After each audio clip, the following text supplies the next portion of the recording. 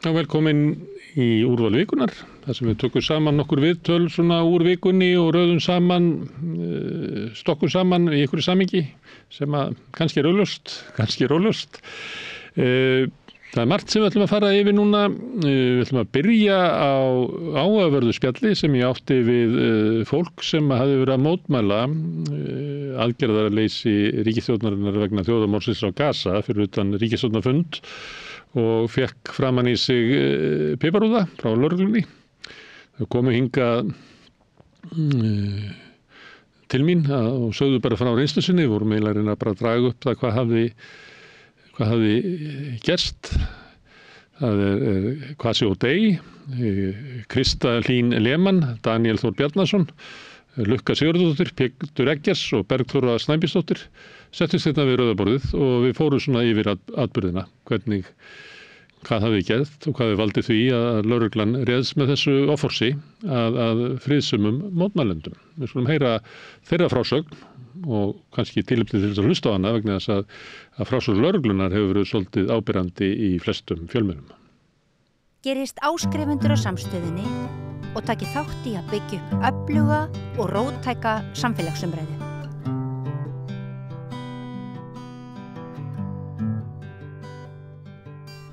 Við ætlum að ræða árás lögreglunar á mótmælendur fyrir utan ríkisstjórnarfund og hingað er komið fólk sem varð fyrir þeirri árás.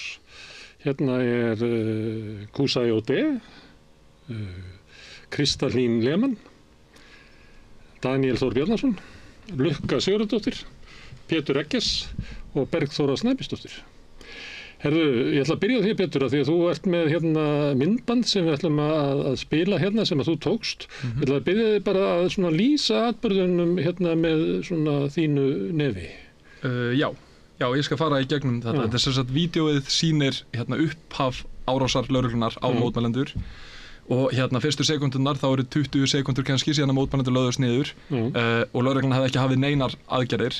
Og ef ég set vídeóið í gang núna þá get ég talað okkur í gegnum þetta að við sjáum mjög skýrt að það liggja 5 mótmælendur í jörðinni í friðsumum gjörningi, mjög friðsumum hefðbundnum gjörningi. Aðrir mótmælendur halda sér til hliðar og að mynda atvikið.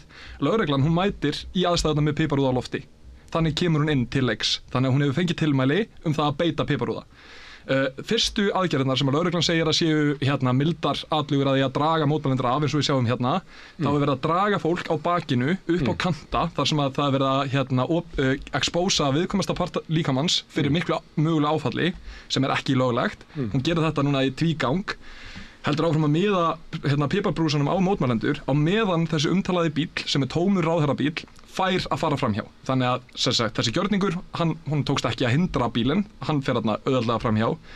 Það eru 2 mótmælendur dregnir svona harkalega strax. Síðan getum við séð að fólki er alls ekki sama um það sé verið að ganga svona harkalega mótmælendum eins og við sjáum í vídeóinu núna og fer að nálgast lögreglu með síma til að mynda ofbeldi sjálft.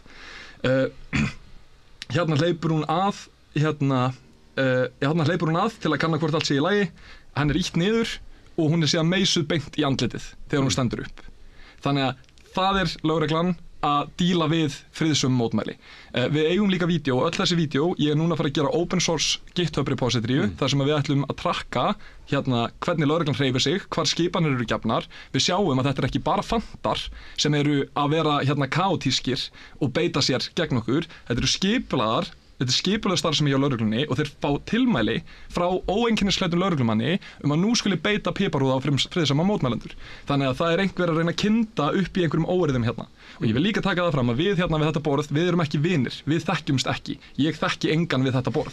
Fattaru, mér er bara annt mannréttindi. Ég er ópólitískur, ég er hvorki vinstri maður né hægri maður. Og ég held ég tali fyrir flesta þetta er ekki pólitískt málefni sem verið að mótmæla. Þetta eru mannréttindi. Þetta er flokkspólitískt mál. Mannréttindi er náttúrulega pólitískt mál, eða ekki? Já, samskipti er pólitískt mál, tungumál er pólitískt að eðli sínu ef þú ætlar að fara þangað, en þegar ég tala pólitík þá tala ég þá sem að fara með embætti og vald inn á Íslandi og að þetta sé spurning um að vera aðhlindur hinu eða þessu, það er ekki staðan. Þannig að þetta er upphaf mótmælana og síðan erum við náttúrulega með vídeo af öllu öðru sem að ég er búinn að senda þig og ég vona að við komum þeim á framfæri.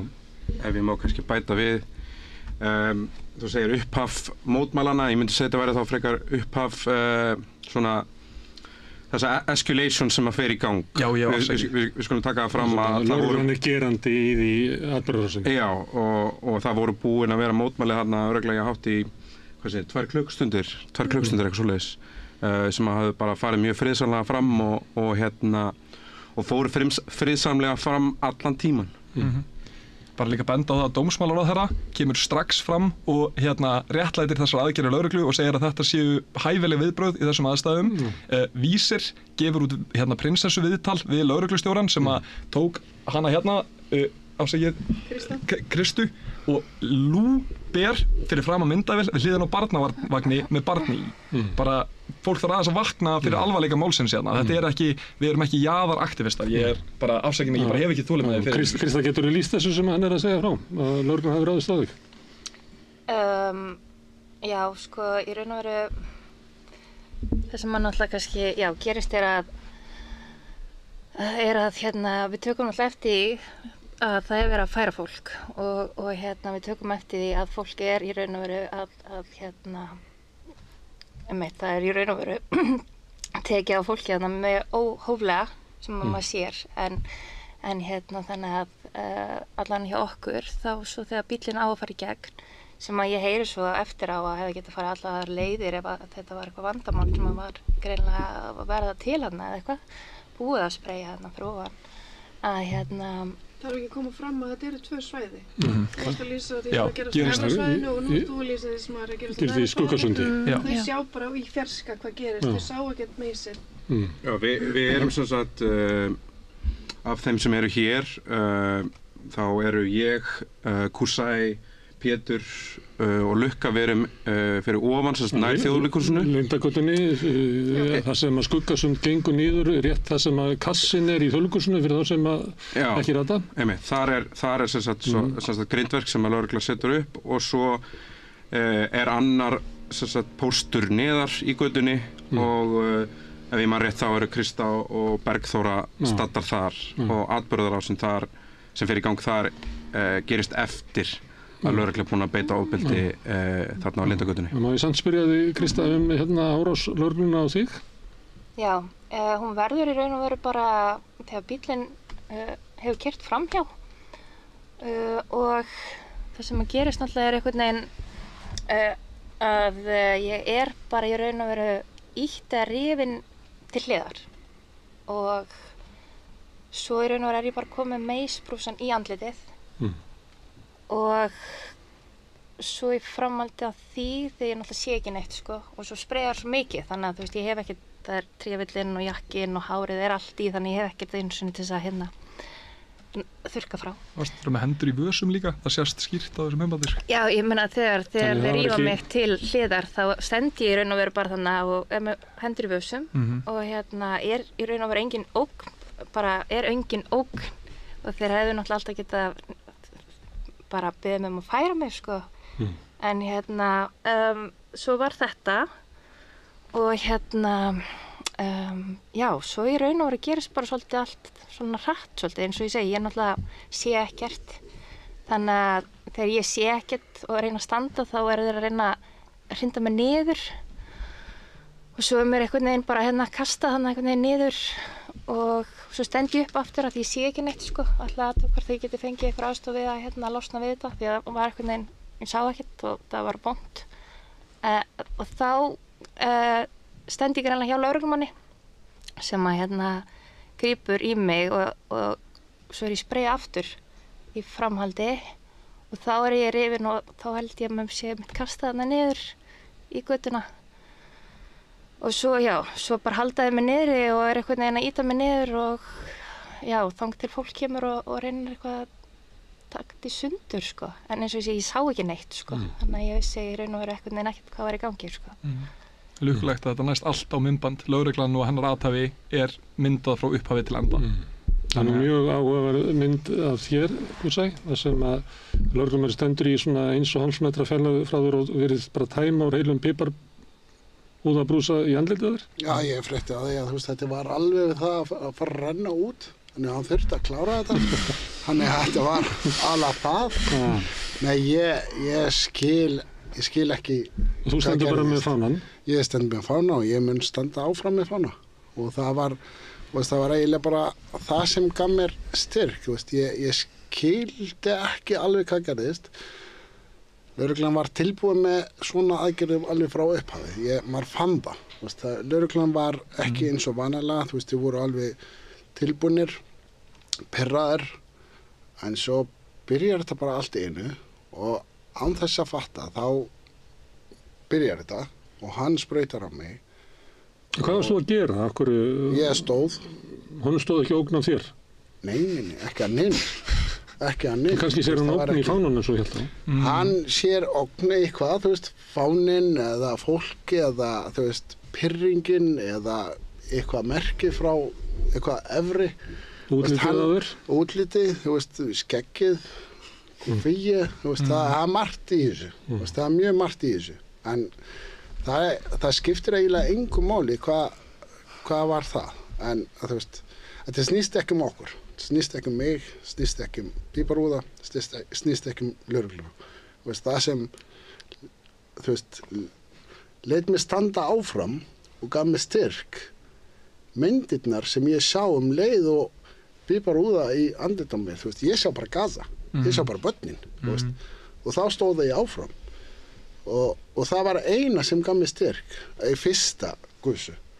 Og svo þegar ég stóð áfram og ég sá ennþá meira reiði í þá, það hefði mátti halda að ég hef gert honum eitthvað, hann var reiðari og reiðari, hann sprautaði og ég stóð áfram og hann var meira reiður. Ég sá mig að sigra, ég sá, Gaza sigra í gegnum þetta litla atrið og það var það sem ég held mig standandi. Ég ekki ónæmur Píparúða, en... Því meira sem ofbeldið því næri sigurinn? Ójá, við sigurum hana daginn. Við erum ekki á móti lögreglan. Við veitum alveg, löggan ekki seinustar. Ég vonaði ekki allavega. Og allavega flestir og ég hef ekkert á móti þeim ennþá en þetta var óskiljanlegt og það þarf að skoða þetta. Lurka, ert þú ekki á einhverju myndböndum í svona, hvað heitir þetta, drapplitum ryggfrakka? Jú. Hvernig leit þetta út frá þínum með þú sást? Já, það þarna gasið ekki byrjað. Bíllinn nýkominn framhjá og það verið að draga fólk í burtu. Og ég sé einn vin minn sem var hluti af þeim sem voru líkjandi í jörðinni. Hann á grúfu og það lögreglumaður klofvega yfir honum að reyna að reisa hann upp að mér sýnist. Og það stendur lögreglumaður yfir þeim með brúsa og mér finnst ég skynja mér finnst þetta eitthvað óþægilegt, mér líður eins og hann sé að fara að sprauta framan í hann eða eitthvað svoleiðis. Ég bara ósjálfráð viðbrögð færi með hann nær til þess að einhvern veginn vera meira návist kannski myndi en ekki gera það eða eitthvað svoleiðis. Og lögreglumaðurinn sem heldur á brúsanum mjög stór og armlangur og ég þarf ekki að koma neitt sérstaklega nálægt honum til þess að hann geti bara reynt mér aftur á bak og ég fell aftur á bak og svo þegar ég reyni að standa upp eða svona við að gera það, komin svona hálfa leið, þá sé ég hvað hann að fara að gera, þannig ég rétt svona í að gera svona skýla mér, að reyna að skýla mér og já, ég bara held á trommukjöðu og með trommu og svona einhvern veginn í hálf standandi þegar ég fæ yfir mig gusu, góða gusu. Og þá einhvern veginn bara all hell breaks loose eftir það. Hvað meinar með því? Þá færi sig, ég sé ekki neitt fattari eftir það, nú ég bara að lýsa því sem ég sé á vídeóum og því sem ég heyri frá fólkinni kringum mig, en þá koma þau að fleiri með myndavélar til þess að koma nær og mynda og það koma 3 eða 4 sem að leiða mig út af þessu svæði. Á götunni? Já, á götunni, bara til hliðar og svo er ég bara þar sem að eftir átbyrðana að fá mjólk í augun. Ég kannski teki við það því að ég þarna til hliðar við Lukku og lendi ekki jafn illa í því strax. En ég hafði sem sagt verið þarna fyrir neðan Skaukasundið og sé þá þegar að mótmælendur leggjast niður og lögregla byrjar að aðhafast í því og þá stekki upp einfaldlega á efri hluta mótmælana með það í huga að ná vídeóm sem eitthvað sem ég geri reglulega þegar að mótmæli fara fram Upp á Lundagötu? Já, eitthvað sem maður bara svona farin að gera ósjálfrátt þegar að lögregla svona að hnykla vöðvana sko. Já, ég sé Lukku fara þarna niður, ég sé hana meisa það og í framhaldi af þeirri gusu einhvern veginn þá tekur þessi sami lögregluþjónn og meisa Lukku bara eiginlega svona hring á alla þá standa nálægt og þarna ég með síman á loftið og það er það sem ég að gera sem að greinlega fer í hann. Ég veit ekki betur en að Pétur sé í sömu erindagjörðum hana mjög nálægt mér með síman á lofti. Það er það sem við erum að gera, við erum að taka upp myndbönd. Þannig ég sé ekki alveg hvað við erum að gera til að ógna þeim. Og þetta heldur svo bara áfram, eftir þessa atburðar sem Lukka er búin að lýsa. Þeir halda bara áfram, fólk er að bakka og eins og í mínu tilfelli þá geng ég í burtu frá þeim. Það eru skipan endan frá þeim. Þannig að ég færi mig tilbaka á götunni og meðan ég er á leiðinni af götunni þá sný ég mig við og ég er með vídeo af þessu sem ég tók upp þá sný ég mig við til að reyna að átta með þess á aðstæðum og þá er bara þessi sami lögregluþjónn og hrinti Lukku mættu með brúsan bara beint í andlitið á mér og þannig er ég að fylgja fyrirmælum lögreglu að bakka og ég sé ekki hvað tilgang þeir hafi í að ganga svona að mér persónulega þó aðrir hafi eflaust lent verri í því að ég er að fylgja þeirra fyrirmælum þannig að af hverju í fjandanum ertu að elta mig þegar ég sný baki í þig og þannig eru lögreglumenn með grímur fyrir vídeónum hótandi manni Grímur þá með því að til þess að þið þekkið þau ekki bara hilja andlitið ekki gasgrímur en eins og nei, bara þeir eru bara hilja andlitið bara buff eða lambósetta eða hvað sem þetta kallast Ég kannski fæ að skjóta hérna að bara smá skilaboðum til lögreglunar að þú getur miðlað þeim áfram að maðurinn sem umræðir heitir Guðmundur Hjörvar Jónsson þessi lögreglumaður Já, hver er myndavelin? Við getum bara skotið inn mynda hendur minn mynd að þessu Þeir reyna að fela andliti sín, við erum að mynda þetta allt saman, við erum tæknivættari heldur en lögreglan sjálf, og við erum að fara að staðsetja nákvæmlega hvar brot eiga sér stað og hverjir brjóta af sér, við erum með ykkur alla, fattaru. Þannig að þó svo að þessar skipanir komi ofar frá og þar verður fólk svo sannarlega krafið til ábyrgðar líka, en þá erum við að horfa á lögregluna og við fylgjumst með henni. Við erum að berjast fyrir frjálsri Palestínu og almennum mannréttindum, fattaru. Það er það sem við erum að gera. Réttundir að mótmæla hér. Hvar varst þú staddur, Pétur, í þessu? Fékkst þú framan í þig? Já, ég er úðaður þarna, ég er næ myndband af því bara vel að ég var einmitt við það þegar lögreglan fer að krjúpa ofan á mótmælendur og það er nú svona í nútíma sögu frekar óhugulegt þegar lögreglumenn eru með hnýjan nálægt andliti á fólki, sérstaklega minnihlutahópum. Þannig að ég fer strax til hreyfingar og reyna að taka það upp. Ég held mér úr, þetta sést alltaf á myndbandi líka, ég held mér úr vegi lögreglunar, ég leyfi henni að starfa óhindrað, mér er samt hrint til. Ég held áfram að taka þetta upp og þetta er á sama tíma og þú ert gasaður þarna.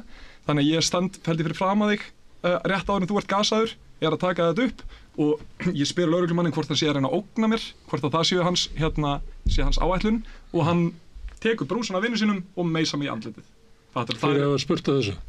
Ég veit ekki fyrir hvað, ég held að þeir séu allir bara hafi verið í bóksi og fengið einhverja heilaskemmd og séu bara að fylgja frammælum og eigi auðvelt með að vera aggressorar. Ég held að komi náttúrulega til þeirra eins og margra annara sem að hafa gaman að því að níðast, það er bara mannlegt treit. Og aftur, hann segir hann grípur brúsan af vini sínum samverkamanni, það er líka eitthvað sem við eigum á vídeo, við eigum þetta allt frá mörgum sjónarhornum og líka bara hvernig þeir eru að beita sér í framhaldinu eins og ég var að tala áðan, þú veist, ég sný mig við, það brúsi í andlitið á mér, en það ekki sá aðili sem að meisa mig í augun.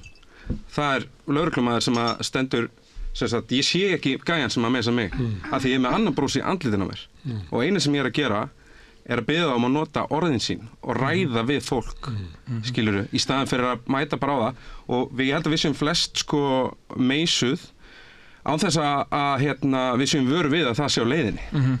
Þannig að maður velti líka fyrir sig bara verklagi og annað þegar að, þú veist, ég þekki það bara sjálfur að þegar að löggjafinn þarf að beita óhóflegu valdi eða valdbeitingu sem slíkri, þá eru bara mjög skýr verklög í kringum hvernig það framkvæmt og ég veit það bara sjálfur að þú þarft að geta rökstutt hverja einustu hreyfingu, allt sem að gerist í framhaldinu þegar að valdbeitingu beitt. Það bara þannig regluverkið. Bergþóra, hvað varst þú? Sko, já, ég var þarna fyrir neðan með Kristu og sko, það truflaði mig ótrúlega mikið að sjá mitt viðbrögð lögreglu eftir þetta, af því að þeir segja að þeir hafi verið þakkláttir að hafa ekki þurft að nota kylfur sem bara tekin upp.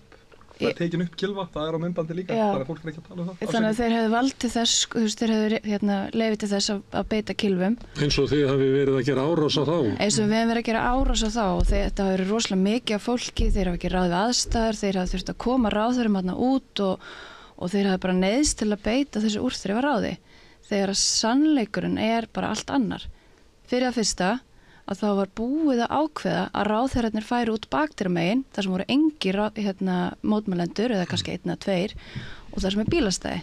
Og síðustu stundur hætt við það, og við höfum þetta bara eftir staðfestum heimildum, og síðustu stundur hætt við það ákveða að keyra ráðherrar, tómi bílferðarnir í gegn og svo ráðherrarnir fara í gegnum hópinn. Þannig hópurinn orðið mjög lítill. Ég segi við Sölku sem eitt skipuleggjanda bara rétt áður en þetta gerist, bara já, hvað ætlaði að vera lengi viðbót? Ég múið svona, já, kannski 10 mínútur, ef þeir eru ekki komin út fyrir 10 og þá bara fyrir var alltaf dróðum í fáir eftir. Og það sést líka á vídeóm, við erum að fá ræður sem erum eftir mjög friðsamleg mótmæli. Og svipuðu hafa verið eiginlega við fyrir utan ríkisstjórnarfundi í marga mánuði. Bara alveg eins. Og sko þá fullt af fólki með börn, það kona fyrir aftan mig með lítið barn, 6 mánaða kannski í vagni, þú veist þegar þetta að gerast og líka á myndbandi. Það líka myndbandi, já. Hún lamin í sama myndbandi og barnið sest í vagninum sig. Já. Það einnig eldra fólk á pallinum fyrir neðan, eða svæðinu fyrir neðan. Eldra fólk. Vagnin fékk vist allt yfir sig, sko. Rosa mikið magn. Pælið í þessu. Hún forðaði sér bara rétt áður en þau byrja að meisa. Þannig að það sést líka bara hversu ofbeldisfull við vorum eða hversu skýrt þetta var að þetta var að fara að gerast. Og sko við Krista, við stöndum þarna, ég stönd með fána bara og ykkur svona svört jakka stönd með fána og þá eitthvað byrjar að íta Krista og svo byrjar allt í að meisa og ég hendi mig niður eftir að fengja á mig smá til að fá ekki meira, bara leggst niður einhvern veginn og þá sko snýr eitt sér við og meisa mig beint í andlið þar sem ég ligg á götunni, svo ég dregin af götunni, það enginn sem spyr mig af þessum óeinkennisklædda lögreglumanni, hann spyr mig ekki sem það hefur verið mjög eðlilegt af því að það var enginn hasar, skilur, það var ekkert eitthvað, við erum að koma þessum sjúkrabíl út eða það var ekkert að gerast, hann hefði ekkert að spurt mig, mætti ég aðstöðu á fætur, skilur, af því að lögreglan þarna til að vernda mig líka, í staðan dregur hann mig upp á stétt mjög harkalega og þá stend ég aftur á fætur og svolítið eins og Kúsa lýsir öll logandinn, ég ætla ekki að ég bara stend hérna, ég má standa hérna, ég ekki eins og fyrir þeim, ég upp á bílastæði þegar þetta og þá kemur varðstjórinn sjálfur eiginlega aftan að mér og meisa mig 3. sinn í andlitið þar sem ég stend í bílastæði á meðan að ráðherrabíllinn að keyra framhjá og þess vegna finnst mér þegar þeir lýsa því að þeir hafi neyðst til að grípa til þessara úrþrifa ráða, þú veist, þá finnst mér að því ég var líka viðstödd, þannig ég kannski þetta ekki, það var svona búið að vera svona pop my cherry eða þannig, þú veist, í búsáhaldabyltinguna og þá var náttúrulega verið að piparspraya og það var táragas og það var rosalegt áfall upplýði ég þá líka, það er svona ofbeldi gegn almennum borgurum, en það sem var öðruvísi var að þá voru 100 ef ekki 1000 manns og þú veist mikill fjöldi lögreglumönnum, þarna vorum við örfá og við vorum í alvörunni bara eitthvað standandi að taka eitthvað upp, þið vitið, og þessu mikla ofbeldi beitt, þegar við erum friðsalir mótmælendur og mótmæli eru friðsal jafnvel þó að fólk sé að trufla, þú veist, já, það skiptir ekki máli, þú veist, við eigum rétt á því að vera ekki beitt ofbeldi. Já, og í rauninni, þú veist, eins og með þetta atriði byrjar, þá eru mótmælendur að reyna að tefja með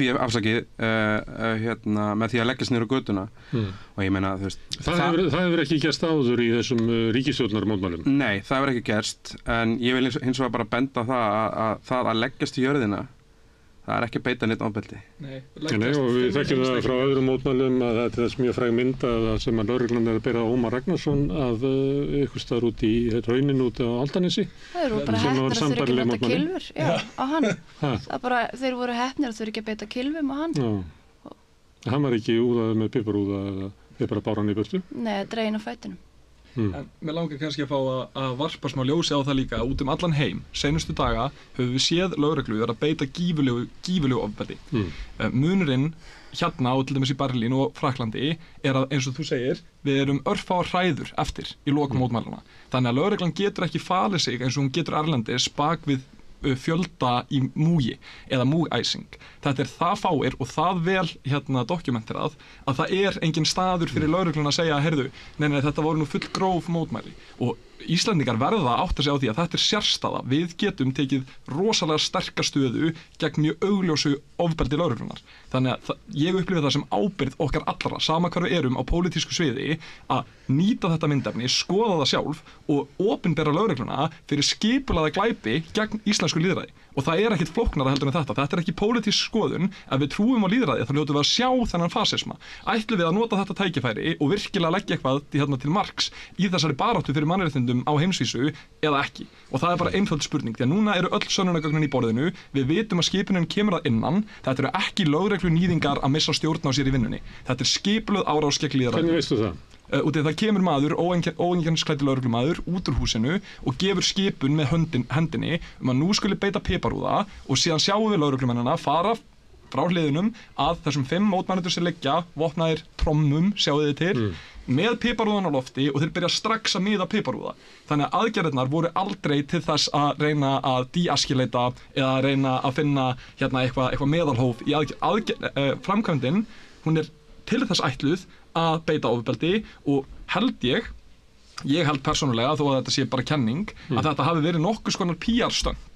Það eru hagsmunaraðilar sem að græða á því að mótmæli séu kaotísk. Lögreglan græðir á því að almenningur upplifi óöryggi og að það séu óerðir. Og ógnir sér frá ykkur. Já, akkurat. Og það ég held að hafi átt að mála okkur upp sem einhverja nýðinga og gerendur og það gengur ekki. Og við erum, ólíkt öðrum þjóðum, í þessari sérstöðu að við getum gjörsamlega opinberað þetta. Já, og ég vil líka bara taka fram í framhaldinu að í þessum árásum, það er ekki að kalla þetta neitt annað heldur en bara árásum á mótmælendur, þá eru bæði á Lindagutunni og svo fyrir neðan Skuggasundi að þetta eru sömu gerendur. Þeir byrja uppi og vaða svo rösklega niður og byrja að sprauta fólk sem stendur þar. Til að sinna skipun að spreyja á ykkur. Já. Og það sé ekki þannig að séu einhverjir einstaka lögreglumenn sem að upplifi sig einhvern veginn aðþrengda í erfiðri stöðu sem að grípa til þess að spreyja sig frjálsa. Það er ekkert svoleiðis sem að það er. Nei, þeir byrjaðan uppi að ráðast á fólki þar, þannig að fólk bara sér ekki neitt og ganga svo niður götuna, niður Skuggasundi og halda áfram. Þetta eru bara ákvarðinni sem eru teknar á þess að gefa nokkra skipun að þau eiga að færa sig á neitt eða viðvaranir. Þú heyrðir enga varnaðarorð þú ætti að spreyja þig, þú heyrðir það ekki og þú heyrðir það ekki og þú heyrðir það ekki. Síðan er þetta ekki spurning sjónavotta, þetta er allt á vídeo. Allt saman á vídeo. Ekkert ykkar heyrði það að væri sagt hérna. Sko, ég veit að Arnar sagði á einum tímapunkti, hann muldraði svona, ég sagði bara upptöku, ég var samt viðstödd en ég heyrði það ekki. Var ekki það Arnar lögreglumaður? Já, varðstjóri. Varðstjóri, já.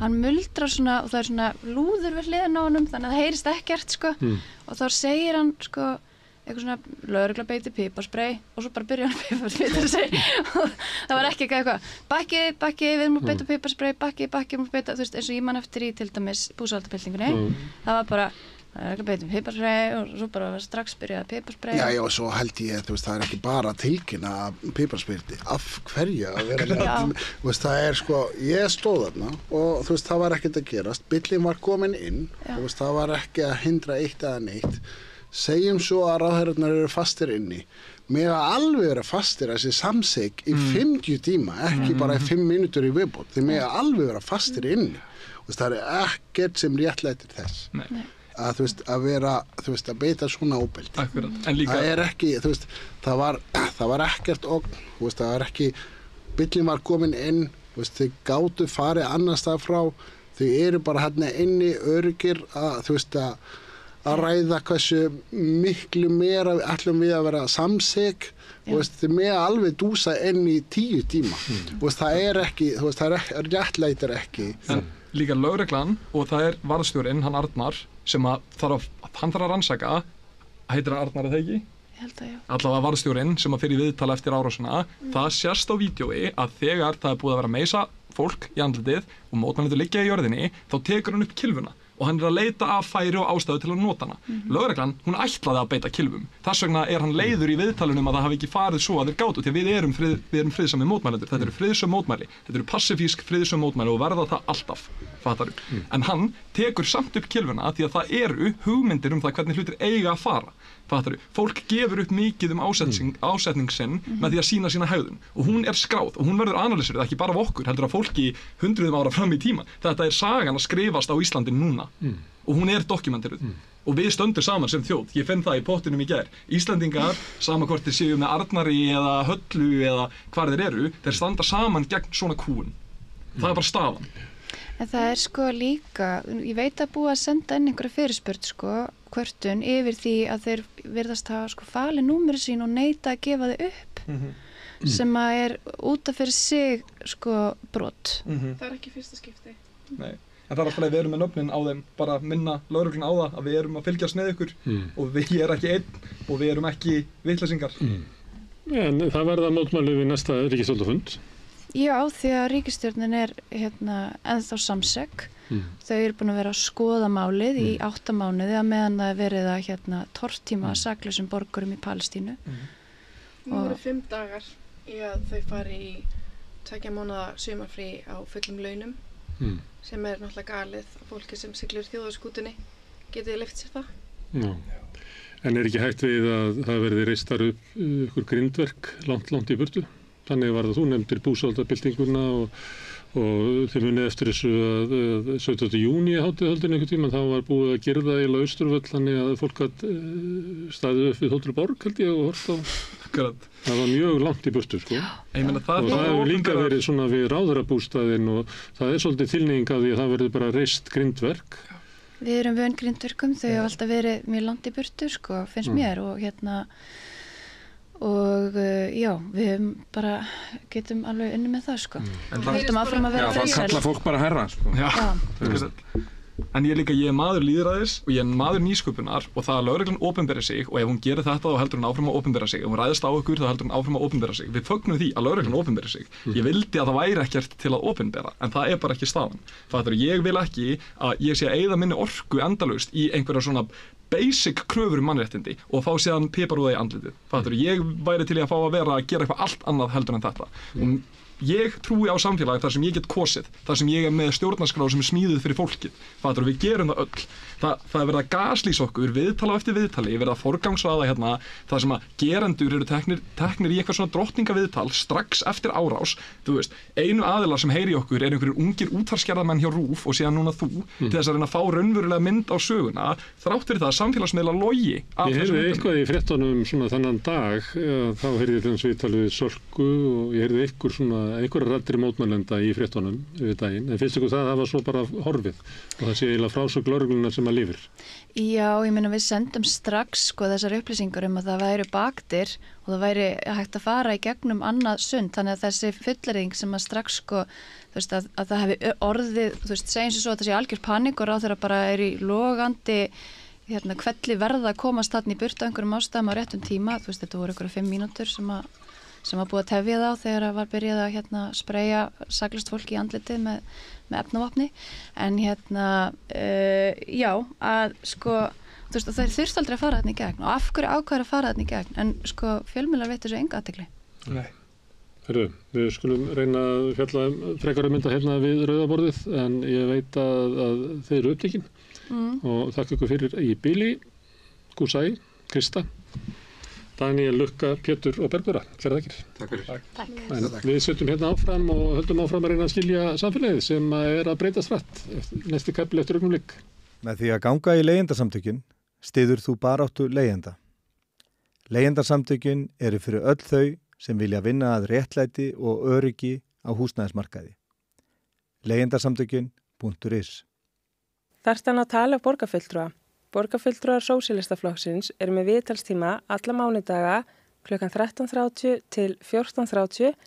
Það þarf ekkert að bóka tíma, endilega kíkja við í Bólholt 6, 105 Reykjavík.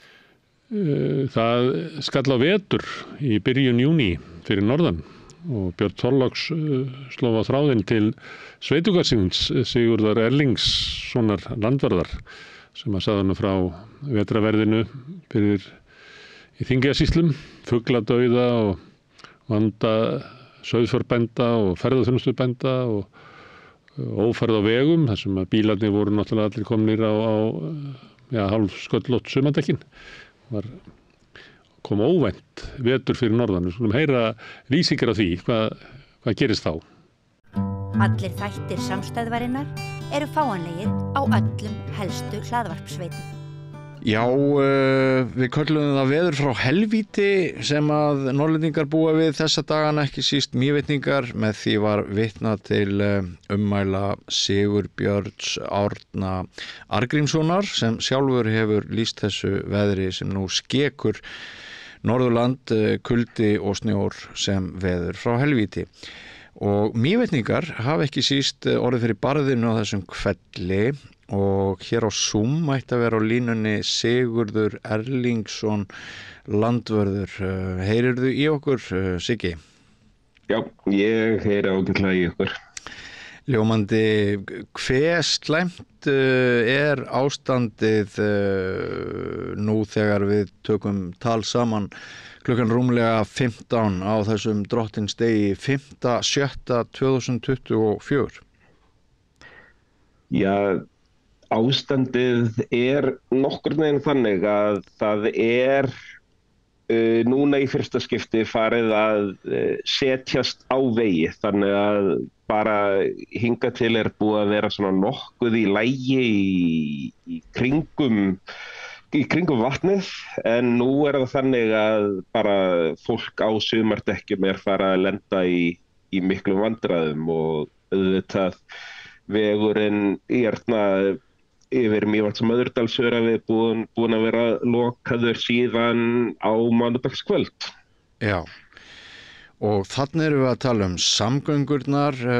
Þetta kannski hefur áhrif á ferðaþjónustu, en það er ekki síst hlutskipti bænda og lífríkisins, fuglar kom upp í hugan, að þar gætu orðið, ef við bara byrjum á fuglunum, það hefur verið rætt við fólk sem að segir að mögulega stefni í töluverðan unga dauða, menn ræða mófugla og annað slíkt. Hefur þú einhverja forsendur til þess að meta þann skaða sem gæti orðið á fuglalífi við vatnið í þessum kvelli? Já, bara minni persónulegu reynslu að það er ekki bara ungadauði sem að þurfum að hafa áhyggjur af, bara mófuglar eru að deyja úr kulda. Við höfum rekist á dauða og hrakta spóa og bara það er það hvasst og það er það blautt að bara mófuglarnir, bara fullorðnu fuglarnir ná ekki að halda sér hita og maður hefur grunum að endur og vatnafuglar að þeir séu bara yfirgefa hreiður í stórum stíl, þannig að þetta bara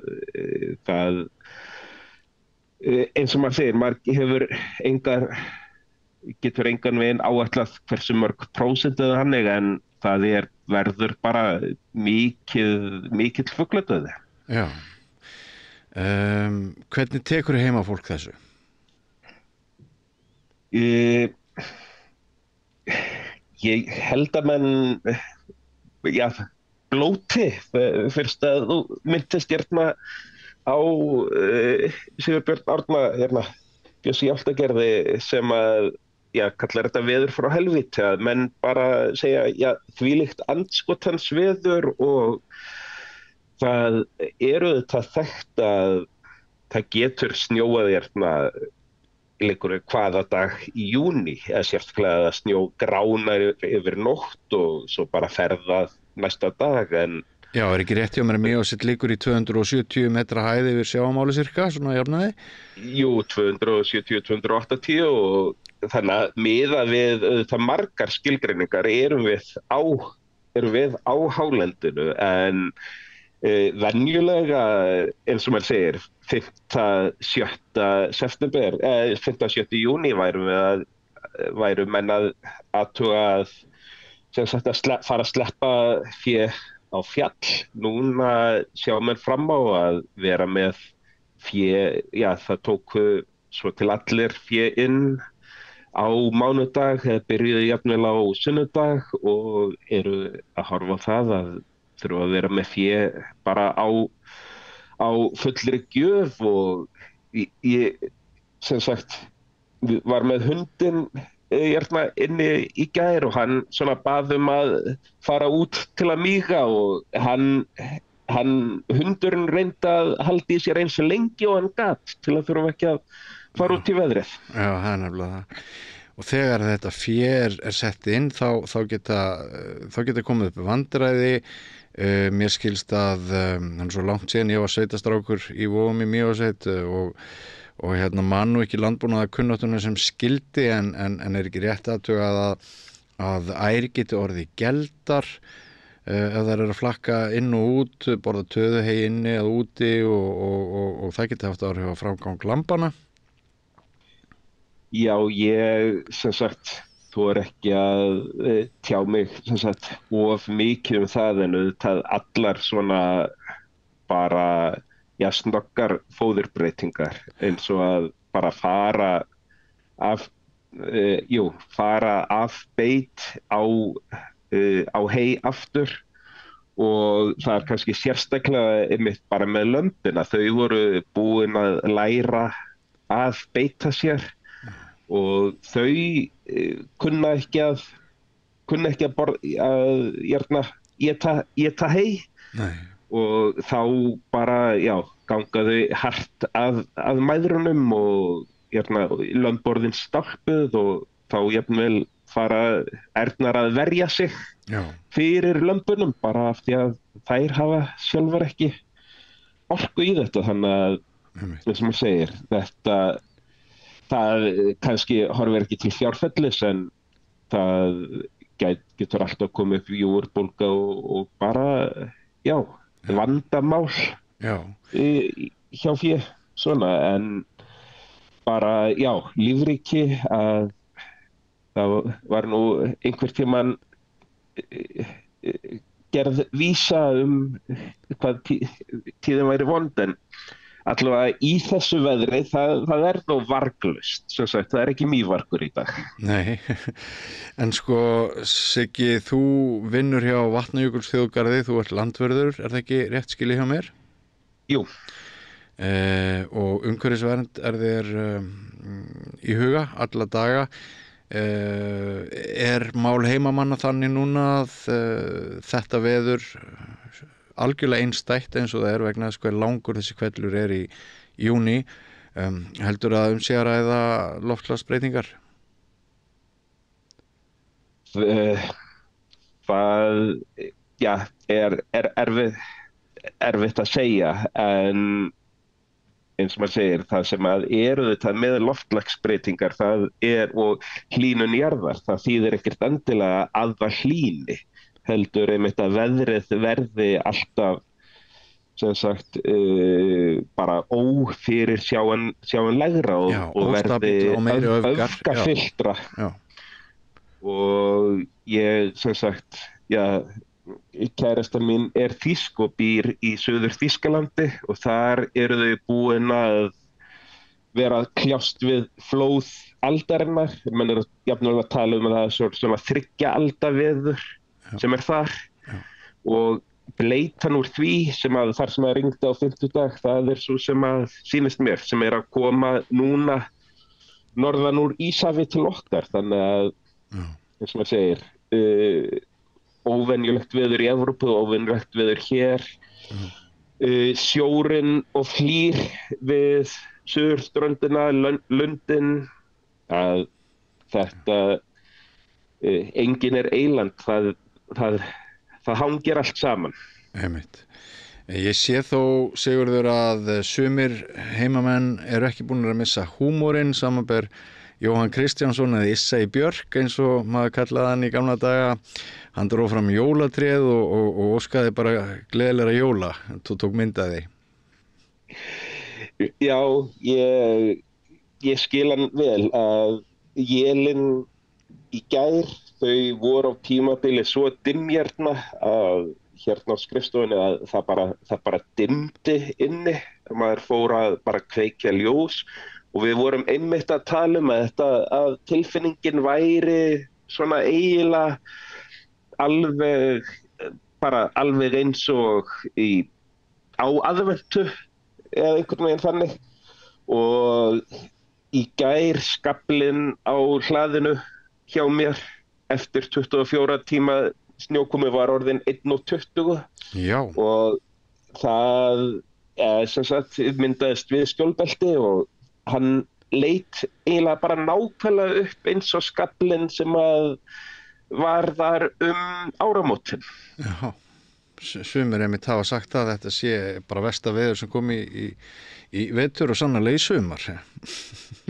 Já, þetta er og þetta er líka þetta veður sem að er mjög bara erfitt að lesa í vegna þess að bara hálfri gráðu heitara eða kaldara, það er snjólína kannski 50 metrum hærra og það sem að maður sér bara, það eru farfuglarnir og annað eru ferðamennirnir, það eru komið fólk hérna sem ætla að fara í gönguferðir og það kemur og segir, heyrðu, ég reikna ekki með þessu, ég á vetrarbúnaðinn en ég skildi hann eftir heima. Já, einmitt.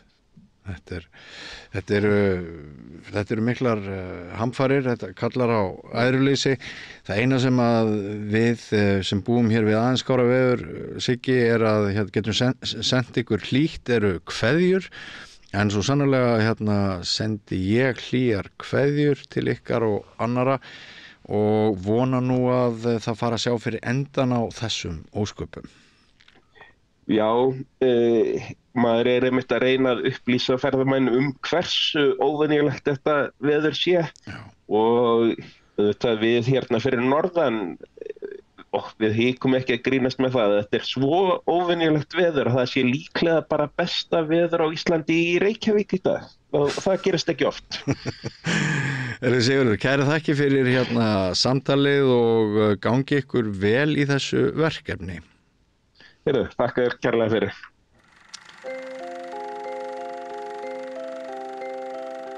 Tíminn. Stundum virðist hann silast áfram. Stundum standa í stað.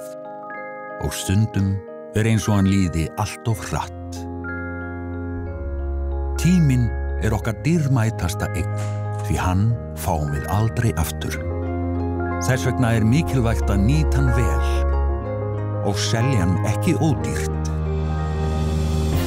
Við sættum okkur ekki við að tími sumra sé álitinn verðmætari en annarra og berjumst fyrir bættum kjörum. Fleiri augnablikum með fjölskyldu og vinum. Því augnablik eru lífsgæði. Lífsgæði sem við höfum barist fyrir í yfir 130 ár. Það var svolítið svona þráður hjá okkur í Rauðaborðinu, svona uppgjör á forsetakosningarnar. Við tókum svona ýmis atriði sem að tengdust í. Eitt var það að í kosningabaráttinu var mjög áberandi umræða elítur og valdastéttir. Líka ásakanir að gagnrýni á framboð Katrínar Jakobsdóttur væru kannski bara kvenhattur. Ég fekk hingað góðan hóp af fólki. Nanna Hlín Halldórsdóttir, hún heimspekingur, Björn B. Björnsson er kvikmyndagerðarmaður, Ásgeir Brynjar Torfason ritstjóri vísbendingar og Magnea Marinósdóttir alþjóða stjórnmálafræðingur. Þau settust hérna og við vorum að velta þessu fyrir okkur, bæði umræðinu fyrir kosningarnar og kannski ættum við að halda áfram að ræða svolítið elítur og valdastéttina í samfélaginu. Það stundum látið það eins og að auðvaldi sé ekki til eða elítur sé ekki til. Kannski bara hollt að ræða aðeins elítur. Kannski var umræðan elítur á okkurum villigötum. Við skulum sjá til hvað kom út úr spjalli okkar. Samstöðin í eigu hlustenda, áhorfenda og lesenda. Við ætlum að ræða elítur og valdastéttir og kannski kvenhattur. Þetta svona umræða sem var í kosningabaráttunni og tilefni til þess að halda hérna áfram. Og til þess að ræða út frá þessu hingað komin góður hópar fólki. Hérna Nanna Hlín Halldórsdóttir sem heimspekingur, Björn B. Björnsson sem kvikmyndagerðarmaður, Ásgeir Brynjar Torfason sem ritstjóri vísbendingar og Magnea Marinósdóttir sem alþjóða stjórnmálafræðingur. Allt velkomin. Takk. Hérna, það eitthvað við þessa umræðu þarna elíturnar og svona svolítið líka kvenhatur í samfélaginu, inngróið kvenhatur í samfélaginu, sem svona eitthvað sem við sem samfélagi að halda áfram þótt að kosningarnar séu búnar. Það er ekki saman á þínana, þetta var áhugaverð umræða. Algjörlega, þetta var rosalega áhugaverð umræða. Og margt við það, hún svolítið svona hrá og óljós hvernig hugtökin eru og hljómaði svolítið eins og væri komið tími til þess að samfélagi fara að ræða Já, það ekki? Jú, akkurat. Mér fannst kannski svona, mér fannst þetta svona einmitt bara tækifæri til þess einhvern veginn að eiga gagnrýna umræðu sem kom þarna upp, sko. Og í raun og veru, mér finnst það, ég meina náttúrulega heimspengurinn í mér vill alltaf fara að skilgreina hugtök og skoða söguna, en mér finnst það ekkert eitthvað endilega, það mikilvægasta. Ég held að sé kannski bara svona, það var eitthvað þarna við smæðina á Íslandi, vinasambönd og starfsframa og samkeppni, og hvernig þetta blandast saman og hvernig við einhvern veginn svona kannski erum alltaf svolítið að akseptera það. Eða við erum einhvern veginn svona búin að gangast við því einhvern veginn að það séu klíkur og svona séu hlutirnir gerastir á eyrinu og allt það. En svo kannski var þetta svolítið eins og, kannski bomban var náttúrulega greinin hennar Auðar svolítið og bomban var svolítið bara svona, heyrðu, það er eitthvað hérna, í loftinu. Þetta er ekki normal. Já, og þessi samtvinning svona persónulega hagsmuna og svona almenna viðhorfa. Akkurat. Það maður þarf eiginlega að vita, hver fékk laun hjá hverjum og hver tengist hverjum til þess að skilja hvað fólk var að segja. Einmitt, já, akkurat. Og það var einhvern veginn svona, mér fannst þessi svona vilji til þess einhvern veginn að reyna ávarpa það sem að í loftinu, það erfitt að tala Mér fannst hann alveg ótrúlega áhugaverður og eitthvað sem mér fannst gaman að taka þátt í, líka vegna þess að ég fann strax, ég postaði þess á Facebook og ég fann bara í þorði varla að posta þess á Facebook og þá var ég einhvern veginn bara, af hverju þú ekki að posta þess á Facebook? Hvað þessi kennd í mér sem bara svona, þú einhvern veginn ekki alveg að gagnrýna, Katrínu Jak sem í raun og veru varða þetta einhvern veginn það að... Þess að gerðu það fengur líka svolítið svona úlfahjörðu eftir sér. Já, einmitt, akkurat. Eins og Auður Jóns, hún fekk úlfahjörðu eftir sér. Akkurat, og það var rosa svona einhvern veginn, það sem að mér fannst líka svolítið svona, kannski skrítið var, hvenar eitthvað gagnrýni, hvenar eitthvað árás og það var alveg greinilegt að það fór svolítið eftir í hvaða liði fólk var og ég var að reyna að taka skref aftur og bak út af því að ég var ekkert eitthvað ótrúlega heit fyrir því hver yrði forseti. Mest var ég bara svolítið að pæla, hvað í gangi í umræðinni. Og þá einhvern veginn var það svolítið svona að maður væri ekki að gagnrýna, heldur væri maður í einhverjum árásum eða að stuðningsfólki fengi eitthvað sig og Já, það fannst mér svolítið skrítið. Það var þessi tilfinning líka, fannst mér að það væri sko tvöfaldur standard, þar að segja að það er ekki gilt ekki sömu reglur alla. Sumir meiga en aðrir meiga ekki. Og það var nú til dæmis þessi umræða, talandi forsetakosningarnar, í tengslum við þetta að sumir væri að kjósa taktíst, af því ég hafði nú skrifað einhverja greinar það. Og þá var það orðið voðalega ljótt að menn væri að kjósa taktíst og fylgismenn Katrínar voru ægilega reiðir yfir því að fólk ætlaði sko ekki að nota kosningaréttin sín á heiðarlegan hátt heldur fara að kjósa taktíst. En á sama tíma var verið að dreifa myndbandi. Það var óheiðarlegt að kjósa taktíst. Já, og á sama hátt var verið að dreifa myndbandi sko með Ragnari Kjartansinni þar sem að fyrir síðustu kosningar þar sem að hann segir við kjósendur við verðum að kjósa Katrínu til að koma í veg fyrir að Bjarni Ben veri forsætisráðherra. Þá var það allt í lagi og allir hafa auðvitað í stjórnmálabaráttu í gegnum tíðina, það snýst alltaf kjóstu flokkin minn, annars taka þau völdin og það er að segja kjósiði taktíst. Núna var þetta orðið eitthvað ljótt orð allt í einu og það er nú vísu mjög góð grein á Vísi þetta mál sem að Magnús Davíð Norðdahl skrifar, þar sem hann jarðaði nú svolítið þessa umræðu. Það er að segja við eigum öll bara eitt atkvæði, við erum tilfinningaverur, við hugsum líka lógist og það er enginn sem að kaus, held ég til dæmis, talandi kosningarnar, að Höllu Tómasdóttur sem ekki gat hugsað sér að kjósa hana, þeir kausu bara einhvern annan. Ég held að sko sveiflan á kjörstag hafi verið þannig að það er 10% kjósenda sem að mættu á kjörstað og lítur svo á að kosningin væri þær tvær.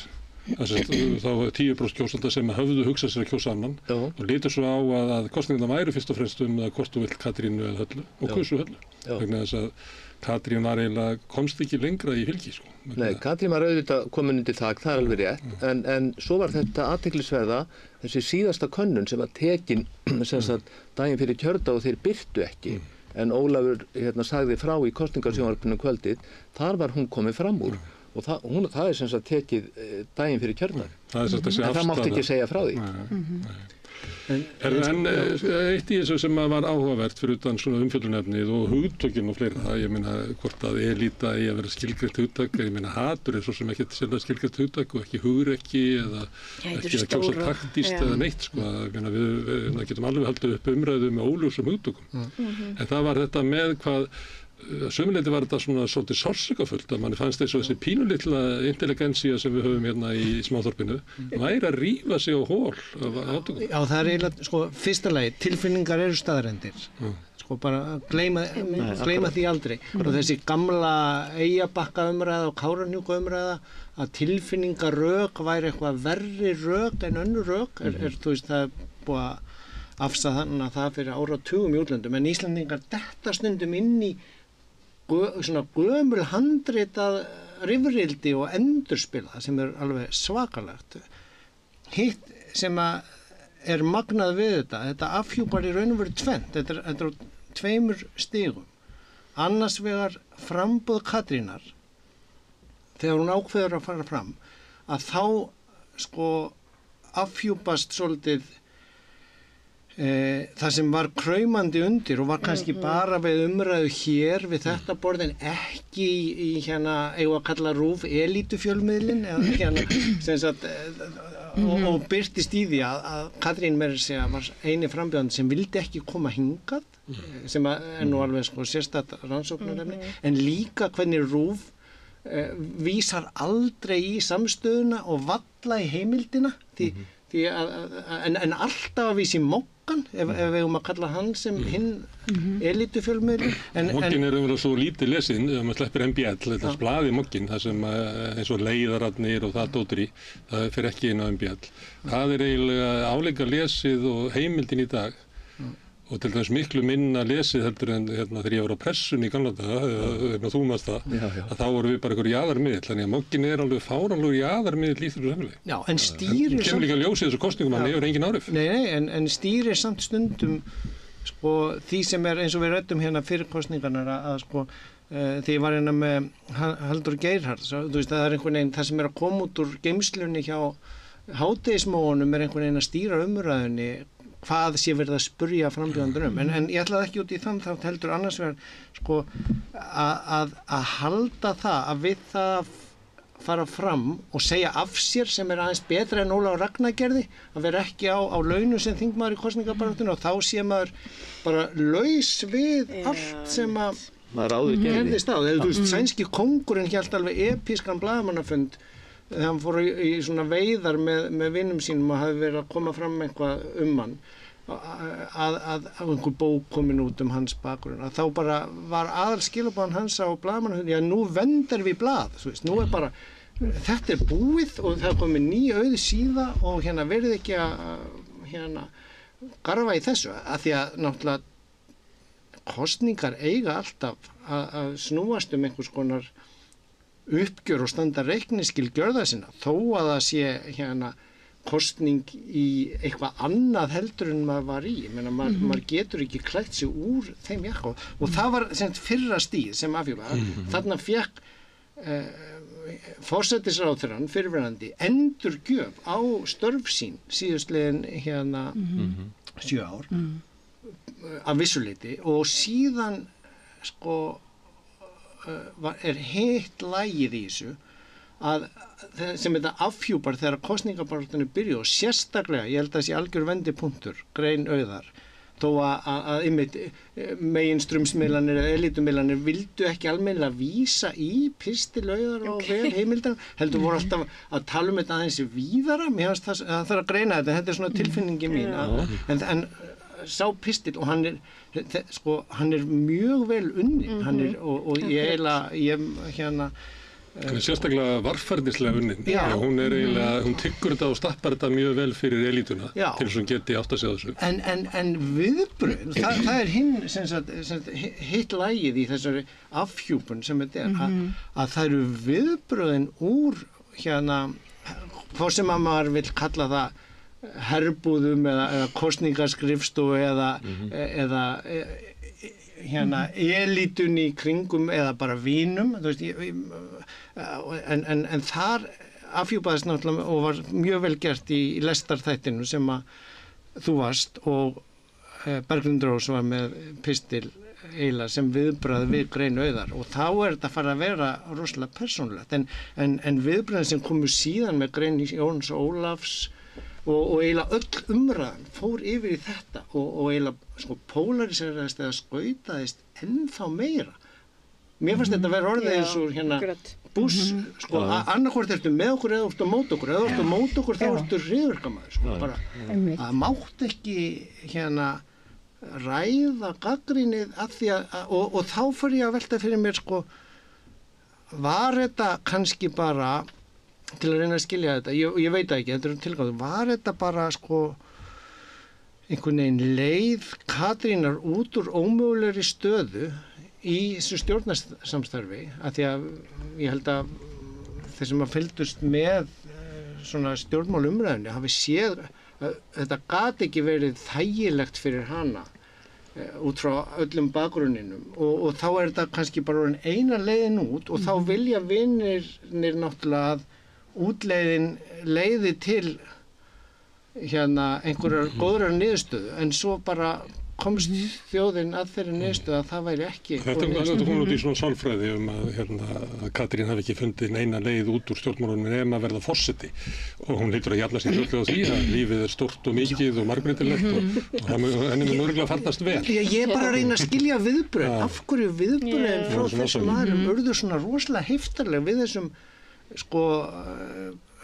pistli auðar sem að var bara orða það sem rosalega margir hugsuðu og fannst en það mátti ekki tala þess vegna eru viðbröðin yfirleitt ef að eitthvað skrifar eitthvað svona og orðar það sem að margir eru að hugsa þá eru viðbröðin sterk ef þetta er eitthvað della þá eru viðbröðin yfirleitt engin en ástæðan fyrir að það er svona mikil viðbröð er að það er eitthvað sannleikur í þessu sem að verður að kveða niður í hvernig. Já, nákvæmlega. Hvernig? Já, en það er okkur máli. Ég ætla nú bara að byrja því að óska nýkjörnum forseta til hamingju og taka líka undir það eða segja bara ég mér er hreinlega létt að þessari blessuðu kosningabaráttu er búin. Hún var hún alltaf íþyngjandi og svona yfirþyrmandi og allt kring og auðvitað ég er alveg sammála því að það er bara svo margt sem held ég þurfa aðeins að rannsókna meðal annars hlutir fjölmiðla eins og þú ert búin að koma inn á. Nú var bara síðasta birta grein þar sem að var auðvitað sérstaklega tekið eftir því hvernig RÚV og Mogginn gengur hart gegn þeim frambjóðanda sem náttúrulega talin var mesta ógnunin við Katrínu eða fyrir forsætisráðherra til að byrja með Höllu Hrund og svo náttúrulega tók maður líka eftir greinin sem kom í viðskiptablaðinu svona á síðustu vikunni sem að snera alltaf af fjármálum Höllu Tómasar og svona pínleitin svo verið að reyna að gera það tortryggilegt þó það væri ekki að mínu mati en mér fannst einmitt grein Auðar, hún var svona tilraun til afhjúpunar tala svona það sem að allir einhvern veginn vita svona innst inni en ekki sýnilegt og svo viðbrögn þá var þetta svona eins og svona myndarænt eins og þegar ekki sæskriftlir kemur svona upp úr sjónum og á opinbera sig og þannig eru allir ángarnir og þetta var náttúrulega sko ef við erum að tala valdastéttir þarna eru stjórnmálafræði prófessor sem að situr ofan í hérna Birgir Hermanns þarna auðvitað Jón Ólafs sem situr ofan í hérna, Kjartan Ragnarsson og þeir standa þarna allir upp þau og fara í raun og veru að gagnrýna hana og svo þetta síðasta útspil eins og Jóns Ólafsson með kvenfyrirlitninguna. Mér finnst sko samhengið þetta skipta máli, það vita allir að konur hafa oft átt undir gífulega mikið högg að sækja þó við sem fremst í kynjajafnrétti og þvíumlíkt að þá sann sem áður að þá verða konu oft fyrir miklu meira aðkasti og það svona tvöfalt siðgæði þegar kemur að konum og köllum í stjórnmálum. En eins og með hana, aðdragandinn að náttúrulega forsetaframboði fyrir forsætisráðherra var það að hún átti sjálf mikið persónuleg fylgis að gæta. Hennar fylgi fór upp í 56% þegar fylgi ríkisstjórnar að dala jafnt og þétt og þegar sko fylgi hennar eigin flokks var hruni, síðustu tölu var 4,4%. Það gefur ekki til kynna mikla kvenfyrirlitningu. Þvert á móti, þú veist, hún metin sem valda manneskja og þá hún komin í þessa valdastétt og stjórnmálastétt þar sem að fólk virðist standa mjög vel saman og það svona ákveðin samtrygging í gangi og þau styðja og þetta kom svo bersýnilega ljós, þetta kom fram í stuðningi svo margra fyrrum ráðherra, fyrrum þingmanna og þvíumlíkt. Reyndar Magni að það mátti alveg sjá í þessum traust spurningum tröstir ráðherrunum, það mátti sjá alveg glögglega að sko pólitíska inneign Katrínar var við það að renna út. Já, og hún komið með meiri andstöðu heldur en sko meiri vantraust heldur en traust og hún var í allt annari stöðu heldur en hún var kannski fyrir 3 árum eða 6 árum. Nákvæmlega, og mér langar að benda á það að það svo erfitt sko, þú veist, þegar málefnaleg gagnrýni á það að forsætisráðherra segi af sér embætti forsætisráðherra eftir 7 ára í setu og eftir 17 ára þingi og svo er samanburðin ekki tengið fram. Ég meina þegar Ólafur Ragnar fer fram, þá hann búinn að vera þingmaður í 5 ár, hafði ekki verið sem ráðherra í 5 ár og sá sem var undir honum vitnað til í mangi, þá hann búinn að vera þingmaður í einhver 10 ár og málið það að þá alltaf einu komið með forseta sem á hugsalega að staðfesta eða sinja lög sem að hann hefur sjálfur átt aðkomu að og það, mér fannst í raun og veru framboð hennar, ef við erum að tala eitthvað koma upp á yfirborði, annarkvort með greinaskrifum eða því að hvernig fólk fer að tjá sig sem viðbrögð við greinaskrifum, að þá fengum við líka, eins og ég segi, endurgjöfina. Þú veist, það er miklu meira vantraust í samfélaginu, sko gagnvart stjórnvöldum heldur en kannski fólk áttaði sig á og við erum að tala núna sem forsetaembættið að setja saman ríkisstjórn og vera sameiningatákn, en núna eftir að málskotsrétturinn var nýttur fyrst að þá var mjög tíðrætt að forsetinn yrði að vera einhver einstaklingur sem fólk geti treyst að myndi svona verja, þú veist, land og þjóð gagnvart einhverjum svona sérhagsmuna valdastétt. Þannig að þetta var einhvern veginn orðið valdastéttin, almenningur, traust, vantraust og þvíumlíkt fannst mér og það var kannski einmitt nákvæmlega vanmat að þegar hún fyrir forsætisráðherra fer fram, hún kannski læti bara reyna á þetta, en það er líka mjög merkilegt að hennar fylgi hækkaði ekkert þrátt fyrir mesta auglýsingakostnað og meiri þess að auglýsingu sem var á milli umferða á RÚV daginn fyrir kjördag sem er líka spurning þú veist, reglur, siðareglur og hversu langt þú getur gengið í því að reyna að tryggja þér atkvæði fólks svona rétt fyrir kjördag. Já, svolítið fyrst að sjá hana, en að því að að Magnea nefnir kvenhattur og kvenfyrirlitningu, hvort að konur hafi séð öðruvísi dæmdar en kallanir.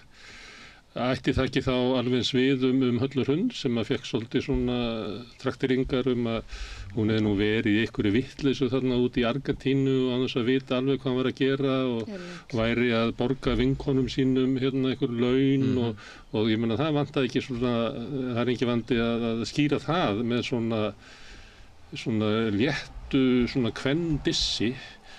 Halla Tómasar eitthvað þvælast með honum Branson Þú veist, ég meina hverju sáuð þið einhvern var eitthvað meira kvennhattur í því hvernig Katrín var gagnrýnd heldur en hinir vegna þess að það voru konur sem að hvað fengu þið samanlagt, 75%? 73% held ég. Það er 3 eftir sætunum. Já, mér fannst þetta í raun að vera svona þú veist, ég er ekki alveg búin að ná að fanga, þú veist, hvað mér finnst þessar kosningar svona út frá femínískri greiningu, en mér fannst samt einhvern veginn eins og þetta væri mögulega fyrstu kosningarnar þar sem að fólk var ekkert að spá svo mikið í kyngerfi. Þú veist, það var einhvern veginn bara, þú veist, það var ekkert rosa mikil umræða það voru bara konur í fyrstu 3 sætunum og það var enginn sem var einu sem segja vei, þú veist, heldur var bara svona já, þetta eru bara flott fólk sem að, þú veist, eru öll frambærileg í þetta embætti,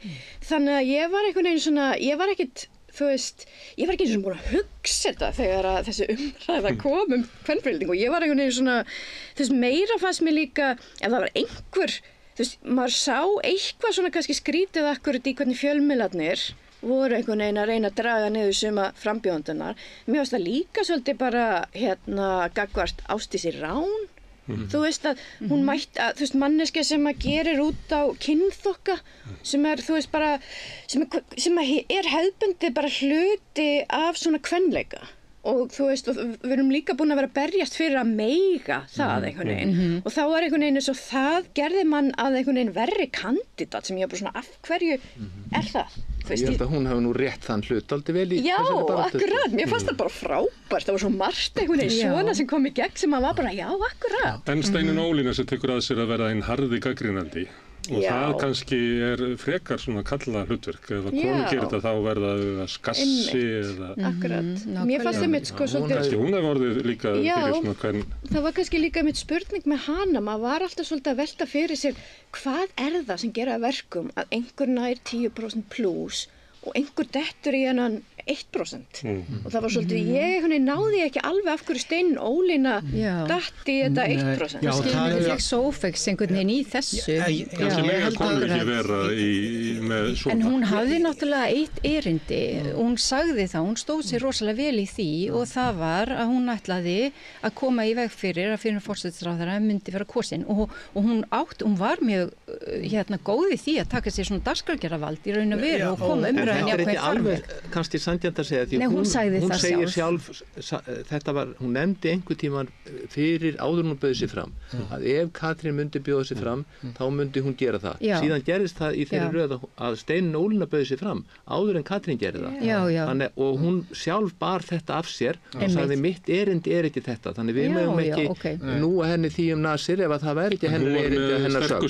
En hún var sannarlega barnið sem sagði keisarin er ekki neini. Það var hennar hlutur. eins og Auði Jóns sem orðar það sem að margir voru að hugsa. Það sem að Steinunn gerði meðal þessa 12 var að hleypa í gegnum sig gagnrýninni á Katrínu. Þetta er svona ísbrjótshlutverk held ég og svolítið eins og Helga gerði held ég líka fyrir Höllu Hrund. Þetta var svolítið flott svona tvíeiki nokkuð. Það voru 2 embættismenn og önnur kom aðeins á undan og brot og sagði frá því hvernig hún hafði orðið sem embættismaður fyrir árásum úr ríkisstjórn Katrínar og Bjarna eða hvernig sem orða það og Halla Hrund var náttúrulega í þeim hópi líka með og Steinunn Ólína annar af 2 leikurum sko og hún tekur allt brimið á sig sko og Jón Gnarr síðan sko þannig er að reyna að greinda það þannig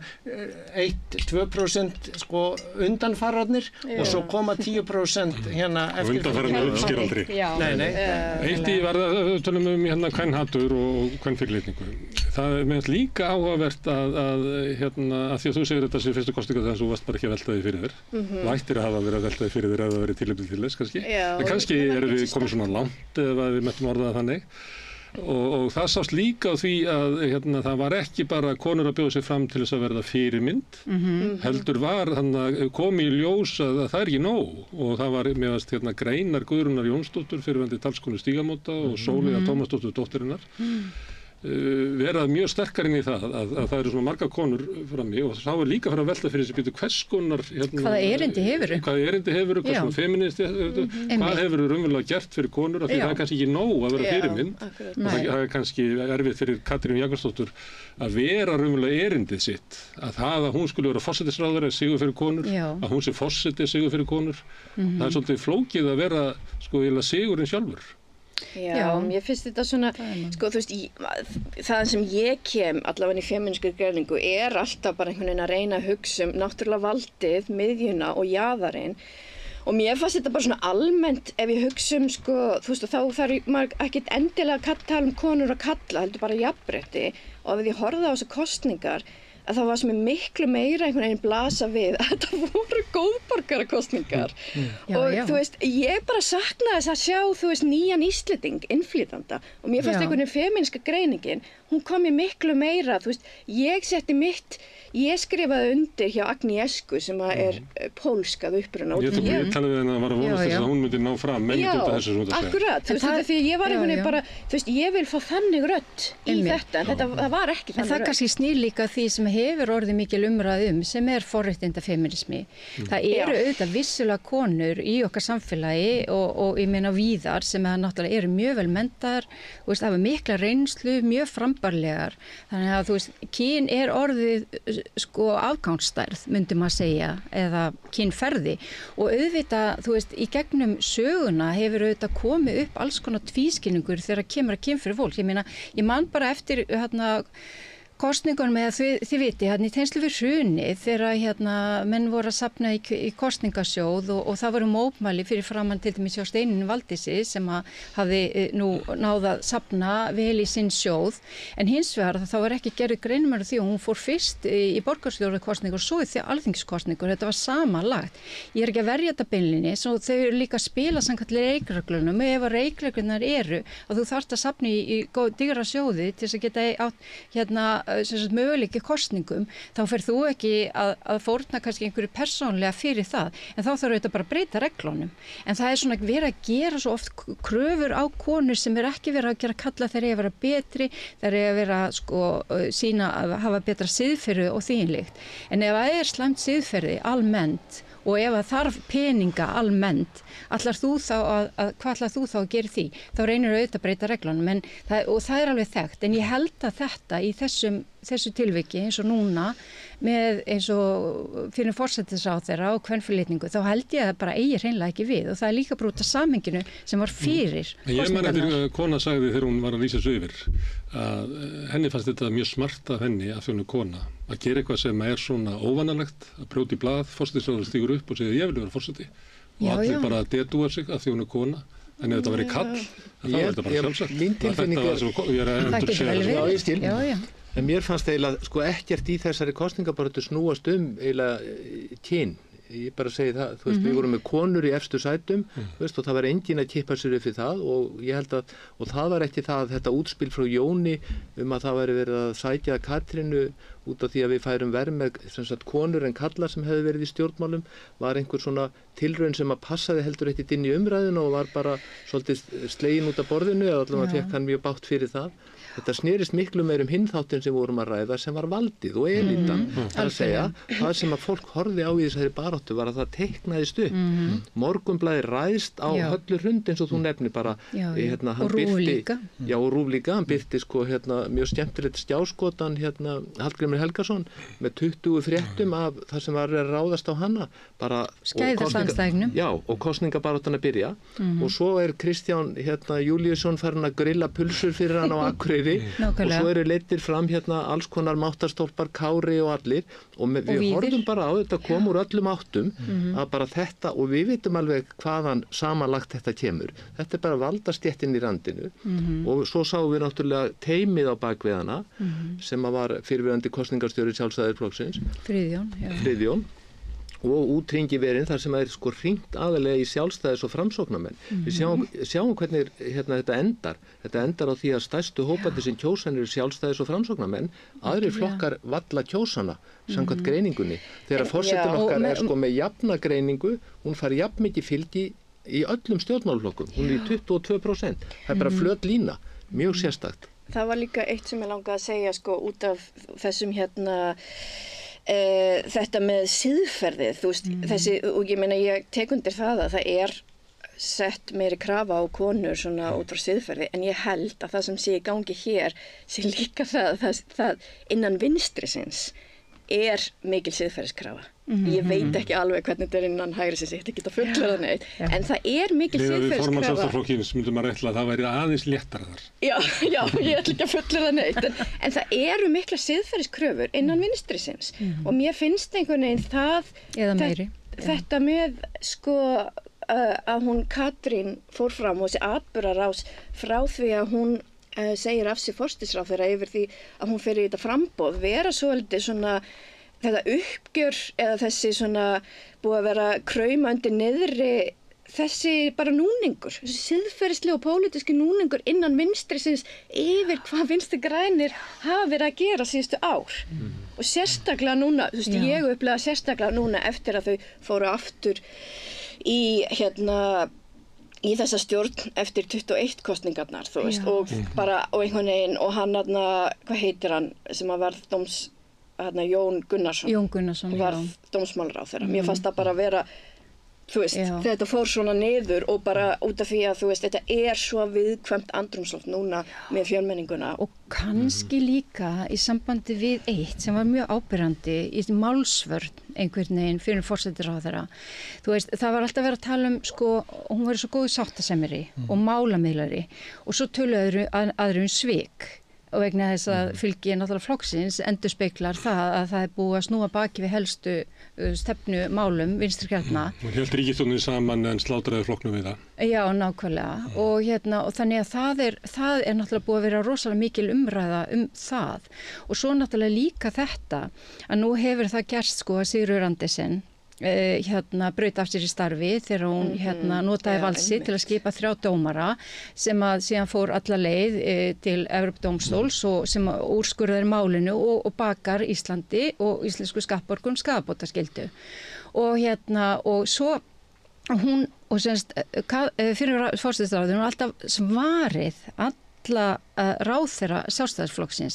Svo það náttúrulega Bjarni Ben sem loksins eftir mjög mikinn þrýsting skýrslur ríkisendurskoðendur og skýrslur einhver annar stofnana verður að segja af sér að fjármálaráðherra verður utanríkisráðherra og tekur svo við sem forsætisráðherra og þú veist talandi siðferði í stjórnmálum og þannig að þetta líka smá uppgjör við þetta. Þetta uppgjör gagnvart því að halda stefnu sinni eða vera með málamiðlanir og Katrín var tákmynd þess að vera málamiðlun. Það betra að fá 5% árangur heldur engan.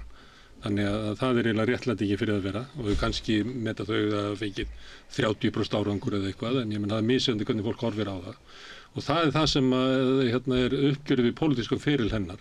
Það hvort að það verið rétt ákvörðun fyrir VG að fara leið málamiðlunar og fá þó eitthvað í staðin fyrir að vera öflugur flokkur í stjórnarandstöðu og hafa þá kannski áhrif á samfélagið því það getur verið dýrt fyrir umræðin í samfélaginu að gera málamiðlanir þannig að stjórnarandstaðan raunverulega hverfur.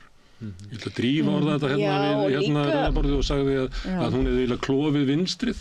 Hún hefði bara eyðilagt stöðu vinstrisins og möguleika vinstrisins til þess að ná völdum á Íslandi með því að fara í þetta stjórnarsamstarf. Mér finnst það líka bara einhvern veginn, þú veist það eitthvað við það að Vinstri grænir sig í stjórn sem gera verkum að það ekki nóg til að mótmæla og vera almennlega reiður. Ég held einhvern veginn til dæmis ef að þeir hefðu ekki endurnýjað þessa stjórn að þá hefði verið bara miklu meiri reiði, meiri mótmæli og þá hefði kannski verið hægt bara svona eins og Panama-mótmælin 2016 eða 2009 mótmælin. Sem skiluðu engu. Sem samt sem áður, þú veist, mótmældakrafturinn, þú veist, hann hefði mögulega breytt jafn miklu þessu 5% Vinstri græna eða meir en við sjáum þessi svo samtök hernaðaranstæðinga sem í lamasessi út af sko veruverki í ríkisstjórn. Já, það einhvern veginn svona það búið að vera, já, það eitthvað skrítið. Sko. En ég var eiginlega búin að spá því ef að fyrir forsætisráðherra hefði unnið forsetakosningarnar og það á 25% fylgi sem hefði geta gerst að þá hefði það hefði orðið mótmæli.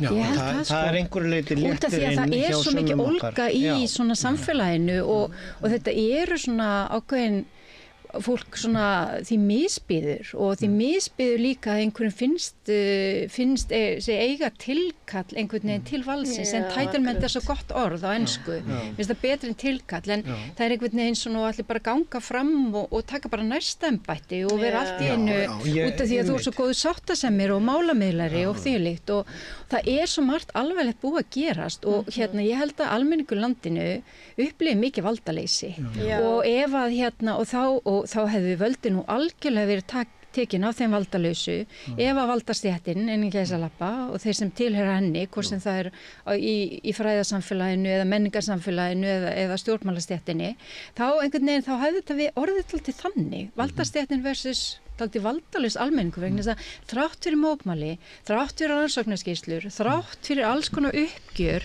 og þrátt fyrir alls konar handfömm sem hefur komið í ljós, þú veist, ég meina pabbi, þú veist, forsætisráðherra, hann keypti og fekk að halda bréfunum í Íslandsbanka og veist, það ekki eins og lög til þess að taka tilbaka það sem við fengið með ólögmætum hætti og svona þetta. Já, og sko ég held að það var einhvað mjög symbolist í því að lögreglan skildi vera að gasa mótmælendur með piparúða sko daginn fyrir kosningar og búið að innleiða sko rafmagnsbyssur handa þeim sem búið að finna eitthvað nýtt orð á að því að má ekki kalla rafmagnsbyssur þú veist, þetta þú veist, ég fekk bara svona tilfinningu ég kom hérna heim frá Berlín þar sem ég hafi tekið þátt í bara fyrir tilviljun eftir ráðstefnu svona Climate Mars hérna svona mótmælagöngu í Berlín upp á Brandenburgarhliðinu með fullt af hópum gegn loftslagsvánni og bara fullt af lögreglum sem voru sko að passa að halda bílunum frá mótmælendum. En hér kem ég heim og lögreglan að passa að ráðherrabílinn geti kert nógu snemma á fund og gasar á hérna einhverja mótmælendur sem í friðsamlegum mótmælum og hérna það ekki stjórnarskrárvarinn réttur að fá mótmæla og mannrétt, þú veist þannig að þetta varð einhvern veginn þetta birtist mér alveg sem svona hvað skringilegt ástandi það skringilegt og líka sko það var umræðið mitt þetta í morgun útvarpinu með þessa valdbeitingu sem að lögreglan segist hafa haft heimildir til þess að gera en þú veist piparsprey og ég var nú bjóði Palestínu sjálf, maður sér hvernig ísraelski herinn gengur fram gegn mótmælendum. Ég sá fólki svona bara, þú veist, grátandi með píparspreyi. Ég sagði, hvert erum við komin? Ekki nóg að draga fólk? Ég meina, ef að manneskja liggur á götunni, þá koma 2 sterkir lögregluþjónar og bara lyfta þér upp, sikkur munn og fjarlæga þig. Þú veist, það ekki flóknari það. Og hérna, það þarf ekki að beita, táragasi, það þarf ekki að beita piparúða eða neinum öðrum meðlum heldur en bara að taka fólki burtu. Ég ætla, þegar við erum að tala svona hvernig þetta leit út svona frá vinstrinu uppgjörðu Katrínu. En að því að þú nefndir sko útringivers Sjálfstæðisflokksins. Mínar heimildir segja það að Halla Tómasdóttir hafi notið útringivers Guðlaugs Þórs að nefnilega í Valhöll eru 2 útringiver. Og þar eru linnlaus átök. Og að sömuleyti hafi þetta líka verið sko uppgjör á milli sko Valhallar sem stýrt af Bjarna Benediktssyni sem stytti Katrínu Jakobsdóttur og síðan liðs Guðlaugs Þórs sem stöddu Höllu Tómasar. Ég hef ekki heyrt þessa skýringu. Ég hveti ykkur til þess að kíkja inn á Facebook hjá svona hægri mönnum því að umræðin eftir kosningarnar þar æði skemmtilegt. Mjög sérstætt að þarna eiga að vera sko 2 útringiver en þetta stuðning Sjálfstæðisflokksins höfum við náttúrulega alls konar heimildur kannski nú besta heimildin grein Jón Steinars Gunnlaugssonar á Vísi, þar sem hann segir við erum búin að leggja allan flokkin undir þessa konu, en hún vinstrimanneskja, við erum með Morgunblaðið að vinna fyrir hana, við erum með allan flokkin að vinna fyrir hana, þannig það nú maður úr Innstafing sem bara sagði þetta hreint út, en svo líka kannski skemmtilegt, þú veist, eins og ég segi, ég var nú að benda á þann að þegar að skoðað hverjir kusu, þar að segja úr hvaða flokkum kusu hvern frambjóðanda, þá eru ekki fleiri sjálfstæðismenn en nú neinum öðrum flokki sem að kusu Höllu, en það voru allir miklu fleiri sjálfstæðismenn sem kusu Katrínu, þannig að sko sjálfstæðisflokkurinn í stórum stíl var sannarlega þar en ekki hjá Höllu T. En var þá lendi Katrín í því að verða einhvern veginn í innanflokksdeilum sjálfstæðisflokksins og þetta snýst, þessar forsetakosningar snerust í raun og veru það að koma sko sjálfstæðisflokknum út úr þessu stjórnarsamstarfi á sem flottastan hátt með því að gera Bjarna forsætisráðherra. Hann gætt farið og fengið mynd af sér með Zelenski, hann var einhvern veginn að klára utanríkisráðherra dílinn líka og þetta allt undirbúningu bara fyrir þingkosningar. Ég bara velti fyrir mér. Og svo eru aukaatriði svona hver af þessum konum hann að fengja að verða forseti. Svo náttúrulega spað núna að það verði jáfnvel kosningar mitt fyrr og þegar Katrín farin úr forsætisætinu, ég meina Guðmundur Ingi náttúrulega orðin formaður en þú veist, hvað gerist núna bara á næstu Ég á því að hann vilji vera áfram formaður. Því að það allir að tala að Svandís geti bara tekið þetta. Við vorum umræðan það í gær. Ég á þeirri línu að Guðmundur Ingi vill vera áfram formaður og ég efast að Svandís leggi í það átak að þurfa að reisa VG upp með þeim hætti sem að fólk að spá því að sé gert. Ég bara skýtur sér inn að því að allir að ganga því sem vísu að eitthvað fara að gerast. Að þá fer ég í mótþróakast og kem með aðra kenningu. Ég held að sko tilfinningi sem hér var nefnd að segja að fólk vildi ekki að stjórnmála elitan fengi líka forsetaembætti og ég held að hún hafi bara ráðið úrslitum í þessum kosningum eins og oft áður. Það að segja að það verður aldrei gerst að stjórnmálaelitan hafi líka fengið að eiga öryggisventilinn og það liggur í hlutarins eðli að hún öryggisventil á stjórnmálin og það á auðvitað ekki að vera sami aðilinn á báðum stöðum. Nefn Ólafur Ragnar náttúrulega. Þá vil ég koma að þess að við vorum að tala upp að sem elitan. Af því að elitan hefur notuð það bara svona intelligensju hugmyndina hana að hún hefur eiginlega valið forsetan eða samþykkt forsetan alla tíð. Ég meina hún valdi Kristján Eldjárn, hún valdi Vigdísi, hún sætti sig við Óla Ragnar og hún sætti sig við Guðna. Núna hún með forseta sem hún sætti sig ekki við. Og kannski var synd hennar að búa til bandalag við Valhöll, að það leiddi til þess að hún gerði sig áhrifalausa að hver væri forseti og maður sér í viðbröðunum eftir kjörið að það er það sem verið að gagnrýna Höllu, nýkjörinn forseta, fyrir að hún bara stendur ekki báðum fótum í íslenskri menningu, hún þekkir ekki íslendingasögunar og hefur ekki lesið Laxness og kann ekki lingóið sem að við í intelligensjunni höfðum fyrir að læra til þess að geta verið málsmetandi fólki í þessu samfélagi. Svo kemur bara einhver ruddin sagði peningabödda frá Ameríku og tekur þetta. Mér finnst nefnilega áhugaverð með stjættabreytuna. Við vorum að tala um kyn. En mér finnst dálítið áberandi að til að mynda bæði Halla Hrund og Halla Tómasar leggja dálítið mikið upp úr því að þær komi á svona látlausum bakgrunni, þú veist, pappina Höllu var munaðlaus strákur, pappina pípari, mammina þroskaþjálfari, þú veist, Halla bjó í blokk og svo náttúrulega Katrín líka bara, já, hún býr í blokk og hún fyrir hjóli vinnuna, þú veist, svona smá samkeppni að vera svona alþýðlegastur og en samt auðvitað mikilli borgarlegri ætt eins og flesti vita. Já, og Katrín sá ráðherra sem borgar hæðstu fjármagnstekjuskattinn og því líkt og bara að hafa húsmaður að já, auðvitað og en svo það þetta að núna einmitt þá akkurat eins og ég heyrði nú bara einmitt menningarsnauð einmitt svona peningabudda sem sko líka mjög niðrandi og talandi kvenfyrirlitningu, þetta kvenfyrirlitning og þetta að eins og ég heyrði í gær hún vitið þið hvert Egill Skallagrímsson í hvað eigi hann syndi ég ætla rétt að vona það, en hún fjöll á prófunu og hún sagði að hann hefði synt í Grímsey, það er Drangey. Grettir, fyrirgeðið, þannig að sjáu þið, ég ruglaðist mér og þannig ég algjörlega búin að afhjúpa mig sem menningarsnauð og vitlausa. Og svo var það líka vitlausa átt, og getur ekki klippta það. Spurningin var vitlausa.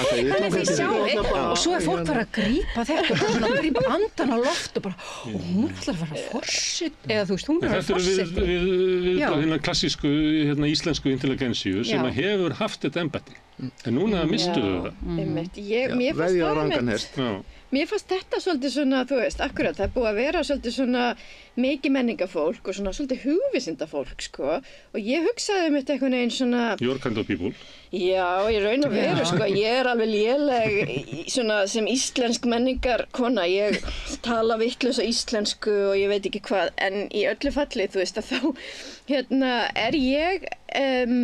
sko, út af því hún var alltaf að tala sjálfshjálparbók, fólk var að hneykslast á því hún hefði nefnt sjálfshjálparbók sem upp á bókina og ég var líka þarna einhvers staðar, af hverju er fólk svona mikið á móti sjálfshjálparbókum? Sjálfshjálparbækur eru á mörgu leyti svona, einhverju leyti svona megin heimspeki, þetta er bara svona heimspekireglur, svona normatívar siðferðisreglur sem að fólk er alltaf að leita sér að og það bara koma rosalega oft í samtímanum, þá kemur þetta fram í sjálfshjálparbókum og þú veist, þetta er bara, þú veist, þetta er litteratúr En Anna, við í intelligensinu viljum að þú leitir að þér í bókasöfnum og eitthvað slíkt, ekki á einhverjum flugstöðum að lesa einhverja sjálfshjálparbók. En það er áhugavert að sjá erlendu fjölmiðluna vegna þess að eins og þið munið þegar Jóhanna Sigurðardóttir, þá vorum við aðalega að tala fyrsta konana gegn embætti forsætisráðherra, en ellendis var rosalega mikið lögð áhersla á að hún væri hinsegin, fyrsta gay og svo eins núna, það er eiginlega bara í öllum erlendu fjölmiðlum að kona úr fjármálalífinu á Íslandi sé orðin forseti og það er kannski almennt eru forsetar sem sagt ekki úr þessum geira og hún náttúrulega er með mjög víðtæka reynslu og víða en þetta er náttúrulega hennar svona bakgrunn. En Björn, þú varst að segja það að intelligensin hefði mist þetta vald sitt með því að veðja á rangan hest. Já, ég held að hún hafi gert það. Það er alveg... Þannig hún valdi bara vitlaust. Já, þeir voru vitlaust. Valdi frambjóðanda sem gat aldrei orðið forseti. Já, ég held hún hefði nú getað það ef að fólk hefði ekki saminast Höllu og Halla hefði ekki komið þannig fram að fólk var til í að saminast hana. Ég held nú lengi fram hana að þetta yrði Hallar Hund sem að myndi vera eiginlega sú sem gæti unni Katrínu en það reyndist vera Halla Tómasdóttir og ég held að hún verði fínn forseti. Það er alveg rétt að hún kemur ekki beint úr intelligensinni en ég held að þegar frá líður, þetta á þetta eftir að koma í ljós, að þá ég hef alveg mikla trú á þessari konu satt að segja. Ég kaus hana fyrir 8 árum og ég kaus hana aftur núna með ánægju og við skulum bara sjá, við eigum öll eftir að sjá, við vitum í raun ekkert hvernig hún verður, en við verðum að gefa henni það tækifæri. Já, ég setti upp smá, ekki slæðu, Rónan Klótró dóttur minni, en ég held að sé tvennt þannig mikilvægt, sko, í Bloomberg er það Investor, Tómasdóttir, og ég alveg, já, býtu, ég heyrði ekkert það í hérna kosningabaráttunum, hvar hefur hún fjárfest, en svo hitt, sko, ég held að þessi rétt. Hvar hefur hún fjárfest? Já, ég veit það ekki, en kannski bara hefur fjölmiðlanir ekki spurt það, en kannski það bara túlkun Bloomberg sagði að hún hafi stofnað auði kapital. Nei, en hún setti peninga í eitthvað fyrirtæki, það var rætt þetta í viðskiptaplan, ég man ekki hvað það og svo er hún bara með einhverja fjármuni í eigna umsýslu. Og svona silent partner í þessu fyrirtæki. En þetta er sko labelið sem Bloomberg setur á okkar nýja forseta, Investor, Tómasdóttir, og svo hún businesswoman í öðrum og það svona leiðtoga þjálfunin, hvort sem það er sjálfsjálfsbók ekki, en ég held að það hafi alveg vantað líka greininguna á þessu sem ég hef séð í fjölmiðlunum þessar 2 daga eða frá því að kosningun lauk, að hún vann unga fólki og ég veit ekki hvort það eru börnin hennar 2 sem eru hann kringum 20 að ég er ekki komin á TikTok en sko TikTok og samfélagsmiðla hérna herrferðin hennar held ég að sé vel meira vægi en sem þið eru að greina út frá sko yfirtölunum. Það er sko miklu meira vægi og þetta var mælt auðvitað, það er að segja hvaða hópar voru að kjósa og hérna það var alltaf skemmtilegt talandi sko intelligensinu því að ég sá Guðmundur Andri postaði hann hafði nú auðvitað stutt Katrínu svona eins og margir úr þeim hópi og hann sagði í posti svo segja dætur mínar að Halla Tómasdóttir hafi verið með ægilega góða herferð á TikTok. Þannig að við mistum alveg af þessu. En ef við horfum á píramídan fyrir djöður sem að sýnir sem sagt aldursgreiningu kjósenda, þá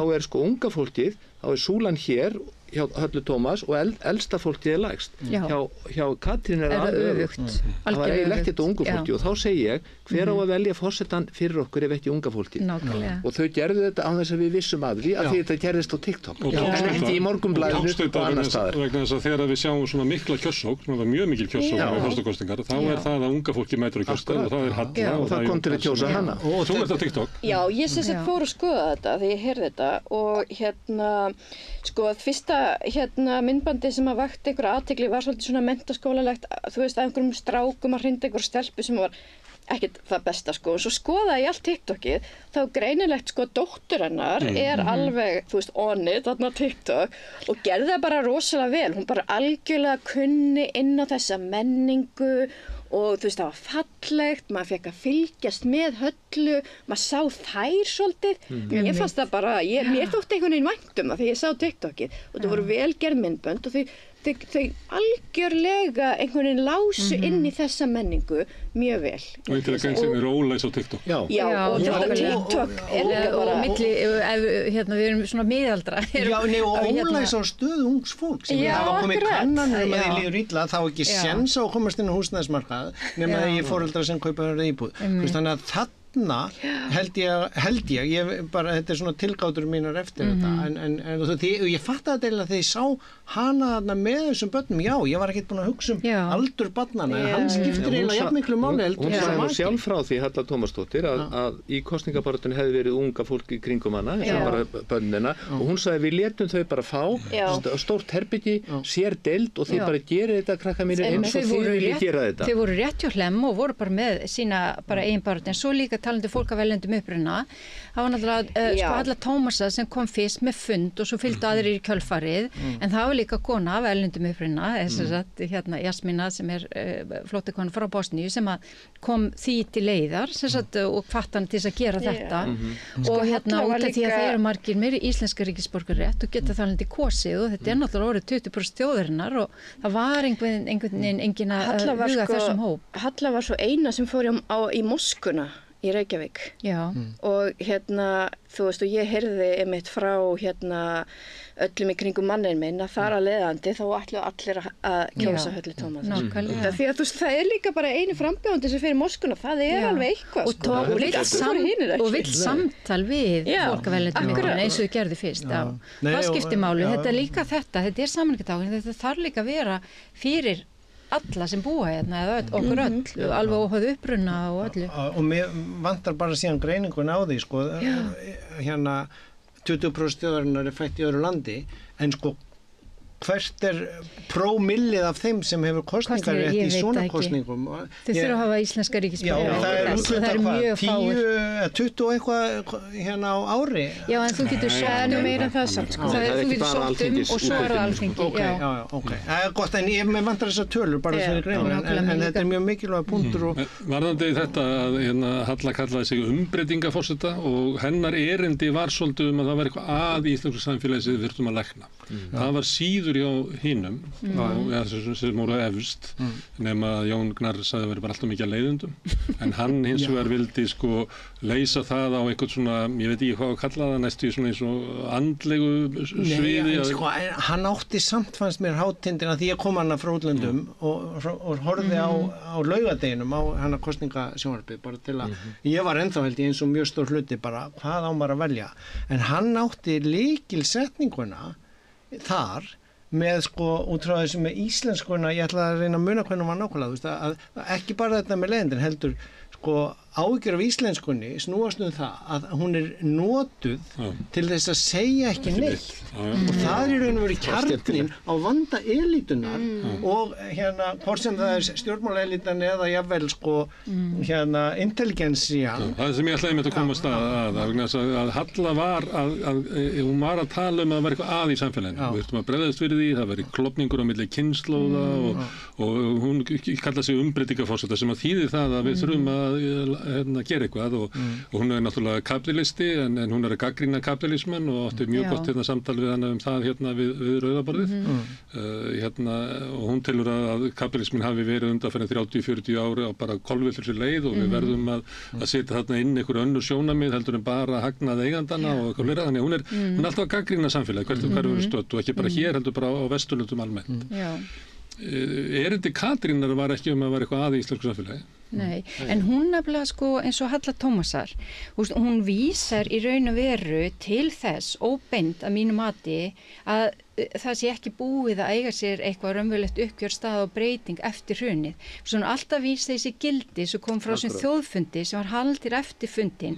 Hún talar, og eins og mér finnst það frábært þegar hún talar munin, lágmarkslaun og lífvænleg laun sem getur lifað á. Og eins og þetta er svo normalisera að vera fátækur eins og í Bandaríkjunum og vera working poor, vinnandi fátækur sem þýðir þú ert í 2 eða 3 vinnu til þess að láta enda ná saman, hefur engan tíma til að sinna börnunum þínum og svo framvegis. Og þetta eru auknum mæli að verða hér, auki misskipting, fólk sem á mjög erfitt með að ná saman og líka það vantar ofta að setja hlutin í samhengi eins og það er alltaf að vera að tala um húsnæðismarkaðinn. En það er í mörgum löndum, meðalans held ég í Berlín, þú verður að búa í íbúðinni sem þú átt. Hérna á fólk 5 íbúðir, er með þar allir í Airbnb eða einhverju útleigu og er að nota fasteignamarkaðinn sem öryggistu leiðin til að fjárfesta peningin út af verið með krónuna og krónuhagkerfi og hlutabréfamarkaðurinn er lélegur og allt þetta. Og það er svo margt svona sem að mér fannst hún í raun og veru og líka við nánari umhugsun vera að vísa í að við ættum ennþá eftir að fara alltaf í þetta sem verður byggt á gildum. En já, Katrínu var raunverulega ekkert það. Það var ekkert erindi. Hvað hafði hún fram að færa? Ekki neitt. Eina sem hún sagði að mér langar að vera forseti til að gera gagn og hún var að koma úr valdamesta embætti landsins. En mér fannst gott líka fyrir því hjá Höllu T. sem sagt að í síðasta þættinum þá sagði hún hreint út að við hefðum ekki átt að kaupa vopn. Hún var að móti því. Hún var eini forsetaframbjóðandi sem sagði þetta. Hún sagði líka verið þjóðarmorð á Gaza. Hún talaði nefnilega tæpitungulaust þarna undir lokin og málið það Ásþór auðvitað talaði líka þetta og hann fór lengur og talaði landráð og utanríkisráðherra þegar kom fram og sagði Ísland stundar ekki vopnakaup en þetta er náttúrulega bara fyrirsláttur vegna þess að þetta eru sjóðir sem fara til vopnakaupa og núna finnst mér líka eins og þetta að hún, hvers konar ríki vill Ísland vera? Ég meina viðbrögðum við því sem hefur verið að gerast í Gaza, þau náttúrulega, eru þau eitthvað í takt við það sem að svona kannski almenningur vill í landinu og við sem friðelskandi þjóð og allt þetta, þannig að hún kom inn á sem mál og það sem vann með henni undir lokin að síðustu vikuna var akkurat þetta, hún var mjög skýr, hún Halla Hrund þegar að koma eins og Landsvirkjun og eitthvað slíkt, en mjög híkandi, tvístegandi og þegar að koma öðrum málum undir lokin og það vann ekki með henni ef að þetta er matikar að Halla vill umbreytingar og lítur svo á að það sé eitthvað að í samfélaginu sem við verðum að fara að vinna í og laga. Katrín er fyrst og fremst að tala um hvað sé gott og hvað hún hefur gert og að hún sé góð einstaklingur til þess að gegna þessu embætti. Hlutverk intelligensjunar í samfélagi er yfirleitt einhver staða til hliðar við valdið, til þess að gagnrýna valdið, er það ekki? Við horfum á það, til dæmis, við getum hort á hrun intelligensjunar í Bandaríkjunum í Íraksstríðinu, þar sem hún bara hvarf og studdi stjórnvöld í Íraksstríðinu, þar sem við sjáum hvað gerist í samfélagum þegar intelligensjan bregst. Vorum við kannski að horfa á eitthvað svoleiðis, að bara intelligensjan hún var bara í algjörlega vitlausum vagni í þessum kosningum. Hún bara var að svíkja hlutverk sitt. Já, hefur hún ekki gert það mjög lengi áður líka? Ég held mitt mér finnst þetta að vera svolítið þú veist eins og þegar hruni gerðist, þú veist þá var ég 24 ára og þá var maður mitt bara svona, þetta var alltaf þetta sem maður fékk, bara intelligensjan, hún brást og svona gagnrýnin sem ætti að koma úr háskólasamfélaginu, þú veist, hún var ekki nógu mikið til staðar. Og svo er maður kannski svolítið svona, þú veist, svo er endalaust fjársvelti, fólk hefur mikinn afkomu, kvíða, ég tala fyrir sjálfa mig aðalega, en þú veist, ég finn það einhvern veginn út af því að þú veist, ég bara nenni ekki að vera í akademíu nema að ég geti verið með mína gagnrýnu rödd, að þú veist, maður er ofta einhvern veginn svona og það er jafnvel svolítið eins og maður eigi ekki að vera þessi típa. Þú veist, þetta ekki hefðin, ekki þessi típa. Já, þú veist, og svona stuðningsliðinu og styðja valdhafan og þá færðu kannski styrki, peninga eða skýrsluskrif. Þurfum við ekki bara siðabót í íslenski intelligensju eftir þessar kosningar? Ég held að sko stór hluti af þessu sé hvað við erum fá og smá. Það er að segja, intelligensjan sko tók sér enga greiningu eða stöðu. Þetta voru bara vinir og kunningjar forsætisráðherra. Hún var hérna menntamálaráðherra muniði og hefur verið forsætisráðherra. Hún kemur líka úr háskólasamfélaginu og allt fólk sem er í intelligensinu þekkir Katrínu Jakobsdóttur bara persónulega og það er auðvitað í kosningum hefur fólk eðlilega tilhneigingu til að styðja manneskjunum sem hún þekkir vel og ert ekkert að greina pólitíkinu og fara í það og þar held ég að íslenska intelligensian hafi eiginlega ekki greint eða spáð neitt í hlutina, það bara við þekkjum Katrínu og mætum í boði til hennar. Og hún einmitt hrópaði hann í fyrri kosningaþættinum á RÚV, samt jafnasta þjóðfélagi heimi eða samfélagi heimi. Sem er setningi Bjarnar Benediktsson. Já, og bara sem er svona, þú veist, alveg eins og svo ég vísaði þessi vísbendingur að það er sko greintar eftir Lilju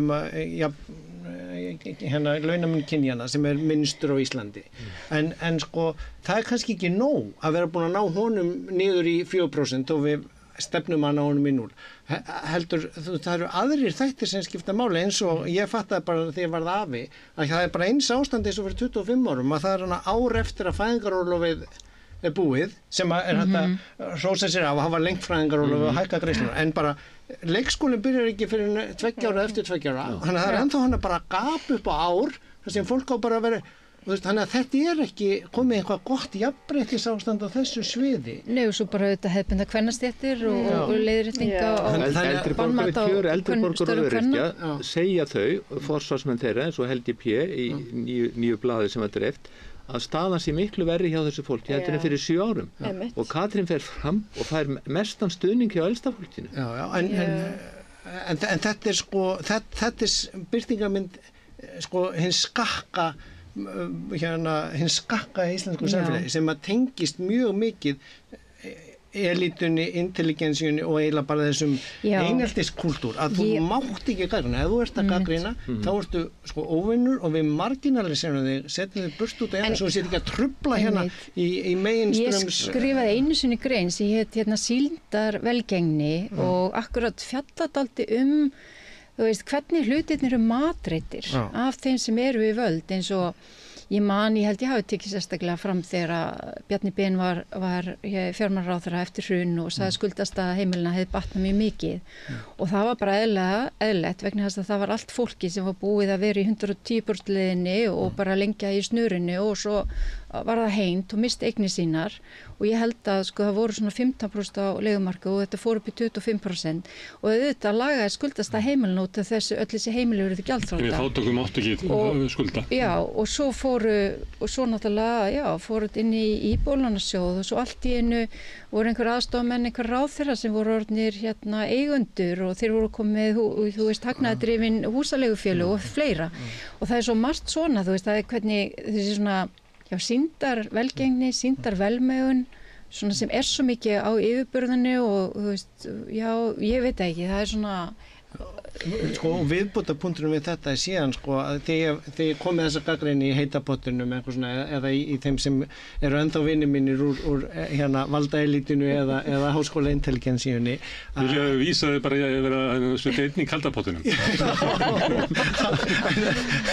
en allavega hvar sem ég gerði það kannski ég bara að þetta sé nú ekki svo frábæra árangur þá að dreigja fram, sko hún náði nú inn skólamáltíðum og ég alveg bara, í kjarasamningsdeilu þar sem var verkalýðshreyfingin að berjast og sko börnin mín fengu fría skólamáltíð í Skandinavíu fyrir 20 árum og eigum við bara að vera rosalega ánað að ná því núna. Já, þetta er samt sko, þetta sem er verið að lýsa áðan sko, þetta er hvort þú farir og standir við kröfuðinnar og hafið þannig áhrif á samfélagið eða hvort þú farir í málamiðluna og sættir þig kannski við 0,3% árangur sem eru skólamáltíðir og eitthvað svona, þannig að þetta er bara ólík sjónarmið þetta er spurning taktík og hún er sannarlega málsvari þess að fara út í kompromi við auðvaldið, hún er í ríkisstjórn með Valöll og telur það vera bestu leiðina og það er hennar ákvörðun og líklega þeirra sem að styðja hana á meðan að það eru kannski aðrir sem að telja að þú komist aldrei að nála því að geta breytt samfélaginu ef þú ert alltaf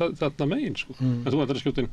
Já, ég ætla kannski bara að segja að mér finnst samt líka svolítið með þessa svona intelligensi og þetta þau sem eiga að gagnrýna valdið að það líka svolítið þessi svona stemning að það gagnrýna allir Bjarna Ben, Sjálfstæðisflokkinn og Framsókn og það frekar auðvelt.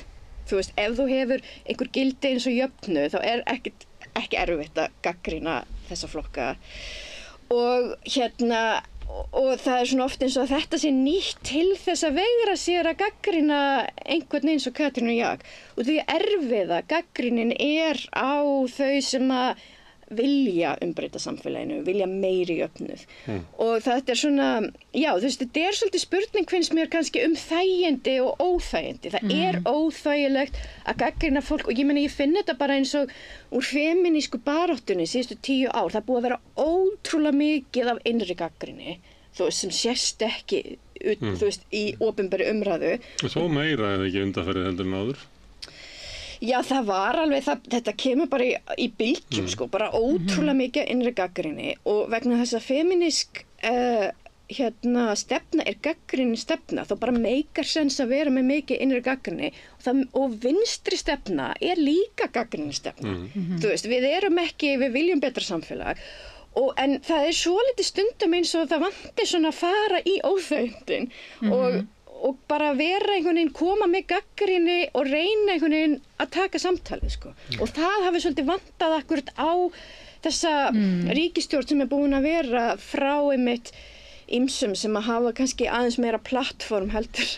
En þetta líka umræðihefðin og þar sem að auðvitað, ef það svona málefnilega ágreiningur, að fólk verður persónlegt og verður fjandsamlegt jafnvel í þín garð fyrir að vera ekki sammála og ég veit ekki, ég held að það séu nú sumar þjóðir sem eru með betri umræðihefð, bara eins og Bretar til dæmis og það sem meira hægt að vera, fara í harðar umræður án þess að verði bara einhver vinslit og svo náttúrulega þessi smæð og ég meina ástæðan fyrir því að fólk segir ekki hugsin bara vegna þess að það hefur afleiðingar og þú veist, annars myndur tala og frjálst vegna þess og þó það sé kannski ekki augljóst að hafa afleiðingar að þú veist, og þú kannski í raun og veru veist aldrei að því, þetta bara eins og þegar árið 2000 kom og búið ekki alls konar ráðstafanir, við vissum ekkert hvort að eitthvað hefði gerst eða ekki út af því að þetta var allt svona bak við tjöldin og veist, þannig að fólk bara tekur þá bara kannski finnst þú mikið í húfi, vill ekki taka áhættuna, ákveður bara þegja frekar en að segja eitthvað eða tala þvert hugsin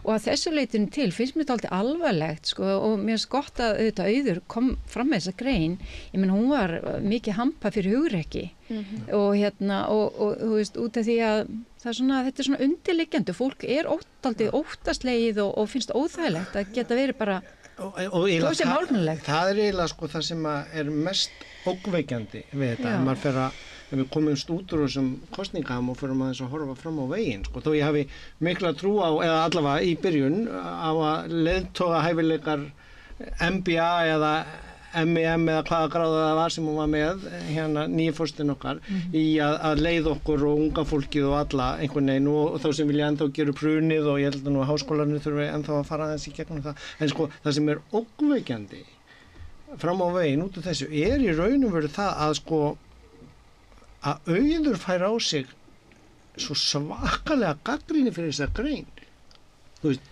að það eins og sko það finnst mér eiginlega festa í sessi, já, nei, það má ekki vera með gagnrýna umræðu í Íslandi. Við kunnum alla gagnrýna hugsun og gagnrýna umræða á ekki upp á borðið allavega í elítu. En gengur þetta þá gegn líka bara svona hvernig góðsögn og við séum stjættlu samfélag, þú veist að það sé ekki valdaþræðir, það sé ekki spilling, ég meina, ég fór að sjá ekkert en Íslandi utanfrá þegar ég var að vinna í Bosníu sem var 2010 var alltaf að tala spillingu þar.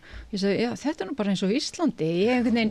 Þó ég sé lærið stjórnmálafræði og allt svona, þá væri þetta alltaf blind á eigin svona land og svo náttúrulega þegar að Transparency International kemur og segir það verið að breyta mælingum á spillingu út á spillingur frændikli á Íslandi, nepotism og út af því að við vorum alltaf minnst spilta ríki heimi og þýli, þannig að það er svona margt sem að eins og fólk vill ekki fara í eitthvað svona samkomulag í íslensku samfélagi að það sé ekki til auðvald, það sé ekki til elita og samtryggingabandalag líka samkomulag að það sé eiginlega ekki til valda þræðir og ég held að það hafi afhjúpast þetta sem ég var að segja í byrjun með sem þetta afhjúpað að nú mátti gera upp aðeins þessi 7 ár þessar ríkisstjórnar að ég held að þau þar uppi í stjórnsýslunni stjórnmálaelítinu og intelligensunni hafi bara ekki fattað að á þessum árum þessara ríkisstjórnar náttúrulega út frá einhverju byrjun þannig en við einblíðum á það og eins og margóft eru rætt hér við þetta borð en ekki í RÚV og elítumilunum að þá bara búin að verða gliðnum en meðaltölin eru fín og við lítum út fyrir að jafnasta samfélag eins og við lítum út fyrir að vera minnst spilta samfélag en svo bara þannig undir, heyrðu það bara sko þriðjungurinn sem þarf að fara að fá matarmiða eins og Bandaríkjunum sína sig. Þú nefndir vinstrið, það líka eitt sko og ef við horfum bara á okkar heimsluta talandi uppgjör við hrunið og eitthvað fleira þá eins og sko vinstrinu sé ekki að takast að endurnýja sig eftir hrun. Það leit á tímabili út með Corbyn og félögum og Bernie Sanders og svona að það væri að gerast en síðan hefur einhver hluti vinstrisins, líklega kratarnir náð svona völdum og við sjáum það til dæmis í verkamannaflokknum þar sem að Keir Starmer sem verður líklega næsti forsætisráðherra Bretlands gengur bara milli bols og höfuðs á róttækari sósíalistum í flokknum og bara rekur það burtu og það bara sláturtíð og sömuleyti hefur það verið það sama í VG, það hefur náttúrulega verið flótti frá VG eiginlega bara frá hruni stórir hópar sem að fóru í hrunstjórninni og það er bara eiginlega hverju ári, ég bjóð til eitthvað svona lista yfir þetta og kom mér á óvart, ég bara googlaði segir sig úr VG og það er bara listin og það er bara linnulaust fer fólk og þetta er dæmi sem oft gerist í eiginlega saga íslenska vinstrisins það er að þú ert með eitthvað flokk og svo færir forystannan til hægri þangað til að þeir sem eru vinstri sinnar er ólíft í flokknum og þeir yfirgefa hann og þá er þeir alltaf sakaður að vera að kljúfa flokkin þegar það er raunverulega sko forystan sem er alltaf að gera það og það er það sem er að gerast í verkamannaflokknum og það sem er víða og við sjáum í Þýskalandi er vinstri splundrað í Svíþjóð og Finnlandi og Danmörku og meira sem í Noregi er til dæmis öryggismálin að fara mjög illa með vinstrið þannig að vinstrið er mjög víða í bara finnur ekki einhvern veginn taktinn eftir hrun hægrið hins vegar virðist vera að gera það. Hægrið notar til dæmis þess að við erum búin að tala hér að benda á elítur og eitthvað fleira, nota svona ákveðna greiningu, ég meina ekki að einhver kannski vill láta þið fram á sér djúp, en hún kemur með einhverja rödd til þess að svara eftir nýfrjálshyggju ástandinu og vinnur alla góðingar. Ég meina vinstri á Íslandi, ef við tölum það sem er vinstra megin við samfylkinguna, þá þetta gekk þetta ríkisstjórnarsamstarf vinstri grænna við Framsóknar og Sjálfstæðisflokk nú í 7 ár, gekk þetta bara frá því alveg og fekk ekkert fyrir það eins og hér hefur verið rætt, þar að segja pólitíkin, það var gefinn afsláttur á allri pólitíkinni og það er staðið með ráðherrum Sjálfstæðisflokksins í öllum þeirra spillingamálum og svo framvegis og þetta á að heita vinstrið okkar og ég held satt að segja að því þetta var ekki gert fyrir neina pólitík þá held ég að persónulegu metnaður Katrínar Jakobsdóttur að fá að verða forsætisráðherra hafi ráðið því miður meiru heldur en að gott var og þetta er partur af því sem að gekk alveg frá vinstrinu hér, það er bara tvístræðist og lítið orðið eftir á bak við vinstri græn og menn bara farnir eitthvað annað. Þannig að þetta var mjög óheppilegt fyrir vinstrið á Íslandi, þessi ríkisstjórnarmyndun því miður. En nú er náttúrulega þetta samfylkingin á flugi, ég meina eftir að Kristrún Frosta var kosin formaður og einmitt og svona forgangsraða. Hallgrímur Helgason var hérna, hann sagði ég hræddur að Kristrún verði næsta Katrín. Já, fyrst það nú eiginlega svolítið. Ég held að þetta er, sko, ég meina þetta að vinstri grænir skildu setja ímyndin og sköpun sína á persónudýrkun og Katrín Jak það sem að drepa þau akkurat núna og meðan við hvernig þetta með samfélkingunum þá ég ansi hrædd að það muni bara gerast eftir 10 ár sko. Þú veist, ég gæti trúa því að Vinstri græni muni ekki ná inn í næstu kosningum. Já, en þetta spurning og þú veist, það setja, þú veist, líka bara vegna þess afsakaði ég taki að þér orðið. En þú veist, ég var að taka þér orðið. Ég átti að afsaka. En þú veist, fyrir mér allavega gengur Vinstri út á kollektíft hópamyndun að það sé margir í hreyfingunni og svona persónudýrkun og að allt einhvern veginn liggi á einni manneskju. Sterkimöðurinn. Já, þú veist, ég meina, mér finnst þetta ekki samnumast hugmyndafræðinni í fyrsta lagi, en svo held ég bara að þetta virka ekki sérstaklega vel fyrir vinstri pólitík og ég held að Vinstri grænir muni bara falla af þingi og ég held að ef að þetta gerist með Kristrúnu að hún verði næsti forsætisráðherra okkar þá muni nákvæmlega sama gerast eftir 10-15 ár. Ég er bara svona vara og því ég veit hvort samfélkingar en það eitt í þessu að það sem kannski samt sem áður liggur að baki þessi forgangsröðun. Nú búið að gefa út auðvitað og í samráði við fólk út allt land og vinnuhópar í tengslum við það.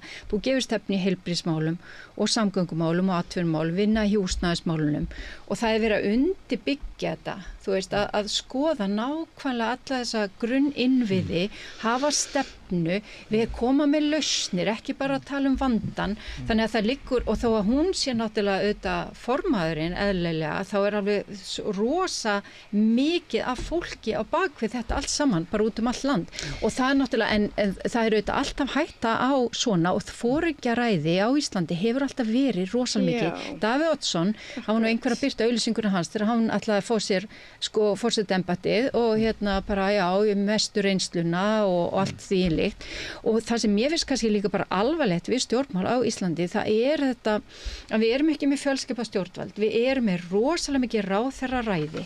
Þarna hefur þrifist því miður mjög mikil spilling, aðgangssérhagsmunahópa, einstökur ráðherrum og þetta aðeins búið að breytast núna með samráðsgáttinni, það byrjað skiluru að fara inn í samráð bara við frumvarpsdrög og því líkt.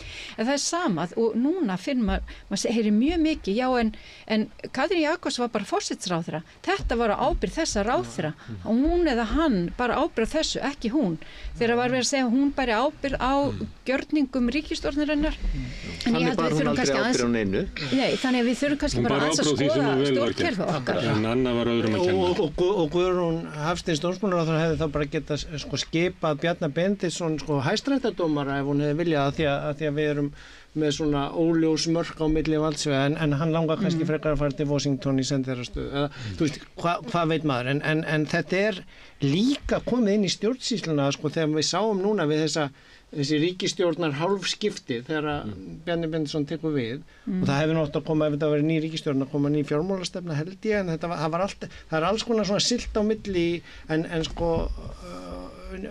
hvort þetta var nýtt hvað sem það heitir orðið nýtt ráðuneyti Bjarna og þú veist nýr sáttmáli til stjórnarsáttmáli skiptingi, heyra jafnréttismálin undir hann í forsætisráðinu ennþá sem að gerði allt þetta var svona að drífa sig gegn svo hann geti fengið þennan stól til að undirbúa fyrir kosningar ef það var ég var að spyrja vinstrið já, það sem ég ætla að segja þar að síðan eru aðstofamenn þegar ráðuneytisstjórnir aðstofamenn ráðherra hálfgerðir og flytjast með þeim og þetta grefur allt undan því og þetta einhverju leiti arfleið út úr þessum stjórnarháttum ríkisstjórnarinnar sem var vinstri tengingi með þetta en ég vildi líka taka inn að því þú byrjar að tala þetta út frá útlöndunum þetta rosalegt, ég var að koma hana frá Berlín það var aðstöfnu, þetta rosalegt og það eru Evrópukosningar núna svona umbyltinga óöryggis Það eru nú græningjarnir sem spretta upp úr baráttunni gegn kjarnorku 1980 orðnir sturlaðir hernaðar sinnar. Þannig þú veist, ég bara meina að benda á þetta ekki bara hér, þetta allt og verra jáfnvel þar með öfgahægri flokkana. En þú veist, ég held einmitt eins og með þetta foringjaræði og líka bara með í raun að veru markasvæðingu stjórnmála, þú veist, sem bara síðustu áratugir, þú veist, þetta hefur verið svo ótrúlega markasvætt. Ég held að passi ekkert sérstaklega vel við vinstri pólitík. Ég held að það sé svolítið vandamálið. Þessi strætóskýli Já, þú veist, út af því að Ísland á öfluga fórustukonu. Já, einmitt, þú veist, ef að maður er meira að hugsa bara að hafa hópinn og það sé lýðræði í hópnum og málefnin, að þú veist, það er ekkert svo auðvelt að markasetja þetta í fyrsta lagi. En svo náttúrulega eru líka bara flóknari stéttarbreytur sem maður sér rosalega mikið, eins og með Jeremy Corbyn, þú veist, hann var svo rosalega, þú veist, það var svona fólki svo ég, svona mentað millistétt sem að einhvern veginn ásamdenga pening sem að fílaði hann sko, á meðan að þú veist, að það er rosalega mikið að fátæku fólki í Bretlandi og það var einhvern veginn ekkert að kaupa hann og þú veist, þannig að það er bara einhvern veginn gjá á milli stétta. Ég held reyndar að það fólk, hann hefði átt erindi upp í norðurhjörðinni í Englandi. En þeir sem að stýrðu kosningabaráttunni voru unga mentafólkið í borginni sem að taldi að þetta væri sín bylting. Akkurat. Og taldi hún gæti gert byltingu án verkalýðsins. Sem að er alveg stjarnfræðilegt rugl í sósíalískri hreyfingu. Ég er bara að segja, þú veist, ég kem úr þessum hóp og ég sé þetta vandamál. Og þú veist, þetta er einhvern veginn vandamál, þú veist, það er einhvern veginn vandamál að fólk kann ekki lengur að vera vinstri sinnað. Sorry, ég segi þetta. Ég er bara búin að segja, þú veist, einhvern veginn það að senda barnið sitt í einkaskóla eða einkaleikskóla, það er ekki vinstri sinnað, en það er samt allir sem eru vinstri sinnað að gera þetta. Og þú veist, það er svona alls konar svona hluti. Þú veist, einkavæðing er bara svo orðin svo stór hlut af sálin okkar að við föttum einhvern veginn ekki að þetta er kannski ekki almennilega vinstri sinnað. Já, og þessi blerismi sem var og kannski eimir ennþá af og ég meina eins og til dæmis mér svo áhugavert eins og jafnastefnu þá náttúrulega skipti borgarskipulag gífurlega miklu máli. Hugmyndin er að hafa blanda byggð, einbýlishús, raðhús, blokkir, allir gangi í hverfaskólan og svo aðgangur að menntun og þar er félagsleg hreyfanleikinn og þú hittir bara fólk að mismunandi stétt og stöðu og þvíumleitt. Og nú til dæmis, ég meina á vakt auðvitað samfylkingar og fleiri, þú veist, í borginni þá hafa hverfin orðin meira einsleitt til dæmis. Og og þú veist, og það þarf að vera svo vakandi til þess að þetta far ekki bara, þetta er orðið svo normaliserað eins og segir og það þarf bara að standa vörð og þetta eru rosalega dýrmætt og mikið að vera þjóðagersemi, svona jöfnur vegna þess að eins og vorum að tala eins og vinn minn sagði eins og stundum að vaksa fallegustu blómin í versta skítnum og mér þess að faðir sko tölfræði sem ég rætti nú eins og við Stefán Einar og normaldreifingu er að sko þetta var Newton og það var og einhverjir svona félagar hans þeir hugsuðu, þú veist, ef þú ert með, þeir komst eiginlega að því ef þú ert með nógu stórt mengi, þá er það normaldreifð, flest eins og fjölskyldumengi, flestir eru svona bara meðalmenn, svo eru frávik, það eru svona snillingarnir og afreiksfólkið og svo bara þau sem eru reynilega mjög vitlaus og svona þvílík sko, og þannig að þú veist aldrei sko hvar þú veist, hæfileikarnir liggja bara svo framlega sem út af því allt er normaldreift og þess að ná að fara að jafna aðgang að menntun og þeir eru talsmenn þess vegna þess að það er ekki bara þau sem eru með silfuskeið menni sem að vakna og hann gerði rannsóknir á fólki sem að skilgrensa afbara fólk og þeirra börn, 33 þeirra börn urðu svona framúrskarandi og 9% barnabannina og þá var hann talsmaður þess að jafna aðgang að menntun og þvílíkt og þetta, þú veist, þetta er bara einhvern veginn, skiptir rosalega miklu máli að minna sig á þetta. En við erum komið með svona öfuga normaldreifin kurvu að það er eins og mjög stór svona efri stéttar elita sem hefur það sæmilega gott, þú veist, og bumberi starfsmenn á góðum launum og í klíkunni og business og kosta ríkisjóð. Það hefur aðgangað umræðinu, sko, það er bara eins og við erum hér.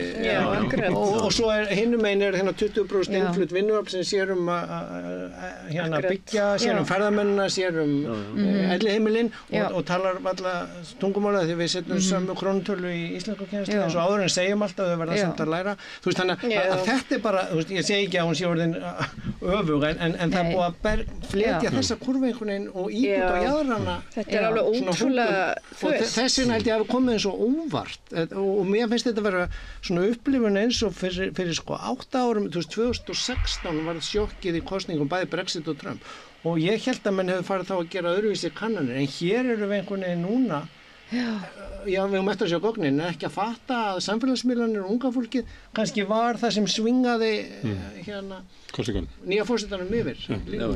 Þetta er áhugavert sem við erum að byrja á hérna, en við verðum bara að taka það fyrir aftur. Þau eru mjög skemmtilegur hópur að ræða við, kannski bara það ykkur aftur til þess að ræða svona jöfnuð. Við verðum að tala í næsta þætti félagshunangi sem Auður kom með hérna í gær. Það ég googlaði það, ég fekk bara eitthvað efnanlaug og félagsliða félagið. Kannski er þetta nýyrði. Já, þetta er frábært nýyrði frá skáldinu. Það er ekki félagslegt hunang. Já, sko... Ef eitthvað vildi slá í fólk verður að lesa pistilina Rauðar og hlusta á hana hér á Rauðaborðinu í gær og síðan, sko, ég ætla ekki að koma með harðsóðundu skilgreiningum því ég googlaði þetta fyrir þáttum, ég finnst þetta svo frábært hugtak hjá henni í gær, en þetta er held ég svona leiðin sem að, sko, listin getur björgað okkur út og frábært þessna þegar þó sé náttúrulega svakalegt að skáld þurfa að fara að vinna fyrir sig sem blaðamenn til að hafa efna á leigunni, en sko frábært þegar að það kemur inn og hræðilegt þegar það er síðan barið niður með strámanni og persónulegum árástum þegar hún í raun og veru bara að greina samfélagi. Stundum við kalla þetta hérna við Rauðaborðið félagslegan galdur sem að prófessor í háskólanum notar sem er kannski það sem við þurfum að hafa augun á því að við ætlum að byggja upp samfélag þá verðum við að byggja það upp frá einhverjum svona raunverulegum félagslegum verðmætum sem límir sem er svo erfitt að sitja á strætóskýli þennan boðskap því miður. Og við verðum að hafa augun á sko hinni raunverulegu lágstétt sem að hér hefur nefnt sem er erlenda vinnuaflið sem að heldur öllu upp og vinnur hér er hvergi representerað og er hvergi að tala neitt. Við fljótum öll hérna núna og höfum það gott. Þannig að það vantar dálítið upp á það. Besta leiðin til að bæta samfélagi er að bæta stöðu þeirra sem standa verst. Það er kjarni sósíalismans og sem er mælt fyrir hér. En ég þakka ykkur kærlega fyrir komuna. Nanna, Björn, Ásgeir Brynjar og Magnea. Kæra þig. Erfiðleikar heimila verkafólks hafa hríðversnað frá árinu 2021. 6 af hverjum 10 félögum í Eflingu eiga nú erfitt með að ná endum saman. Hvernig getur við réttlætt það? Efling stéttarfélag, barátta fyrir betra lífi. Eitt af því sem var rætt fyrir kosningar og kannski líka svolítið eftir kosningarnar var að margir vildu sjá svona nokkuð afgerandi stuðning fjölmiðla við framboð Katrín Jakobsdóttur. Og það var náttúrulega augljóst í mogganum. En margir þóttu sjá það líka í ríkisútvarpinu og jafnvel á Stöð 2 og Vísi. Eitt þeirra var Sverrir Björnsson sem er hönnuður og starfa mikið í auglýsingabransanum og þekkir því fjölmiðla kannski ekki frá ritstjórninni, heldur svona frá auglýsingahliðinni. Hann skrifaði grein á Vísi og ég fekk hann hérna til þess að ræða við mig þetta, hver staða fjölmiðlana hefðu verið gagnvart framboði Katrínar sem að mörgum var talið vera framboð frá valdinu. Við skulum heyra hvernig samtal okkar Sverris fór.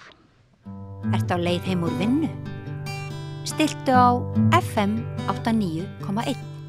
Við ætlum að ræða forsetakosningarnar sem voru síðustu helgi. Það hefur verið svona eftirhriftur af umræðunni með alls konar hætti á samfélagsmiðlum og í umræðuþáttum. Eitt er svona vangaveltur hvernig fjölmiðlarnir stóðu sig.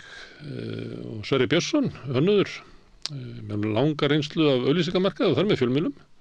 Þú skrifaði grein á Vísi og varst ekkert ánægður með fjölmiðlana? Nei, það er rétt. Mér fannst þurfa að setja þetta inn í umræðuna. Já. Hvernig svona stóru fjölmiðlarnir, það er að segja Ríkisútvarpið, Vísir, Stöð 2, Morgunblaðið, MBL, beittu sér í baráttunni fyrir eitt frambjóðanda og það var áberandi, fannst mér.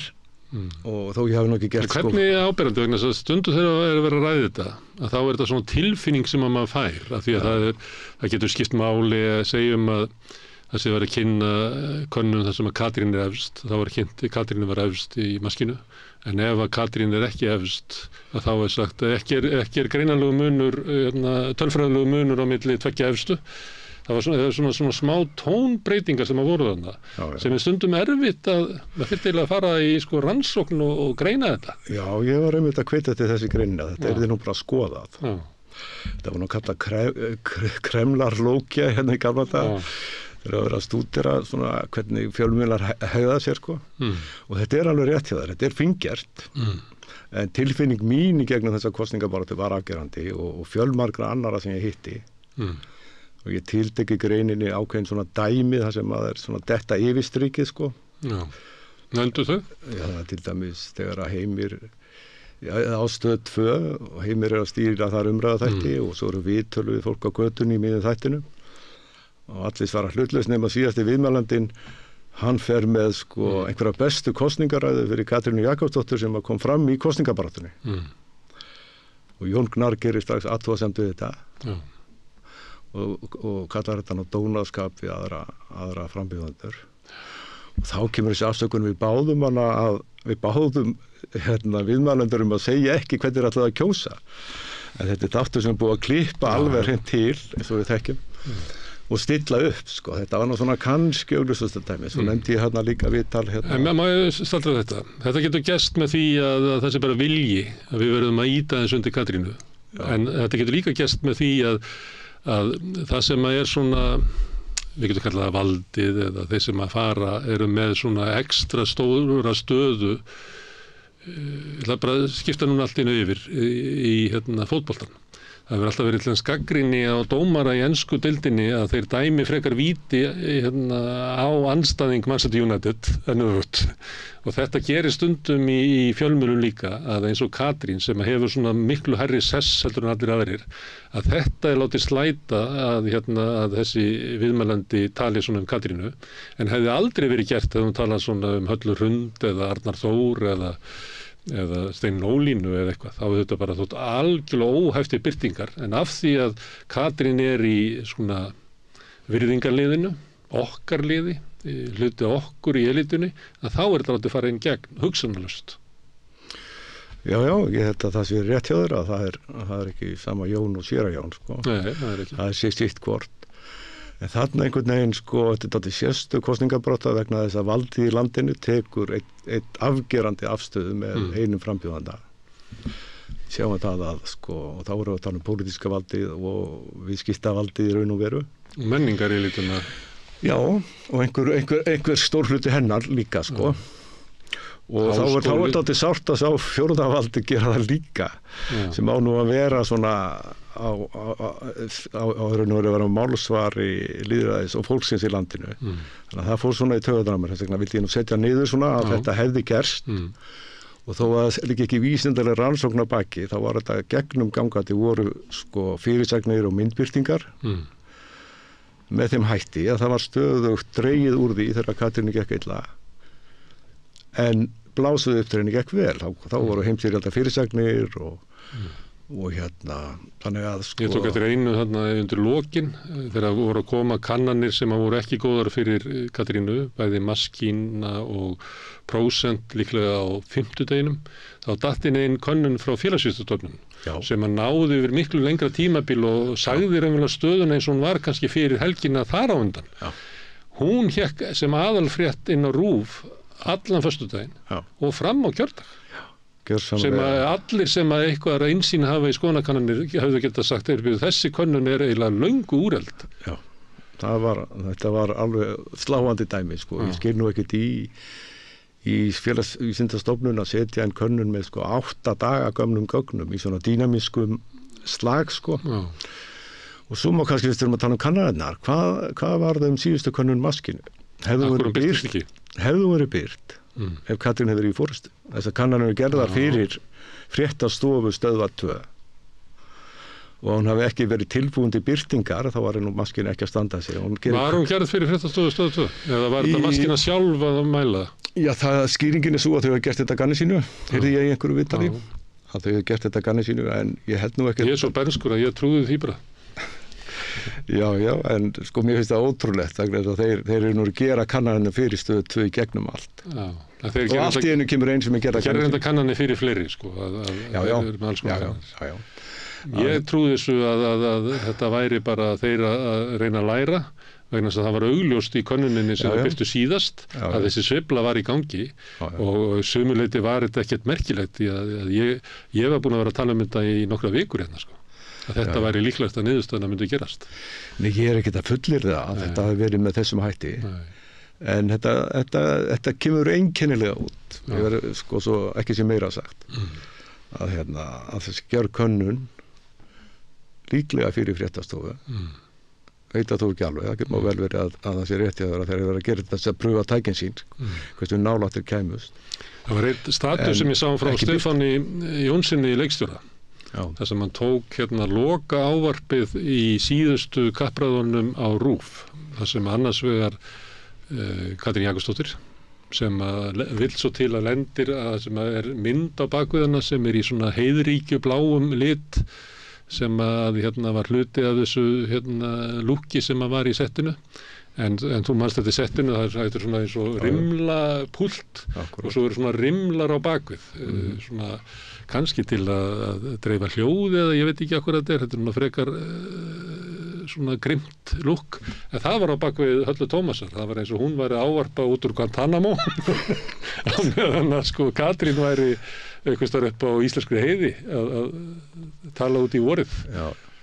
Það er mikið af, svo var náttúrulega slys í eftir útsendingu þar sem að bæði, eða eista sætið, þar sem Halla Tómasdóttir er og að það er eins og kamerunu, það verður gefin upp vitlaus kamera. Þannig að í lokaávarpið þá nær hún ekki að horfa í augun á þjóðinni, Ástólendur í þessu líka, hann stendur þarna líka. Svo eru hoggið í lokin á henni sem að þegar maður hlustar á ávarpið, þá er eiginlega augljóst að hún er að klára. Þannig hún er eiginlega búin þegar að fréttamenninir segja herðu við erum að stoppa þetta, þú er búin að tala lengi, en hún var eiginlega búin Já, en þetta er náttúrulega, þarna er akkurat að tala kannski þessa tilfinningu og í umræðu stjórnun í þáttunum þá hverjir tala lengst, hverjir fá auðveldustu spurninguna fyrst, hverjir eru stoppaðir af, þeir eru kannski að koma mikilvægan hlutum af. Sem hefur verið bent á að Halla Hrund hafi fengið svona frekar slæma útrið, að það hefur alltaf verið að gjamma fram með hana. Mjög mikið, því hún er frekar svona rólegur, ekki mjög kraftmikill ræðumaður. Já, mér fannst það áberandi, sérstaklega þegar hún var í forystu. Þá var tölvöld mikið gert það. En svo er líka bara myndstjórn. Eins og hvernig er verið að sýna myndir af þeir sem ekki er að tala og eru það myndir þegar þeir lukka vel eða þeir eru að bóra í nefið. Þetta er náttúrulega að fara endalaust inn í þetta svona. Ég sá nú stundum myndir af Katrínu þar sem kom ekki vel þegar hinn voru að tala. Já. Þá fannst mér að koma með svona vandlætingasvipi og mér fannst það ekki koma vel út fyrir hana. Já, mér fannst hún nú keyra í gegnum baráttuna svona með bros og svona takast bara vel upp. Mér fannst henni takast vel upp að vera sem sagt mildari heldur en pólitíkusinn sem er kannski allir þreyttir á Mér fannst það nú takast vel hjá henni. En gagnrýni þín er að þú tilgreinir nokkur atriði og vísar í það að þau séu miklu fleiri. Og þá er eitthvað hugmyndið svo að við tækjum hvert atriði fyrir sig. Þá auðvitað getur þetta verið tilvílum bara. Þetta var óvart og þetta var bara úps og eitthvað svona. En ef það er þannig að hér eru svoleiðis atvik sem er bara hrúa sem að koma vel út fyrir Katrínu, en atriðin sem kom illa út fyrir það eru eiginlega og lítil sandgóðshrúa, að þá getum við sagt að það er eitthvað svona kerfisbundið verið að ýta undir þann frambjóðanda sem hefur staðstan sess í samfélaginu. Og það getur verið birtingamind þess að fjölmiðlarnir eru bara svona veikir. Já, það séu í raun og veru hlutdrægir og hallir undir þegar valdið gefur út, þetta er okkar frambjóðandi, það getur verið hlutaði Og þá á það við og þau nefnir svona hrúu, þá birti Hallgrímur Helgason, hann birti hrúu af fyrirsögnum af MBL sem að varu allar neikvæðar Höllu Hrund, allar. Það var komið þar svona bara lítið hrúa sem hann tók bara eitthvað saman á nokkrum dögum Ég gerði nú enga úttekt á þessu þannig En þetta náttúrulega þetta er athyglisvert rannsóknarefni held ég, því að þetta getur líka gefið okkur vísbendingar hvernig eru fjölmiðlar í öðrum málum. Öðrum fréttaflutningi. Já, er ekki alltaf verið að segja okkur umverulega frá sjónarhóli valdsins en ekki frá almenningi og að kannski við getum kallað lýðræðisbylting fjölmiðlana sem átti sér stað kannski á 7. áratugnum þegar svona fjölmiðlar, til dæmis BBC og svona stærri miðlar fóru að endurskilgreina hlutur sitt að að það nú frásögninni BBC einhvern veginn svona, þegar BBC var stofnað ríkisfjölmiðill, hvert átti sjónarhornið að vera, já þetta sjónarhorn stjórnvalda sem að almenningur kýs, þannig að þetta er ríkisfjölmiðill og það er lýðræðisleg niðurstaða almennings sem er stjórnarstefnan, síðan í 68 byltingunni að þá verður svona öðruvísi hugmyndur hvernig lýðræðið er samsett í samfélaginu. Nei, við getum ekki verið útvarpa bara stefnu ríkisvaldsins, því það er ekki alltaf í hagsmuni almennings, að ríkisvaldi er að reka alls konar hagsmuni. Við verðum að vera með almenningi og standa með almenningi og vera með sjónarhornið á samfélagi frá almenningi, svo þróum menn þetta svo almenningi, skattgreiðendum og neytendum og alls konar svona með. En það er hægt að halda því fram að þetta tímabil sé lokið í blaðamennskunni, að við séum aftur komin inn á það, annars eru fjölmiðlar að reka einhverja sérhagsmuni eða jafnvel einhverja hugmyndastefnu og svo kannski ríkisfjölmiðlarnir eru orðnir meira ríkisstjórnar útvarpið og það á bæði við BBC, tilhneigingin sem hefur verið þar. Það var rosalegt að fylgjast með hvernig BBC tók á framboði Corbyn 2017 til dæmis. Það var bara rosalegt að fylgjast með því. Það var að tala við hann eins og ríkisútvarpið gerir oft við þá sem að koma svona utan að jaðrinum eins og einhverja boðflennur í einhverju partíi sem að þeim var ekkert boðið í. Og þetta á sannarlega líka við ríkisstjórnarsjónvarpið hérna heima. Já. Og það er helviti skýtt að þjóðin fá ekki að kjósa í þetta embætti sem er nú svona eina beina sem hún fara að kjósa í. Á þess að sko fjórða valdi sem á svona allavega á tillitugum á að vera svona fulltrúi fólksins og veita stjórnvaldum aðhald, þannig beinir hlutverk fjölmiðla.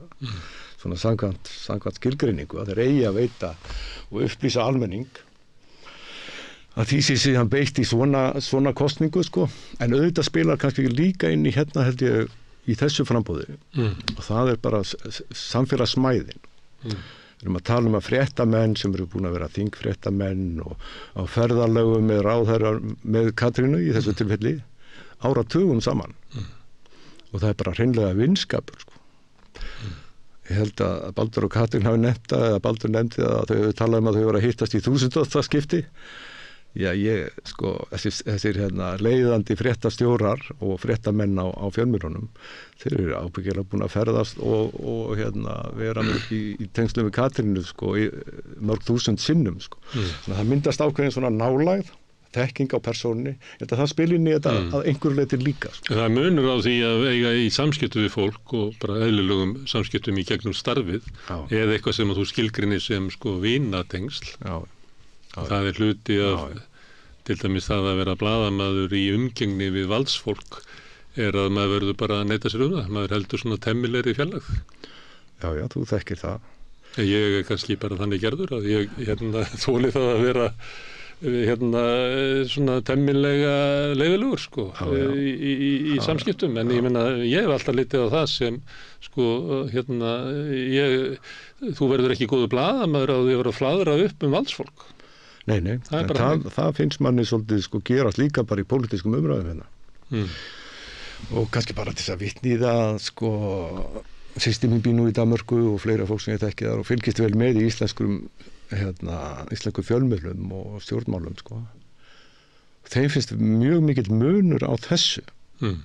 Sko svona að það finnist svo vel þessi tengsl og ákveði mýkt í öllum spurningum, lélega eftirfylgni, skilurðu, jafnvel lélegur undirbúningur og einnig bara samfélagsumræða sé svo takmörkuð hér eða við í Danmörku sko.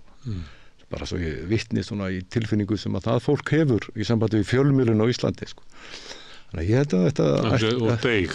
Hann sé deig akkurat og ekki mjög sko, og kannski sjáum við að beittistu blaðamennir þeir eru ekkert langlífir inn á til dæmis sko ríkisfjölmiðlunum og kannski þessi mýgri svona verða eftir svona, það er kannski dæmum þetta fyrir nokkrum árum var fullt af beittum blaðmannum þar inni til dæmi sko, kannski er það eitt dæmið þetta sko. En maður hefur áhyggjur af þessu af því að þetta er svona mikilvægt í samfélagi við höfum miðla. Ég meina Morgunblaðið er náttúrulega hagsmuna baráttu afl ákveðna valdhafa í samfélaginu og kemur ekkert á óvart að það beiti sér og það beiti sér alltaf og það vitaði allir svolítið kannski eins og breska pressan gerir fyrir kosningar þegar hún bara velur sér frambjóðanda og svo bara kyrt á hann og allt og þá gengur út frá því sem vísu. Og þannig virkaði þetta núna að Moggin hafi valið Katrínu. Svo skipta hann skoðun, tókst eftir því? Já, ég tók ekki alveg eftir því að það átti að hafa gerst 2 dögum fyrir kosningar að allt í einu fekk Halla Tómasdóttir svona forsetatrít, myndirnar eru betri, allt í einu var og stærri, allt í einu var að fara að byrta forsetaportréttið af henni hérna í gylta og bláa kjólnum, stórt sko, fyrirsækjandar fekk hún líka. Og mér fannst eins og myndirnar að Katrínu versnuðu leið, sko. Þetta nú kremnológi eins og ég segi, sko, og tilfinning, sko. Þetta var í gamla dag, ég man eftir að myndin sem var að Geir Hallgrímssyni, formanni Sjálfstæðisflokksins sem var birt í Þjóðviljanum, var alltaf sérlega slæm. Uppáhaldsmyndið þeirra var tekin þegar hann var að taka skóflustunguna af Kjarvalsstöðum. Og það var hávaða rok. Þannig að þetta er svona maður sem er að gretta sig upp í vindinn. Þessi dagfarsprúði og kurteisi maður sem að Geir var, með fádæma kurteismadur. Þeir áttu eina mynd á hann þar sem hann var svona grettinn og þeir byrtu hann alltaf. Þetta er alveg, þetta held ég að sé stunda en þá, sko. Þetta skiptir mjög miklu máli, sko. Heldur það að þeirra að vera raðinn á síðunar í Mogganum, að menn séu kerfisbundið að velja slæmamynd af Baldri eða Höllurund eða... Sko mér sýnist það mér bara virtist það í gegnum þessa kosningabaráttu að það væri svona valið þannig sko ég get náttúrulega ekki fullyrt að þetta sé eitthvað systematískt gert Fólk hefur nefnt þetta hérna, ég held að Sólveig Anna hafi einhvern tíma nefnt að myndina sem Moggin velur að henni séu alltaf slæmar. Já. Með minnir að það hafi verið hún. Já. Og svona í pólitíkinni sér maður þetta og að loknum sko lokakapparanum þá var mynda sem að sko Halla sést ekki, Katrín skyggir á hana sko bara sem dæmi sko. En það má lengi sko lesa í þessar hluti en ég held við eigum að vera vakandi fyrir því þetta er gífurlegt vald. Og bara framsetningin af því að rannsóknir sína að sko að fyrirsögnin já að sjálfsögðu mest lesin fyrstu línurnar myndina sjá ég allir sko fyrstu línurnar og svo dofnar lesningin eftir því sem neða dregur þannig að svona ingangan hún er langt mikilvægast þátturinn í þessu svo getur alveg dekkað því að þetta fara rétt með og starfinn að séu þú gera það bara aftast og þá er ekkert í fjölmiðlun að sakast að sé verið að túlka eða eitthvað eða kom ekki fram með það sem rétt er við höfum séð þetta líka í staðsetningum hvað er á forsíðu og hvað er innar tala um að grafa, ekki tala um einhvern grafreit í blöðunum þar sem að eru birta fréttir ég held ég að við heyrt það hvort að 7. síðan ég man ekki alveg hvað það var Þannig var það allavega í dagblöðunum ég gerði nú ekkert svona rannsóknir á þessu hvernig sko lestur lesenda, ég var þá að vinna á DFF og fekk áskrifundur til þess að koma í hús og þeir fengu vikuskammtinn og svo áttu bara að krossa við að þessi lásu og svo bjó ég bara til línuritt hvernig sko lesturinn fellur og þá var það þannig að ég skiplaði að ég var eiginlega ætlaði að sækja rök til þess að fara með til Jónasar Kristjánssonar að bendunum á að leiðarinn væri of framalega í blaðinu en þess að það var svo mikið fall við lestur annars vegar í erlendri opnu og svo leiðarunum að það væri eiginlega ekki hægt að ná upp lestri eftir það því þá vartu komin á svo hratt flett og ég lærði alls konar hluti að þessu meðal þess að þú verður að vera með svona stoppera til að hægja á flettinu en þá er það líklega þannig að á þeim tíma var það þannig að þú ert komin aftur fyrir blaðsíðu 18 að þá er það grafreitur sko af því að það þarf eitthvað stórkostlegt að gerast til þess að lesandinn rökkvi upp og fara að lesa sko. Svona eins og er ekki klukkan 5 á föstudögum að komið slæmutími þá það er svona grafreitur slæmur að frétta sko úlfatíminn En ég rakst á grein að ganni ég fór að kíkja eftir slagorðið Ásgeir Ásgeirssonar, fólkið velur forsetann sko, sem ég frægt dæmi þar sem að valdi beitti sér alveg að gífurlegri hörku sko. Rakst á grein í Alþýðublaðinu þetta og var dálítið skondið að lesa hana því að til dæmis sko á þeim tíma þá fóruðu hringinn í kringur landið, frambjóðendur, en þeir máttu ekki tala. Það þótti ekki viðeigandi að menn mæltu með sjálfum sér. Það var að mæra sjálfum sér. Nei. þeim gáttu verið á fundunum en það voru stuðningsmennir sem töluðu sko, það var nú eitt atriði. En eina svona... Það var önnu veröld, þarna þótti þið ekki til síðsa til dæmis að börn skrifuðu minningagreinar foreldra sína á. Nei, það er nú til þess að gera nýtilkomin. Við erum á selfie-tímanum. Já, en svo var sko fyrir utan blöðin sem voru náttúrulega kannski mjög, hefur voru í miklum blóma á þessum tíma og þau djöfluð, flokksblöð, Framsóknar og Sjálfstæðisflokks sko, með Sigríði Bjarna á móti Ásgeiri. En svo var komið á umræðu, ávarpi, það var eina sem fór inn á Ríkisútvarpið, það var ávarp, að frambjóðinni fengu að ávarpa þjóðina nokkra mínútur. En þá kröfuðust flokksforingjarnir þess að þeir fengi að koma strax og eftir, útúða túlka. Þetta er svona, og blaðamanninn drón og þá var ályktun sko að þarna hefði eftir þetta, sko, ef að sér að Bjarni hefði unnið, frambjóðandi valdsins, þá hefðu við setið uppi með svona kosningabaráttu alla tíð, bara hápólitíska kosningabaráttu til forseta. En að því þetta fór svona, að þá hafi svona valdið sér, við bara drögum okkur aðeins í hlé, gerum þetta svona aðeins og bakvið. En það hefur ekki ennþá borðið árangur. En ég held að allir hafi séð, sko, ákafa Morgunblaðsins að ýta undir Katrínu. Og það var stór hluti sjálfstæðismanna og forusta flokksins studdana. Átt ekki við alla, ég hef stundu fyrir því að taka það fram að ég held að sé þannig að sko Stefán Einar sem að tók þessi viðtölan í spursmál, hann hefur talað gegn Katrínu allan tíman, allt þetta ár, þannig ég held að hann sé ekki meðal stuðningsmanna hana, þannig að þetta er ekki þannig að allir sem að vinna á mokkanum hafi stutt Katrínu, það er ekki þannig, en maður gætt séð það svona á forsíðum og stærð mynda og fleiri eins og út að benda, að mokkin var á vagni Katrínar fram að svona 2 dagar í kjördag. Á það sama við Stöð 2 og Vísi og Ríkisútvarpið? Það var mín tilfinning og margra annara sem ég þekki, það var bara sterk tilfinning fyrir því að þeir væru það og styttana. Og það er í raun og greinir að það þurfi að stúdera þetta og það þurfi að gera hrúurnar og safna þessu saman og stúdera þetta. Eitt var að... Þetta er mjög athyglisvert ef það er hægt að vísindilega sanna það að fjölmiðlarnir, sérstaklega ríkisfjölmiðill, hafi tekið afstöðum forsetaframbjóðanda. Þá er það, sko, en ég veit ekki hvort það sé hægt að vísindilega sanna þetta, ég veit það ekki.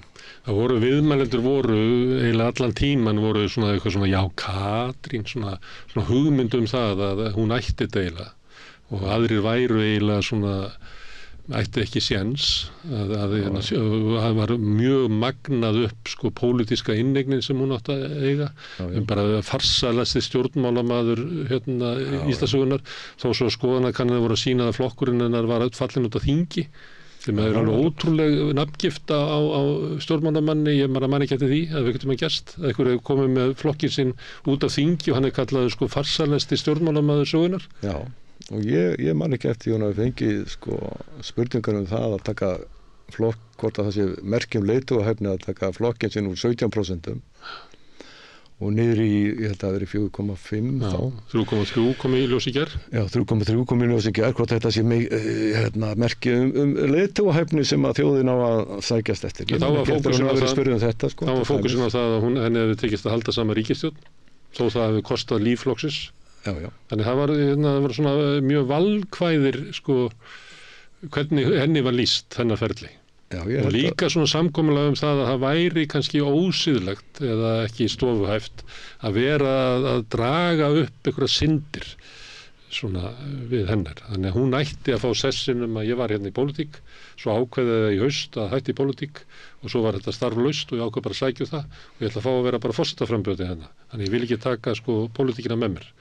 Já, það leit svolítið eins og það var sko, viljið þess að samþykkja það að hún yrði stikkfrí frá fyrri störfum að hún var hætt í pólitík en leið að vera að djöfla þessu höllurhund út af einu lítilli embættisfærslu sem að líklega er allt í lagi sko. Og kallaði til embættisminna unnan kerfin að gera það kortur og spurtum þetta bara aftur og og þetta er náttúrulega mjög undarlegt að eitt frambjóðandinn er sko næstum því stikkfrí og þar er alveg mýgur útur af verkum sem að sko og spurningum bara eins og þessi sem við vorum að ræða sko forystuhæfni í sambandi við flokkin. Já, allan flóttan frá flokknum sko, það var í mannasættir, en ég held að sé engin forystumaður sem hefur mistjaft mikið af góðu sko stjórnmálafólki út úr flokknum sínum. Það búið að vera flótti frá VG frá hruni og hann hætti ekkert bara við hruni, það var ekki bara villikettirnir.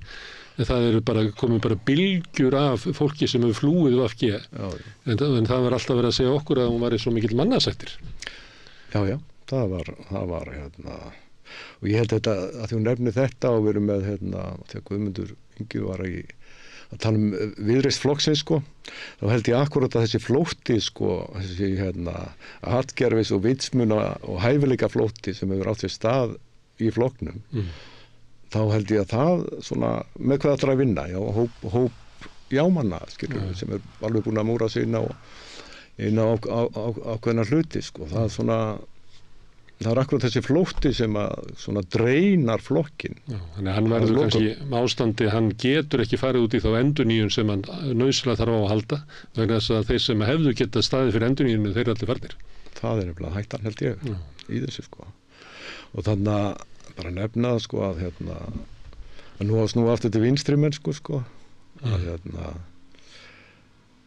og þá voru nefnd sko máli eins og kvenfrelsi og umhverfisvernd en kjarninum að berjast fyrir kjörum þeirra sem eru fyrir neðan miðlínu í samfélaginu og neðst, það var ekki nefnt. Þannig að ef maður ætla að finna kjarnan í því að vera vinstri flokkur, þá var þetta með að vera að grafa dýpra hjá VG. Nú heldur formaður nefndi líka fríðarstefnu. Akkurat. Sem er mjög erfitt fyrir VG að halda fram núna eftir framgöngu ríkisstjórnarinnar á Gaza. Já, þetta er samt sko, þetta er stórt trend sem hefur verið í heiminum að sko vinstriflokkar hafa farið út í svona mýkri mál, ég veit að þú þekkir þetta vel og hefur ofta rætt þetta sko og skrifað þetta. Og það birtist þarna sem sagt í þessu. Katrín Jakobsdóttir er eiginlega sko alveg haldgerfingur þess að fara svona að vera á vinstrivægnum, en fara út í öll mjúkumálin og svona öll átakapólitík hverfur og bara það liggur við að sé sko öll dýrin í skóginum með að vera vinir sé sko svona baráttuð þema sem er afkalalega mjúkt. Þetta held ég nú að sko sé kannski það sem að hefur leitið þess að VG hefur fært svona mikið niðar. Við sáum Samfylkinguna fara í þetta ferðalag hérna eftir samstarfi Sjálfstæðisflokkin að sko að svona yfirgefa þessa hugmyndafræði að pólitík sé hagsmunabarátta og bara allir saman, þannig að ég held þetta við Katrínu líka í kosningabaráttunni að svona kannski hafa meira bein í nefinu held ég. En af hverju er það þannig að valdastéttinnar, auðvaldið, mennta elítan og fjölmiðlarnir sameinuðust þennan frambjóðanda?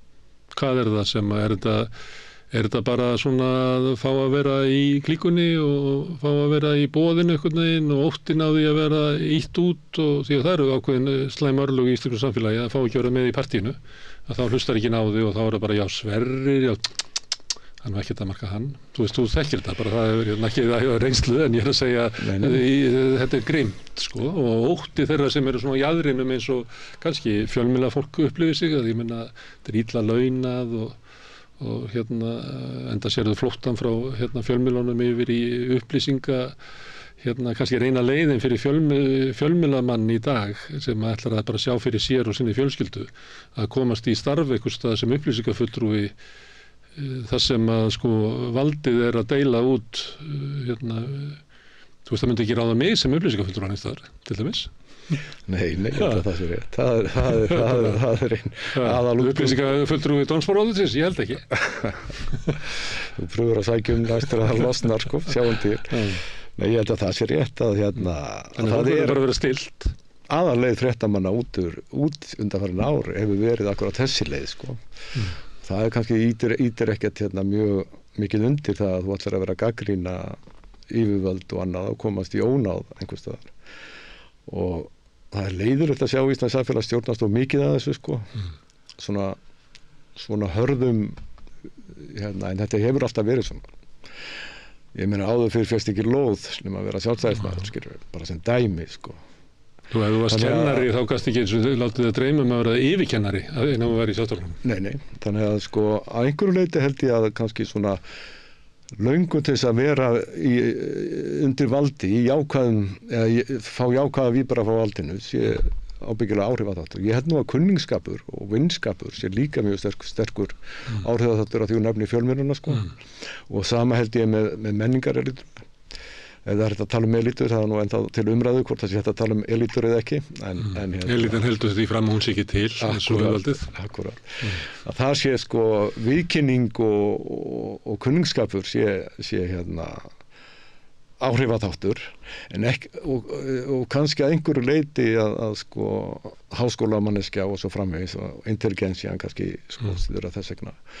Í ríkisstjórnarflokkarnir bara styðja sína konu, hún er búin að reynast bæði Framsókn og Sjálfstæðisflokki mjög vel og þeir kannski sjá tækifæri á því að setja sko innan gæsalappa sína mannesku á bæstastaði í fyrsta sinn og styðjana þess vegna og hún hefur ekkert verið þeim neitt óþægur ljár í þúfu. Það er frábæru talsmaður sjálfstæðisstefnunar á Íslandi.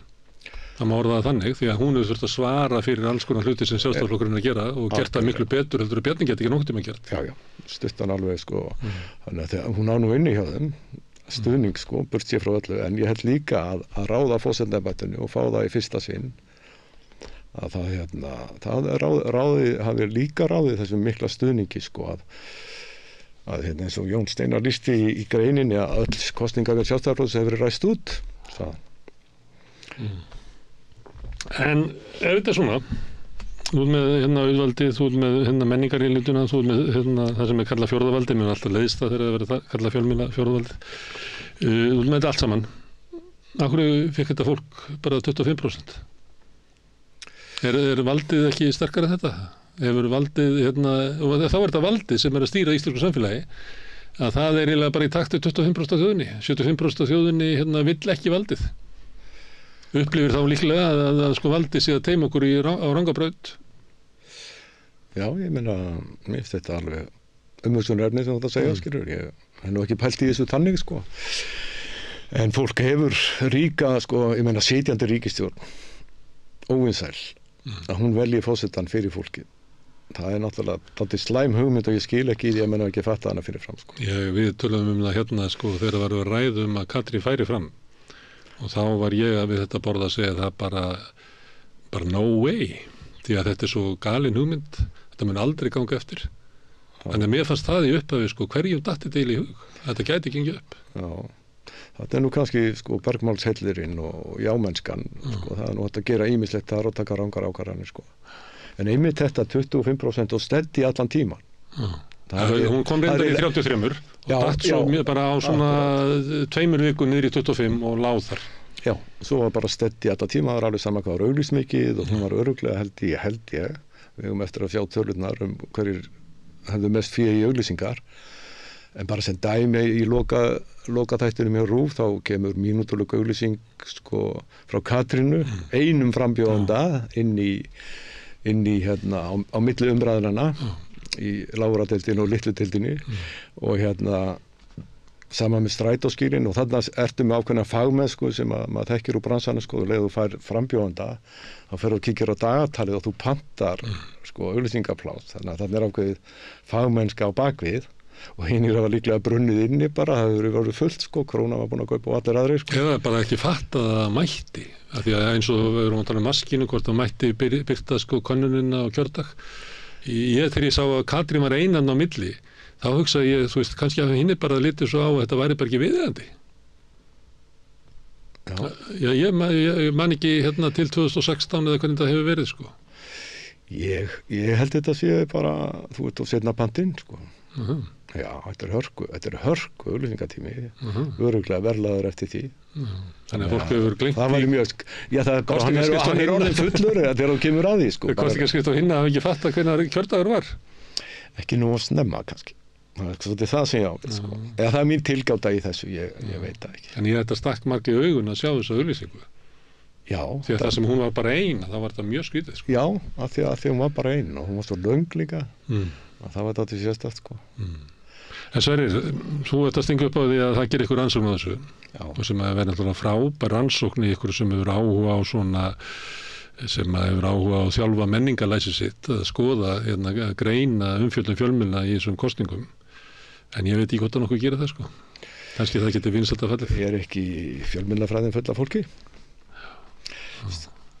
Stjórnmálafræðin, félagsfræðin er ekki alls konar MBA rannsóknir og doktorsrannsóknir og... Þetta heit að vera svona fjölskipaður hópur, þannig að þetta er gott fyrir bókmennafræðinga.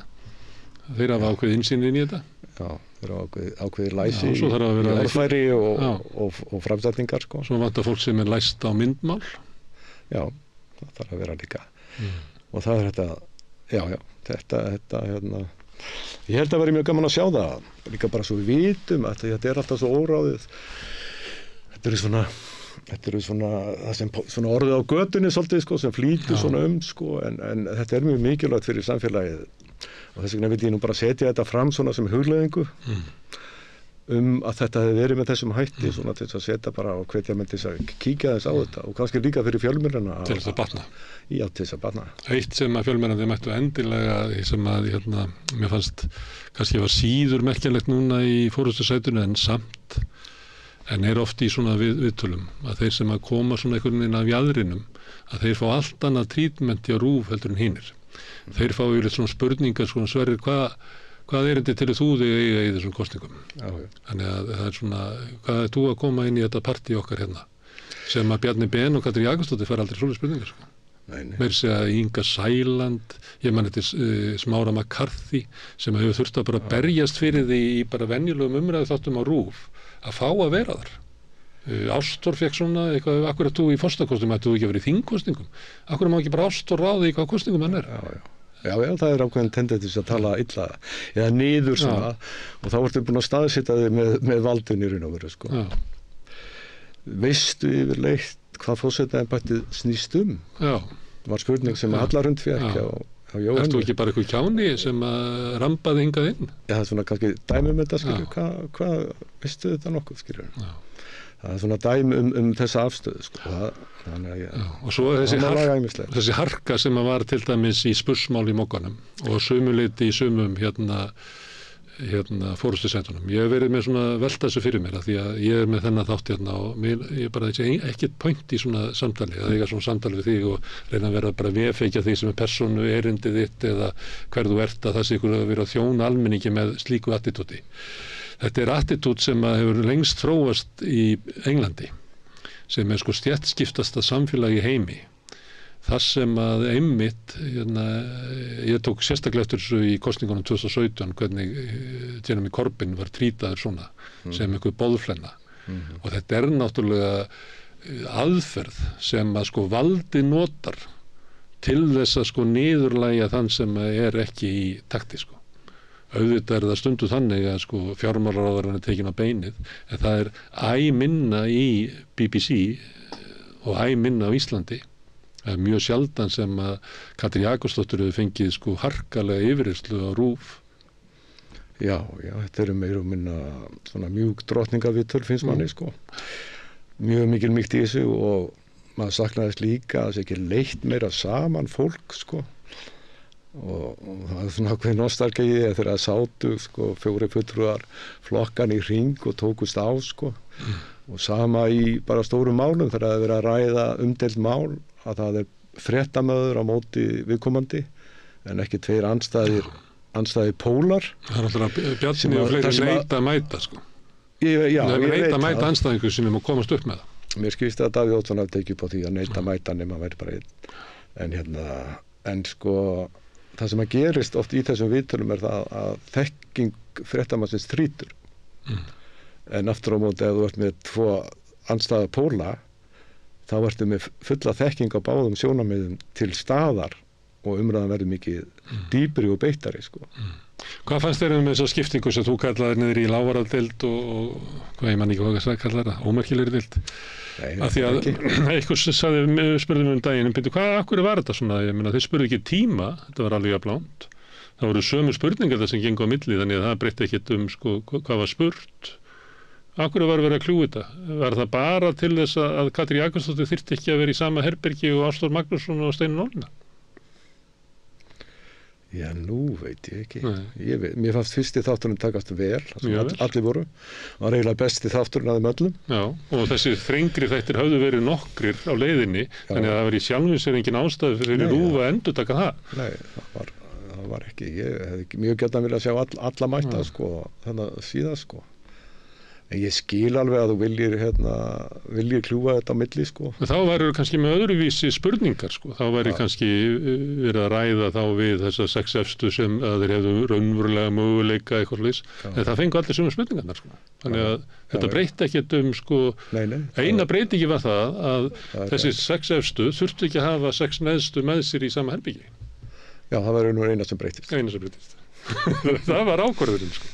Akkurat. Já, ég veit ekki akkur var tekinn, sko. Það eru gamla fáðinga til að tala um fjölmiðla. Þú þeir eru að vera bara fjölmiðlagagrínandi okkar að koma inn að sem oftast. Já, takk sem leiðis. Fjárhagserfiðleikar eru afgerandi meiri hjá eflingarfólki en öðrum á vinnumarkaðnum. Hvernig getum við réttlætt það? Efling stéttarfélag. Barátta fyrir betra lífi. Það eitt sem er afleiðing af forsetakosningunum er umræða og áhersla sem að fólk í Sjálfstæðisflokknum hefur komið með. Það sem að eru eiginlega svara umræðu sem hafi verið í forsetakosningunum vopnasendingar ríkisstjórnarinnar á vígvöllinn í Úkraínu sem að nýtur ekki mikil stuðnings meðal þjóðarinnar og eiginlega allir frambjóðendurnir nema kannski Katrín Jakobsdóttir og Jón Gnarr gagnrýndu og ekki síst nýkjörinn forseti Halla Tómasdóttir sem var mjög aðdráttarlaus í því að Íslendingar hefði ekki verið að senda vopn á vígvöllinn og hún gekk eiginlega skrifið lengra og sagði að það væri komið tími til þess að leita að leiða að einhverjum friðarsamningum að lausnin er ekki alltaf að senda meiri vopn og auka hernað lausnin leiðin til friðar eru friðarsamningar.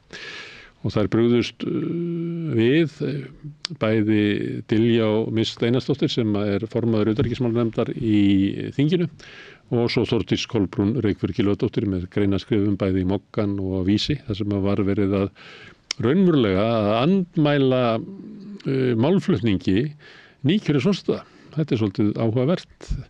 Hilmar Þór Hilmarsson, professor á Akureyri, var í bænum í vikunni og hann kom hérna til mig tvisvar og í seinna skiptið þá var eiginlega útgangspunkturinn var þessi gagnrýni úr Sjálfstæðisflokknum á málflutning nýkjörins forseta og svolítið umræðan okkar þróaðist út í það hver mótaði raunverulega utanríkis- og öryggisstefnu Íslands, hvort það væri búið að útvista henni til Pentagon. Við skulum heyra samtali við Hilmar Þór hér eftir. Ertu á leið heim úr vinnu? Stilltu á FM 89,1. Við ætlum að ræða hér heimsmálin við Hilmar Þór Hilmarsson sem er hingað kominn. Sögðu nú frá því síðast að við ætlum að kannski að horfa til Bandaríkjanna og Kína núna. Komandi átök, yfirstandandi átök og komandi harðnandi átök þessara ríkja, þessara heimsvelda. En þú varst í bylgjunni í morgun og Diljá Mist, formaður utanríkismálanefndar kom á eftir þér og það færðist aðeins á milli samtalana meðal annars umræða hvort að Íslendingar ættu að kaupa vopn og senda á vígvöllinn í Úkraínu. Og hún var spurð þetta, hvort að hennar viðtal hafi mest snúist Tyrkland, en það var utanríkismálanefnd að koma úr opinberri heimsókn til Tyrklands. En henni fannst þetta fráleit hugmynd og það var nú nefnt þarna í viðtalinu við hana að þetta hefðu nokkrir forsetaframbjóðendur lagt áherslu á að það væri ekki í takt við það sem Íslendingar hefðu gert hingað til. Né vilja mikils meirihluta þjóðarinnar að við vopnlausa þjóðin varum að senda vopn. Við getum sendt hjálpargögn og ýmislegt annað en ekki vopn. Og það var til dæmis Baldur Þórhallsson að þessu, Halla Rund Logadóttir, en fyrst og fremst kannski Halla Tómasdóttir sem var síðan kjörinn forseti sem hafnaði þessu alfarið að Íslendingar ættu að senda vopn á vígvöllinn. Diljá Mist var ekki hrifin af þessu og hvað skítaskilaboð? það haft eftir henni skítaskilaboð forsetaframbjóðanda til Úkraínu.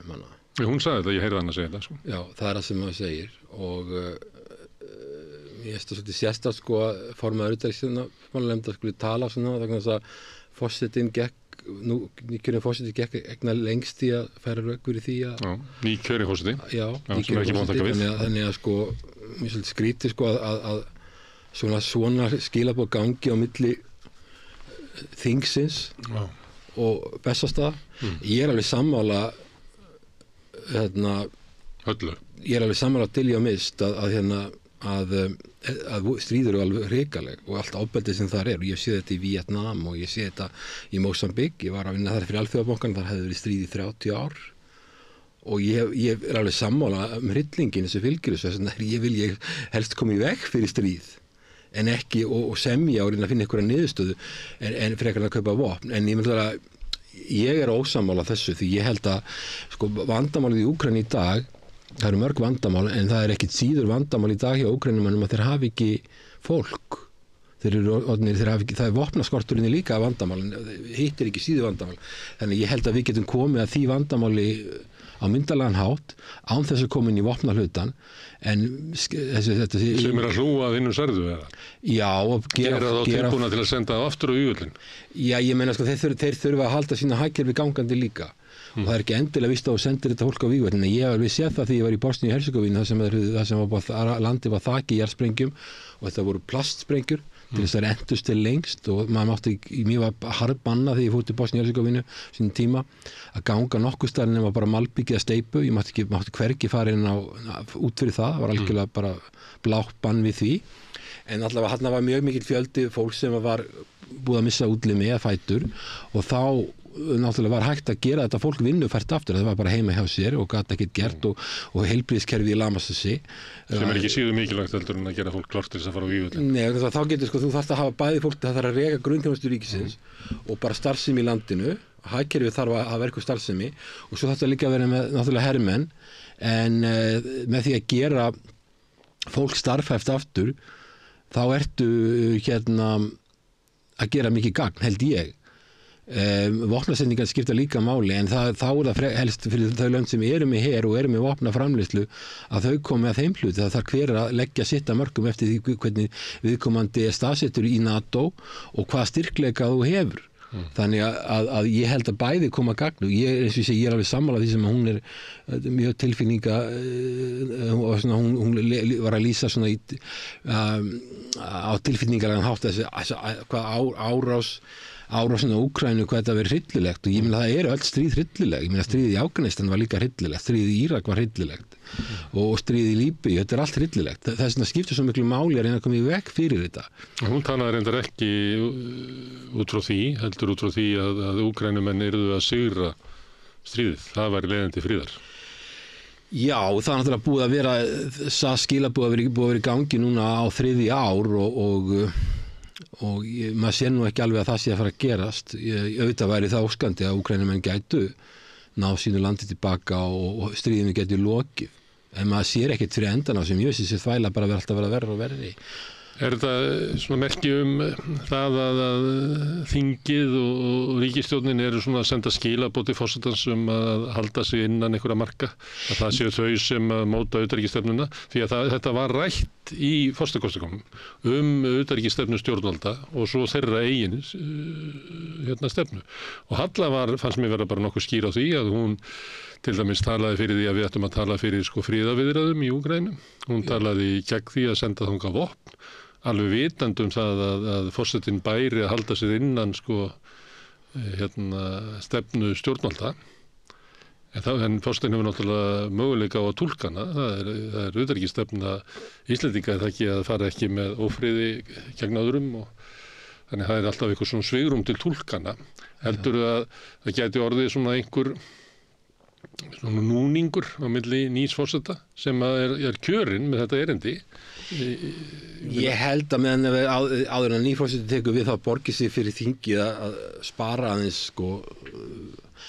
ekki kalla þetta skítaskilaboð. Já, að vera aðeins hógværara í málflutningi og sjá hvað forsetinn gerir. Forsetinn var ekki held ég að tala að taka völdin utanríkisráðherra, heldur var hann ekki kalla eftir samtali, það þyrfti að fara fram samtali og taldi verið bara skyldu forsetans. Það bara hluti við þetta fólk sem eins og ég held að formaður utanríkisnefndar er talsmaður líka væntanlega lýðræðis og mannréttinda og málfrelsis og þá hlýtur að vera eðlilegt að þegar kemur upp svona mál sem er viðkvæmt að það fari fram lýðræðislega umræðu þetta og það sem ég finnst þetta að segja að ég var En ef það er lýðræðislega umræðu þetta þá finnst mér líklegt að niðurstaðan yrði sú að fleiri væru á línu Höllu Tómasdóttur heldur en Diljá Mist. Já, ég hef ekki sinni að skoðanakönnun þetta. Það verður náttúrulega merkilt að sjá það fá viðhorf þjóðarinnar ykkur í könnun. Ég hef ekki séð það en mér finnst það svona sem ég heyri að fólk svona setji spurningamerki við þetta og það er það sem í þessu það að við vitum að við getum gert mikið gagn því að aðstóða fólk sem hefur slasast og örkumnast. Við vitum það og svo vitum við það að einn veikasti hlekkur NATO er svæði sem við erum á og vegna þess að Rússar eru með svo mikla viðveru þar NATO minni viðveru og svo er óvissa í kosningum í Bandaríkjunum hver verður forseti og forsetin sem að geti orðið Donald Trump, hann er á allt annarri blaðsíðu heldur en Biden sem er núna og svo er ekki svo mikið, svo lítil hernaði við vera sem fylgir varnarsamningnum. Framkvæmt varnarsamningsins, það er ekkert í varnarsamningnum hvað á að vera á Keflavíkurflugvelli vegna þess að hann var frá 1951 og það síbreytilegt hvað þarf til að verja land. Og svo þegar ég var aðstofnur það var ákveð að 3 ára fresti hvað þyrfti til þess að var Íslendingar og Bandaríkjamenn skilgreindu saman hvaða þyrfti til þess að vera væri varnir. Þegar ég var í þessu þá voru nokkur þúsund helminga Keflavíkurflugvelli. Ég held að segja ykkur 200 manns núna í dag eða ekki? Það voru loftvarnir. Það voru frétt daginn að það voru 200 manns? Það er við með svo núna skilst mér að það sé svona loftrýmisgæsla og það kemur öðru hverju hópur og þegar ég hef verið að fara bara að ferðast erlendis og hef ég séð kapótarleitavélar. Það er eitthvað þarna en ekkert nála því sem var og það er frekar lítil viðvara svo náttúrulega ég ætla aðeins með forsetan og utanríkismála nefnd Halla er náttúrulega nýkjörin og meðan annars út af ykkur meðan annars út af þessum áherslum sínum myndum að ætla að það er ef er fulltrúi er kjörinn á þing að þá hefur hann umboð fyrir þá stefnu sem hann kynnti í kosningabaráttunni og þú talar svona að hún vilja opna samtal þetta og við höfum svolítið talað það að það sé verið að gera breytingar á svona öryggismati og öryggisstefnu Íslendinga án þess að hafi farið fram einhver umræða. Ég var með þingmannum daginn, Andrés Jónsson, sem sagði að það væri lengi umræði í þinginu við þær gríðalegu breytingar sem væru í heiminum og líka þá svona stefnubreytingu sem að stjórnvöld standa fyrir. Það er náttúrulega verið að stórauka útgjöld til hernaðar og varnarmála meðan annars með stuðningi við Úkraínumenn. Og eitt af því sem var einkennandi í málflutningi Höllu var að hún lét svo á að forsetinn væri svona tæki til þess að auka samtali í samfélaginu. Þannig að við erum kannski með þá stöðu að stjórnvöld eru að senda vopn á vígvöllin sem er líklega gegn vilja allavega 70+% þjóðarinnar. Miðað við hvernig Halla kynnti hlutur forsetans, það var ekkert óeðlilegt af því að hún taki þetta mál einfaldlega bara upp og farið að ræða þetta út í samfélaginu. Hver á að stefna Íslendinga vera, svo að stefna stjórnvalda sé í takt við vilja almennings, eða ekki? Já, það er eitthvað sem við erum að sjá hvað hún mun gera, hvernig hún mun gera þetta, sko, náttúrulega, hún felur utanríkisráðherra sem forseti að fara með utanríkismálin en hún hefur tjáð sig þetta og þetta er mjög mikilvægt mál og ef við erum að tala að breyta stefnu Íslands þannig að við fyrir að senda vopn og kaupa vopn og ef við fyrir svo líka að segja við ætlum líka að fara að vera með útgjöld varnarmála 2% þá erum við algjörlega að breyta þjóðfélaginu. Við erum að breyta ég meina þetta er svo stór biti sem hann held að fara úr ríkisfjármálunum að þó það taka hann einhvers staðar og þá þurftum við stóru póstarnir í okkar fjárlögum eru heilbrigðismálin það stærst og svo eru alls konar félags- og velferðarmál og svo eru skólamálin dýrir þættir og það þurfti að taka væntanlega af ykkur af þessu það þurfti að fara fram þjóðfélagsumræðu það. Ég held ég sagt það við þið áður Mín upplifun þannig að ráðherrarnir í ríkisstjórn vita eða hafa með einhverjum leyti samþykkt það í samtölum við NATO-ríkin að við munum stórauka þessi útgjöld. Sú umræða hefur ekki farið fram á Íslandi. En þau hafa stigið yfir það svona tilfinningarlega að þannig það. Við verðum að bara stórauka útgjöld okkar en þeir hafa ekki kynnt þetta í þjóðinni, ekki kynnt Alþingi þetta.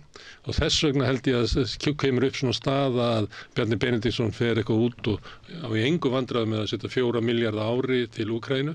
En þess að raunverulega var hann búinn að sætta sig við það að þessi peningar ætti að fara í eitthvað svona varnar og hernaðar dót. Já, forsætisráðherrann fyrrverandi, Katrín, hún, ég man rétt þegar hún var spurð út í þá vísaði hún í þingsályktun sem við vorum að tala í gær og svo þingsályktun var samþykkt á Alþingi. Án umræðu eiginlega. Já, en það er náttúrulega þá Alþingi að kenna ef það hefur ekki umræðu þetta.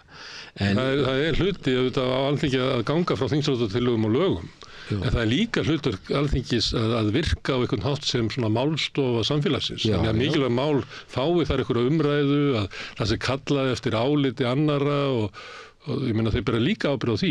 Já, það er náttúrulega spurning hvernig það fór fram að hvort það hafi verið farið fram með eðlileg umræða og hvort það hafi verið kallaði til sérfræðingar í þjóðfélaginu til að mæta fyrir þingnefndir og slíkt og rætt þessi mál. Hins vegar varðandi svona fund sem að Bjarni fór hjá forsætisráðherrum Norðurlandana þá kemst hann ekki hjá því. Norðurlandasamstarfið er mikilvægt fyrir okkur og hann hefur þurft að fara þangað og það er engin spurning að sko Norðurlöndin hinn eru í mikið meiri pressu heldur en við. Við getum náttúrulega sett okkur í svakalega mikla pressu, við viljum það, en þau eru mikið meiri pressu að því leyti að sko þau eru þarna nálægt Eystrasaltinu og svo eru Normenn náttúrulega með Svalbard og þeir eru þetta þessu svæði sem að Rússar eru að byrja að íta við. Þeir eru nervisur út af siglingarleiðum, þeir eru pirraðar út á NATO, Finnlands og Svíþjóðar, Svíjar hafa áhyggjur af þessum eyjum sem þeir eiga þarna og sama hafa eistar. Rússar tala að breyta siglingafarvegum og siglingarleiðum hvað þeir mega fara langt að landunum. Það er komið pirringur á landamærin. Við erum ekki með neitt af þessu.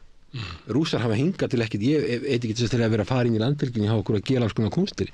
Hins vegar ef að við erum að kaupa vopn þó svo auðvitað eru afleiðingar stríðsins hræðilegar að drepa konur og börn og það eru hræðilegar afleiðingar. En hins vegar ef að við erum að kaupa vopn og þau eru sérstaklega þau eru notið inn að landamæra Rússlands, ég veit ekki hvort að þessi vopn sem við erum að kaupa það verið gert, þá verða afleiðingar af því þetta er stríð og stríð er algjör óhugnaður og þess vegna finnst mér svo mikilvægt að koma í veg fyrir þetta. Ég sé sagt við þig, ég hef séð afleiðingar stríðs Mósambík sem voru búin að vera í 30 ára styrjöld, 15 ára í styrjöld í Portúgali og svo öndu 15 í borgarastyrjöld. Og þegar ég fór til Norður Mósambík að byrja alþjóðabokkunum að kanna aðstæður, þá voru alveg bara börn á götunum með vélbyssur.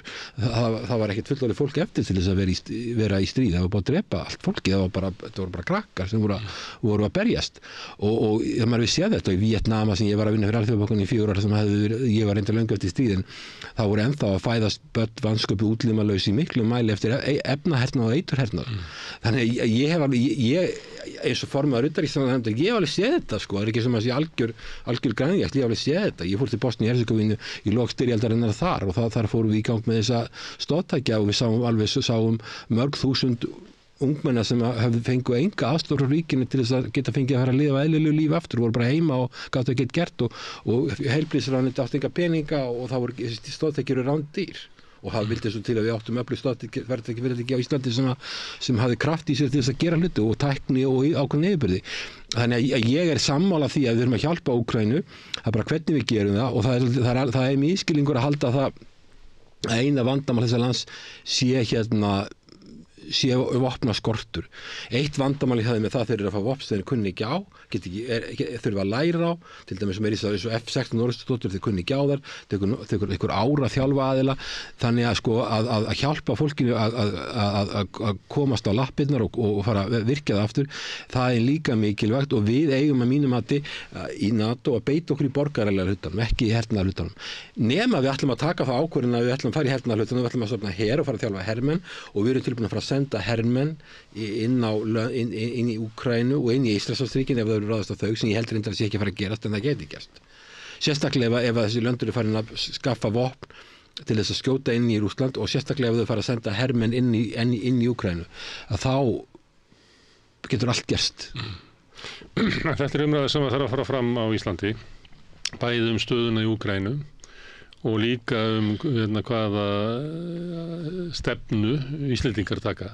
Það er bara þannig að þannig rann þessi þingisályktun til að gegnum Alþingi, að þetta er gert í nafni þess að við verðum að styðja, þetta er svona hlýðið víði stemming, hlýðið Zelenski, þetta fer í gegn og hort framjá því að Zelenski getur haft einhverju öryggishagsmuni sem eru aðrir heldur en Íslendinga. Við höfum ekki sem hagsmuni á þeir. Auðvitað höfum við hagsmuni á því að stuðla að lýðræði og mannréttindum og allir slíku og við höfum stutt Úkraínu og það sem ég finnst verið aðna gallið við þennan pakka þýðsjálfstæðantillögu, það er voðalega lítið verið að nýta íslenska sérþekkingu eða fyrirtæki eða það sem við kunnum og getum.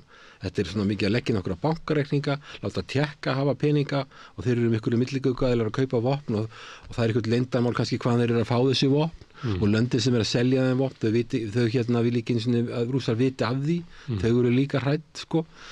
Mér finnst það svona vafasum viðskipti, en auðvitað verða þeir að fá vopn og þeir eru að fá vopn. Það er nóg af liði til þess að veita láta þau fá vopn.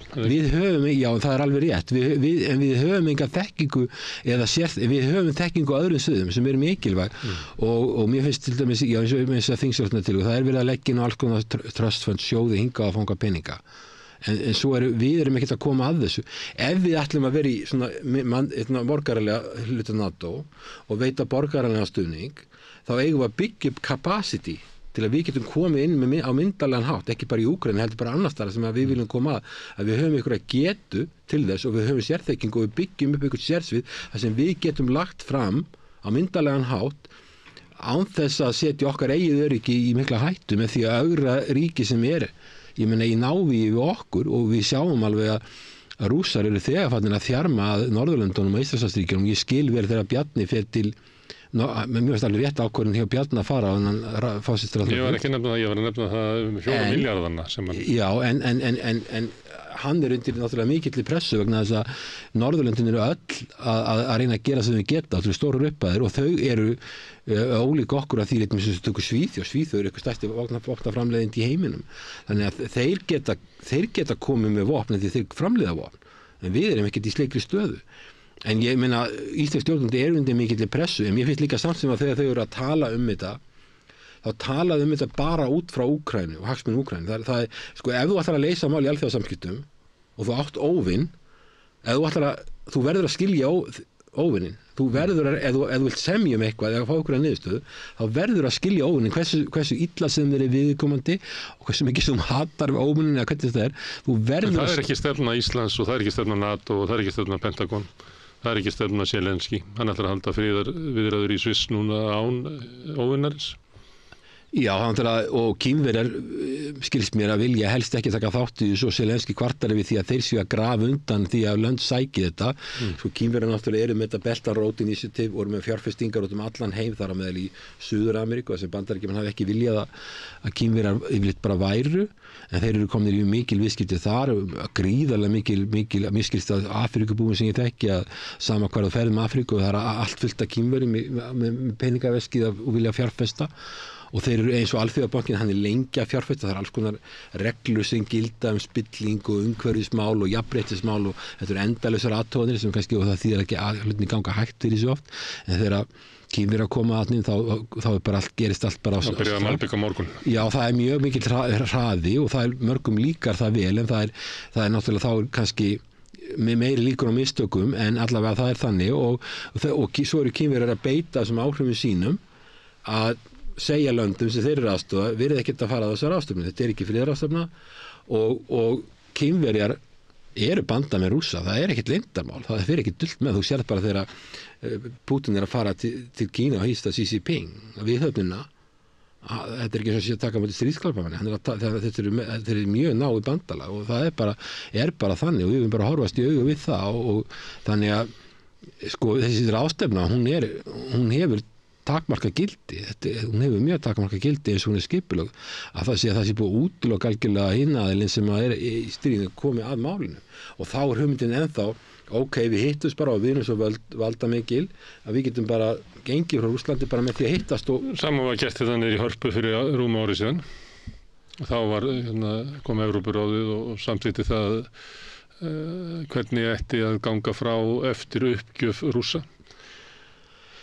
Já, það sko, þessi tjónaskrá finnst mér voðalega skrýtin, ég hef sagt við þið áður að mér finnst voðalega skrýtin að því að ég veit að stofnanir sem er að skoða þetta, sko, Evrópusambandið með fjárfestingarbanka Evrópu, svo Alþjóðabankinn með 5 stofnanir sem samanstendur af 5 stofnanir, þetta eru allt stofnanir sem kunna að vinna bæði með einkageiranum og ríkinu og byggja upp og fjárfestingarbanki Evrópu og hann er búinn að vera til dæmis tökum Eystrasaltsríkin sem voru hlutasafnríkjunum, ég var þar í 4 ár sjálfur að vinna og ég var alveg í sambandi við fjárfestingarbanka Evrópu sem Evrópusambandið á, þessi stofnanir hafa kunnað til að gera þetta og þær eru að gera skrá yfir tjón í þarna, þannig að ég sé ekki alveg til hvers þetta var að þessu leyti því að Evrópuráðið hefur ekkert capacity til að gera neitt, auðvitað geta búið til einhverja skrá, en ég meina, hvað ætlar að gera? Þú ert með land sem á 6.000 kjarnagota, hvað ætlar að gera? Ætlar að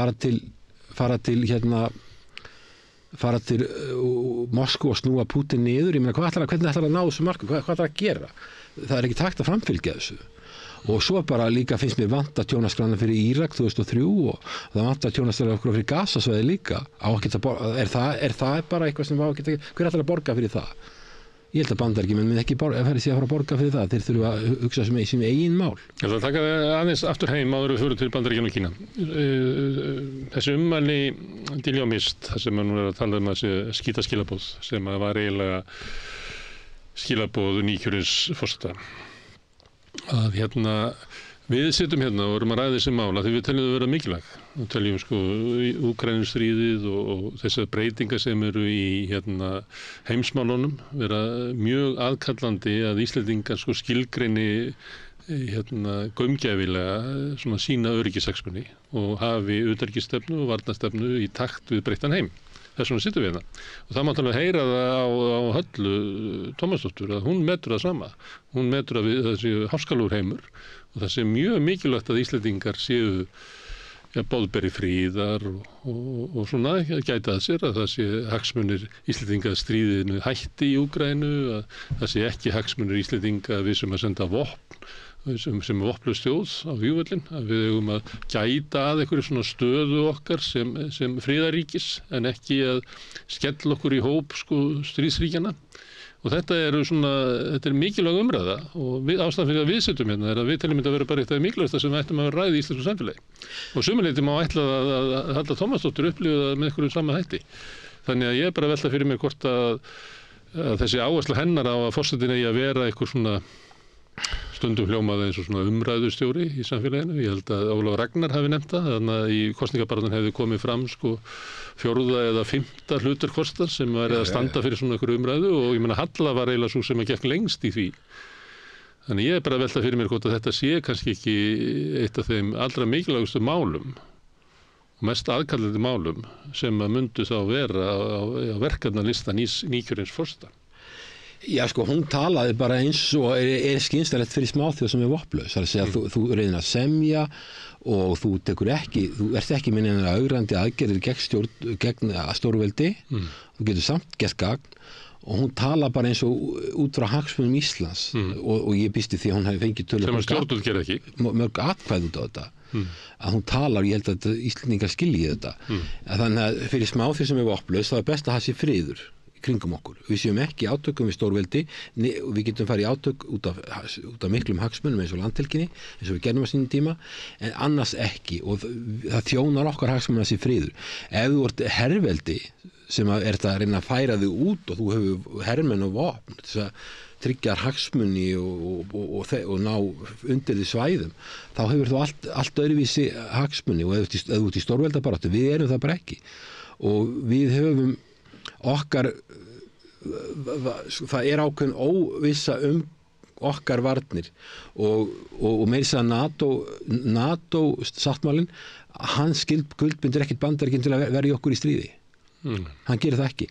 Hann bara segir það að í átökum þá verður hvert land má það bregðast við as it deems necessary en það engin skuldbinding það að Bandaríkin muni verja okkur í stríði og eða önnur NATO-ríki, þau þurfa að bregðast með einhverjum hætti við en þau geta gert þetta sjálf og eftir út frá eigin hagsmunum. Nú má maður kannski segja þessu svo að Ísland sé svo mikilvægt vegna legu sinnar að Evrópuríki og Bandaríkin muni leggja tölvöld mikið á sig en allavega það eina sem við vitum það að á landinu sjálfu eins og í dag þá sjáum við ekki að það sé mikil fyrirstaða til þess að gera mikið. Þegar ég var að vinna í þessu fyrir 25 ára síðan þá voru fastar orrustuþotur á Keflavíkurflugvelli alltaf og ég mati þegar við gerðum kröfu á þeim tíma að þær verið alltaf on high alert. Þetta voru F-15 orrustuþotur og F-16 voru þá tiltölulega nýlegar þotur og ég man því að aðmýrarnir sagði við mér í ráðherrabústaðnum að gerir þau grein fyrir því að þeir eru að gera svo mikla kröfur að flugmennir geti ekki fara heim til sín. Þeir eru að sofa við hliðina á vélinni og þeir geti ekki fara heim til sín því það er svo skammur tíminn og það sem við sögum alltaf, við viljum að vélarnar ef að Rússland eða einhver að nálgast landið, þá viljum við að vélarnar séu komnar í loftið og þær séu komnar á mótsvið á óvinnin, hver sem það áður en hann kemur inn í lofthelginni hjá okkur. Það var bara að rekna allt út hvað þetta verið langur tími og það þýtti það að flugmaðurinn gat ekki farið svo að þeim á sér og við gerðum þess að Þeir voru á vöktum eða ekki? Jú, þeir voru á vöktum en þeir gátt ekki farið heim til sín. Þetta er svo brunalið, bara þeir sáðu á öfriðinni. Já, og þannig að þá voru náttúrulega að virkar varnir og okkur fannst þetta samt vera frekar lítið en þetta var samt sem áður virka varnir. Það ekki í dag og svo náttúrulega forsetinn sem geti tekið við í janúar með allt annað blaðsíðu heldur en það sem núna. Þannig að við erum í óvissu heimi. Skynsamlegt fyrir okkur í svona óvissu heimi að fara að kaupa vopn. Ef við værum til dæmis svo Svíþjóð og við værum með vopnaframleiðandi og við hefðum tölvöld stóran her, þá þetta öðru vísi svolítið. En ég held samt sem að ég ekkert vissum ég skil verið Svíþjóð skildi gangi í NATO og finna, ég ekkert vissum að þetta muni auka öryggið þeirra vegna þess að þetta bara verður meiri núningur sem var ekki áður. Það ekkert víst að við verðum bara að sjá hvernig það þróast en ég skil þá alveg. En ef að þú ert með alvöru her og getur varið þá er það þannig en eins og sé við höfum ekki þá reynslu að það sé verið að við erum ekki minni landamæri við stórveldi, við erum ekki minni landamæri en ég meina ef þú ert eins og Pólland þú ert með landamæri, austurlandamæri við Úkraínu, það að stöðugur núningur á þessum landamærum og ef þú ert í þeirri stöðu að ef Úkraína tapar þá færast landamærin þá ertu Pólland komið risa löng landamæri við Rússland og það náttúrulega fyrir þá það alveg skelfilegt og ég skil að þeir skuli fara í 4% og þeir byggja upp her og þeir vilja senda vopn og gera hluti. Þeir eru bara í allt annari stöðu heldur en við allt aðra hagsmuni. Þeirra hagsmunir eru miklu nær Úkraínu heldur en okkar hagsmunir. Það verðist ekki vera lítið svo á í íslensku stjórnvöldum að þannig eigi að meta hlutina. Heldur eigum við að taka upp öryggismat og öryggisstefnu Póllands og Úkraínu og Pentagon. Það ekkert sjálfstætt mat á hver staða Íslands. Þess vegna var áhugavert það sem Halla Tómasdóttir var að segja, sem var eiginlega svolítið á skjön við stefnu stjórnvalda. Sem að þú heyrir munin á tóninum í henni og Dilja og Mist á bylginni í morgun, sem stefnan svo að Úkraína vinni Rússland á vígvellinum. Það hefur verið lengi talað um það. Nú, við vitum ekki hvernig stríð. Það enginn sem trúir þessu og hefur enginn trúið þessu í heilt ár. En samt segir fólk þetta. Það er bara að segja þetta alveg frá upphafi og það er búið að vera svo augljóst allavega í 1 ár að þetta ekki að fara að gerast. Já, ég allavega sé það ekki. Auðvitað væri óskandi að Úkraína með einhverju kraftaverki myndi ná því að ná landinu tilbaka og myndi ná að vinna sig út úr þessu. Þú getur ekki byggt öryggistefnunni á kraftaverki? Nei, þess vegna hef ég verið mjög skeptiskur á þess að þú veist og ég hef ekki trúað því að ég held að Úkraína sé búin að tapa þessu stríður en veru og það mjög dapurlegt og manntjónið sem hefur orðið verður aldrei bætt og þeir máttu svo sísta öllu við því, þú veist það vel sjálfur, þú skoða það mál og eignatjónið allt saman sem verður aldrei bætt, þannig að þó að þeir myndi vinna stríðið þá er samt staðan mjög slæm, þeir eru búin að þú bætir ekki upp þegar mjög stórt hlutfall af unga fólkinu annarkvæmt flúið eða búið að láta lífið eða örkumlað, þá verður það baggi á þessari þjóð kynslóðum saman. Þetta er foreldrakynslóðum sem eru verið að fórna. Fæðingar þínir hreinur og þetta mjög mikið gamalt. Þú hafði séð það raunverulega áður, eftir hrun Sovétríkjanna, þá sérðu það að þeir sem að flýja landið, vegna þess að það var engin hagvöxtur í 30 ár og fólk flýr landið til þess að bara byggja sér framtíð annar staðar. Það var náttúrulega mest ungt fólk. Já. Og þú sérðu bæði það að vantar þá kynslóð inn í aldurspíramítan, en líka sko börn þeirrar kynslóðar. Já, já. Og ef að bæti síðan ofan á það að þessu fólki fórnað á vígvellinum og eða flýr land, það er náttúrulega mikið það að kallan eru kannski á vígvellinum en konurnar eru flúnar með börnin úr landinu, að þá ertu komið með sko aldursamsetningu þjóðar í þessu landi sem að hún verður sko áratugi, kynslóðir að jafna sig á. Já, það er ekki vá því. Þetta er mjög alvarlegu vandi og fyrir utan það sko að minnst að eftir að Sovétríkin féllu þá var engin hagvöxtur í 30 ári í þessu landi og þegar menn að tala þetta hafi verið í lýðræðisríki, þetta var sko... Þetta er ólíkarka ríki, miklu verra heldur en Rússland hefur Rússland var. Það er miklu meiri spilling og það, ég er ekki að halda þessu fram. Þetta má bara lesa úr alls konar skýrslum og athugunum sem höfðu verið gerðar á efnahag Úkraínu. Það var verfarið svona ólíkarka ríki þar sem var búið að ræna öllum eigum almennings frá Sovéttímanum og kom í hendurnar á örfáum auðgifingum. Já, þú getur alltaf að sé það sko, þú hefur lesið þetta meira heldur en ég, en ef ég bara sem hagfræðingur, ég horfi bara á því verka landsframleiðslu, að frá því Sovétríkin féllu þá tvöfaldast verka framleiðslu í Pólandi, í Rússlandi, rúmlega það. Þannig að það er eitthvað að gerast í hagkerfinu, verklega framleiðsla mann, en hún eykst ekkert, hún minnkar í Úkraínu á 30 ára tímabili og svo fækkaði Rússum eitthvað, en miklu minna heldur Úkraínu, það var bara algjör hrun. Þannig að það er eitthvað mikið að þessu og maður heyriði mikið spillingu þarna, en við hefum svolítið eins og íslensk stjórnvöld tala þetta hafi bara verið eins og Sviss bara, þetta hafi verið bara gott land, það sem var þokkalega gott lýðræði og allt með góðum móti þangað til að þetta allt var eðlilegt fyrir þeim. Það var ekkert þannig, þetta var náttúrulega bara í rúst, en nú náttúrulega er þetta bara ennþá verra. Og þessi hugmyndum að sigra stríðið, hún er ekki að rætast og þannig að maður sér bara skelfilega framtíð og ég sé ekkert heldur alveg augljós hverjir ætla að koma uppbyggingu þessa lands. Ég átta mig ekki á því, sko, það er verið að tala um Evrópusambandið með mokaðarninn peningum og þetta verður eins og Þýskaland eftir seinni heimsstyrjöldina eða Japan eða eitthvað slíkt, eins og þú ert að benda varðandi fólksfjöldaþróunin og allt það og ástand í landinu. Þú líka tekið bara hver er geta og styrkur Evrópu. Því að Evrópa er í efnahagslægð. Hún hefur nómið sjálfa sig. Ég meina, og ef að Evrópa ætlar að í ofanálega fara kannski að bæta við 1% hvert ríki í hernaðarútgjöld sem eru kannski 2,5% af ríkisútgjöldum sem að mun líklega leiða til sko hægari uppbyggingu grunnkerfana og velferðarkerfana. Já, þú sér það að Evrópusambandið sjálft sem er að standa í innviða uppbyggingu og alls konar uppbyggingu, þeir fá svona 1% af verkefni landsframleiðslu í sameiginlega sjóði. Það er verið að tala að NATO að fá helmingi meira eða 4 sinnum meira. Aukningin er kannski sambærileg. Hugmyndin er það sem að Evrópuríkin þurfa að auka útgjöld sinn til hernaðar er álíka og að búa til nýtt Evrópusamband. Minnstakosti.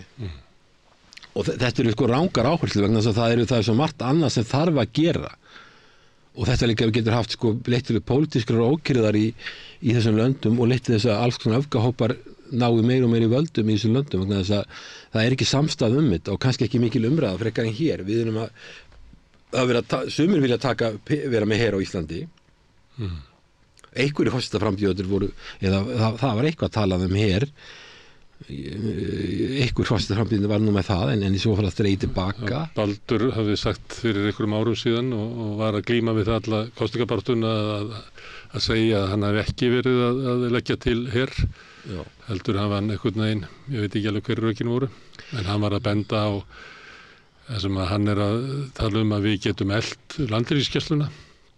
Við getum ég veit ekki hvort hann orðaði það alveg þannig, það mátti skilja það, hann var eiginlega að leggja til að kannski ættum við að skoða það að breyta björgunarsveitunum okkar yfir í einhvers svona varasveitir þannig að fólk fengi borga fyrir þetta og það var ýmislegt svoleið sem við getum gert, þá væri það svona uppbygging einhvers mannafla sem að kannski væri ekki sko rekin eins og her, ég held að hann hafi sagt að við kunnum það ekki, það ekki kultúr fyrir því að við myndum búa til her þá er það eitthvað sko hlægilegt, þannig hann var kannski að tala að sko að og það er svipað og ég var að segja áðan sambandi við ríkisstjórnina og Bjarna. Það er eins og sko hugmyndin ákafra NATO-manna er það að við séum eiginlega, það sé orðið þannig staðan að við munum þurfa að leggja til svona 1-2% af landsframleiðslu á svona allra næstu árum til hernaðaruppbyggingar. Og þá sé eiginlega sniður að því að þetta er hvað sem tapa fé, að það er bara gjaldi fyrir að fá að vera þarna inni, að því við getum ekki alltaf setið við borðið þar sem eru fátækari ríki sem eru að komið langt yfir 2%. Á endanum munu þau náttúrulega segja hvað með þessa Íslendinga, að þeir alltaf að fá að vera einhverju frírættir sérna með okkur. Þannig að það er eins og NATO, ákvæðustu NATO-sinnarnir eru búin að átta sig á þessu, að við munum þurfa að borga þetta. Og ég upplifði það að Baldur væri eiginlega að lýsa því að það sem að við þurfum hvað sem að gera þetta. Ættum við þá ekki bara beina peningunum í því að eiga bara góða landhelgisgæslu, setja björgunarsveitirnar á laun, skilgreina það sem eitthvað svona varalið, þannig að það væri hægt að í bókhaldinu færa það yfir í uppbyggingu öryggis og varnarmála og þar fram til guttan. Já, sko, ég er sammála, ég hef sagt það við áður, ég er sammála því að það mætti efla landhelgisgæsluna. Við erum með mjög stóra efnahagslögsögu, við erum bara með 1 skip á efnahagslögsunni sem er með fallbyssu, ég held að Freyja sé ekki eins og komið með byssu, þannig að ég er ekki hrifinn af því að vera að nota byssur, en við getum þurft að beita bara eins og einhverjum lögreglu aðhaldi. Við þurfum að fylgjast með, við þurfum að bera með ábyrgð á þessari landhelgi og við getum, og þessari efnahagslögsögu sem við eigum og viljum geta verndað hana og normennir í þessari stöðu, þeir eru í vandræðum til dæmis á Svalbarða út af húsum sem eru komnir með viðverið þar. Við getum elt hana og í háskalegri heimi þá sem er eðlilegt að við eflum landhelgisgæsluna því að við bara líka bara til eftirlits og til björgunar, við getum sagt við NATO, við ætlum ekki að fara að sofna hér, við ætlum ekki að fara að senda ykkur hermenn, við ætlum ekki að fara að senda íslenska drengi sem byssufóður til að verja ykkur lönd, en við erum tilbúin að auka öryggi ykkar á þessu hafsvæði og hjálpa til þar, við getum gert það. Og hann var að tala sæstrengi og slíka hluti strengi sem eftir að skera á og rúsa getur valdið okkur skaða. Ein leið til þess að minnka það að líkurnar á því að við verðum fyrir slíkri árás er að eiga í þokkalega vinsamlegum samskiptum við alla aðila. Sko, smáríki hafa þá hagsmuni að eiga eins vinsamleg samskipti við stórveldi eins og hægt er. Ég hef nefnt sem dæmi Litáen við því. Ekki pota með priki í augað á byrninum. Nei, og sérstaklega þeir eru að pota þeir eru með priki í augunum á Kínverjum, Litáar til dæmis, með því að leyfa þeim að opna skrifstofu í Vilnius sem heitir Tævan skrifstofun, ekki Taipei. Ef þeir eru leyft Taipei skrifstofu sem er höfuborg Tævans, þá hefðu Kínverjar ekki til ánar, þetta er senna sagt lítið, en ef þau Tævan skrifstofa þá færa það að sjá til svo sendir á, þá verða það alveg brjálaðir. Og ég veit að Kínverjar til dæmis voru mjög nervusur þegar við getum Eystrasaltsríkin að við gætum kannski farið í þá leið að alltaf fara að viðurkenna Tævan og einhvern tíðan átti forseti Tævan að koma til Íslands svona í óformlega heimsótt bara sem ferðamaður og ég var það að stóma utanríkisráðherra að það var allt brjálað því að Kínverjar voru svo hræddir að við myndum bara fara og segja ok, við ætlum bara að viðurkenna Tævan eins og við gerðum með Eystrasaltsríkin. Þannig að þeir eru mjög nervisir og þú vilt ekkert vera að rugga þessum bát og þess vegna eiga smáríki að mínum dómi að eiga eins sæmileg samskipti, okkar samskipti við Rússland í dag eru slæm. En ég meina við erum búin að segja við fordæmum þessa innrás og við erum búin að segja að hún sé ólögleg og við tökum þátt í einhverju svona viðskiptaþvingunum vegna þess að við erum að sameiginlega markaða Evrópusambandsins og ég held að Evrópusambandið bara gerir þá kröfu ef við erum á þessum sameiginlega markaði sem skiptir okkur máli sem því það við erum innan tollabandalagsins. Ég meina að Evrópusambandið er tollabandalag og við erum innan tollabandalagsins að við þurfum ekki að borga sameiginlega toll og það er ákveðin þriðjindi sem við fáum. En þá gera þeir líka kröfu til okkar að við gerum vissa hluti fyrir þá. Þetta er bara give and take. Þetta er alveg eins og með NATO-aldin og dýrlega varnarsamningin.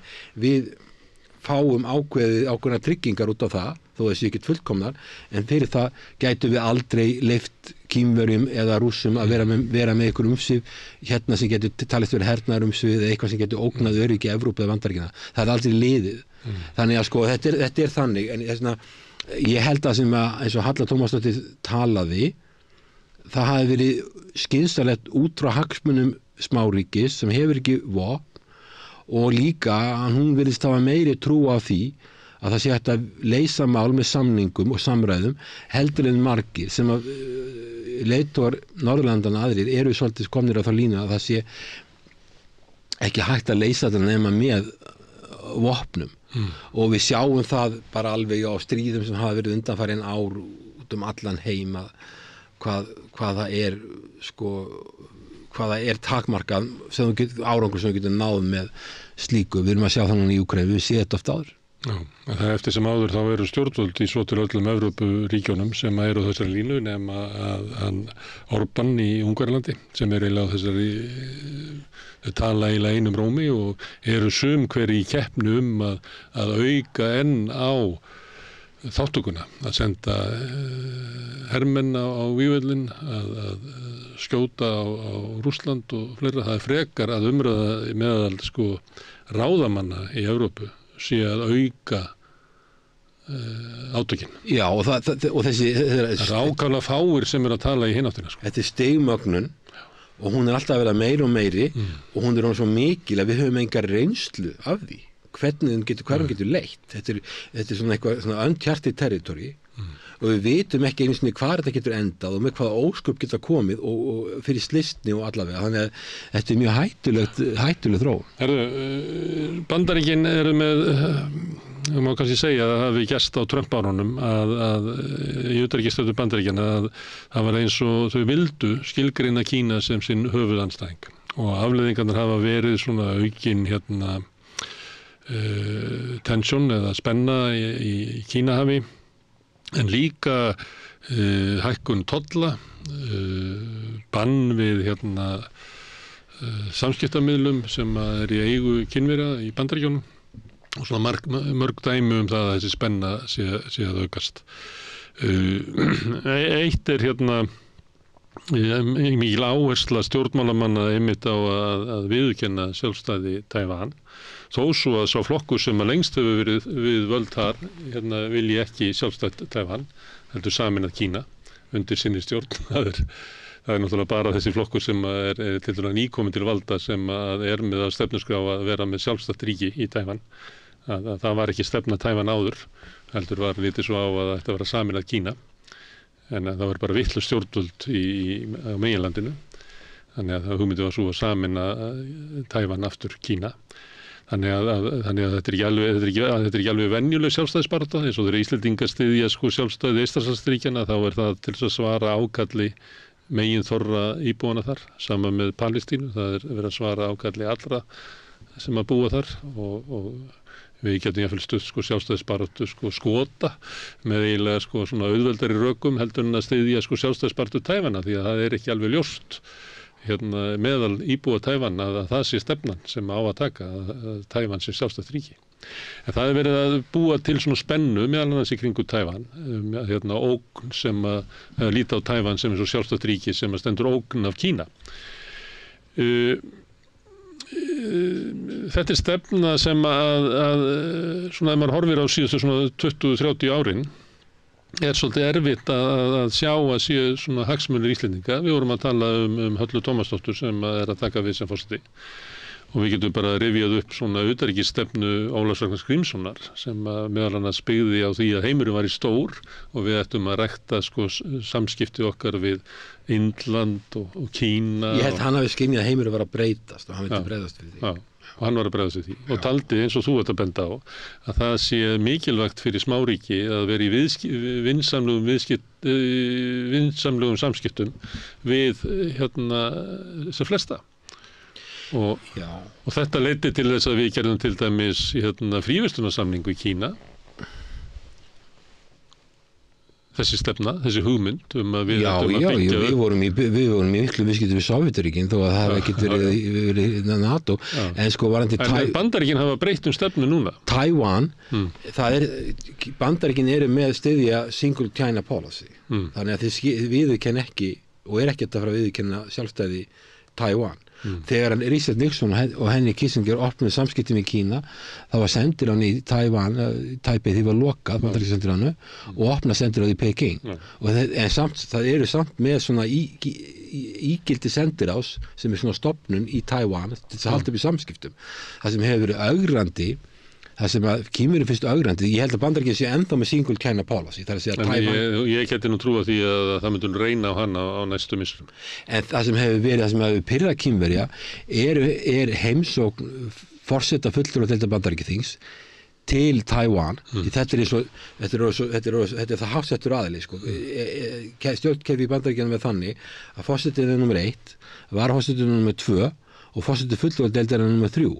Segjum ef að fórseti féllir frá og varaforseti féllir frá að þá er fórseti fulltrúadeildarinnar en fórseti Bandaríkjanna. Þetta er svo háttsettur aðili. Ef þú sendir svona háttsettur aðila í opinbera heimsókn til Taiwan, þá verður Kínverjar, Peking verður mjög fúlir yfir þessu. Það finnst þetta eins og sé verið að segja, svona óbeint skilaboð að þeir séu sjálfstætt ríki og það pirrar þá og þess vegna fannst mér skrítið þegar Nancy Pelosi fór að fara þessa ferð. Og svo líka þegar núverandi forseti fulltrúadeildar Bandaríkjaþings segir að Íran, Kína og Rússland séu axis of evil og Kína er í þeim pakka. Það er líka mjög pirrandi. Þau eiga alltaf þetta hugtak, sko, öxulveldi hins illa, svo skiptaði bara löndum út hverjir eru þar. Nú er Kína lendi í hópnum. En sko, en sko, það sem að sko, þegar annars að ég vilji segja, sko, ég horfi ekki á það að Bandaríkjamenn séu, og ég er ekki að segja þú veist að segja það heldur, að Kínverjar séu vondir eða Bandaríkjamenn séu vondir eða Rússar séu vondir, þegar þú ert komið multipólar heim, sko, sem eru ekki bara eitt pól, multipólar, það verða slagsmál. Það er alveg sama hvað, þó segjum Indland verið sem hópi, segjum að Indland verið komið í en hóp eftir ykkur 10 ár eða eitthvað, þá verða þeir svona líka. Og ef við verðum svona stórveldi, þá verðum við svona líka. Við værum í slag við einhvern og það sem gerist er það að þú nefndir Obama, þegar Bill Clinton var forseti, þá talaði hann fyrir engagement policy við Kína, engagement policy, virkja alþjóðastofnanirnar til að hjálpa Kína, hleypa þeim inn í alþjóðaviðskiptastofnanirna og byggja hagkerfi Kína upp. Og þá var Kína miklu minna hagkerfi heldur en Bandaríkin, miklu minna.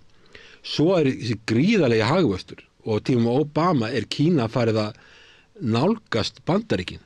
Þá kemur taugatitringur. Þannig bara að koma svona per competitor, einhver aðli sem getur verið að keppa við okkur.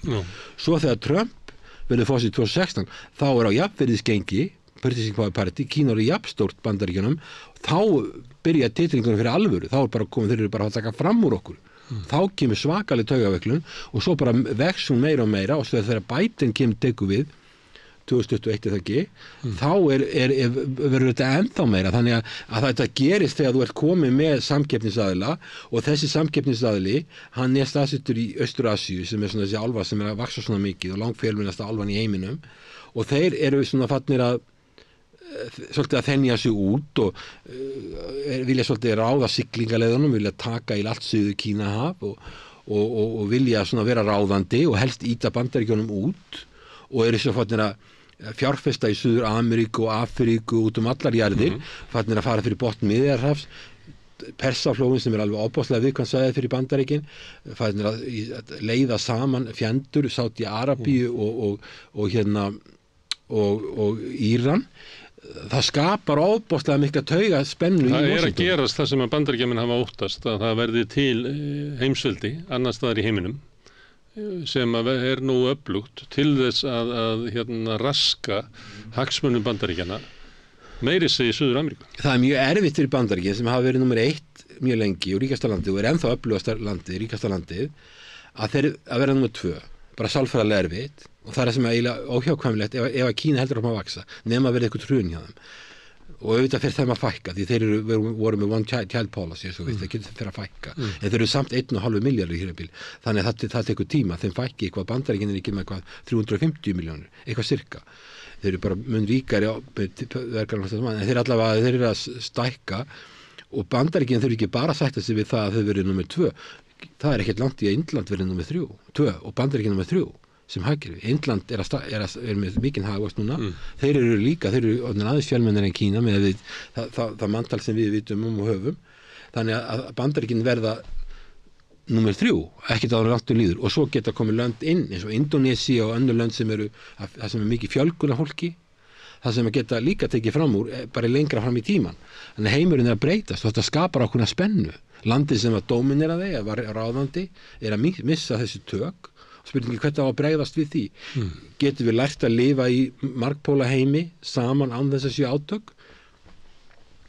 Stórveldasamkeppnin hún svo það var eftir Úkraínustríðið, þá var svona komum nokkrir hérna, við vorum að meta það og þá var ein línan var svo tími svona hvað ég segja opinnar svona alþjóðavæðingar svona svipað og sem friðsamleg samskipti þjóða myndi byggja upp frið að það bauð skipsbrot með árás Rússa inn í Úkraínu og þess vegna hætt öllum olíuviðskiptum og öðru slíku og eitthvað fleira og þá var fólk sem var að segja það að þetta bara breyting í heimsmálunum og nú erum við komin inn í tímabil þar sem að ríki verða bara að vera í sínum hópi með sínum líkum.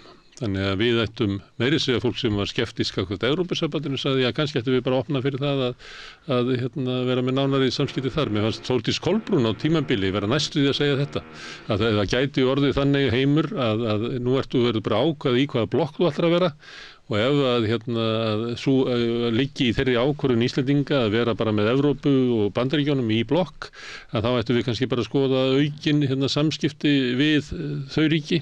Kannski taka þátt í Evrópusambandinu en bara gleyma þessu sem við vorum að nefna á það sem var utanríkisstefna Ólafs Ragnars Grímssonar friðsamleg samskipti við sem flesta. Já, það auðvitað má segja að Evrópusambandi sé sem lítið blokk sem Bandaríkjunum ekki vel að hrifin þessu tollabandalaginu þarna. Sammeili í tollar. Þeir þurfa að færa kannski vestmiður inn í Evrópusambandi til að þurfa ekki að flytja inn á það því þeir eru þá bara framleiðir inn í þetta tollabandalag, það tollamúr Þannig þetta svona blokk sem það sem ákveðin hópi landa, það eru Evrópusamstarfið 27 pluss 3, Ísland, Liechtenstein og hérna Noregur sem við hafa líka aðgang. En það sem ég lýsa finnst mér svolítið vera þannig að í hagfræðin og efnahagsmálin snúast það að svona globalization, samkeppni, viðskipti, eins og alþjóða viðskiptastofnunin, fellanur alla kvóta, lækka tolla, örva viðskipti og það kemur hagvöxtur. Og svo spurningin hvernig það reynda leitið til þess að við fengum ótrúlega öflug alþjóðleg fyrirtæki en eins og að veikari þjóðríki. Já, en allavega þetta svona getur verið positive sum game því að þó að þú sé svona það sem er kallað gains of trade í hagfræðinni að segja að þú getur með sérhæfingu mikil sérhæfingu og stærðarhagkvæmni, það sem er economies of scale, það getur við náð mikill hagkvæmni og svo er spurningi hvernig skiptir þessu á milli aðalega, sum lönd geta farið verð út og önnur fara vel út, en það er hægt að skipulega geta þannig ef það er gert skynsamlega að allir græða á því.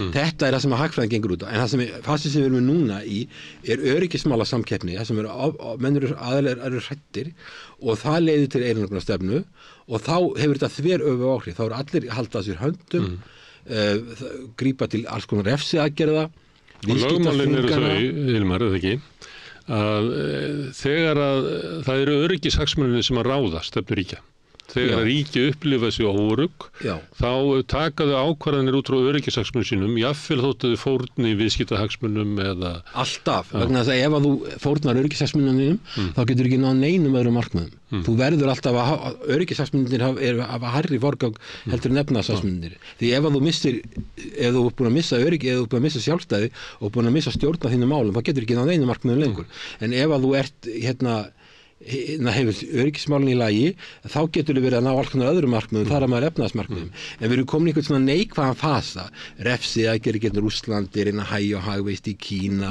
barátta milli landa hægir á hagvexti og styrjaldir sóun taka peninga og fjármagn úr svona einhverju svona framleiðnum atvinnugreinum einhverju og notaði í hernað mannfall þetta er svona einhver neikvæði fasi sem getur verið erfitt að brjótast út úr og hann kannski fylgir svolítið því þegar þú ert með multipolar heim þegar kemur þessi samkeppni því að þegar Kína var lítið í samanburði Bandaríkin þá voru Bandaríkin að tala engagement eins og Bill Clinton gerði en svo þegar Donald Trump er komin þá er Kína farið að ógna og þá þarf að reyna að skrúa þetta eitthvað niður og þá náttúrulega bregst Kína við og munurinn náttúrulega á Kína og Sovétríkjunum þegar kalda stríðið var það að Sovétríkin voru að loka hagkerfi, þannig að var þetta að keyra Sovétríkin niður í raunverulega án þess að það hefði svo mikil áhrif á umheiminn, en þetta var að loka hagkerfi mestu leyti. Það var eitthvað viðskiptar með Íslandin, það var svona lítið. Og við sendum niðursöðuvörur og fengum olíu. Já, ég man því þegar ég var krakki þá var ríkisstjórnin að semja við Rússa töluvert af sjávarafurðum. Þetta var töluvert mikið mál á þessum tíma. Við vorum að fá, þetta voru vöruskipti. Þetta var töluvert mikið mál fyrir ríkisstjórnin að semja þetta var gert reglulega. En sko, munurinn á Sovétríkjunum og Kína, þannig að Kína byggir allt á, galopið, er útflutningsdrifið, það byggir á svakalega mikilli sérhæfingu og stærðarhagkvæmni og það er engin sameiginlegur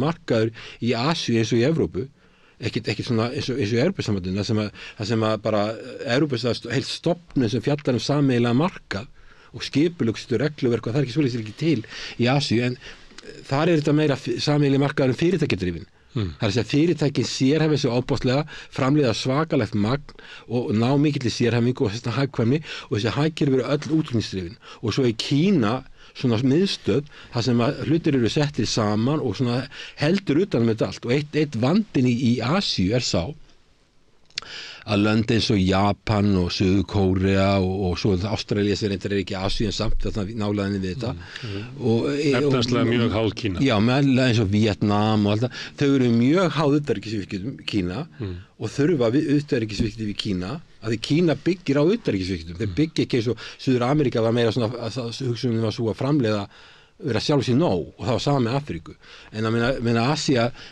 var svona það sem að kalla export optimism, það er að segja mikil útflutningur og hérna, þess vegna ef þú ætlar að skrúa niður Kína þá ertu að skrúa niður Vesturlöndum leið og það skrúa niður Bandaríkin. Þetta veldur til dæmis að þú nefndir Ástralíu, þetta veldur mikill í svona erfiðleikum í Ástralíu, þetta með að því að viðskiptahagsmunir svo gríðarlegir við Kína en þau skilgreina öryggishagsmunir sína með Bandaríkjunum og eru í svona mjög undarlegri klemmu. Það er mjög gaman að hlusta á Ástrala tala utanríkismál út af þessu. Já, þeir voru lengi að velta fyrir sig, hvorum megin eigum við að vera? Eigum við að vera Kína megin?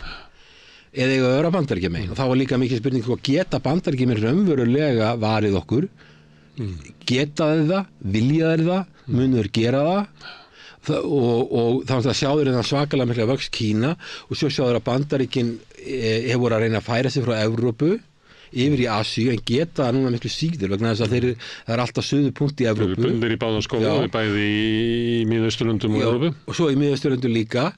Þannig að hvað geta þeir gert en á móti kemur að Kína er búin að taka markaðshagkerfi en er einræðisríki og mannréttindi eru ekki á vestræna mælikvarða þannig að þá eru þeir langt frá Ástralíunum en hagkerfið þeirra þá eru þeir með markaðshagkerfi menningarlega séður eru Ástralar miklu nær Bretland og Bandaríkjum þess vegna endaði með því að Ástralar mynduðu bandalag með Bretum og Bandaríkjum sem heitir AUKUS sem svona dæmum að þegar á reynir þá verður það öryggishagsmunir sem að ráða stefnunni. Já og þá fengu þeir kjarnorkuknúða kafbáta í staðinn og ég held að Bandaríkjamenn ég veit ekki með grunar að þeir var bara sagt við þeim ef að við lendum í því að Kína verður ofan á öryggisafkeppninni við Bandaríkin í Asíu að þá eru þessi kjarnorkukafbátar sem eru kjarnorkuknúðir. En er þetta ekki gott dæmi í Ástralía það þegar á reynir að þá eru öryggishagsmunir sem að ráða ákvörðununum. Ef þú myndir skoða Ástralíu og tengsles við Kína út frá efnahagslegu sjónarmiði að þá myndir þú segja að það er bara no-brainer að þið eigið að byggja upp samskipti við Kína. Því það er bara ykkar stæðsta viðskiptaland. Jú, og svo það spurningi, það er ekkert útilokað fyrir Ástralíu að fara í öryggissamstarf við Kína. Það er ekki að fara að gerast til maður. Það er ekki að fara að gerast. Það er svo ótrúlegur ótti við Kína í Ástralíu. En það voru ákveðnir aðilar sem töldu að það væri mjög hættulegt fyrir Ástralíu til lengdar að treysta á Bandaríkin. Og það væri mjög hættulegt. En það er gríðalegur ótti í Ástralíu við Kína. Já, alveg klárlega. Og það er bara pólitíkina gengur út á það að magna upp óttan við Kína. Það er líka alveg svakalegur ótti við Kína í Bandaríkjunum og bara í allri Asíu og Bandaríkin að mynda svo kallar balancing coalition sem svona, skiluru, bandalaríkja gegn Kína og þá ertu með Bandaríkin, náttúrulega 1, út með Ástralíu þeim pakka, en svo ertu með Asíulönd eins og Japan, Suður-Kóreu, Tævan og Singapúr og Filippseyjar að fara nýlega verið sjóherfsæfingum með þessum löndum. Þeir vilja alveg mjög fá Víetnamin í þetta pakka. Og þeir mjög ekki gera það.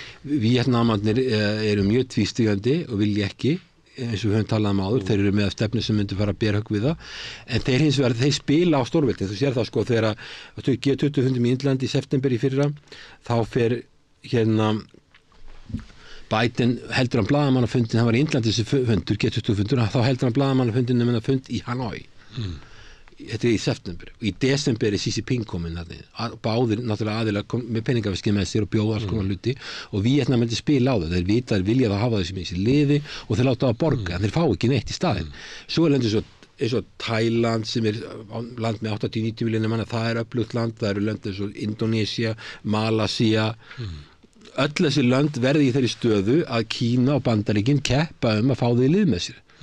Og sérstaklega Bandaríkin að reyna að mynda þessa balancing coalition og ég held að þeir sjáu fyrir sér Víetnam, Kínverjar að telja sig Myanmar til dæmis sem er rættum svæði, það er mjög undir áhrifum Kína, Kambodja er undir áhrifum Kína, Laos er undir áhrifum Kína og svo er Pakistan undir áhrifum Kína, Indland er út allt. Já, passa sig á því að gera Kína hvorki af óvinni sínur nýja vini. Nei, þeir eru í BRICS með Kína. Þeir mæta á G7 fundi eða með boðið þar með Bandaríkjunum og þeir eru í bullandi viðskiptum með Rússa þannig að þeir eru að bara nýta sig, þeir eru kallað non-aligned, þeir segjast að við tökum ekki afstöðu, við reynum bara að græða á öllu sem hægt er að græða á og Víetnam er svolítið að taka þessa stefnu líka, spurningi hvort þetta verður hægt. Ég heyri svona á ungum Víetnamum í dag, sko, sem er að tala um unga Víetnama að þeir svolítið eru þeirri stöðu að Víetnam eigi að taka afstöðu með Bandaríkjunum og gegn Kína. Eldri Víetnamar eru mjög heikandi sem er mjög finnst þeirra skynsamlegt og Víetnamar sem búi í Evrópu, margt hámennta fólk sem hér hámennta fólk sem maður hefur kynst frá Víetnam, bara sem dæmi, að þeir eru svolítið eins og Evrópubúar, sko, steitan hefanum alla sigra, sko. Það tekur 70 ára að gleyma stríðið, þannig að það er kannski 2040 sem að Víetnamar munum búa til bandalag með Bandaríkjunum. Já, þeir eru undir mikilli pressu, en þeir hafa ekki vilja að hafa erlendan her, þeir bjóða samt herskipum að koma frá Bandaríkjunum. Til dæmis að þeir eru alveg tilbúinir í það að Suðurkína hafi, ef það eru umdeilt svæði, sem einhverjar eyjar eða einhver svona landsvæði sem eru að deila við Kínverja, þá er þeir alveg til í að semja við Bandaríkina að þeir koma með herskip að sigla inn á þetta svæði og þeir fylgjast með þessu. En þeir vilja ekki vera með neina flota höfn með fasta. Hilmar, ég ætla að taka þig, núna eru búin að skýra heiminn og átökina milli Kína og Bandaríkina. Hver er eðlileg stefna Íslands í þessum heimi? Eigum við bara að vera í liði með Bandaríkjunum og Pentagon? Sko við erum... Eða hefur við möguleika á því að ég ætla ekki að vera, ég veit ekki hver stefna Ólafs Ragnars Grímssonar er í heiminum eins og hann er í dag, en ef við vísum til þess hvernig hann talaði hérna fyrir 25 árum eða svo, að þá var það í þeim anda við ættum að vera góðir vinir allra. Sagði Ólafur Ragnar? Já, svona hann var með þetta að byggja upp samskiptin. Hann er realisti, það er bara alveg, ég er alveg sammála á honum við því, hann er realisti. Hann er ekki með þessar neoliberal kenningar, hann er realisti. Já, er það raunhæft að við getum haft þá stefnu í þessum breytta heimi? Að við getum sagt hérna litla Ísland, að við ætlum bara að vera vinir allra? Já, sko, við erum náttúrulega, við erum vestrænt ríki. Við erum með vestrænt efnahagshagkerfi, við erum með vestrænar stofnanir, allt er þetta ófullkomið, en þetta er allt vestrænt. Við erum með fríverslunarsamning við Kína og Indland þetta líka. Við erum í NATO og við erum með Bandaríkin. Sko, þetta skipula sem við erum með gerir okkur ekki óvinnum Kínverja. Og Rússar heldur ekki að segja okkur að fara út úr þessu. Ja. Það er ekki stórveld að segja við ykkur, þið megið ekki vera með varnarsamning Bandaríkin, þið megið ekki vera í NATO. Og meira þess að þegar Íslendingar vilja ekki vera í Belt and Road af því að Trump sendi varaforsetinn hingað til að segja okkur að vera ekki í því, þá vita Kínverjar alveg að því að þetta er ekki... Áttu fund á Keflavíkurflugvelli meðal annars með Katrínu Jakobsdóttur. Þetta er ekki okkur að kenna, þetta er vegna þess að við erum í ákveðnu samstarfi og það kallar á ákveðna skuldbindingur og þeir skilja þetta alveg, þeir eru ekki dillu, þeir skilja vitalega að við erum í þessu klemmu og þeir vita og það taka alveg tillit til þess.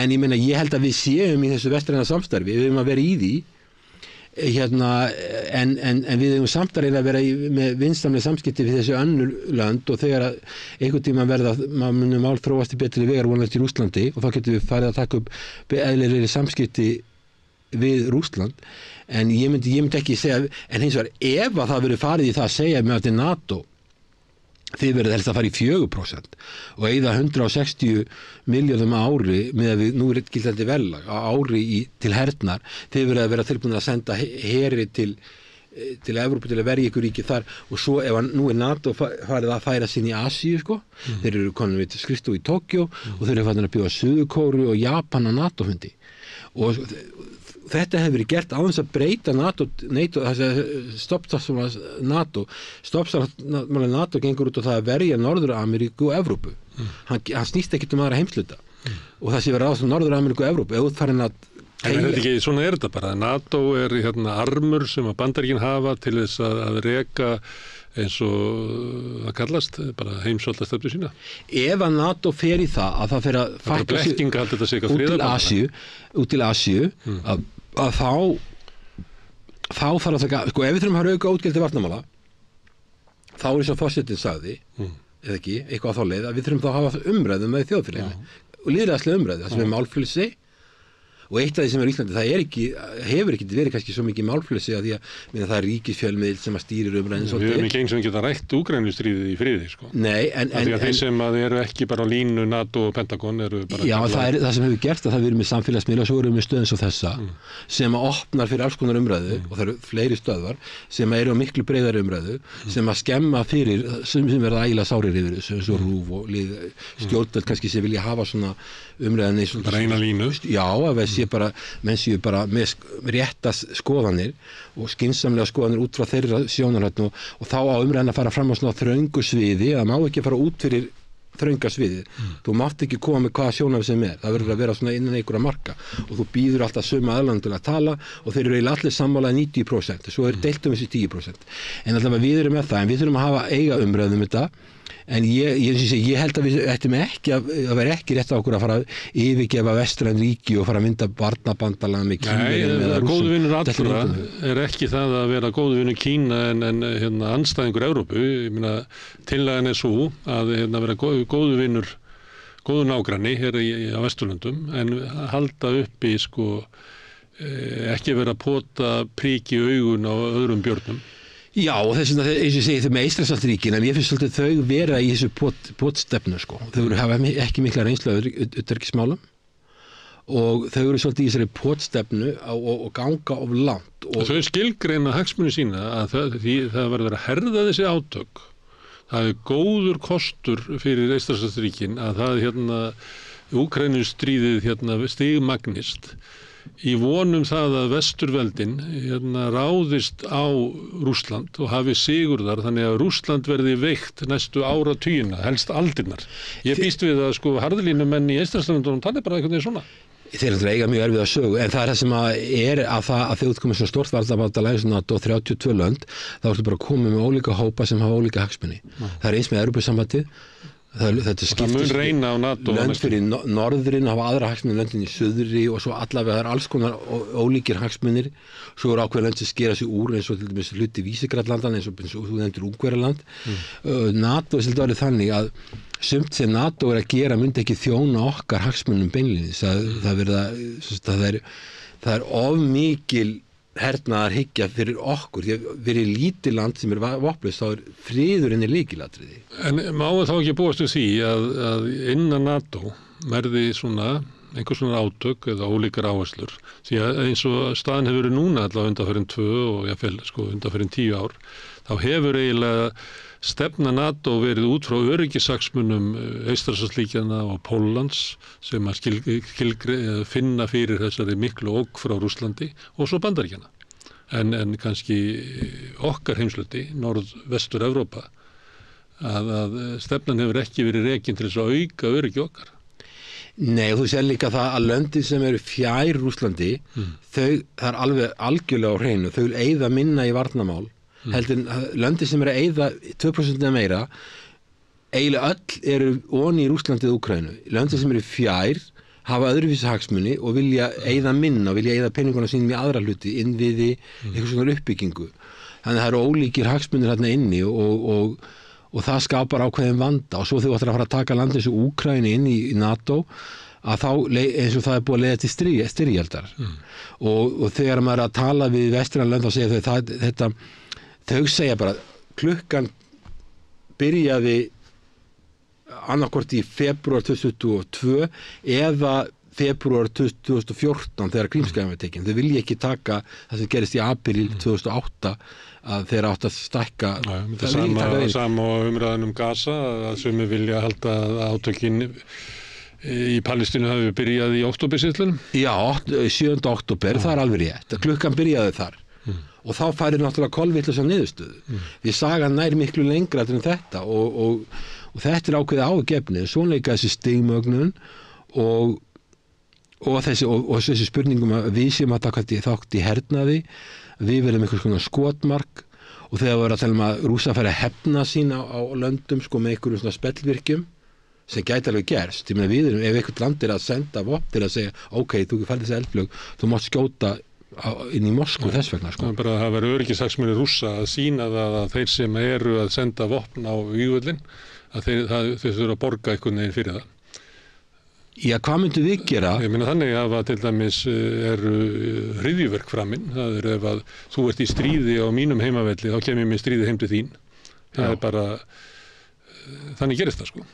Já, við sjáum að þetta er þegar farið að gerast í kringum Eystrasaltið og það sem að gæti orðið átakastæði sem er nær okkur, það eru norðurslóðir. Þegar auðlindir fara að verða aðgengilegar og það er ekkert samkomulag það hver á hvaða rétt eiga Bandaríkin út af Alaska, hvaða rétt eiga Kanada, hvaða rétt á Rússland og það eru þarna svæði sem er deilt og það er ekki komin engin endanlega niðurstaða hver á hvað og hver má nýta hvað og þetta eru miklar auðlindir, þetta eru einhverja triljónir sem sagt, risatölur sem eru nefndar og Rússar eru búin að undirbúa sig undir þetta og eru búin að vera undirbúa sig undir lengi og draga í Kína inn af því að þeir sjá að þeir geti þetta ekki einir, þeir vantar peninga og þeir vantar alls konar hluti frá þeim og draga þá inn í þetta líka. Þarna getur orðið átök í framtíðinu, það er ekki orðið ennþá en þarna getur orðið verulega mikil átök og þess vegna það er ein rökin fyrir því að mér finnst að við þurfum að fara svolítið varlega í samskiptum við Rússa þráttur í stríði þess að við höfum mikla hagsmuni, við þurfum að hugsa okkar hagsmuni líka. Það kemur árið 2030 og svo 2040 og 2050 og þá getur vel verið að við höfum mikla hagsmuni á því að eiga góð samskipti við Rússa. Það er ekki hægt að blindast alveg af atburðum dagsins. Nei, því ef við erum að skoða bara undanfarna áratugi alveg frá þá höfum við lengst af ekki varðandi Sovétríkin og Rússland ekki verið í einu sérstökum deilum. Við erum náttúrulega komið þegar 2014 þá fari í gangi eitthvað viðskiptabönn og alls konar hlutir sem koma í framhaldi af Krímskeiðanum. En ég meina það er alveg rétt að þessi 2008 fram að þeim tíma þá hafði til dæmis Sjálfstæðisflokkurinn verið í svona flokkabandalagi inn í Evrópuráðinu með Sameinuðu Rússlandi Pútins en það hefði eftir 2008 þá hætti það. Já sko alveg í apríl 2008 þá mætti Pútin Búkarestfundurinn 2008, hann var þar hann satt í borðs við hliðin á George W. Bush Við erum með minnismerki út á Hagatorgi heitir ekki Hagatorg sem er fyrir utan Hótel Sögu Þú kunnur að Reykjavík en ég örugglega rétt í þar Ég man nú bara mann ekki út að þessi Hagatorg eða Meltorg þar er allavega minnisverði vináttu NATO og Rússlands Það er eldur sem Hulda Hákon bjóð listaverk til. Já. Eldur úr kopar, eldstungur. Ein af eldstungunum táknar Rússland og þetta var gott bandalag NATO og Rússlands. Já, þegar ég var að sækja NATO-fundi fyrir 25 árum, þá voru Rússar, fulltrúar Rússar, það var Partnership of Peace.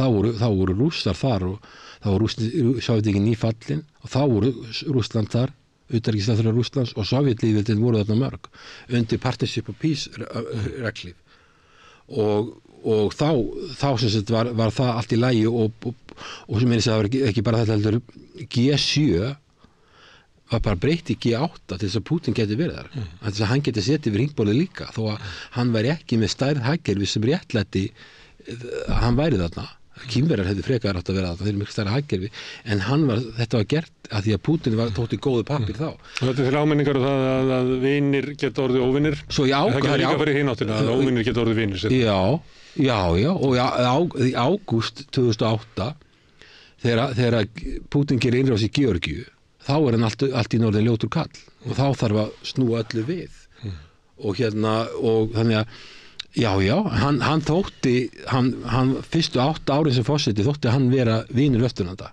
það er engin vafa því, þeir hefði ekkert boðið honum einhver heiðursæti og hann var að flytja ræðu í Búkarest 2008 á þáttafundi eftir myndir sem hann er svona einhver heiðursgestur svo snýst þetta við og auðvitað svo náttúrulega núna er þetta alveg þannig að hann er óvinnur en hann er einhver tíman lætur hann að störfu með eigin vilja eða með einhverjum ástæðum hann hætta ég meina við erum alltaf mannlega einhvern tíman fellur hann frá eða eitthvað það þarf að verða breytingar og við þurfum líka að vera undirbúið það við þurfum að búa eins og kannski við þurfum að búa í heiminum til lengri tíma við erum lengri en til 5 ára eða eitthvað að 10 ára þetta er lengra heldur en kjörtímabil sem er því miður það sem er kannski í hausnum á þeim sem er að stjórna löndunum að þau hugsa ekki lengra heldur eitt kjörtímabil Já, náttúrulega í lýðræðisríkjum þá eru menn að hugsa menn í kjörtímabilum það er bara og þegar það eru veika ríkisstjórnir eins og við erum með núna þá eru menn bara að hugsa hvort þeir lifi kastljóskvöldsins þannig það er ekki einu sinni kjörtímabilið en Hilmar Þór, gaman að fá þig hérna þegar þú kemur í bæinn, við ætlum að reyna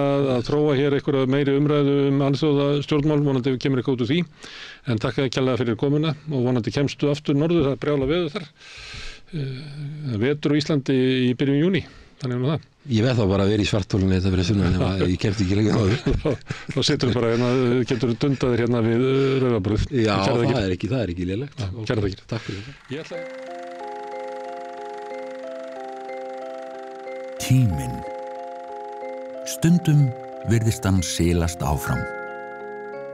Stundum standa í stað. Og stundum er eins og hann líði allt of hratt. Tíminn er okkar dýrmætasta eign, því hann fáum við aldrei aftur. Þess vegna er mikilvægt að nýta hann vel og selja hann ekki ódýrt.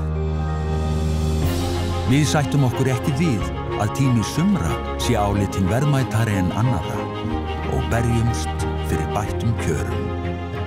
Fleiri augnablikum með fjölskyldu og vinum. Því augnablik eru lífsgæði.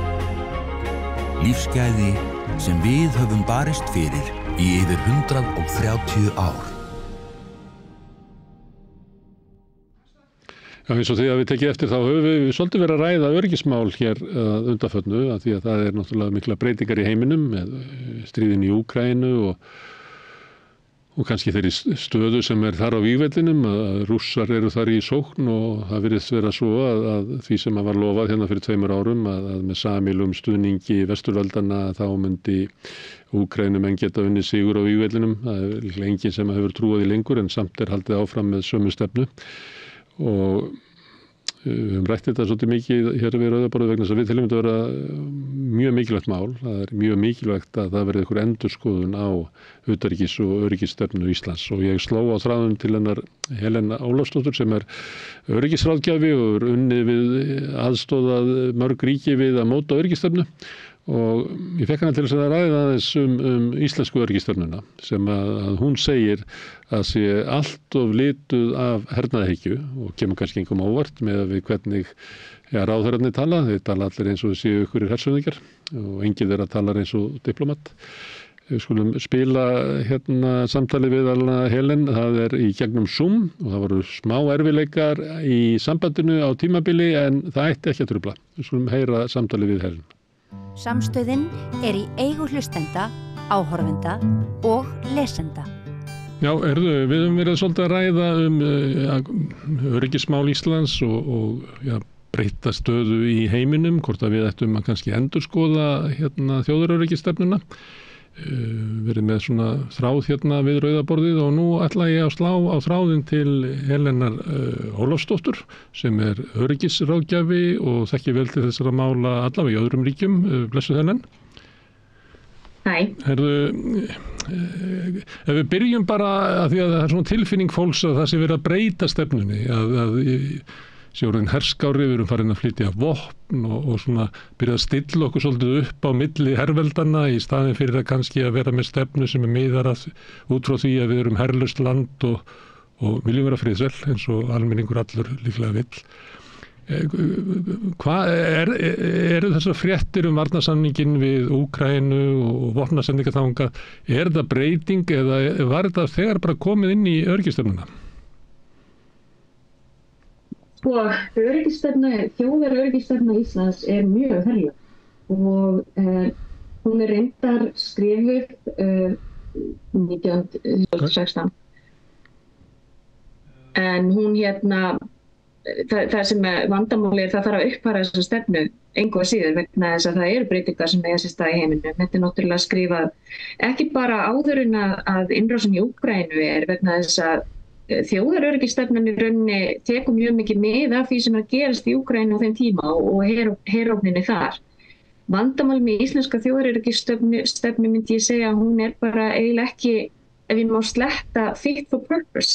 Það að segja hún allt herleg og ég hef persónulega unnið að þjóðaröryggisstefnum víða annars staðar, aðalega þá í löndum sem eru miklar ógnir og stríðjafel og átök og ég var svolítið hissa, ég hef verið viðurkenna það að ég hef ekki verið að vinna á Íslandi síðan 2001 þannig að ég hef ekkert verið neitt mikið að fylgjast með þessu en ég var svolítið hissa þegar ég fór aðeins að garfa í þessari þjóðaröryggisstefnu Íslands. Hún fyrst þegar það kemur þessi hugmynd þjóðaröryggisstefnu á Íslandi sem hún kemur frá vinstri miðstjórninni og það Össur Skarphéðinsson sem utanríkisráðherra þegar þetta fer fyrsta stað og það sett saman einhver þingnefnd sem þverpólitísk þingnefnd. Tónninn í þessari fyrstu tilraun eða það sem að þingið gefur raunni grænt ljós og þessi formulir þessi þjóðaröryggisstefna að það allt annað tónn í því plaggi og svo þegar stefnan kemur sem sagt seinna í kringum 15 og 16 þá tónnin í plagginu orðin allt annar og alveg gríðarlega herlegur og það í rauninni bara, þú veist, það ég svona skoða aðeins plöggin í kringum þetta og svo formina sem var unnin af meðal annars meðlumum þingnefndarinnar og að klárt og skýrt að þarna erum við með 2 þætti sem eru aðalega í sambandi við þjóðarvarnir okkar og það Atlantshafsbandalagið númer 1, 2, 3 og svo náttúrulega þessi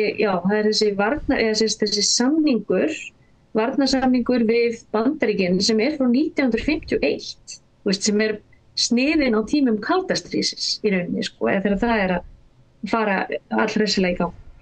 Þannig að við erum búin einhvern veginn í umhverfi, okkar herumhverfi rosalega íhaldsamt og það sem mér finnst alveg merkilegast við þetta, við þurfum aðeins að fara að endurskoða, ég ætla bara við hefum eftir að ræða þetta alltaf en það sem að gerast í heiminum og eflaust þínir viðtalendur hafa verið að benda á það að við erum ekki þrátt fyrir þetta gríðarlega samstarf og útvíkkun NATO, þá heimurinn ekki öruggari og Evrópa ekki öruggari fyrir vikið.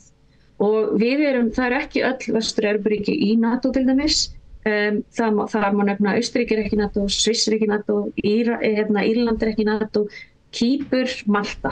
Ég meina þú veist, þannig að okkar svona, mér finnst að það þurfa að fara aðeins ekki bara að ný ríkisstjórn þarf að fara algjörlega að endurskoða þessa stefnu því hún horfir allt of mikið á herlegu hlutina og það þarf nýtt áhættumat sem byggist á íslenskum veruleika.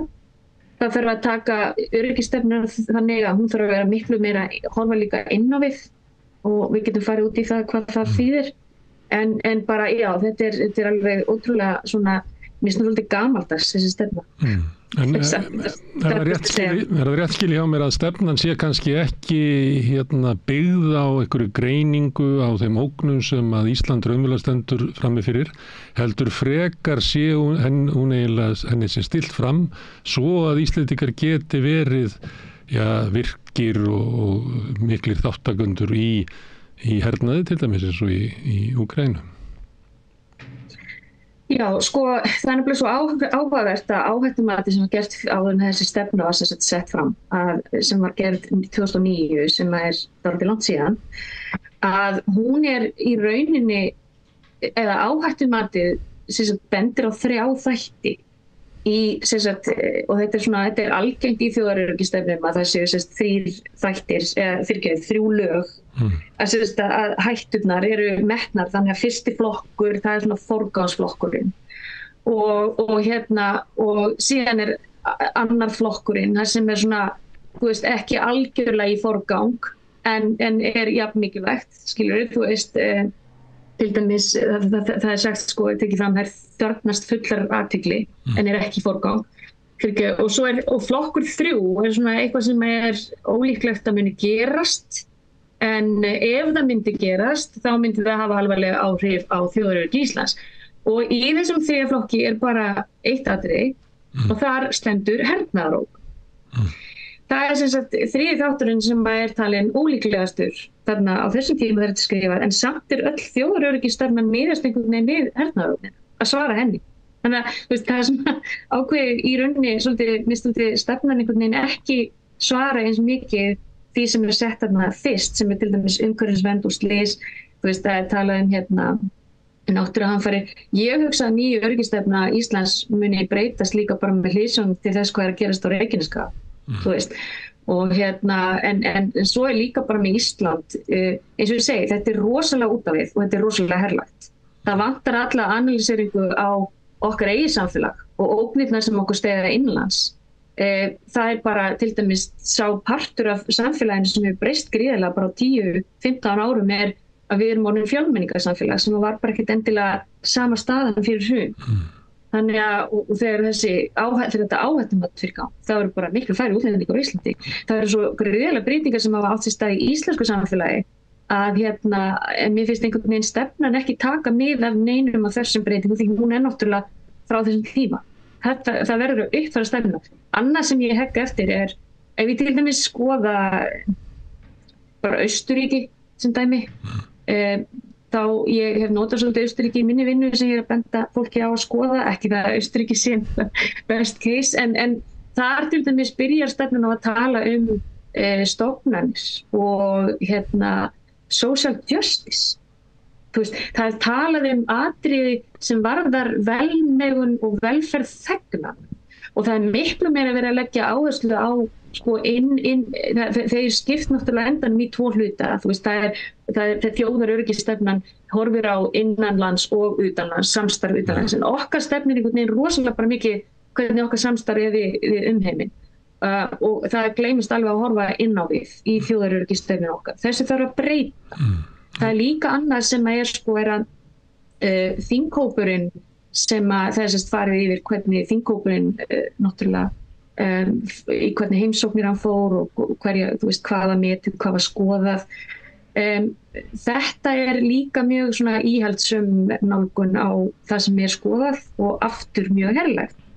Þannig að ég myndi segja að það væri ekkert vitlaust í ljósi þess eins og þú segir, það eru ákveðnar breytingar, eðlislega breytingar í stefnunni og ég ætla aðeins að fara yfir það eftir smá stund. En fyrst vil ég segja, við sem samfélag erum ekki með samtal þjóðaröryggi okkar, við erum ekki með samtal lögregluna, við erum ekki með samtal kerfin okkar. Þetta er allt of mikið keyrt af stjórnmálamönnum og alls ekki að það á sig samtal við þjóðin hvað þjóðin er. Þessum erum við að reyna við rauðaborðið aðeins að hafa þessa umræðu og vegna þess að það virðist vera þannig eins og ráðherrarnir ákveða þetta og svo sé þessu eiginlega bara rent í gennum þingið og það er eiginlega engin umræða í samfélaginu þetta, ekki heldur í háskólasamfélaginu, ekki í fjölmiðlum annars staðar Eitt af viðtölum sem við höfum verið að leggja út frá þegar að Þórdís Kolbrún kemur ykkur staðar og er í viðtali eða heldur ykkur að ræðu þá reynum við að hafa ykkur umræðu hér við rauðaborðið á eftir. Í einu af þessu viðtali sem var á Sprengisandi fyrir held ég bráðum 2 vikum að þá sagði hún að helsta öryggisógn af Íslands og hljómaði næstu eins og svo eina sem við ættum að veita athygli væri stríðið í Úkraínu. Þetta er ekki samræmi náttúrulega við öryggisstefnun okkar þannig að ef það þarf vera áhættumat, það þarf þá að uppfæra áhættumati og gera grein fyrir því. Mér finnst það mjög merkileg nálgun, ég veit ekki á hverju það er byggt, ég get ekki séð, sko, það er kannski annað sem er líka annars það að finna í öðrum öryggisstefnum en er ekki mikil áhersla lögð á hér og það eru diplomatiskar leiðir fyrir friði. Það sem er að gerast núna, eins og ég sagði í upphafinu, er að við erum ekki á betri stað en við vorum fyrir nokkrum árum. Það sem er að gerast er í rauninni allt svona bara heimsvísu, þá er ástandi í heiminum miklu verið en það var fyrir nokkrum árum. Þetta hefur aldrei verið eitt miklum peningum í vopn á hverju ári eins og 2023 síðan í seinni heimsstyrjöld. Og þetta er einhverja 2 trilljónir bandaríkjadala. Þetta eru rosalegar upphæðir. En sko ég vil bara taka það fram að það sem hefur verið að gerast í kringum NATO, það er nú alveg heill kapítóla út af fyrir sig hvernig við erum komin á þennan stað með Úkraínu. Það er auðvitað öryggis, sérstaklega fyrir nágrannalöndin, Finnland og þau ríki sko, en náttúrulega hefði áhrif á mataröryggi, á mat, þetta hafi öryggi á orkuverð, en núna er þetta einhvern veginn að sjattlast, en stigmögnunin er samt að gerast vegna þess að Bandaríkjamenn hafa í rauninni gefið Zelenski grænt ljós á að nota amerísk vopn á Rússland. Þannig að sko þegar við tölum þetta stríð í Úkraínu, þetta er ekki stríð á milli Úkraínu og Pútins, skilur við. Þetta er stríð, raunverulega, þetta er stríð svolítið sem er á milli Bandaríkjanna og Rússlands, en Úkraína er það sem allt fyrir fram. Við getum ekki þóst að þetta sé bara, já við ætlum bara að dæla hann í vopnum. Það mun aldrei gerast að þetta veri unnið með hernaðarsigri á Rússlandi og allar tilraunir til þess að setja viðskiptabann á Rússa, það hefur bara ekki gengið upp. Þannig að við horfum núna fram á það að við erum að sjá þetta stríð verða áfram næstu árin, það sem er deilt vopnum í þetta og margir hernaðarsérfræðingar telja hreinlega að við séum að færast miklu nær því að það veri hreinlega kjarnorkuvá og við út af þessari stigmögnun sem er að gerast þarna í Úkraínu. Persónlega tel ég að það er... Má ég aðeins sljóta inn af því að við vorum að leggja út frá því sem að Þórdís Kolbrún sagði. Hún segir að sko mesta ógnin sé og á þá líklega við að ef að Rússar vinna á vígvellinum það sé mesta öryggisógnin, en þú ert að lýsa mesta öryggisógnin ef að það tengist Úkraínustríðinu, sé stigmögnun og möguleg kjarnorku átök sem að getur þá skadað okkur sem svona einhver hliðarverkun af stríðinu, ekki endilega hver vinnur eða hver tapar. Ég meina það fólk sem heldur að það verði einhver hernaðarsigur í þessum átökum, ég veit ekki hvar í ósköpunum, ég meina, ég ætla nú bara að tala núna út frá reynslu til margra ára á stríðsátakasvæðum. Það er eina stríðið sem ég veit til, það sem vannst hernaðarsigur og það er mjög skýrar ástæði fyrir því, það var á Sri Lanka. En allar aðrar það var líka því styrjöldin var bundin svolítið við Sri Lanka. Þetta var ekki geopolítískt í rauninni á þeim tíma sem þetta kláraðist. En það sem að ég get ekki, ég skil ekki fólk sem í alvörunni heldur að það veri hernaðarsigur í Úkraínu. Vegna þess að við erum að tala um það að Rússar eru með jafnmikið að kjarnorkuvopnum Bandaríkjamenn, þannig að það er alltaf svo staðreynd sem blasir þarna bak við allt þetta. En það er líka bara það að ætlar að í alvörunni eru við tilbúin, eða þú veist, ætlar Úkraína að fórna 500.000 Úkraínumönnum á næstu árum, 2-3 árum, til viðbótar. Eru við í alvörunni að fara að stigmagna vopnakaupin til Úkraínu ég skil að þannig að mér finnst þetta svolítið umalveg dýl fyrir Úkraínu. Svarið er já. Proxy-voru. Svarið er já. Ef þessar spurningar sem þú ert að leggja fram og ef ég ætti að svara út frá því hvernig Þórdís Kolbrún og Bjarni Benediktsson talar, þá er bara svarið já. Já, en þetta er líka við skulum bara átt okkur því að umræðan í kringum Úkraíns stríðið og stríðið er nú ætlum ég að taka það fram að því maður er alltaf leið maður fyrir einhvern veginn að svona velta þessu upp að þá er alltaf bara maður bara pútinisti og ég hef bara engan áhuga að búa í Sovétríkjunum og myndi ekki vilja búa undir þeirri ógnarstjórn sem það ríkir. Ég bara er að hugsa út frá geopolítísku stability, ok? En það er bara þegar leiðum að fyrir að spyrja spurninga og setja fram spurningamerki á þessum mótum að þá einhvern veginn maður að fara eitthvað mjög svipað eftir 9/11 Bandaríkjunum. Það mátti enginn í rauninni koma með aðrar skoðanir á málinu. Það var bara ein skoðun, það var að fara inn í Afganistan. Það var meira sem í Íraksstríðið að allar raddir sem voru á móti fyrir innrás voru kveðnar í kútin. Það sem gerist og mér finnst umræðan á öllum Vesturlöndum bara hreinlega að hafa orðið, þetta er ekki heilbrigt þegar við keyrum á þessari hernaðarhyggju og enginn að spyrja spurninga eru til dæmis diplomatísku leiðin. Nú ætlum ég að, mér fannst það ekki gott múf hjá okkar stjórnvöldum að loka á pólitíska leiðir við Rússland. Ég bara skildi ekki hreinlega hvernig óskupunum þessi ákvörðun var tekin. Vegna þess að í gegnum allt kalda stríðið að þó vorum við alltaf í samskiptum við Sovétríkin og okkar þjóðaröryggi er ekkert betur varið að skera á á diplomatíska channelum. Við erum líka, það mætti líka í rauninni, bara í tengslum við þessi átök, að þá og öryggi okkar ekkert endilega betur farið að vera innan NATO sem er í útvíkunarstemmingu sem að, og ég meina, ég ætla ekki að fara í söguna, það er eflaust miklu betra fólk sem getur aftur svona endurnýjað samtalið af hverju við erum komin á þennan stað í Úkraínu. En ég meina, það er ekki hægt að aggressífin sem að Rússland núna er með í Úkraínu er náttúrulega ekki hægt að réttlæta, en það þau okkar sem hafa fylgst með þessu skiljum af hverju við erum komin á þennan stað og af hverju þetta var fyrirsjáanlegt. Og þess vegna var svo einkennilegt að fólk skildi ekki í rauninni heldur sjá fyrir þessa innrás Rússa. Það var ekki fyrir rétt undir lokina að CIA og eitthvað svona, voru farnir að vara við því að Rússar raunverulega ætluðu að fara inn vegna þess að þau bara sáu það. En við erum komin á þennan stað vegna þess að það er náttúrulega James Baker á sínum tíma lofar Sovétmenn með Rússum að það verði ekki útvíkkun á NATO. Það síðan er allt í 7 ríki þarna komin inn í NATO frá Austur-Evrópu og síðan segir bara Putin klart og skýrt í munnhjörn einhvern tímann hann örugglega upp á 2008 því að þegar Bush er farin að segja Úkraína verið partur af NATO. Og þá segir Putin, það er ekki séns, þetta er 2100 kilometrar sem eru landamærin, þetta mun aldrei gerast. Og síðan upp úr þessu sjáum við stigmögnuna og þetta snýrist náttúrulega líka þeirra presensatna á Krímskaga og þeirra naval base og þetta. En ég ætla ekki að fara út í það vegna þess að það er löng og ég vil bara segja að við verðum að skilja af hverju við erum komin á þennan stað sem þessi innrás er.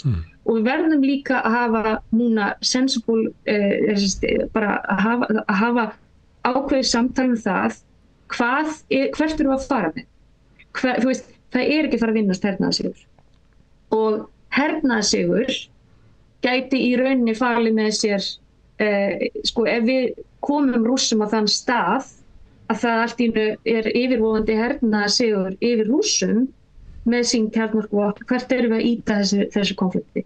Þannig að ég bara, mér finnst þetta stórhættulegt samtal, mér finnst þetta stórhættulegt að það séu ekki diplomatiskar leiðir, mér finnst alveg fáránlegt og stórhættulegt að það sé ekkert samtal á milli herjandi milli Bandaríkjanna og Rússlands. Það út af fyrir sig er meira segja í öllum tímum kalda stríðsins, þá var alltaf samtala á milli. Öryggismat ríkja út frá Úkraínustríðinu er misjafnt. Það eru lönd sem eru þarna í kring eins og Eystrasaltslöndin og Pólland sem eru með svona herskári tón, kannski ekki herskári en við, en svona herskári heldur en kannski vestrið og líta svo á að markmiði með stríðinu sé að koma Rússland á kné svo að ógnin úr austri hverfi, af því að þau líta á það sem sína helstu öryggisógn. Bandaríkin eru með einhverja sérstaka stefnu það hvernig þau vilja hafa Evrópu og líklega það stefna þeirra að kljúfa á milli Rússlands og Evrópu, hafi ekki hag af því að Rússland tilheyri Evrópu. Við hins vegar, það kannski erfitt að sjá hverjir eru okkar hagsmunir varðandi þetta svæði. Stendur okkur ógn af Rússlandi eða og þá spurningin að af hverju nær ekki gegn svona sérstakt mat út frá sjónarhóli Íslands í gegnum inn í öryggistefnuna, því það eins og Hilmar Þór Hilmarsson til að spenta og það eins og við höfum útvistað henni einfallega til Pentagon og NATO að við tökum upp þá stefnu sem oft svo stefna sem að til dæmis Úkraína eða Pólland eða Eystrasaltslöndin vilja halda á lofti sem að ef til vill bara alls ekki öryggishagsmunir okkar. Akkurat og bara eitt áðan ég fer út í Ísland sérstaklega, írónían að ég bandarísk utanríkispólitík hefur því miður bara til dæmis með Íraksstríð ítti Írak bara til Íran. Yfirráð Íran eru mjög umsvifamikil í Írak sem var ekki áður fyrir Íraksstríð og það sem hefur gerst með Úkraínustríð að Rússland og samskipti Rússlands og Kína hafa bara elst í kjölfarið. Þannig að þeir eru að ýta og það akkúrat ekki það sem var náttúrulega sett upp með að það eitthvað bandalag milli Rússlands og Kína. Stórhættulegt að sjálfsögðu, en þú veist, einhvern veginn að allar þessar stefnur sem hefur verið að knýja áfram með þessar rosalega áherslu á bara herlaga hlutan og ég held að ég ætla ekki að fara að tala Bandaríkin en við verðum líka bara að vera mjög vakandi fyrir því að það bara mjög stór partur af þingmunum í ameríska þinginu sem bara styrtur hreinlega af hergagnaframleiðendum og þannig að við þurfum alltaf svolítið að hugsa svona býtu allar þessar stefnur, sérstaklega frá Bandaríkjunum, það þarf að hugsa þetta svolítið í gegn, vegna þess að þetta bara svipa á með gas, það bara lobbyismi sem sér til þess að Bandaríkin eru bara hreinlega búin að og nú að tala Ísland nú erum við allt í einu stöndum fram fyrir því að okkar helsti bandamaður í okkar þjóðaröryggisstefnu eru Bandaríkjamenn sem þá sem sagt, Bandaríkjamenn náttúrulega stærstri í NATO en við erum líka með þennan sérstaka varnarsamning frá 1991 og það sem mér finnst eiginlega svolítið athyglisvert hér að ég myndi ekki telja það neitt rosalega heppilega stefnu að setja öll okkar egg í þessar körfi. Það reyndar í þjóðaröryggisstefnunni talað að við séum að virkja meira samstarf við Norðurlöndin og nágrannalönd og það finnst mér mjög gott. Samt sem áður þarna því miður þarna þessi herrlega nálgun.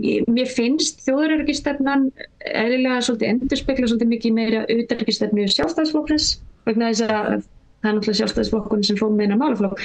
En misskilningurinn í okkar þjóðaröryggisstefnu eins og ég segi, hún er rosalega herrleg og hún bara rosalega mikið út á við. Á meðan að núna það sem okkar stegi hætta til dæmis eru eldgos og kannski þú veist skautun og slíkt og kannski hryðjuverk innan okkar landamæra sem getur þó komið með þessari skautun. En af því að þú spyrir mig sérstaklega málið það að þjóðaröryggisstefnan hún í rauninni talar til dæmis bara svona dæmi contradictions.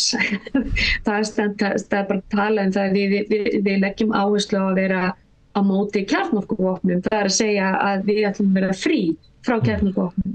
Að þau vera ekki leið innan okkar landamæra og síðan allt í einu erum við að kjósa samt á móti banni við kjarnorkuvopnum í Sameinuðu þjóðunum. Hvar þetta passar ekki við stefnum okkar. Það eru alls konar svona hlutir sem að ég held að ekki samtala og hvernig við kjósum hjá Sameinuðu þjóðunum. Það var nú allt vitlaust þegar við kusum gegn vopnahlé á Gaza í október síðastliðnum. Vegna þess að það bara ekki rosalega mikið eftirlit með hvernig ríkisstjórnir okkar að kjósa. og hún ekki einu sinni samkvæm þjóðaröryggisstefnu. Þú ert að segja, Helena, það sem að skara saman stefna Bandaríkjanna og íslenska þjóðaröryggisstefnan, það sem við erum öðruvísi, að þá víkur það okkar stefna, eins og í sambandi við Gaza, sambandi við kjarnorkuvopnin. Það var eins og Hilmar að segja að það hefur búið að útvista stefnunni, það er búið að útvista stefnunni til Pentagon. Já, og það sem ég vil líka er svolítið athyglisvert við þegar var unnin af þessari þingmenn preppi fyrir þessa stefnu, að þá er Sjálfstæðisflokkurinn sem gerir sérstaka bókun það að það væri kannski ekki alveg raunsætt að banna kjarnorkuvopn á Íslandi. Við erum náttúrulega aðeins að tala um kafbáta. Við erum ekki náttúrulega enginn sem eldi að stinga upp því að verið kjarnorkuvopn á Íslandi, en við erum að tala um kjarnorkuvopn báta. Og það sem er svo athyglisvert núna daginn að þá er bara tilkynnt með glans þeir með þú eiga það að þeir voru opinskáða með það að það væri kjarnorkuknúin kafbátur sem væri að koma til Íslands. Þetta væri eitthvað rosalega svona jákvætt fyrirbrigði og þetta var bara tilkynning frá utanríkisráðuneytinu. En á sama tíma segir þjóðaröryggisstefnan okkar eitthvað allt annað og það er bara þessi bókun Sjálfstæðisflokksins sem sagt hefur komið sér fram. Þannig að við erum einhvern veginn ekki að vinna eins og eftir þessari stefnu. Það sem mér fannst líka brjálæðislega fyndið sem ég hafði ekki alveg átt að með á var bókun sem sagt Vinstri grænna við sem sagt þessa vinnu í kringum þessa öryggisstefnu að þau voru ekki saman og Katrín Jakobsdóttir skrifaði undir þetta og og það er sagt sem sagt ég var nú með þetta einhverstaðan neðskrifa það stendur að Vinstri-hreyfingin grænt framboð telur þó að áherslan á aðild Atlantshafsbandalaginu og þátttöku meðal annars í loftrýmiseftirliti rými illa við þá breiðu nálgun á þjóðaröryggisstefnu sem að breyst. Þannig að margt sem hefur breyst í þessu. Og ég, eins og ég segi, þetta fyrsta sem er að uppfæra þessa stefnu. Ég meina flokkar eins og skipulög glæpast, ég meina ef við ætlum virkilega, eins og ég segi, hernaðarógnin, hún er þarna gagnvart á okkur af því við erum partur af mjög aggressífu hernaðarbandalagi sem er að spýta vopnum inn í þetta stríð, hvort sem það er rétt eða rangt. Þannig að þjóðaröryggi okkar er hreinlega ógnað út af því. Þess vegna værum við miklu líklegri til að fá okkur netárásir frá Rússlandi. Þess vegna værum miklu líklegra að það eru gerðir einhver árás og innviði kannski samskiptastrúktúruna eða eitthvað annað. Ég tel það samt ekkert endilega persónlega líklegt en það þarf að gera bara áhættumat við það. En ég bara vil benda það að þjóðaröryggisstefnan okkar, hún er allt og herlæg. Hún í rauninni samsvarar ekki hættumatinu, það þarf þá að breyta áhættumatinu eða breyta stefnunni. Þetta er ekki að tala saman eins og þetta er sagt fram í dag og síðan bara nefna að þú veist, það þarf að flytja aðra þætti, vantarlega áhættu þættina í áhættumatinu, eldgos sérstaklega. Ég held líka og þarna kem ég inn á kannski eins og ég nefndi þarna með Austurríki og þeirra þjóðaröryggisstefnu. Við verðum að skoða miklu meira til dæmis, ef það er ekki traust þjóðarinnar á stofnunum, þá getur það verið mjög, þá er erfitt að taka stórar ákvarðanir á erfiðum tímum ef það er ekki traust til stofnunum. Traustið hefur verið að, það náðist gott traust vegna þess að, þú veist, þeir náði experta þarna á tímum COVID og fólk, þetta var einhvern veginn, var það ekki pólitískt, það var ekki séð sem pólitískt að mjög uppæði. Ég er ekkert vissum að þetta er eins auðvelt núna að ná svona breiðri samstöðu í stór verkefni og ákvarðanir vegna þess að traust gagnvart almenningi hefur bara hríminkað og þá er erfitt að taka stórar ákvarðanir. Þetta er eitthvað sem er öryggismál og síðan þegar við horfum til dæmis á hvernig er lögreglan að bregðast við áhættuþáttum varðandi fjölmenningu sem hefur kannski og mögulega aukna glæpastarfsemi að því að landið er opnara. Það er náttúrulega, þetta er eitthvað sem þarf að skoða miklu frekar og ættilega að koma fram í þjóðaröryggisstefnu miklu meira heldur en er gefin athygli á því núna. Ég vil taka það fram að ég er að vinna dálítið mikið eins og ég segi í ríkjum þar sem er styrjaldir Og þar erum við miklu meira í staðin fyrir að því það nú ekki allt til peningar til þess að dæla í vopnum, merkilegt nokk. En þar líka oft, gerir fólk sér grein fyrir því að það ekki full hernaðarsigur ekki endilega option, þannig að hvernig bregstu við áhættum? Þú þarft að fara í rót vandans, þú þarft að skoða rót vandans. Við erum bara ekki rosalega góð í þessu. Við erum alltaf að einhvern veginn, það fyrirhyggjuleysi á Íslandi. Mér finnst líka vera ákveðið fyrirhyggjuleysi núna í þessum hefðbundna herlæga öryggisstrúktúr Evrópu og Bandaríkjanna. Mér finnst þetta bara vera barnsins tíma en ég eflaust með margir sem myndi alls ekki vera sammála mér í því. Við erum mér finnst við verða að, eins og með til dæmis lögregluna í Íslandi, mér finnst við vera að bregðast miklu meira við, það til dæmis, það hryðjuverk, ok, hvað gerum við þá við því? Þá fyrir við að kaupa meiri byssur og þá þjálfum við fólkið okkar í að bregðast við hryðjuverkógninni. En hver ógnin og af hverju ógnin? Það þetta sem vantar, það þarf að snúa þessu svolítið við hvernig við nálgumst þessi vandamál. Við getum vissulega gert það þegar kemur að náttúruhamförum og slíku, en þegar kemur að til dæmis skipulagðri glæpastarfsemi, aukinni skautun, bara hryðjuverkum, sem þá ég að tala innanlands, ekki endilega utanakomandi, vegna þess að utanakomandi hryðjuverk náttúrulega þú verður að pikka upp með landamæraeftirliti og intelligence. En já, og þetta með Ísland hefur ekki verið með til dæmis leyniþjónustu, allavega ekki opinberlega og hljóða séu eitthvað herbyggi í utanríkisráðuneytinu, en þetta mjög negatíft orð að nota leyniþjónustu vegna þess að það gefur í kynna að þú sért að en það sem við ættum frekar að tala hvernig virkjum við til dæmis lögregluna til að vera miklu meira svona community oriented policing, ég veit ekki alveg hvað það heitir á íslensku. Það sem að þessir aðilar eru miklu meira involveraðir inn í samfélagið og eru miklu líklegri til þess að peka upp einhverjar hættur áður þær gerast, frekar en að, eins og ég segja, vera að reyna að bregðast við hættunum þegar þær verða að veruleika. Ísland rosalega lítið land, það ætti ekki að vera erfitt fyrir okkur. Ég hef svolítið áhyggjur af því hvernig við erum að hafa okkur til dæmis í bara lögreglu, hvernig lögreglan að bregðast við bara, þú veist, almennum borgunum í mótmælendum og svona. Mér finnst þetta vera of aggressív nálgun á hvernig lögreglun að handla þetta. Ég hef persónulega verið að vinna með lögreglu víðsvegar út allan heim, þar sem við erum sérstaklega með að skoða hvernig de-escalatari í mótmæl. Lögreglan á Íslandi ekki góð þessu. Hún kemur einhvern veginn, virðist koma að þessu með einhverjum mjög aggressífum hætti sem ég bara reynilega ekki skil.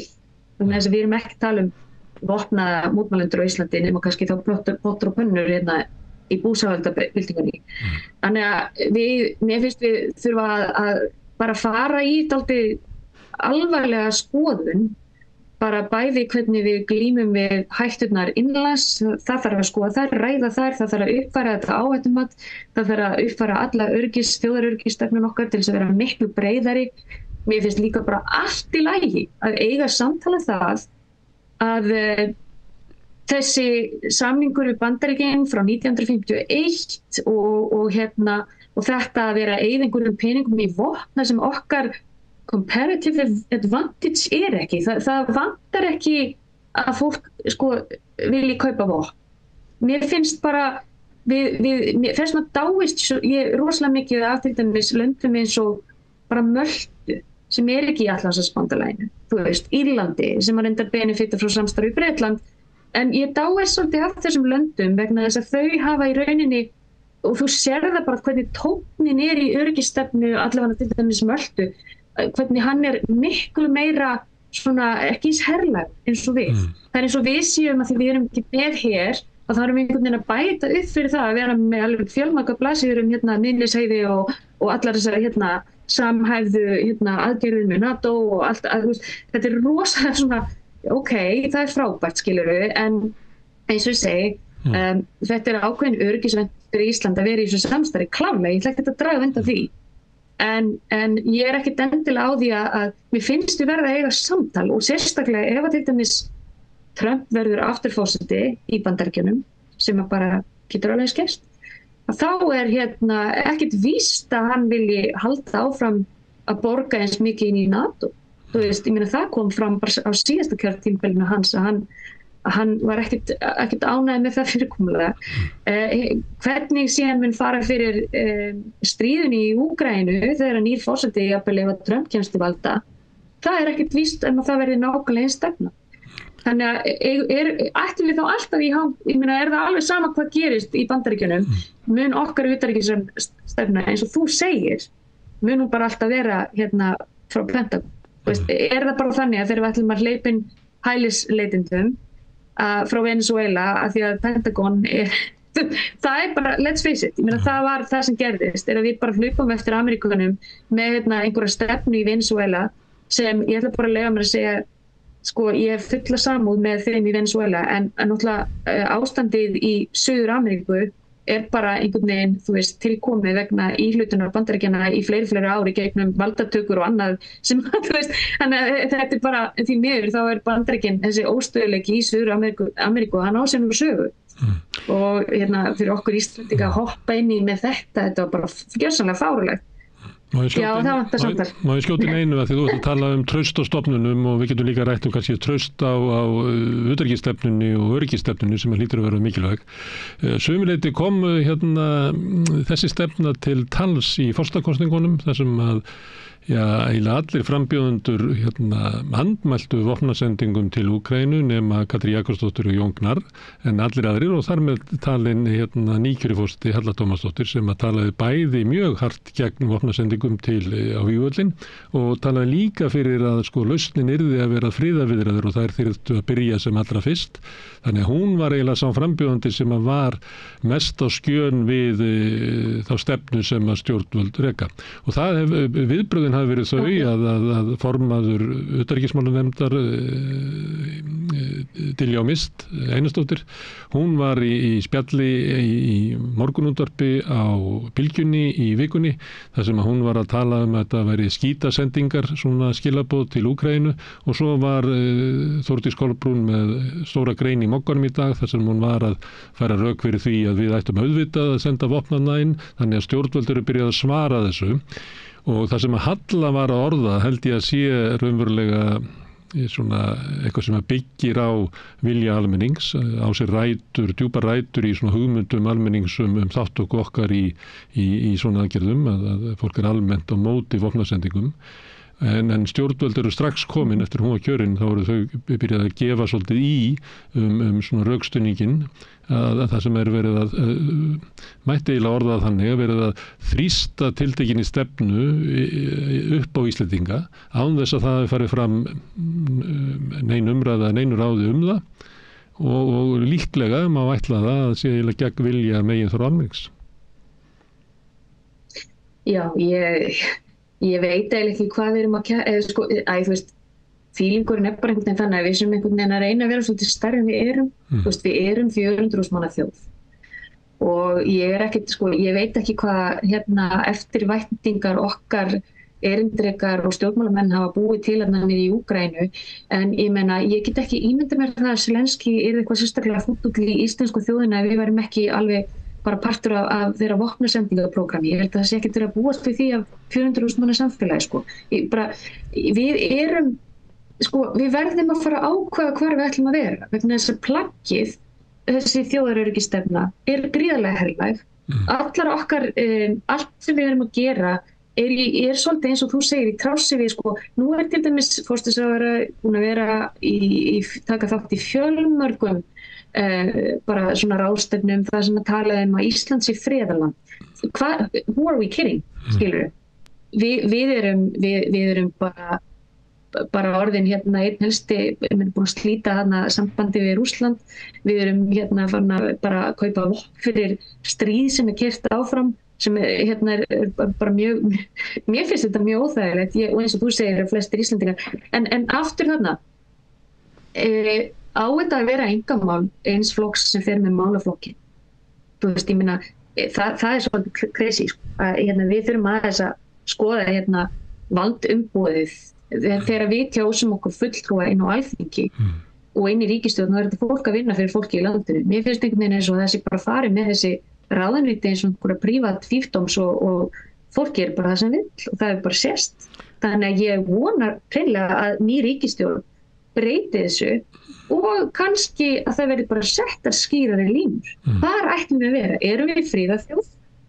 Ætlum við að beita okkur fyrir friði og diplomatískum leiðum, þú veist, eins og Malta, eins og, þú veist, nú Malta í öryggisráðinu, búin að standa sig mjög vel í öryggisráði Sameinuðu þjóðanna, bara eftirtektarvert hvað búið að hafa látið að sig kveða þar. Menna þetta smáríki eins og við.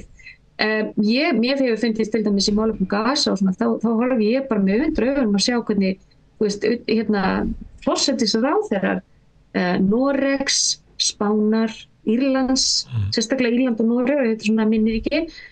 Mér finnst við bara því miður vera með kannski þá fólk sem fer fyrir okkar málum þarna sem ekki að endurspegla það sem við höfum lagt upp með sem þjóð. Þetta, ég meina, friðarþjóð.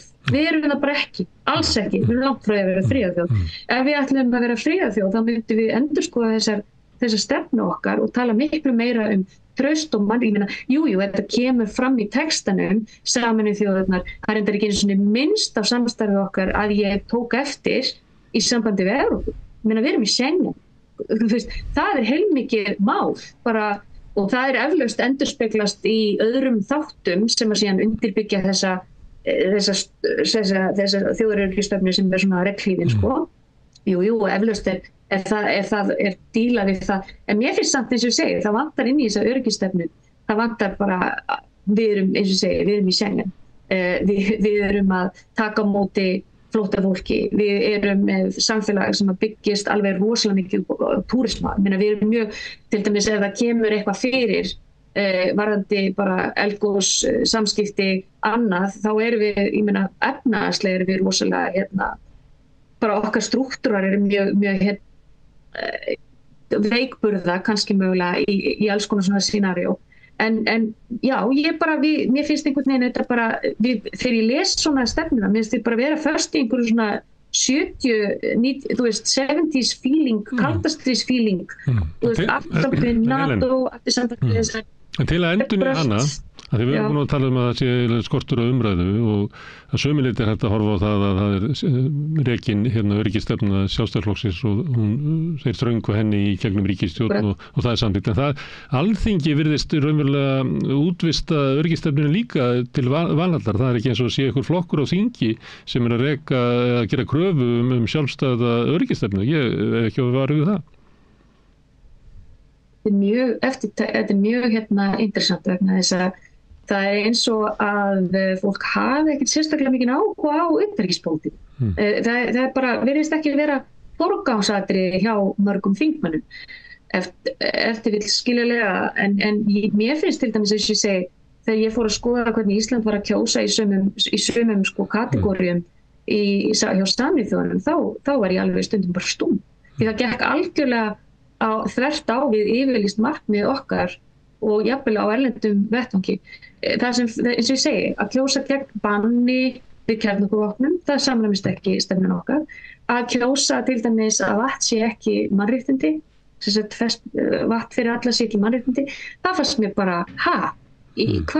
Og svo kemur alltaf einhverju svona útskýringar, já, okkur fannst ekki alveg þessi texti þarna, þú veist, það er eitthvað detail-atriði sem er verið að fela sig á bakvið, en í raun fram, eins og þú sagðir, mér oft bara með Bandaríkjunum.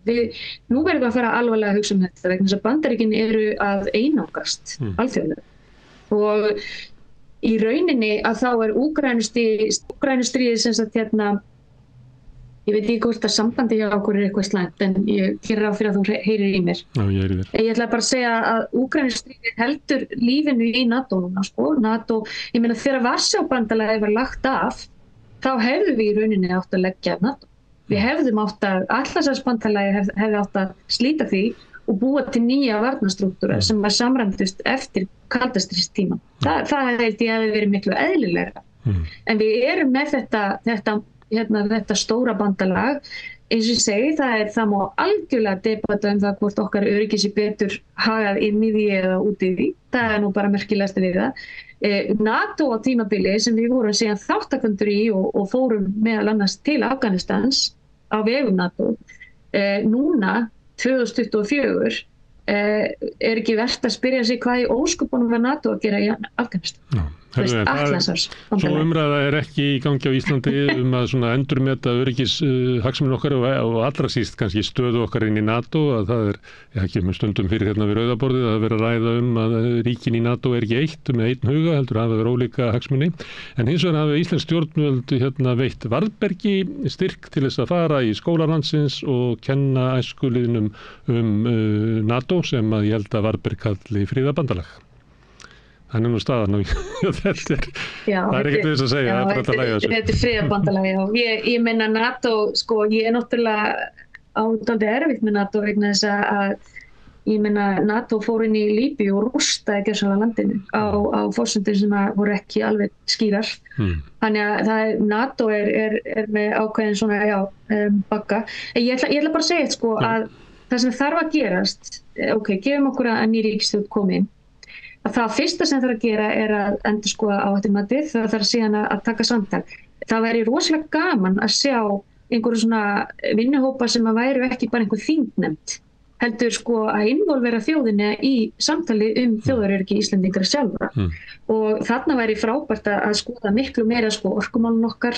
Það nú alveg eitt sem að þarf að uppgreita þarna í þessari stefnu. Því að ég held bara að þarna á þessum árum hafi bara Ísland ekki haft neinar áhyggjur af orkumálunum eða meira kannski árás á orkuna en orkustruktúrun okkar en ekki endilega orkuskort. Og hérna, þannig að það ýmislegt sem þarf að uppfæra dálítið mikið hérna. Og svo eins og ég segi, það þessi nálgun. Ég myndi gjarnan vilja sjá að við færum aftur í þetta tungumál sem var notað þegar við lögðum upp á stað með þess að þróa þjóðaröryggisstefnu. Það sem miklu meiri áhersla lögð á Sameinuðu þjóðirnar, miklu meiri áhersla lögð á diplómatískar leiðir, samstarfi lönd. Ég held líka að ef við erum að tala okkar eigið öryggi, bara þú veist, varðandi glæpi, artificial intelligence, ef við erum að tala líka, hvað heitir þetta það þá efnahagsviðverk, þú veist svona, þú veist, að þá Þú ert ekki að tala þá sem að stóðu fyrir hruninu þú ert ekki að tala slík hryðjuverk sem eru heldur svona það sem verið að beita aðgerðum til þess að brjóta niður efnahag ríkja. Já, ég að tala peningaflótt.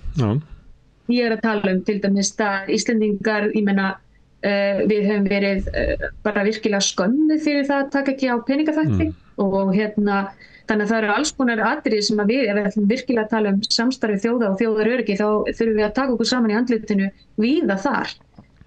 Síðan bara okkar við sjálf Íslendingar.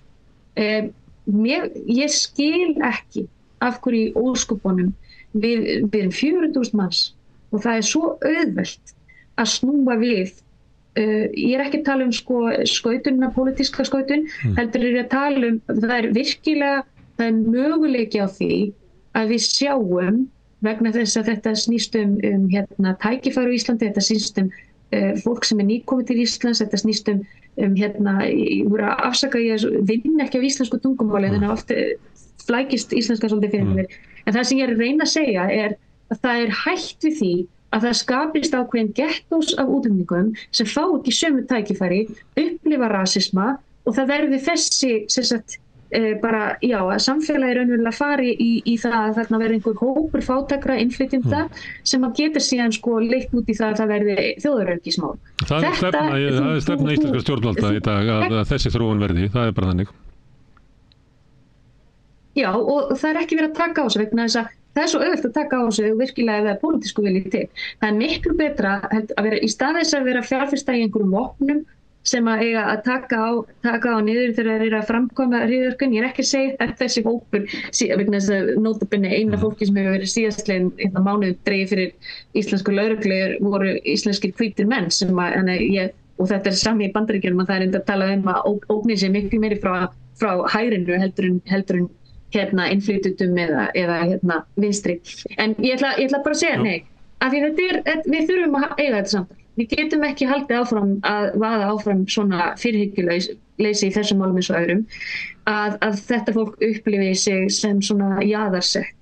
Það öryggisvon og öryggisstefnan okkar verður að fara að taka með þessu og það þýðir meira bara economic justice, social justice, allir þessi þættir sem þess að tóru að tala réttlæti, efnahagslega, réttarkerfið okkar, hvernig það tekur á hlutunum líka. Mér finnst bara eins og ég segi, þetta plagg svolítið úrelt og þetta bara svona herrlegt plagg sem við þurfum að skoða og ég vona líka að, þú veist, ef við fáum nýja ríkisstjórn, þar sem við fáum kannski nýtt og ferskt blóð inn í utanríkisstefnun okkar og inn í stjórnarráðið sem að myndi þá sitja fyrir nýrri þjóðaröryggisstefnu, að við förum aftur friðelskandi þjóð og þá getum við ekki verið að kaupa vopn. Menna það gengur algjörlega gegn þeim skilabúm.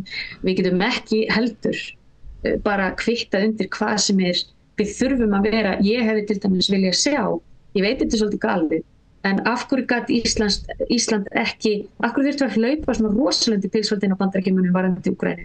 Af hverju gátu við ekki verið landið sem að hélt einhverjum diplomatískri viðveru í Rússlandi? Það verður að vera samtal á milli. Hvað sem við erum að tala og það sama með Miðausturlönd. Að vinna hernaðarsigur í til dæmis varðandi Hamas, þá ertu raunverulega að tala fullkomna útrýmingu á mjög stóran hluta Palestínumanna á Gaza. Ef þú ert að tala hernaðarsigur Úkraínu yfir Rússum, það eina sem að það geti gerst að Rússland eigi ekki pening raunverulega til þess að reka hernaðarstefnu sig. En Rússland selur bara sínar auðlindir og sína olíu til annara en Vesturlönd. Þeir eru bara að selja olíu til Kína og þeir eru að selja olíu til vandalega Indlands og ég meina þannig að þú veist það eina sem að getur stoppa stríðið svona hernaðarsigur í Rússlandi ef að Rússland fyrir hausinn. Nú erum við 2-3 ár seinna, það 2 ár seinna, það ekki að fara að gerast. Við hljótum að sjá það. Þannig að það verðum að breyta. Við verðum að breyta taktík og við verðum að setja spurningamerki við þetta hernaðarbröld. Þeir einu sem greiða í dag, Gunnar Smári, eru hergagnarframleiðendur. Því að eins og ég segi, heimurinn ekki betur en að var fyrir nokkrum árum. Við erum að stefna í frekar ömurlega tilvist. Bara ég vinn mikið í Afríku. Það eru eintómstríð og maður sér ekki endilega fyrir endan á því vegna þess að eins og ég segi, það eru hergagnarframleiðendur, það eru svo miklir, það eru bara national interest sem og eins og ég segi, Vesturlöndin ekki spilað rosalega gott hlutverk í þessum löndum vegna þess að margt af því sem hefur gerst og eitthvað að þessu afleiðing náttúrulega nýlautu tímabilsins en það virðist vera, þetta óhugnanlega herlæg sjónarmið sem eru yfirráðandi í dag og þetta eitthvað sem að smáríkin ætti að taka þessi saman með einangra sig. Gjörsamlega að einangra sig á samsýtjóðan og við hljótum að taka það svolítið inn í líka þegar við hugsaum okkar eigin bandamenn.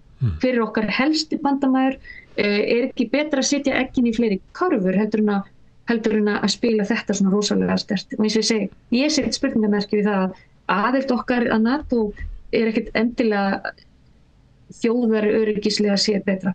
Eins og ég segi, Írland ekki NATO, Sviss ekki NATO, Austurríki ekki NATO, Malta ekki NATO. Herir þessara þjóðar ekkert endilega að fara að standa gegn innrás en líkurnar á innrás frá til dæmis Rússlandi, þær eru bara ekki til staðar að Finnland öðruvísi. Ég skil akkur Finnar. Við getum ekki flutt inn öryggisstefnu annarra ríkja heldur verðum við að mjóta hana sjálf. Helen, kæra þakki fyrir að leyfa okkur að slá á þráðinn. Það búið að vera svolítið veikt sambandi hjá okkur þannig að við verðum að hætta núna en það margt merkilegt sem hér kom fram. Kæra þakkir. Takkilega. Takk fyrir. En við ætlum að halda hér áfram við rauðaborðið að reyna átt okkur á þessum heimi sem við lifum í. Næsti kapli eftir augnablik. Með því að ganga í leigjendasamtökin styður þú baráttu leigjenda. Leigjendasamtökin eru fyrir öll þau sem vilja vinna að réttlæti og öryggi á húsnæðismarkaði. Leigjendasamtökin.is Ég veit ekki hvort að það séu afleiðingar af forsetakosningunum, sumir getur öflust sagt að það veri afleiðingar af kosningabaráttunni og hvernig hún þróaðist að Gallup mældi fylgi VG aðeins í 3,3% í maímánuði sem er að lægsta sem að VG hefur mælst og ég held að sé það lægsta sem að einhver af fjórflokkunum hefur mælst hjá Gallup og þetta er eiginlega sögulegt. Ég fekk hingað 3 félaga í VG, Gústaf Adolf Bergmann Sigurbjörnsson, hann er nýdoktor og Sunna Valgerðardóttir er nýráðinn starfsmaður þingflokksins og Stefán Pálsson er varaborgarfulltrúi. Við fekkum hingað til þess að velta því upp hvað er eiginlega að gerast með VG og getur flokkurinn ratað út úr þessum ógöngum, komist út yfir þetta fen sem hann er lentur í. Sjáum hvernig VG-liðar horfa á stöðu eigin flokks og hvað er til ráða. Samstöðin er í eigu hlustenda, áhorfenda og lesenda. Já, þá er það VG sem er eiginlega eina fréttum vikunar að það kom könnun Gallup sem var tekin allan síðasta mánuð, allan maímánuð og sýndi það að fylgi VG mælist núna 3,3% sem er náttúrulega lægsta sem að mælst hefur í sögu flokksins og ég held þetta sé það lægsta sem að einhverja fjórflokkonum hefur mælst hjá Gallup. Ég kann nú kannski ekki að fletta því, kannski fletti þið upp sinna. En hingað eru komið fólk úr VG, Stefán Pálsson, Gústaf Adolf Bergmann Sigurbjörnsson og Sunna Valgerðardóttir. Verið velkomin.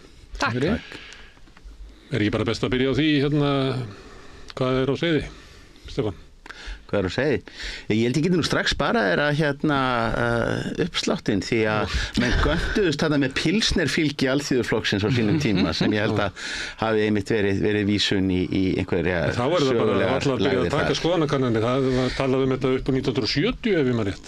Já, skoðanakannanir eru svo sem það eru furðu gamlar en það við værum kannski svona bombarderuð með 4 á dag er seinni tíma fyrirbæri.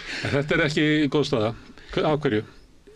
Þetta er bara þetta er bara verulega vond staða og ég held að sé hljóti að vera eins og alltaf þá eru maður er sjaldnast svo heppinn að það sé einhver quick fix lausn. Yfirleitt það eru margir samverkandi þættir og ég held að hlutavandamálinu sé það að bara vinstrið er í dálitlum vandræðum. Ekki bara hér, það er ekki eins og að maður myndi kannski ætla að til dæmis bara þinn flokkur, sósíalistaflokkurinn væri að fitness og púkin á fjósbitanum á meðan að VG er að vestlast upp en það er ekki að sjá að þar sé við erum náttúrulega ekki beint svona aðilar að þessum þingi og höldum okkur svolítið til lés ég held að þið hljótið að vera að slást sömu kjósendur hvort sem það er í borginni eða landsmálunum en þetta heldur ekki bara bundið við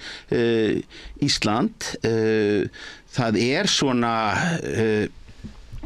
ég held að svona mörguleiti hefum við til dæmis bara eins og forsetakosningarnir sem við vorum að sjá hérna helgina er að mörguleiti svona ákveðin sigur svona andpólitíkur svona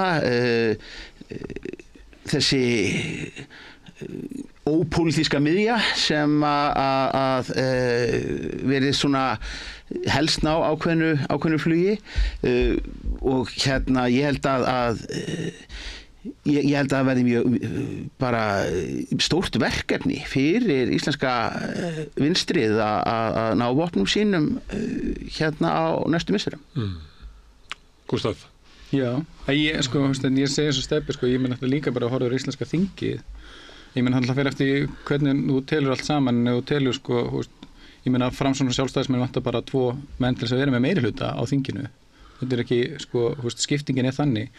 Vinstri tapaði í seinustu kosningum, ef við horfum ekki endilega bara vinstri græn, heldur bara á vinstri í höfuð, tapaði mjög illa í seinustu kosningum og En nú kallar Samfylkinguna vinstri flokk? Ég held að svona heilt yfir þá hefur vinstrið bara hefur það gott já, í skoðanakönnunum en VG hefur það slemmt já, en Já, ég syns sko, það er náttúrulega fyrir, ég, þú veist, þau hafa verið að tegja sig mjög mikið til miðjuna núna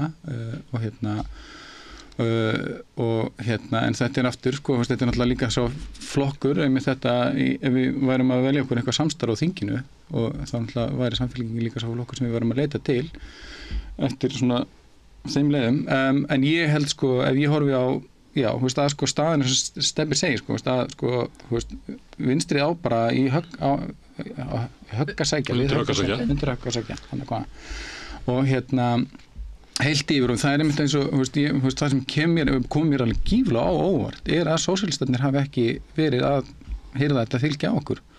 Mér hefði þótt það eðlilegt og það sem ég er gíflega miklar á að gera núna að horfa á sko bæði vinstri græn og sósíalista mælast með sko undir 4% og bara hefum hryllilega við að það er einhverja niðurstaða kosninga að það myndi bara þurrkast út allt vinstri af þinginu sko. En ef við erum að tala sko einhverjar ástæður, ég segi eins og Stebbi, það er margar ástæður, ég meina við skulum alveg bara fyllin í herbygginu skilur og ég meina auðvitað samstarfið við Sjálfstæðisflokkinn, ég meina það náttúrulega auðvitað búið að vera þungu biti. Að tjálta við kjarnorkuver. Að tjálta við kjarnorkuver. Já, auðvitað er það þannig skilur og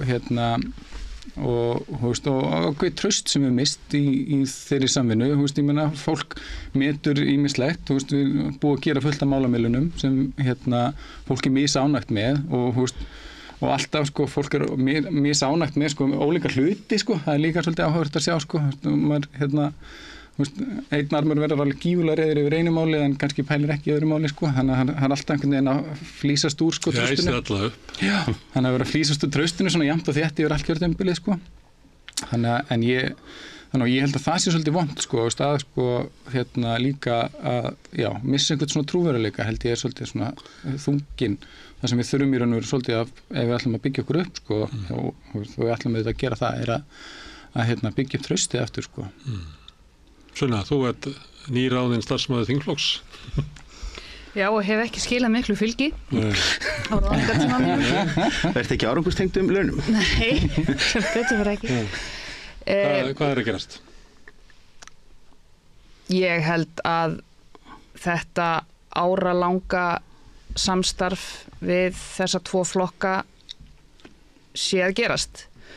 Ég held að afleiðingarnar af því annars vegar að þurfa endalaust að vera í rauninni að trana Katrínu fram til þess að svara fyrir endalaust hitt og þetta einhvern veginn, þú veist, ef að einhver í einhverjum öðrum flokki gerði eitthvað agalegt, þá var alltaf hlaupið á Katrínu til þess að svara fyrir það og hún gerði það. Forsætisráðherra að vinna við það. Ég veit það, en það var samt svolítið merkilegt sko, að vegna þess að ég alveg vann við það líka að krefja hann að svara vegna einhvers sem einhver í öðrum flokki gerði sko og vissulega er það starf forsætisráðherra en það var samt einhvern veginn orðið svolítið mikið og líka vegna þess að hún tók alltaf boltan sko. Þannig að hún var einhvern veginn... Mér finnst það nú reyndar ekki með svo svolítið vísa yfir að þetta vera ákvörð þessa ráðherra og svona vísa yfir þetta að veri... Já, en þú veist samt alveg hvað ég meina, að þó að hún hafi bara sagt það, þá var hún alltaf spurð, sko, skilur. Hún var alltaf andlit.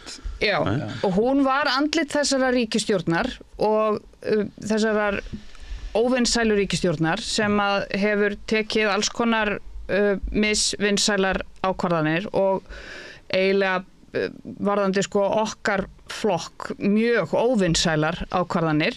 Ég held að sé annars vegar það og ég held að það sé kannski stærsti þátturinn en svo náttúrulega líka má heldur ekki gleyma fólkinu sem að stendur þarna á þinginu og á skrifstofunni og alls þaðar sem er búið að upplifa það núna síðustu ár að félagar þeirra eru ýmist farnir eða brjálaðir og það er erfitt.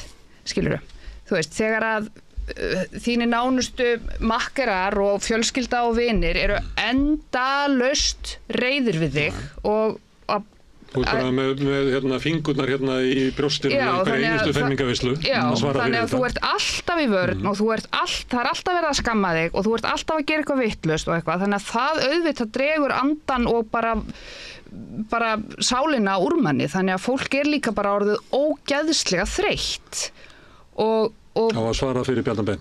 Já, bara að vera í þessu, skilurðu. Og það einhvern veginn tekur það sem að einhvern veginn held ég að VG eigi svolítið að standa fyrir einhver svona baráttuandi og eitthvað svona nefan á lofti og vera einhvern veginn á móti eða eitthvað bla. Fólk hefur ekki orku í það lengur eftir þetta samstarf. Líka sem að ég var ekki búin að átta mig á áður en ég byrjaði að vinna þarna að þingflokkur VG samanstendur af 8 manns. Þar að veru 3 ráðherrar. Á síðasta mánuði eða 1,5 mánuði þá fór Katrín og hún fór ekki bara, heldur fór hún sko í skrýtnustu kostingar sem að ég hef allavega upplifað og einhvern veginn mesta og skrýtnasta kastljós og sauðsljós einhvern veginn, þannig að hún var alltaf í sauðsljósinu en hún fór. Þannig að þau sátu eftir, þurftu að endurskipuleggja allt og vegna þess að þau eru í ríkisstjórn með svona fáða þingmenn þá þurfa þau að tvímenna á allar nefndir, skilurðu. Þú veist, það þurfa að vera, þú veist, hver þingmaður út af því að þau eru í rauninni bara 5 þingmennirnir út af því að það eru 3 ráðherrar. Þannig að hver þingmaður þarf að vera í 2 nefndum, formaður í einni og vera svo í annari og svo þurfa þau að hlaupa helmingi hraðar líka. Það eru helmingi fleiri handtök og helmingi meiri vinna sem þau þurfa að vinna heldur en til dæmis Sjálfstæðisflokkurinn. Þannig að bara þetta út því að við erum nú manneskjur, þú veist, þetta er bara erfitt sko. Þannig að það er einhvern veginn held ég skiljanlegt að þú veist, þegar að við sjáum skoðanakannanir fara úr 10, niður í 8, niður í 7, niður í 5, niður í 4, niður í 3, skilurðu?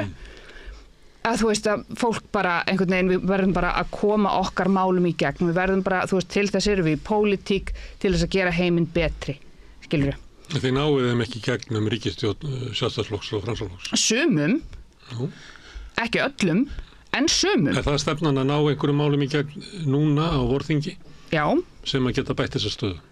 Já, það er stefnan, almannatryggingakerfið, mannréttindastofnun og svo eru alls konar önnur mál sem að Sjálfstæðisflokkurinn sérstaklega hefur lagt fram sem að hafa tekið sko útlendingamál til dæmis sem að hafa tekið sem að eru ekki eins hræðileg og þau hefðu verið ef að VG væri ekki ríkisstjórn og það er rosalega mikið um það.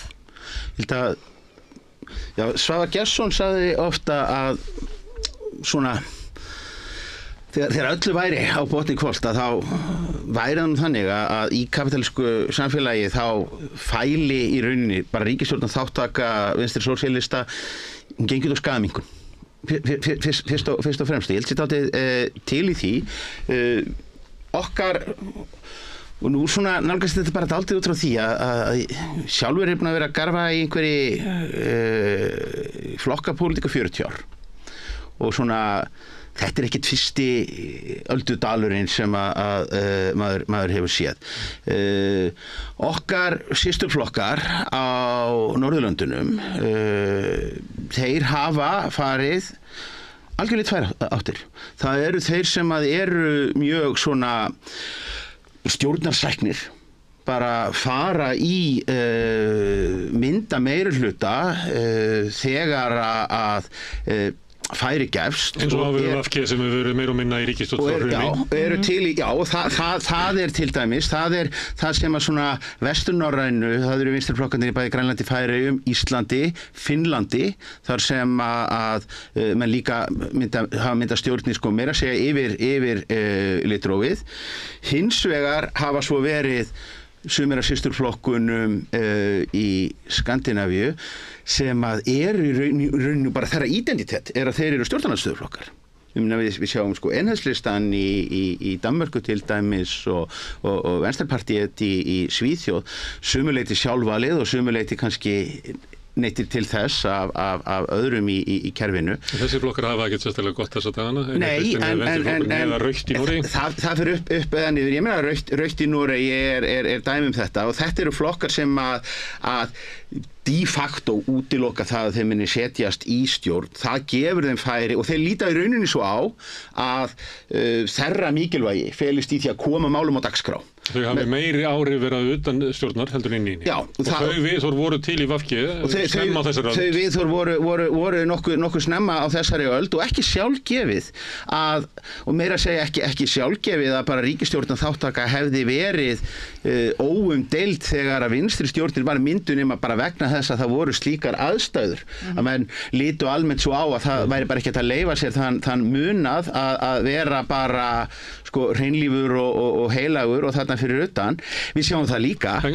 Stefán, hvað er þetta að segja? Er þetta að segja að þetta hefði aldrei getað endað öðruvísi? Þetta var í skaðamingun, það var eitthvað plástur og eitthvað sári og nú er hann orðinn ógeðslegur. Nei, ég er að segja að það sem við höfum séð er það að stjórnarþáttaka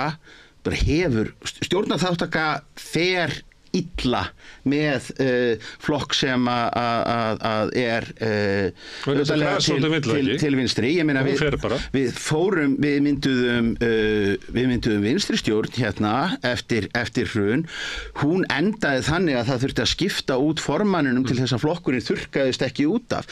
Af því dreg ég ekki þá ályktun að við hefðum ekki átt að mynda vinstri stjórnina. Bara svo sannarlega ekki. Ég er gríðarlega stoltur af því að við mynduðum þá stjórn.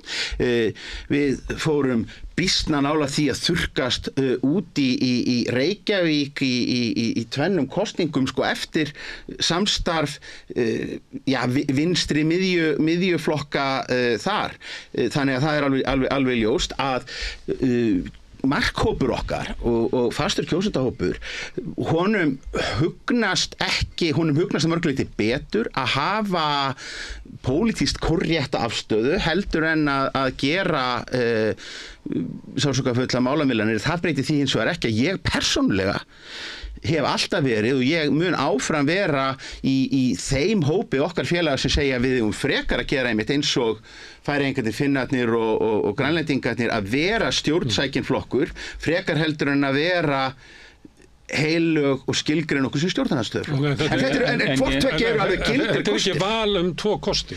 Þetta getur líka verið þannig að þú getur verið stjórnsækinn. Það er nefnilega það sem hefur verið. Og alltaf undirlátssöm, þannig að þegar þú ferði í stjórn þá gefur alltaf mikið eftir. Það er ekki bara valkostur. En svo múlum líka að segja sko með grasrótina sko, við náttúrulega höfum mist alveg úr grasrótina okkar og mikilvæg á góða félaga, en við erum samt sem aðeins með mjög virt sko flokksráð, við hittumst tvisvar á ári á mjög öflugum fundum þar sem að sko og flokksráð okkar kaus með þessum ríkisstjórnarsamstörum. Það er ekki þannig að sko við höfum gert þetta algjörlega í óþökk félaga.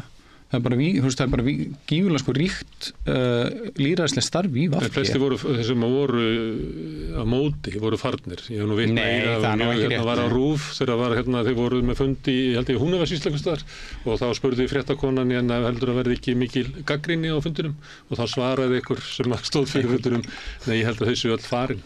Já, gáringur. En ég held að sko.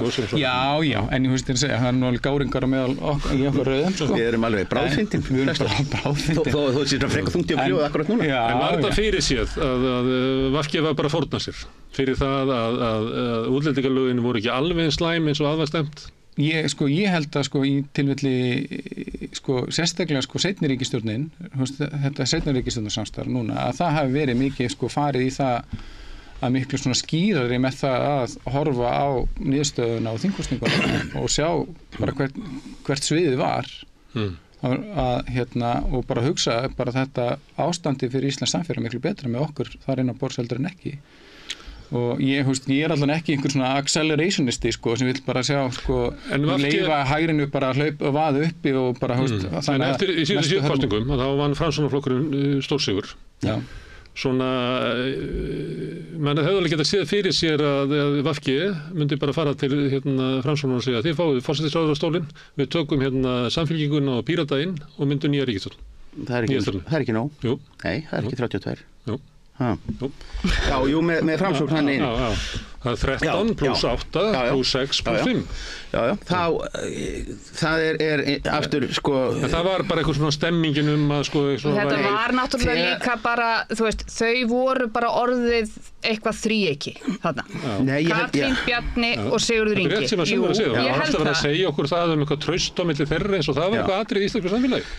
Nei, ég held að þetta COVID-dæmi og bara hvernig þeim tókst að vinna saman, þá held ég að þetta hafi ég held að það hafi verið aðal ástæðan fyrir því að þessi ríkisstjórn var mynduð. Ég hef ekki hugmynd af hverju hún var mynduð, en ég held að það hafi spilað mikinn þátt í því. En af hverju skiptir það máli hvernig þessi þrjú vinna saman? Það veit ég ekki. Ég stofnaði ekki þessi ríkisstjórn, sko. Hvernig sko Grasrót-VG upplifir stjórnarstefnuna? Mér finnst það. Flokkurinn sé að þjóna okkar hugsunum? Ég hef ekki farið í þessi ríkisstjórn, sko. Ég hef ekki gert það, en ég held að þetta hafi verið ein ástæðan. Þetta virkaði rosalega vel og við bara höldum áfram. Þau voru búin örugglega að koma sér saman alls konar mál og jari. Og höldum bara áfram, stöðuleiki. Gagnrýnendur, Katrín þó sérstaklega í tengslum við bæði fyrri og seinni stjórnarmyndunina hafa alltaf gengið ótrúlega langt í að reikna með að sko Framsóknarflokkurinn sé viljalaust verkfæri sem að bara sitji og standi eftir einni ríkingu. Ég var að benda á að það var að bjóða hann til þess forsætisráðuneytið, það var að teygja sér langt til þess að mynda annars konar ríkisstjórn. En þeir þyrftu nú bara að teygja sér. Ég man ekki eftir neinni umræðu eftir kosningar eða fyrir kosningar að VG hefði annan valkost heldur að halda áfram með þessa ríkisstjórn. Segir mér það var mjög nær því að við getum sko prjónað okkur upp í því að alltaf endar þetta nú á því að koma sér upp í töluna 32 og jafnvel rúmlega það.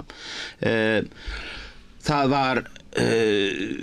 voru ýmsir það var hægt með ýmsum svona tölfræðilegum loftjónuleikum að stilla upp einhverjum stjórnarministrum 2017, 21 sko það var ekkert í spilunum það að Framsóknarflokkurinn hefði nokkurn áhuga á, Framsóknarflokkurinn hafði unnið bara góðan sigur í kosningunum á grunni þessa starfa í þessari ríkisstjórna að hann færi að hlaupa til og hrista það upp og vinna með flokkum sem að hann hafði sko ekki treyst sér til, sem að Sigurður Ingi hafði ekki treyst sér til þess að vinna með 2016 og 17 byggt á því hvort að einhverjum í VG liði betur eða ver. Ég sé ekki hvaða hliðar. Ég skal taka undir þetta því ég tók þátt í þessum kosningu 2021 og það var augljóst svona þegar vika af þetta kosninga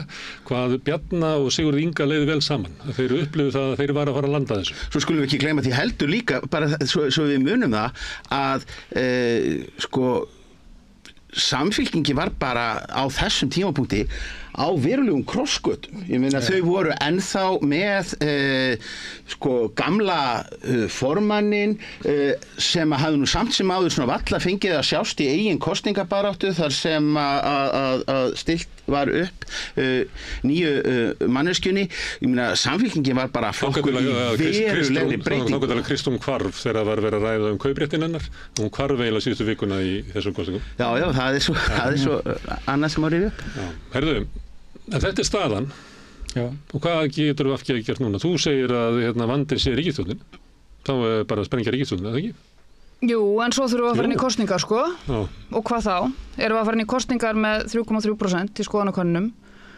Þú veist. Hvað, ætlar að bíða eftir að það hækki upp í 10 og fara svo? Nei, bíða eftir að hækki kannski upp í 4 aftur eða eitthvað, ég veit það ekki. Nei, ég meina eða býtu okkur og gefa okkur það sé farið inn í kosningar. Það er hægt að mynda starfhæfar hægri stjórnir, það er hægt að ef maður vilja fara í 32 þá bara setja maður miðflokkinn inn, ef maður vilja hafa okkur út, ef maður vilja hafa þetta aðeins örgara þá skipta maður okkur út fyrir Viðreisn. Stefán, þú ert að segja að þetta sé bara verið ágætis leið fyrir ykkur að ykkur eru hent út úr ríkisstjórninni og þið fengið svona rúmlega 1 ár til þess að vera í stjórnarandstöðu og ná áttum. Sko, það má geta fabuleirað það. Ég meina við erum margir túlka úrslit forsetakosninganna helgina þannig að Katrínu hafi verið sko refsað fyrir það að Bjarni Ben hafi fengið þarna fengið lyklavöldi inn í stjórnarráðinu verður þá hlaðið undir flokkinn fyrir það að hafa hleypt Viðreisn inn í þessa sömu ríkisstjórn? Ég held að það sem að Gústi kom inn á áðan varðandi þetta traust sem að flokkurinn hefur mist þetta er náttúrulega gömul tugga að það tekur smástund að missa traust fólks en það tekur langan tíma að vinna það tilbaka og ég held að það eigi alveg við hér.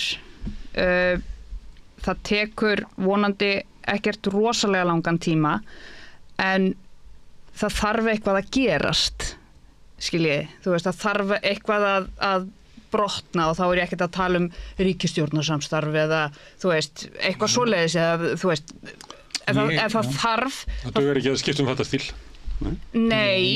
Nei, það dugar ekki, vegna þess að, sko, þessi skoðanakönnun er eitt, en svo bara sko, tilfinningahitin í fólki gagnvart VG, reiðin og sárindin, þau eru svo raunveruleg, sko. Þú veist, þetta eru hjá mjög mörgum bara svona raunverulega einhver svik og bara brotið traust, og það er rosalega vont, og það þarf eitthvað, það þarf að fara í einhverja meðferð eða eitthvað til þess að laga það og taka alls konar spor til þess að einhvern veginn vinna það traust tilbaka. En það klassíska er að við sagt í svoleiðisflokka er bara gott að fara í stjórnarandstöðu og finna ræturnar og mæta svo aftur sterk. Þetta er klassíska leið. Það er meðferðin fyrir stjórnmálaflokka er að fara í stjórnarandstöðu. Já. Ok, ég meina, þú veist, ég er ekki með lausnina, sko, en þær eru til og þær eru alveg nokkrar, held ég. Og það er okkar verkefni að finna hvaða leið virkar best, vegna þess að sko tilhugsunin og ég er endar ekki sammála þeim heldur varðandi það að það sé svo furðulegt að allt þetta fylgja hafi farið af VG og ekki farið yfir á sósíalista, vegna þess að sósíalistarnir, þú veist, þeir eru bara ekki nægilega, þeir eru ekki nógu mikið í umræðinu einhvern veginn. Ég var að benda á það, við erum ekki, þegum ekki þátt í þessu þing, við erum bara í öðru. Já, ég meina, þeir eru bara að vinna á... Við höfum ekki þrek til þess að vera í kosningabaráttu 4 ár eins og Samfylkingin. Þú ert ekki að samfara mig um það, ég er sammálaðir, skilur, og þannig að í augum held ég sko kjósenda og þeirra sem er að svara Gallup-könnunum á hlaupum eða á netinu eða eitthvað, þú veist, þá er sósíalistaflokkurinn bara einhvern veginn ekki... Nei, hann er ekki á radarnum, sko. En hins vegar væri alveg til að taka þátt í umræðu af hverju sósíalismin stendur svona illa í okkar heimsluta. En það held ég að bara tengist ekki alveg stöðu VG. Það sé ekki eina skýringin eins og Stefán er að benda á, það er alveg ein skýring. En það sem að ég held að sé alveg gífurlega mikilvægt að fólk átti sig á er það sem að þeir voru líka að koma inn á að sko, þú veist, þessi hægri sveifla sem að er einhvern veginn alltumlykjandi og við erum vonandi ekki en mjög líklega kannski að fara að sjá eitthvað hræðilegt gerast í Bandaríkjunum í nóvember. Við þurfum bara rosalega mikið að halda okkar gildum á lofti vegna þess að það er svo auðvelt að missa þau. Og hvað svo sem verður, hvenær svo sem verður kosið og allt það, þá held ég, og það er líka þetta með sko vinstra fólkið að þú veist, þetta er alltaf svo mikil barátta og svo verða þetta svo þreyttir og eitthvað, en ég held að það sé sko enn mikilvægara núna, sérstaklega þegar fylgið er svona lágt, bæði á VG og sósíalistum, að koma því einhvern veginn til fólksins hversu mikilvægt það er að halda þessum gildum ekki bara á lofti heldur einhver staðar þar sem við þó ráðum einhverju, þó að það sé ekki ríkisstjórn, sko. Og mér finnst líka eitt, ég sá á Facebook í gær varðandi það að ég sagði eitthvað að þetta hefði verið einhver öryggisventil og ekki hefði verið einhver öryggisventil innan ríkisstjórnarinnar og það væri allt miklu verra heldur en ef að VG hefði ekki verið. Hlutverk þeirra að vera að milda hjarta Bjarna Beni, svo við segjum stundum hérna verið að bröða. Eitthvað svoleiðis. Og þá skrifar einhver, já, það er líka sagt við konur í ofbeldissamböndum að þær séu öryggisventil gagnvart manninum sínum sem beit til þær ofbeldi til þess að hann fari ekki og beiti bara alla ofbeldi. En konur í ofbeldissamböndum missa líka vini sína vegna þess að þær einangrast, skilurðu. Og fyrst að það er verið að taka þessa samlíkingu, þá finnst mér það megi alveg taka hana alla leið, sko. Og ég er ekkert að líka þessu saman, en það þarf samt bara að hafa í huga þessi skaðaminnkun sem Stebbi var að segja að hún hefur skilað árangri þó að við séum með marbletti sko. Mér finnst líka bara svo með unnræði sko, eins og þetta, maður sjálfur skilur að vinna í stjórnmálhreyfingu og við erum mörg skilur sem höfum misjafnar skoðunar hvort að vera í þessu ríkisstjórnarsamstarfi eða ekki og hvenær átt að sprengja og hvort átt að sprengja og hvað ekki sko. En við getum líka bara verið sko ósammála það skilur, það er líka að geta haldið áfram í starfi í stjórnmálhreyfingu og verið sko ósammála fórustunni en haldið samt áfram að vinna þínu starfi. Það er einhverju marki sko. En þú getur verið svo mikið ósamálanni að þú getur ekki verið þar, þú getur verið ósamálanni svo lengi að þú getur ekki verið þar, þannig það eru svona takmarkað. Ég ætla samt líka að vera svona afslappaðasti maðurinn við borðið yfir þessu hérna. Ég meina það er ekki fyrsta sinn, Stefán Pálsson. Nei, ég meina bara verið í þessum bransa í 40. Það ykkur að gamli þulur sem segir að við höfum haft það verra, það er víða verra. Ég er loksins orðið nógu gamall til þess að vera svo gamli kall sem ég er búin að vera frá 20-aldri, þannig að ég er að njóta þess uppskera. Nei, það eru nú ekki, eins og ég segi, að við vorum nú minnt á það sko síðast bara fyrir 4 dögum hvað sko skoðanakannana gæfa getur breyst hratt þegar við sjáum sko nýkjörinn forseta sko 7-falda fylgi sitt á 3 vikum. Við vorum með alvöru umræður á fyrri hluta kjörtímabils ríkisstjórnar Sigmundar Davíðs þegar að það að ekki bara VG heldur líka Samfylkingin myndu þurrkast út og það væru bara flokkar sem að væru að deyja og að við af keflinu voru að taka þá Píratar og Björt framtíð. Og það voru bara alvöru umræður svona eins og hérna af spekulöndum við borð að ræða þetta og í sjálfu sér ekkert að því að segja það vegna þess að saga vinstri hreyfingarinnar er líka dálítið þannig, ég meina flokkar eru stofnaðir og þeir hætta en svo þróuðust málum með talsvert öðrum hætti. Samfylkingin lafði inni á Loga Einarsinni sem kjördæmakjörnum manni 2016. Þannig að einhverjar sko að lesa mikið í sko punktmælingar í skoðanakönnunum lengi framan af á fyrra kjörtímabili þessarar ríkisstjórnar þá var því bara slegið föstu að þetta myndi þurrka Vinstri græn út í næstu kosningum. Þannig eins og ég segi, ég held að við ættum ekki að hlaupa apríl eftir hérna. Ok, en þú nefnir svona dæmi eins og með Samfylkinguna og það er meira sagt inn í Samfylkinguna núna það tala nýju Samfylkinguna.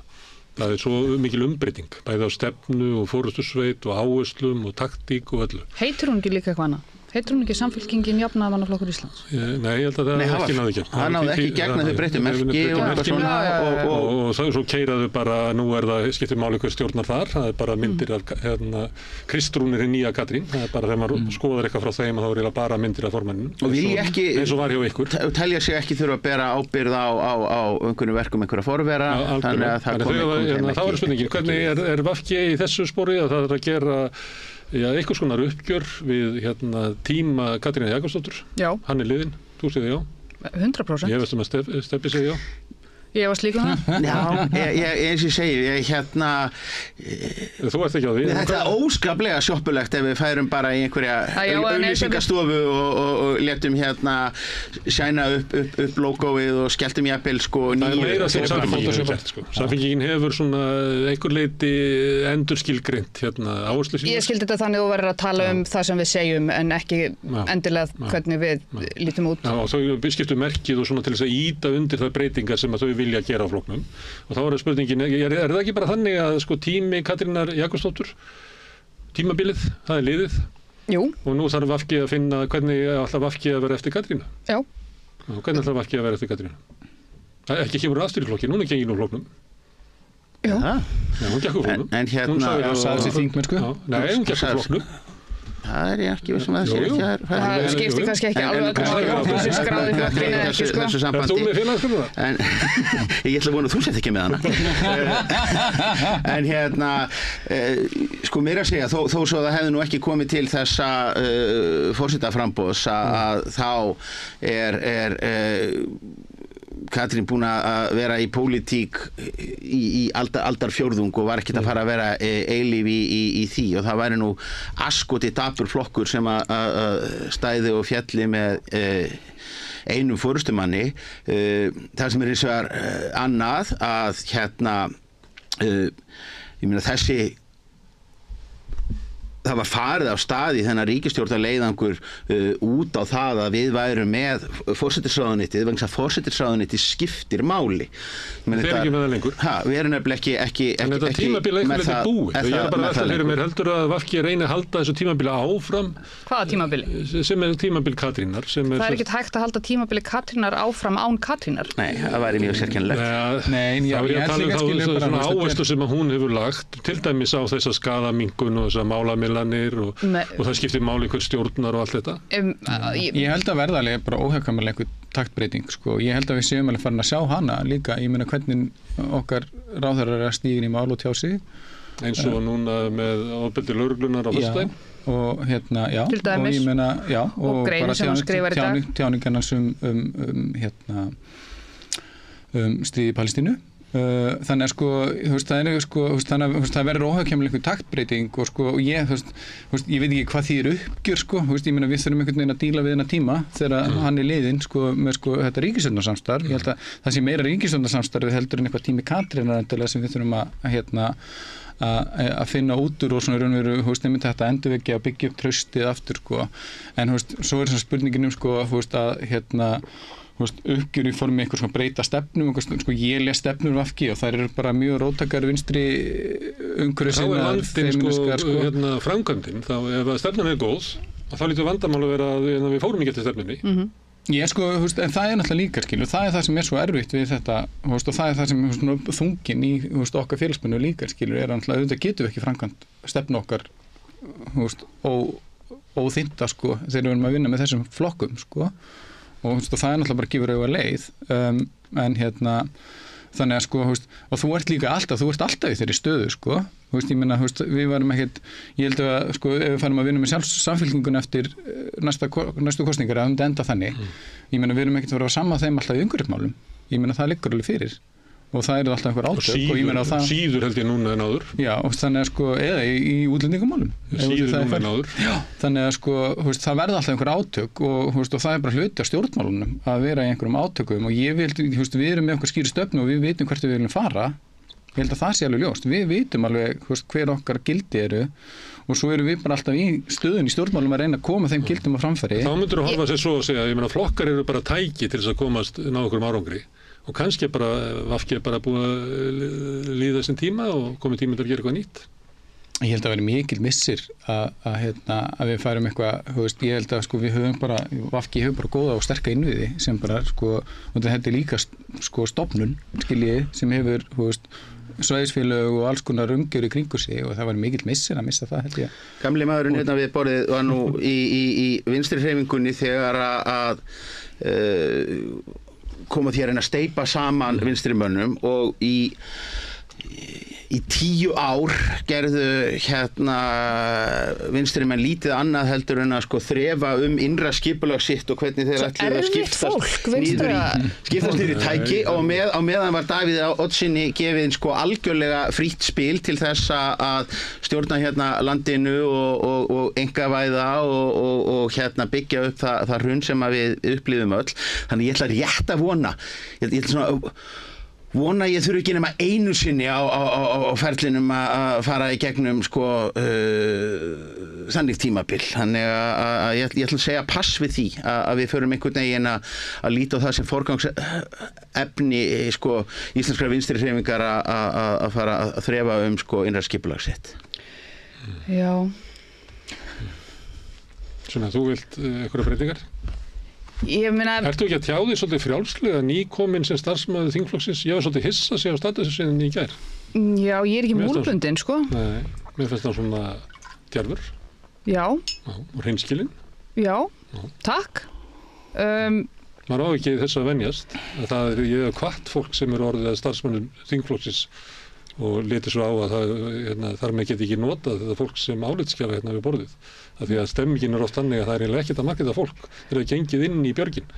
Ég þekki það. Nei, ég held að þetta sé líka bara í 4,4% þá hafði maður enga tapa, svo kom í ljós og maður hafði vissulega einhver að tapa og ég veit að skoðanakannir ekki, þú veist, kosningar, en ég held að, bara ég ætla ekki að fara að endurtaka mig, en ég held að sé bara svo ótrúlega mikilvægt að þessi rödd heyrist, að, þú veist, að vinstri gildi heyrist, þó að þau komi innan úr VG, vegna þess að þau hafi ekki heyrst, og ég veit að þau hafi ekki heyrst, vegna þess að ég hef unnið við að básúna þeim, sko. Og ég veit alveg hvernig það var að fá fulltrúa VG í viðtöl, kannski með einhverjum úr Sjálfstæðisflokki og fá ekki þessi ólíku sjónarmið sem að maður átti að fá, sko, sem að bara innprentað í mann í þessu íslenska samfélagi að maður eigi að þessir pólar eiga að takast á og þannig verður einhvers konar heilbrigt eða óheilbrigt, ég veit það ekki, en heilbrigðar átakalínur í pólitíkinni. Þetta var náttúrulega ástand sem var hérna og ég held að Sigmundur Davíð hafi sagt að pólitíkin hafi verið tekin úr sambandi og allt þetta. Já. Þetta var alveg rétt greining. Sigmundur Davíð ekki sá vitlausasti, sko. Hann er góð, menn kannski alltaf sumt að greiningunni, en svolítið að niðurstöðna sig kannski. Já, þá má alveg segja það, en hann er nefnilega ekki sá vitlausasti, sko. Þetta var svolítið búið að vera svolítið erfitt, eða svona skringilegt ástand. Það er erfitt að fá raunverulega bara pólitískar umræður bara grundvallarmál og ég held að það sé meðal annars ástæðan fyrir því að við erum með þessa stöðu í húsnæðismálum og eitthvað fleiri, það sem bara gríðarlegt vandamál ár eftir ár og það sé bara ekkert að gerast. Ég held að hluti liggi í því að við erum bara ekki með nógu róttæka umræðu hvað þarf að gera. Já, eða skoðanaskipti. Ég held að það sé það. Já.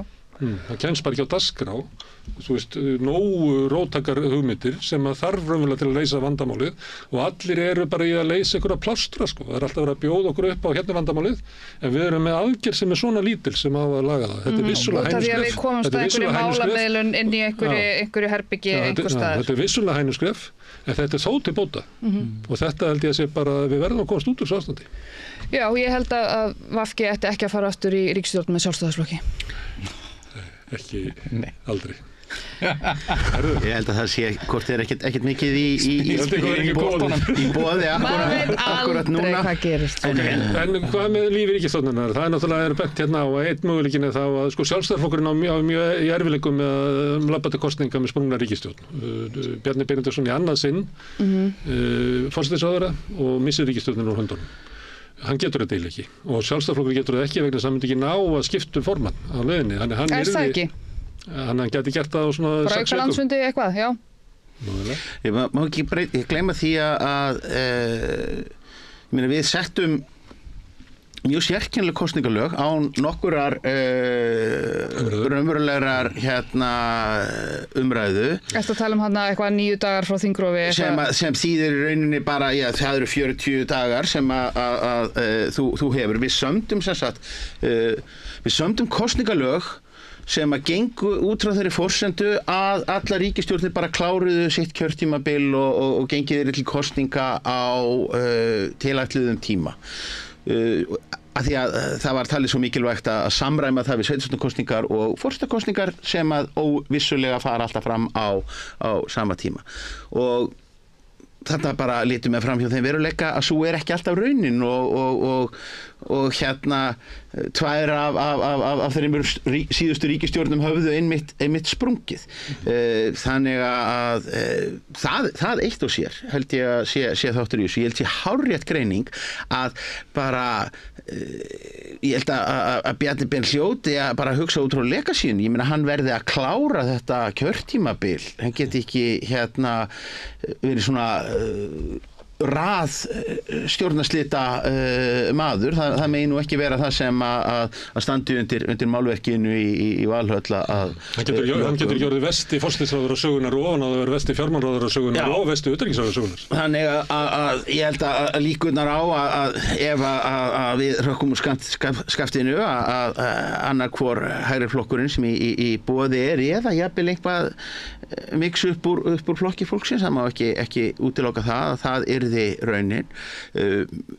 Eflaust gætum við sleikt sárin meðan á því stæði hvort að fólk myndi fagna þeirri niðurstöðu svo mjög að við yrðum velunum með miklu fylgi. Það er hins vegar að koma í ljós. En má ekki vera að þessi staða sem að Bjarni í og Sjálfstæðisflokkurinn að það er eiginlega svona sóknartækifæri fyrir ráðherrana í VG að ná sínum málum fram. Það skildi maður ætla og það sem ég held að sé líka verði mjög mikilvægt að hafa í huga. En Bjarni ekki einráður innan Sjálfstæðisflokksins? Nei, það er nú jafnvel hvort hann ráði nokkur innan Sjálfstæðisflokksins álitamál, en það sem að má ekki gleyma það gæti alltaf ekki skilað Sjálfstæðisflokknum á kjörstað að kjósa Katrínu.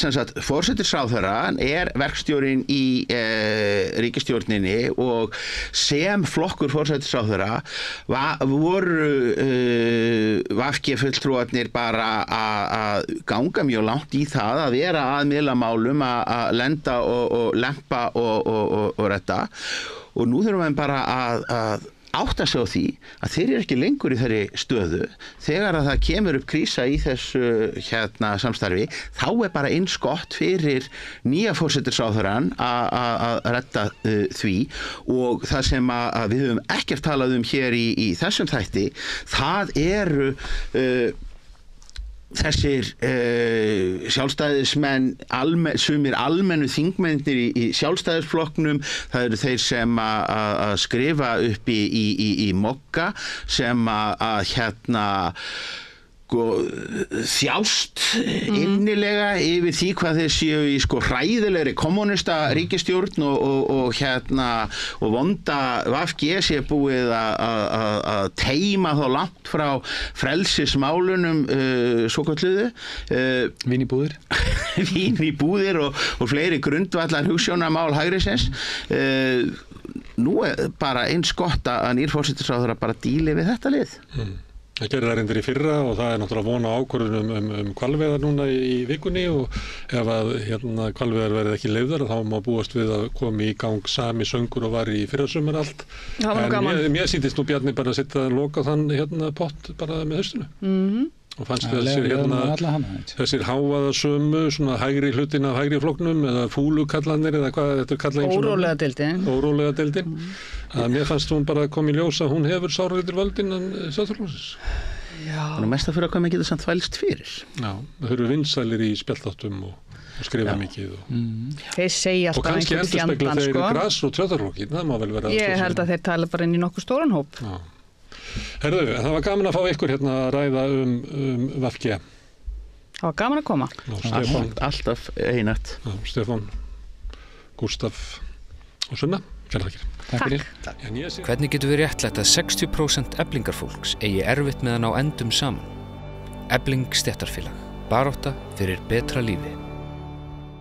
Þarftan að tala borgarfulltrúa. Borgarfulltrúar Sósíalistaflokksins eru með viðtalstíma alla mánudaga klukkan 13:30 til 14:30. Það þarf ekkert að bóka tíma, endilega kíkjum við í Bólholt 6, 105 Reykjavík.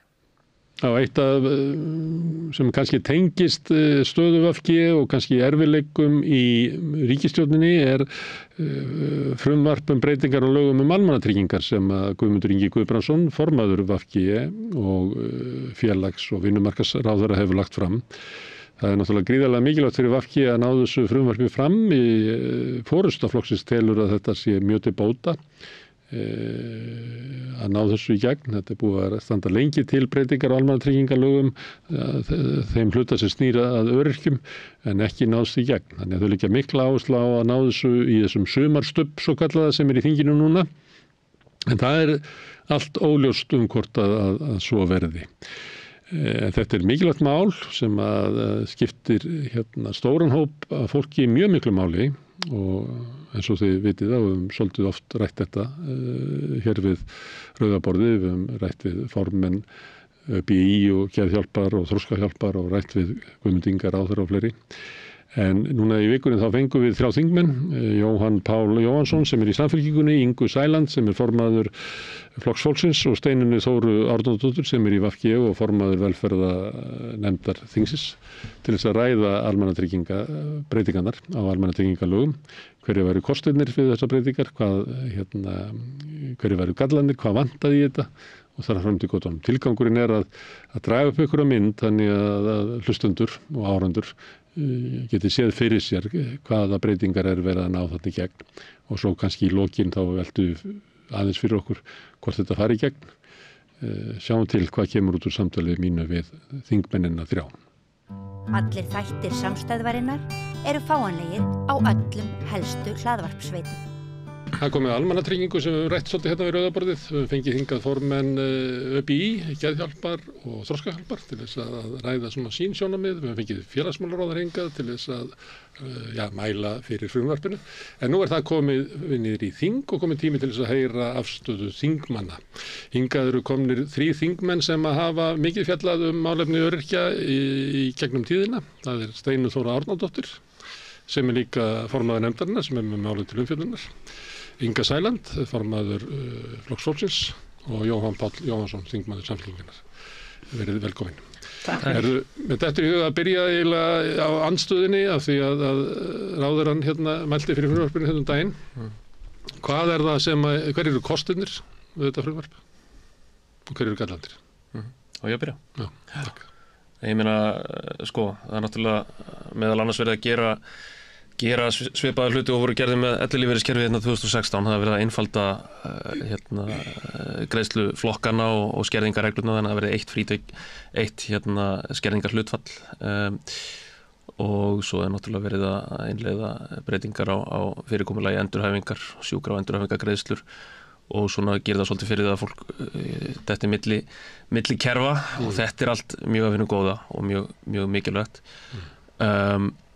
En svo eru ýmsir ágallar á þessu frumvarpi sem ég hef gert athugasemdir við og fleiri á þinginu.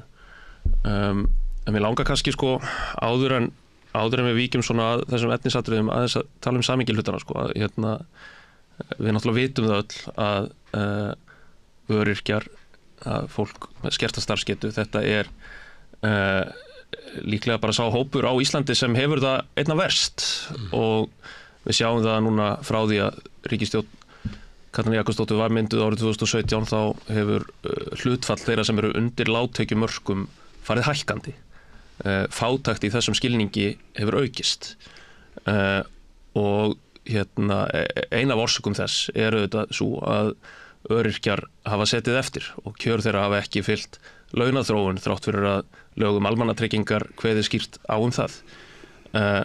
Ein skilvirkasta leiðin til að vinna gegn fátækt að bæta kjör öryrkja og þessu hefur verið lofað mjög lengi að það fari fram heildarendurskoðun á örorku lífeyriskerfinu og við Inga Sæland þekkjum það nú auðvitað hafandi lagt fram ýmsar tillögur og breytingatillögur og annað og að þessu hefur alltaf verið hafnað. Ég veit ekki, þetta ekki tugir frumvarpa meðal annars frá Flokki fólksins.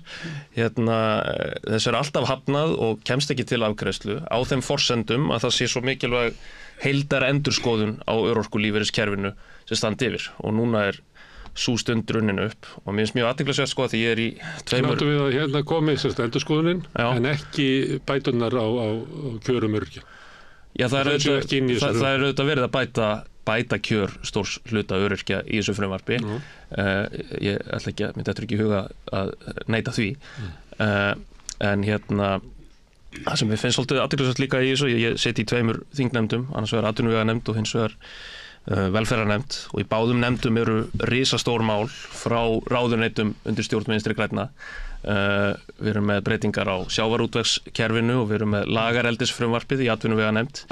Mér finnst mjög athyglisvert að skoða hvernig nálgunin gagnvart hagsmunaaðilum og þeirra sem málið varðar í þeirri vinnu annars vegar og hins vegar vinnunni lítur að kjörum öryrkja. Í sjávarútvegsmálunum, ég meina þið þekkið hérna verkefnið Auðlindin okkar, þar sem útgerðin og allir hagsmunaaðilar í sjávarútvegi eru kallaðir að borðinu og skipaður einhver stærsti samráðshópur Íslandssögunar og svo unnið frumvarp upp úr því samráði. Í lagareldismálinu þá frumvarp samið inn í ráðuneytinu, það fer í samráðsgátt og svo koma fram mjög harðorðar umsagnir frá meðal annars fyrirtækjunum frá samtökum fyrirtækja í sjávarútvegi og það brugðist mjög rækilega við þeim athugasemdum og stjórnsýsluviðurlög milduð og svo framvegis.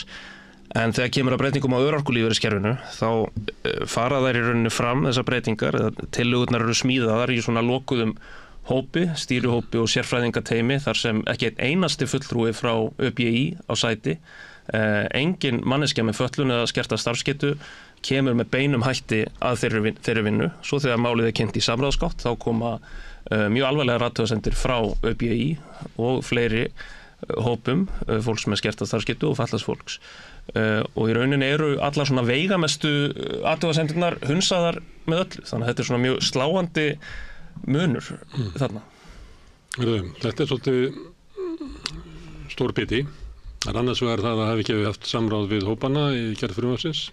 Hins vegar að þó að þarna komi fram margboðaðar endurbætur, að þá fylgir því ekki nægar kjarabætur miðað við forsöguna. Það sem var alltaf verið að bíða með kjarabætunar. Já, svo eru það gallarnir á frumvarpinu sem ég átti nú eiginlega eftir að fara yfir, en ég vil nú kannski ekki einoka alveg orðið hérna. Má ég aðeins koma inn í þetta?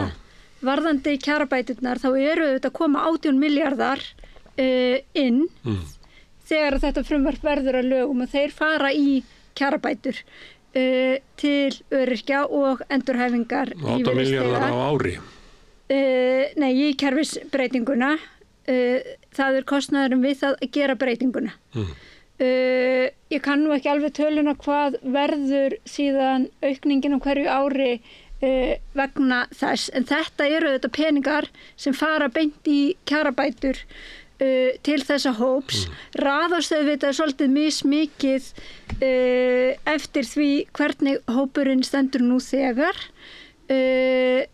Það rétt sem á hefur verið bent að þeir sem að fá hæðstu greiðslurnar núna, þeir fá minnstu lækkunina, en það eru hins vegar hópar sem að hafa mjög lágar tekjur sér til framfærslu inni í örorkulífeyriskerfinu núna og þangað kemur mesta hækkunin og það forgangsröðun sem að mér finnst skynsamleg. Hvað hópar eru það sem eru með lágatekjur? Af því að þeir sem eru svona strípuðum bótunum og eru ekki með atvinnutekjur og ekki lífeyristekjur, þeir hækka ekki mikið. Nei, en þeir eru samt nú þegar með hæstu greiðslurnar, það fólk sem að hæstu greiðslurnar úr almannatryggingu vegna þess að þeir hafi ekki tekjur annars staðar, sko.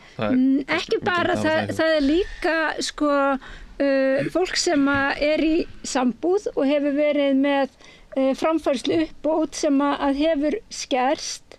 Nú verið að fella þann bótaflokk út og setja hann inn í stækkaðan og hækkaðan bótaflokk sem að mun heita örorkulífeyrir og það verður til þess að þetta fólk mun koma til með að hækka í tekjum sem ég held að sé mjög mikilvægt því að þetta sá hópur sem að hefur setið hvað mest eftir.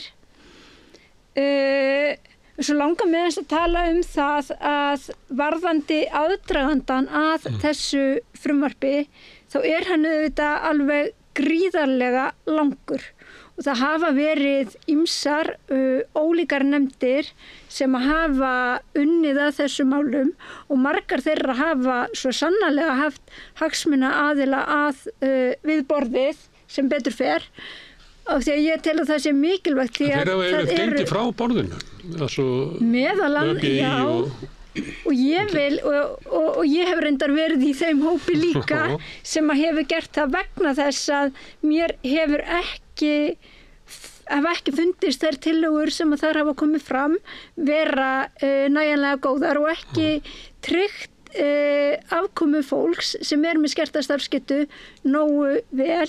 Mér finnst hins vegar í þessu frumvarpi sé búið að ná miklu betur utanum þann þátt með því sem að hér nefnt virknigreiðslur sem þýðir það að ef að fólk verður metið með starfsgetu þá geti það jafnframt sótt það að fara í virkni úrræði. Það fylgir því að þú þarft að vera í virkri atvinnuleit en á sama tíma og þú ekki hefur fengið vinnu þá þér tryggð greiðsla á móti. Þannig að það ekki bara sett í hendur einstaklingsins ef hann fær ekki vinnu þá hafa hann skert afkomu. Þannig að þetta atriði sem að mér finnst í rauninni vera bara risastór og mikil breyting til batnaðar á þessu mál. Við reynum að greina þetta eins í sundur af því að þetta flókið mál og ég fekk eitthvað 3 af því að þið hafið talað þessi mál á þingi og það ekkert svo margir aðri þingmenn sem að hafa raunverulega gert það. Þannig ég að reyna að fá eitthvað til þess að hlustendur okkar geti fengið svona glöggamynd að þessu. Og þá komið að mér? Já, en að því að við erum með svo mörg mál hérna í Ég vil gjarna fá að bregðast við þessu náttúrulega sem að hér hefur verið sagt. Eðli málsins samkvæmt. Vegna þess að það sem ég að sjá við þetta almannatryggingafrumvarp hér svona stærstum hluta hrein og klár aðför að öryrkjum. Hrein og klár aðför að öryrkjum. Vegna þess að við skulum tala kjarabótina. Við skulum hún talar Steinunn Þóra að hér séu 18 milljarðar settar inn í kerfisbreytingu. Það voru 11 milljarðar hreint útsagt sem átt að fara beint í það að reyna að hækka grunnframfærslu öryrkja. Það búið að fresta í rauninni gildistöku þessa frumvarps til september á næsta ári þegar við vitum náttúrulega að þessi ríkisstjórn verður alveg örugglega búin að leggja upp laupana. En það ekkert sem að hefði þurft að koma í veg fyrir það að þessir 11 milljarðar yrðu eftir sem áður settir inn í það að hækka í rauninni grunnframfærslu sárafátæks fólks. Hér nefnir Steinunn Þóra virknistyrkin. Virknistyrkurinn, hann kemur í rauninni inn í það sem við köllum í dag, þess að svo sérstöku framfærslu uppbót. Þannig að sá einstaklingu sem í atvinnuleit, hann á pari við það vegna þess að einn sérstaka framfærslu uppbót, hún felld út. Það ekki rétt? Já. Þessir einstaklingar sem í atvinnuleit sem með 2 ára, það gefin 2 ára svona rammi þar sem að Vinnumálastofnun kemur að því að aðstoða þig við að leita þær að vinnu, þá þú með 285.000 króna örugga greiðslur á mánuði pluss 95.000 krónur í þennan svokallaða virknistyrk. Við skulum gefa okkur það á tímabilinu. Þá einhverja hluta vegna hafður fengið hlutastarf þetta árið og fengið fyrir það 30.000 krónur. Þá fellur virknistyrkurinn niður eins og hann leggur sig. Hann fellur, jú, það rétt, það hárrétt. Þegar var greitt atkvæði þetta, þessa aðgerðaáætlun í málefnum fallara núna í vetur, þá flokkur fólksins á eini flokkur á Alþingi á eldrauðu og hvers vegna þetta frumvarp líka gera ráð fyrir því þessi aðför sem eins og í þessari aðgerðaáætlun, þessi aðför að föttuðu fólki með sérþarfir eins og á venduðum vinnustöðum, eins og að fá hér daginn út og einn grátandi fólkin á borð sem veit ég hvað það verður núna eins og til dæmis á Múlalund og fleiri stöðum. Ég get bara ekki skilið þann guðlega mátt sem að gera það að verkum að það verða að ráðast á okkar minnstu bræður og systur svona gróflega eins og þessi stjórn að gera. Í 7 ár höfum við lagt fram frumvarp eftir frumvarp sem bætir kjör og aðkoma þessa fólks. Þessu hefur öllu verið fleygt í ruslið.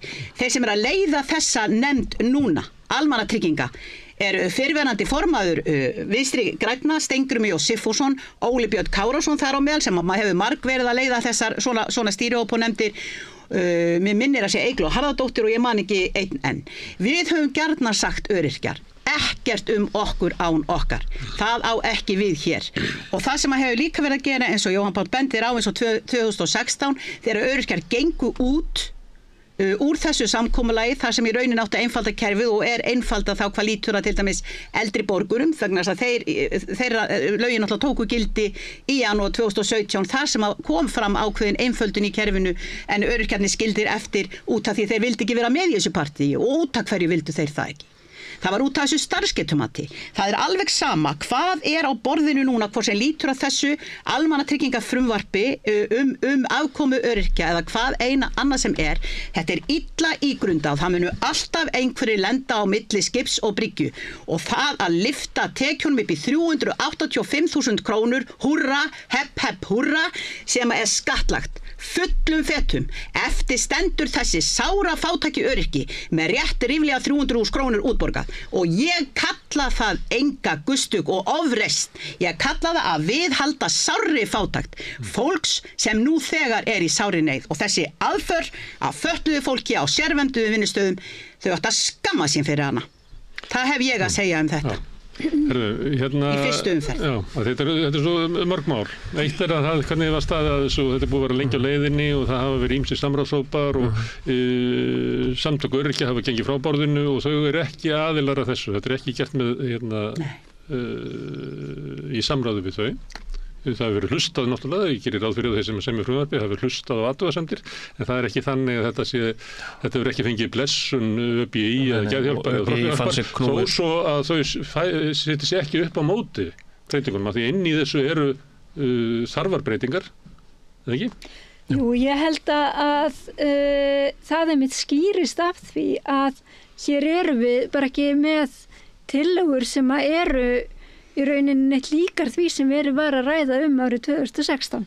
Það er búið að gera gríðarlega miklar breytingar og þetta er ekki rétt sem að Inga segir hérna. Já, þá setti ÖBÍ upp á móti frumvarpinu eða tillögunum, en það gerði það ekki núna. Það gerði það ekki núna. Nei, en benda vissulega á hluti sem að þau telja að betur mætti fara og eru núna til skoðunar í velferðarnefnd. En sko varðandi virknistyrkin þá það einmitt mál sem að við höfum rætt og hérna ég og Jón Páll sem sitjum í velferðarnefnd höfum átt í samtali við ráðuneytið og það alls ekki meiningin að hann falli niður svona krónu á móti krónu og það og rúmlega það. Já, ég 95.000 á móti krónu. Það ekki, eins og ég hef skilið ráðuneytið, þá það ekki ætlunin og þetta eitt af því sem við erum að ræða hvernig megi skerpa á og skýra betur vegna þess að hann á að vera til þess að hvetja fólk til atvinnuþátttöku án þess að setja það í þá stöðu að það verði rætt að missa framfærslu. Það ekki rétt sem að Jóhann að segja að þegar að ríkisstjórnin leggur fram frumvarp fiskeldi eða fiskveiðar að þá það gert þegar það eru ljóst að svokallar hagaðilar sem eru fyrirtækin sem eru þarna geta sett sér við það, en þegar það verður lagðað fram tillögur breytingar á stöðu öryrkja, að þá það ekki skilyrði að sko hópurinn setti sér við frumvarpið. Ég skila nú sem svo að hópurinn setti sig alveg við frumvarpið þó svo að sjálfsögðu það fólki kjarabaráttu og vill að það sé gert enn betur fyrir sinn hóp. Ég myndi nú halda að annars væru hagsmunasamtök ekki að sinna sinni skyldu í kjarabaráttu fyrir sitt fólk, en líkt og ég sagði þá hafa þau ekki sett sig upp á móti frumvarpinu og geðhjálp raunar bent á það að hér séu breytingar sem að þau hafa talið æskilegar en vilja svo meiri kjarabætur og það myndi ég líka vilja ef að ég væri. En það sem allir eru sammála þessi lagfæring á milli, það sem að fólk dettur á milli kerfa sem bara löngu tímabært. Ég hef talað við fólk sem hefur verið 3 mánuði tekjulaust af því að datta á milli kerfa og þetta eru bara allir sammála að verða lag. Má ég ekki svara henni að þess að því hún segja að ég fer ekki með rétt mál? Já, varðandi virknistyrkin. Já, mér langar bara að koma með, ég nú ekki vön að lesa blað en ég með punkta sem ég langar bara að fara beint í og segi bara hreint útsagt stóru gildrurnar í frumvarpi félagsmálaráðherra eru samþætta sérfræðimætið og virknistyrkurinn. Samþætta sérfræðimætið algjörlega óútfært. Eftir breytingarnar þá verður fólk ekki lengur metið til örorku, heldur metið til virkni á vinnumarkaði með öðrum orðum starfsgetu Öryrkjabandalagið eins og Steinunn Þóra segir, það verður að hlusta á hagsmunaaðila.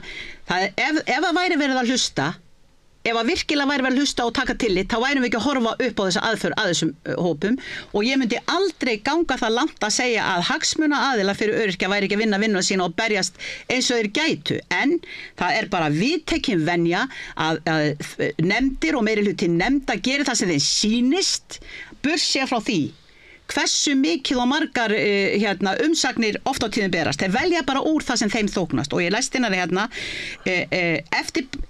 Öryrkjabandalagið það hefur kallað eftir því að frumvarpið verði ekki samþykkt fyrir búið að útfæra nánar í lögunum og eiga samráð hvernig hinn samþætta sérfræðimat fari fram og virknistyrkur að fjárhæð 95.000 krónur á mánuði, hann einungis greiddur með hluta á örorkulífeyri, það 26-50% starfsgetu, hann aðeins greiddur í 24 mánuði og eftir það fellur hann niður að þeim tímaloknum sem þýðir það að hafi öryrki með hluta örorkulífeyri þá mun hann sitja eftir með 285.000 krónur á mánuði, punktur.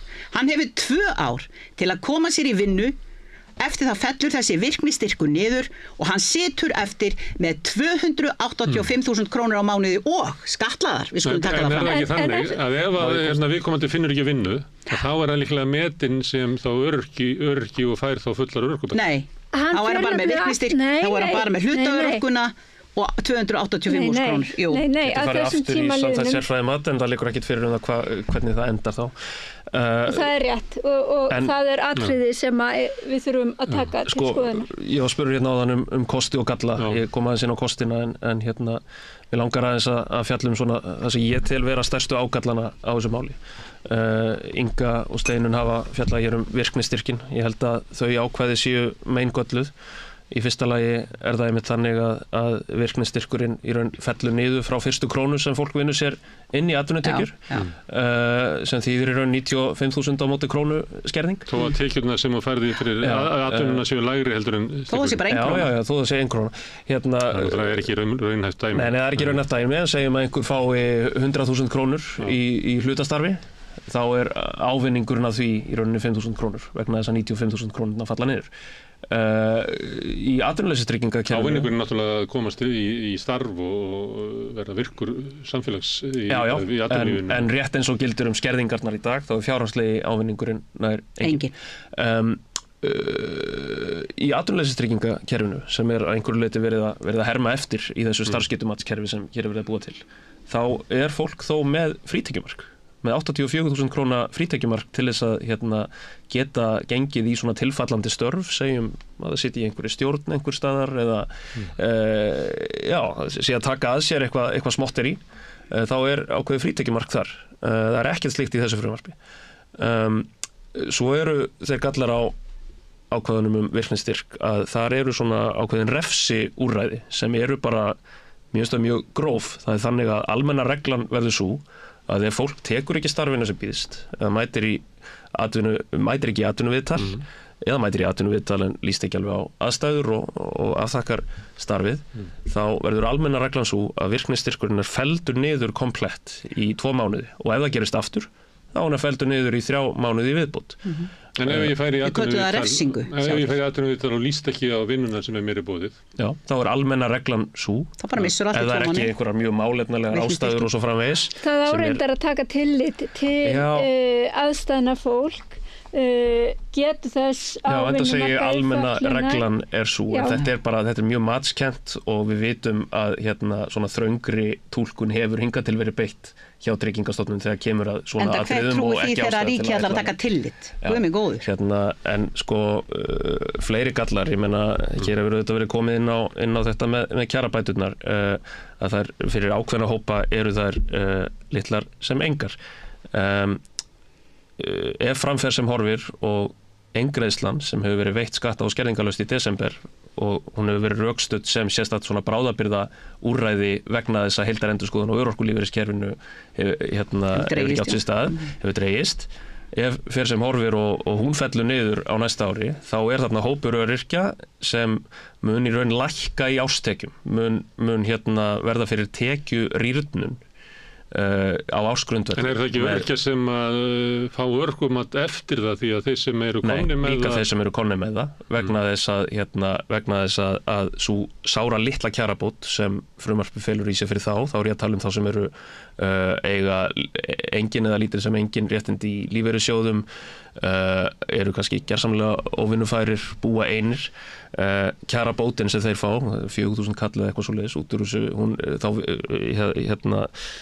lækkun eða brottfall eingreiðslunnar gerir það í rauninni að verkum að árstekjurnar verða lægri eftir samþykkt frumvarpsins heldur en ella. En við skulum samt hafa í huga að þessi hópur er með greiðslur sem eru aðeins hærri en lágmarkslaun á hinum almenna vinnumarkaði. Þar með ég ekki að segja að það séu háar greiðslur en samt til þess að setja þetta í samhengi. Er með hæstu greiðsluna frá TR vegna þess að hann hefur engar tekjur annars staðar. Það er ekki ólöglegt að það sé hærri en lágmarkslaun vegna þess að það fylgir oft mikill kostnaður því að vera öryrki. Algjörlega og þú ert oft til langs tíma. Ég vildi bara setja þetta í samhengi. Þetta er sá hópur sem fær mest frá almannatryggingu vegna þess að hann hefur ekki tekjur annars staðar. Það sem formennirnir þrír í þroskahjálp, geðhjálp og upp í nefndu var matið að það væri svo óljóst í frumvarpinu hvernig það væri. Það sem ég var að segja, þetta er algjörlega ótækt. Samþætta sérfræðimatið er ótækt sem þýðir í rauninni. Þau voru eiginlega vorkin á þingmönnunum að fá þetta mál til afgreiðslu vegna þess að það væri svo óljóst hver framkvæmdin á þessu máli væri. Og þetta er það sem ég hef kannski hvað mest verið að spyrjast fyrir á vettvangi velferðarnefndar. Hvernig nákvæmlega mun þetta samþætta sérfræðimat fara fram? Getum við fengið að sjá reglugerðina eða dröga reglugerð áður en ætlast þið til þess að eða sendt 5% öryrkjum í gegnum það til þess að sjá hvernig niðurstaðan verður. Það sem í rauninni er verið að biðja er að Alþingi samþykki grundvallarbreytingar á því hvernig stjórnarskrárbundin réttur fólks til framfærsluaðstoðar er metinn og skilgreindur án þess að það liggi fyrir hverjar nákvæmlega þessar breytingar eru.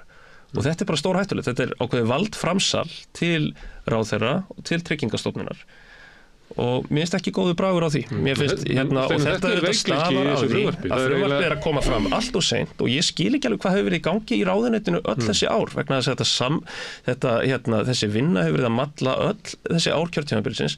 En svo bara og löngu fyrr. Já, löngu fyrr og það er nýbúið að skipa hópin sem á að útfæra samþætta sérfræðimatið. Hann er valla tekinn til starfa síðast þegar ég vissi, ég held að séu 2 vikur eða svo síðan ÖBI og Þroskahjálp tilnefndu sinn fulltrúa í innan hóp, þannig að hann er rétt að hefja störf. Ef ég má stinga einu litlum punkt, bara pínu litlum, þá er hvorki meira en minna heldur en það að það eru öryrkjar, það er þessi hópur sem er verið að fresta kjarabótum við núna til september á næsta ári sem á að greiða fyrir hann á að greiða hluta af þeim kjarapakka sem að ríkisstjórnin setti núna inn í samningana pluss það að þeir óskuðu þá eftir 10 milljörðum meira í arðgreiðslur frá Landsvirkjun og svo núna 11 miljardana sem þeir eru að taka frá öryrkjónum til þess að setja í þennan kjarapakka og þetta kemur bara fram núna bara alveg gjörsamlega staf fyrir staf í fjármálaáætlun næstu 5 ára. Það er bara gjörsamlega niður njörfa þar og tekið sérstaklega fram að það að fresta þessum 11 miljardar króna greiðslu að það þurfa að greiða fyrir þennan kjarapakka.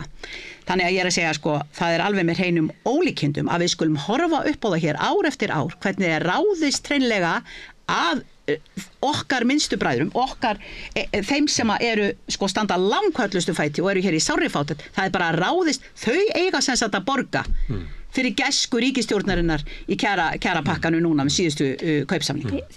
Þetta get ég nú ekki tekið undir og það eru auðvitað þannig að áður en þessi lög taka gildi þá verður núgildandi kerfi í gildi og þess vegna mun örorkulífeyrir og aðra greiðslur taka hækkunum næstu áramót þannig að það er ekki eins og þessi frost bara þar til að frumvarpið verður samþykkt en hvað varðar samþætta sérfræðimatið þá einmitt eins og Jóhann Páll sagði það er búið að skipa spurningin er eiginlega hvernig að þingmenn geta samþykkt þessi lög þegar að niðurstaðan eða hvað kemur út úr þeim er eiginlega algjörlega óvist vegna þess að ég tel að þessi búið að setja inn þar hvaða hluta eigi að horfa til og velferðarnefnd hefur fengið kynningu á því sem að þarna á að vera inni og það sem mér finnst skipta svo gríðarlega miklu máli þar að nú á ekki lengur einungis að líta til læknisfræðilegs mat á örorku sem að ég tel að sé skynsamlegt vegna þess að það eru miklu fleiri þættir sem að ráða því hvort að fólk hefur starfsgetu. En ekki skiljanlegt að fólk fái svar við í hvert verður matið og hver verður niðurstaðan? Hvar lendi ég? Segir fólk bara? Já, það mjög erfitt að vita það áður en að það búið að leggja mat á einstaklingi. Það nú talað það að það eigi mitt að gera forprófanir á ólíkum hópum til þess að sjá hvernig þeir komi út úr þessu. Og hver á að leggja matið? Það sem að mér finnst gera mat í steinun? Það er starfshópur sem á að það eiga að vera aðilar frá mjög ólíkum sviðum endurhæfingar, þjálfunar en það sem að mér finnst svo mikilvægt að verið að horfa til að það á að skoða stöðu einstaklingsins í samspili við þær skerðingar sem að hann hefur, það að segja fötlunina, en í samspili við aðstæður einstaklingsins og umhverfisins vegna þess að þú getur verið með einstakling sem að getur sinnt ýmsum störfum en vegna umhverfisins en físiska aðgengis eða annarra hluta á erfitt með að sinna vinnu eða tilteknum störfum og mér finnst þetta skipta svo gríðarlega miklu máli En frumvarpið svarar þessu ekki, við getum tekið bara eitthvað dæmi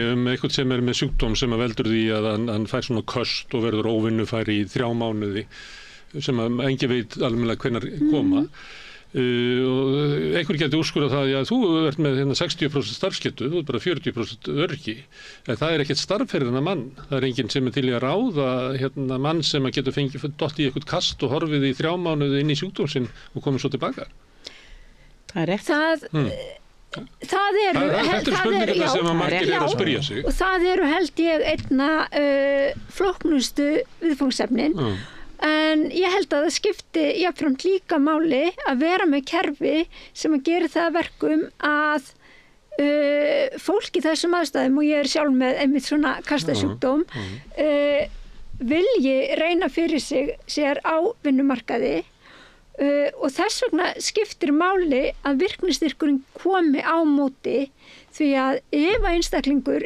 metinn með starfsgetu en það vill enginn ráðan þá fær hann í það minnsta uppbót á lífeyrinn sinn þannig að hann sé jafnsettur þeim sem á örorkulífeyri og þá hann settur í hamstrahjólið og þarf að taka hvaða starfi sem ekki hvaða starfi sem Þetta óttinn sem að fólk hefur Ég veit að þetta óttinn sem að fólk hefur En þetta bara rétt Því að starfsgetumat víða heim, ég tala ekki í Bretlandi hefur bara reynst ákaflega illa Enda tekur það ekki tillit til þessara umhverfisþátta sem að ég var að fjalla og það bara stór galli á því en það einmitt verið að skrifa það inn í það hvernig hér eigi að haga matinu til þess einmitt að bregðast við því og vera meira í áttina því sem að gert á hinum Norðurlöndunum. En finnst þér frumvarpið vera fullbúið til þess að þingið geti tekið afgreita? Frumvarpið þetta bara í vinnslu núna í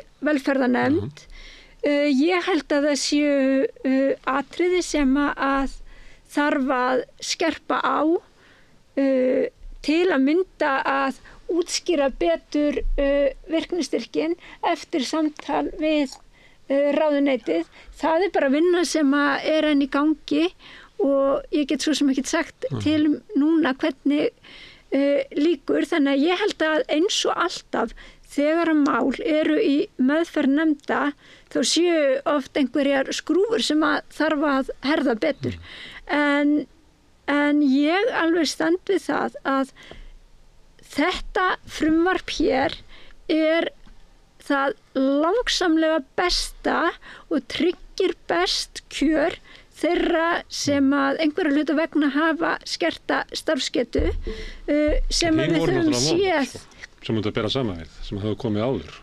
Já, enda var þeim ítt út á borðinu. En svo skulum við líka muna það að kerfið eins og það í dag, það er líka vont og það margstagað og bætt. Þannig að það þarf að gera breytingar. Inga, lítur þú svo á að ef þetta frumvarp hefur verið samþykkt að öryrkjastæðu ver á eftir? Já, ég lít svo á. Það er bara mjög fámur hópur þar sem að stæði ekki einu sinni betur vegna þess að launaþró sko svo kjaragliðnun sem hefur orðið á en hópurinn sem að koma út úr starfsendurhæfingu og ég meina það er að gera það fyrir það að fulla greiðslu samkvæmt nýja frumvarpinu ef væri fulla greiðslu 385.000 krónur á mánuði fyrir skatt, hver getur lifað á 305.000 krónum útborga? Hver getur það? Hver getur það þetta? Á að rópa húrra fyrir því? En mér langar til að bregðast við þegar Steinunn gefur það í skinn hér áðan að ég hef sagt að gefið eitthvað í skinn að hér fær allt í frost þó svo að þeir kæmi ekki inn með þessa 11 milljarða núna inn í kjarabætur til þessa fátæka fólks. Það er nú enginn talað oftar þá Alþingi Íslendinga minnstu kosti síðan ég kom þarna inn að við áttum hér áður 69. grein almannatryggingalaga, það er lögbundin skylda að koma með leiðréttingu launa inn í almannatryggingakerfið 1. janúar á ári hverju, lögbundin skylda. Ég hef aldrei nokkuð tíma sagt að væri búið að afnema hana, hins vegar er búið að breyta þessari 69. grein í 62. grein, hún hefur verið þverbrotin að mínu mati alla tíð vegna þess að það er ákveðin gaffall í þessari grein sem gerir það að verkum að einstaklingar, öryrkjar og þeir sem að fá greiðslur frá almannatryggingum, þeir eiga alltaf að njóta vafansu það hvort heldur er hærra launaþróun í landinu eða vísitala neysluverðs. Í þessu tilviki þá hefur launaþróun í landinu verið venju fremur hærri heldur en vísitala neysluverðs. Verið gaman að sjá hvernig þróunu verður núna þegar að í rauninu við erum að glíma við alla þessa verðbólgu og allt þetta vegna þess að hoppa þarna á milli þeir láta í rauninni almannatrygginga þegarna æðilega fá lægri stöðulinn. Þannig að nú hefur kjaragliðnunin orðið síðan eftir hrun, eftir að hinn svokallaða frábæra norræna velferðarstjórn kom á öllu þessum hörmungar skerðingum og annars slíkt sem við erum að glíma við enn þann dag í dag, að þá er einfallega staðan svo að einstaklingar ættu að vera fá svona það bil 100.000 krónur meira á mánuði en þeir gera í dag ef þeir hefðu fengið að fylgja þeirri launaþróun sem að löggjöfin er að tryggja þeim. Við höfum hins vegar fengið nóga kjarabætur við þingmenn og liði sem eru á ofurlaunum, það vantar ekki að það er leiðrétt við okkur.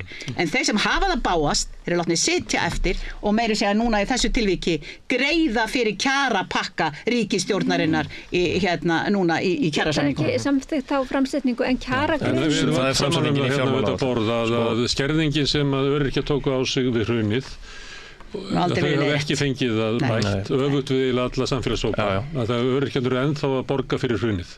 Það voru náttúrulega skerðingar í almannatryggingakerfinu frá upphafi, það var náttúrulega krónu móti krónu skerðing bara frá því þið getur verið kannski ósammála hvernig eigi að vinna það tilbaka, þá er þetta sammála að það hljóta að vera krónu móti krónu, svo hefur dansað fram og tilbaka skerðingar. Að vinna það tilbaka. Já, enda held ég að það sé verið að gera það og sko, ég myndi segja að kjaragliðnunin hafi mitt verið sko mest hjá þeim sem að ekki búa einir og hafa ekki og hafa verið með framfærslu uppbót vegna þess að í gegnum tíðina þá hefur verið aukið meira í það sem að þann bótaflokk sem kallast heimilisuppbót en þannig að núna myndi ég segja er einmitt verið að bæta kjör þeirra sem mest hafa setið eftir og í það fara miklir peningar og það finnst mér mikilvægt. Þetta er til dæmis öryrki sem er í sambúð og fær þar leiðandi ekki heimilisuppbót sem að þeir sem að búa einir fá og er kannski skertur út á tekjum maka og annað slíkt. Ekki skertur út á tekjum maka Jú, þegar kemur að fjármagnstekjum sannarlega og þá ekkert að hreyfa við því í þessu frumvarpi. En ekki vegna launatekna maka sko. Jóhann Páll, Steinunn og Inga eru báðar með örorkumat og það sama á við Guðmund Inga Kristinsson sem er þingmaður Flokks fólksins og þetta eru þeir þingmenn sem hafa mest rætt málefni öryrkja í þinginu. Ein af áhyggjunum sem að formenn samtakanna í geðhjálpar og þroskahjálpar var að segja að það voru ekki svo vissar að þingið hefði raunverulega getu til þess að setja sig inn í þessi mál. og þið kannast við að sumuleyti það rétt að þessi mál sé rosalega flókin, en að sumuleyti það einhver goðsögn sem að menn gangast við til þess að setja sig ekki einfallega inn í það. Þú veist, sjávarútvegsstefna mjög flókin, landbúnaðarkerfið mjög flókið, en það eins og þingmenn veigri sig við að setja sig almennilega inn í málefni öryrkja í skjóli þess að einhver sagði einhvern tímann að þetta væri svo flókið. Það væri bara einn maður í Íslandi sem skildi þetta og mér skildi þetta saman að setja á inn í dag. En þú hefur svolítið verið að leggja fram að setja inn í þetta. En þetta ekki raun svona efasemdir sem að formennirnir eru með, að þingi sé einfallega hæft að ræða kjör og lífsskilyrði öryrkja, verða þess að þingmenn bara ekki að setja sér inn í það? Jú, ég held þetta eru flókin mál og þau krefjast tíma. Og það var þannig með þetta frumvarp að það átti samkvæmt upprunalegri þingmálaskrá að koma hérna inn í haust, en kom svo inn, ég man ekki hvort það var í febrúar eða mars sem það flutt á þing. En þingmenn geta alveg verið að setja sig inn í það bara með því að tala við öryrkja, með að leika sér á reiknivélarnu hjá Tryggingastofnun. Það er ekki verið að setja sig inn í þessi mál. Nei, umsagnirnar eru líka mjög öflugar. Umsagnirnar eru góðar. Ég held að þingmenn eigi alveg að hafa burði til að setja sig inn í þetta og almannatryggingakerfið okkar. En þeir eru ekki að því. Og maður heyrir það í umræðinni í þingi, þrátt fyrir hvað þetta er rosalega mikilvægt mál fyrir stóran hóp, þá finnst manni umræðinni í þingi bara ekki vera að burða. Nei, og þetta eru meir en 20.000 manns sem eiga allt sitt undir þessu kerfi, sem verður að vera í lagi. Ég hef gert mitt besta til að setja mig inn í þetta mál og eins og þú nefnir þá þekkja þær við borðið þetta kerfi eflaust miklu betur en ég. Já, maður þekkir það eigin raun. Já, þekkir það eigin raun. Ég hef aldrei Steinunn hefur ekki verið á því. Hefur þú? Ég hef bæði verið innan kerfis og En við skulum líka bara lengi fjallað málefni öryrkja. Við lengi fjallað málefni öryrkja og þú kom fram áðan að þú varst við borðið í hinum megin eiginlega Ég hef setið sem þingmaður. Ég meina kerfið upphálega, almannatryggingakerfið á Íslandi, það var í rauninni smíðað á einhverjum 10 árum í kringum seinna stríð af mörgum flokkum í mörgum löngum fösum þar sem, og það í rauninni alveg ótrúlegt að skoða efni frá þessum tíma hvað þessir, þetta voru nú eiginlega bara menn, þessi framsýnu menn sem voru að skoða hvað hafði gefist best á hinum Norðurlöndunum og svona, að setja sig mjög rækilega inn í allan litteratúrin í kringum þetta og smíðuðu þetta kerfi frá grunni á það bil 10 árum. Fyrst hét þetta alþýðutryggingar, svo almannatryggingar, það var stöðugt verið að breyta og bæta og ólíkt því sem stundum haldið fram þá voru skerðingar í kerfinu alveg frá upphafi og það var móti krónu skerðing bæði á ellilífeyri og öðrum lífeyri alveg frá upphafi. Það var miklu meiri tekjutenging við afkomu makans. Það var tekjutengingin ekki þessi svo kallar krónu móti krónu skerðing frá upphafi. Nei. Jú, hún getur lesið Ég hef lesið. Já. Þetta var þannig í kerfinu. En ég er að spyrja þig, Jóhann, hvort að þingið þessi 63. Já, nei, ég meina það verður bara að gera þá kröfu til þingsins. Þannig það var eftir 59. Er þetta fólk bara tilbúið til þess að afgreiða mál? Ég vil alltaf frekar að þingið geri það heldur en einhverju teknokratar inn í einhverju ráðuneyti eða inn í Tryggingastofnun, Við erum lýðræðislega kjörin til þess að setja okkur inn í þetta og gera þetta og það gerum við í samráði og samstarfi við fólk sem best þekki til og það verður bara að gera þá kröfu til allra alþingismanna að standa undir þessu. Ég hugsi ykkur hversu lágt er hægt að leggjast eins og til dæmis með þessi aðför sem er að fólki sem hefur hreinlega flúið land vegna fátæktar og það er verið að kalla eftir því að fella niður persónuafslátt af þeim þráttur að þau greiði skatta til Íslands og þá langar mér sérstaklega að nefna það. Ég kom með fyrirspurn til ráðuneytisins og ég fekk svar.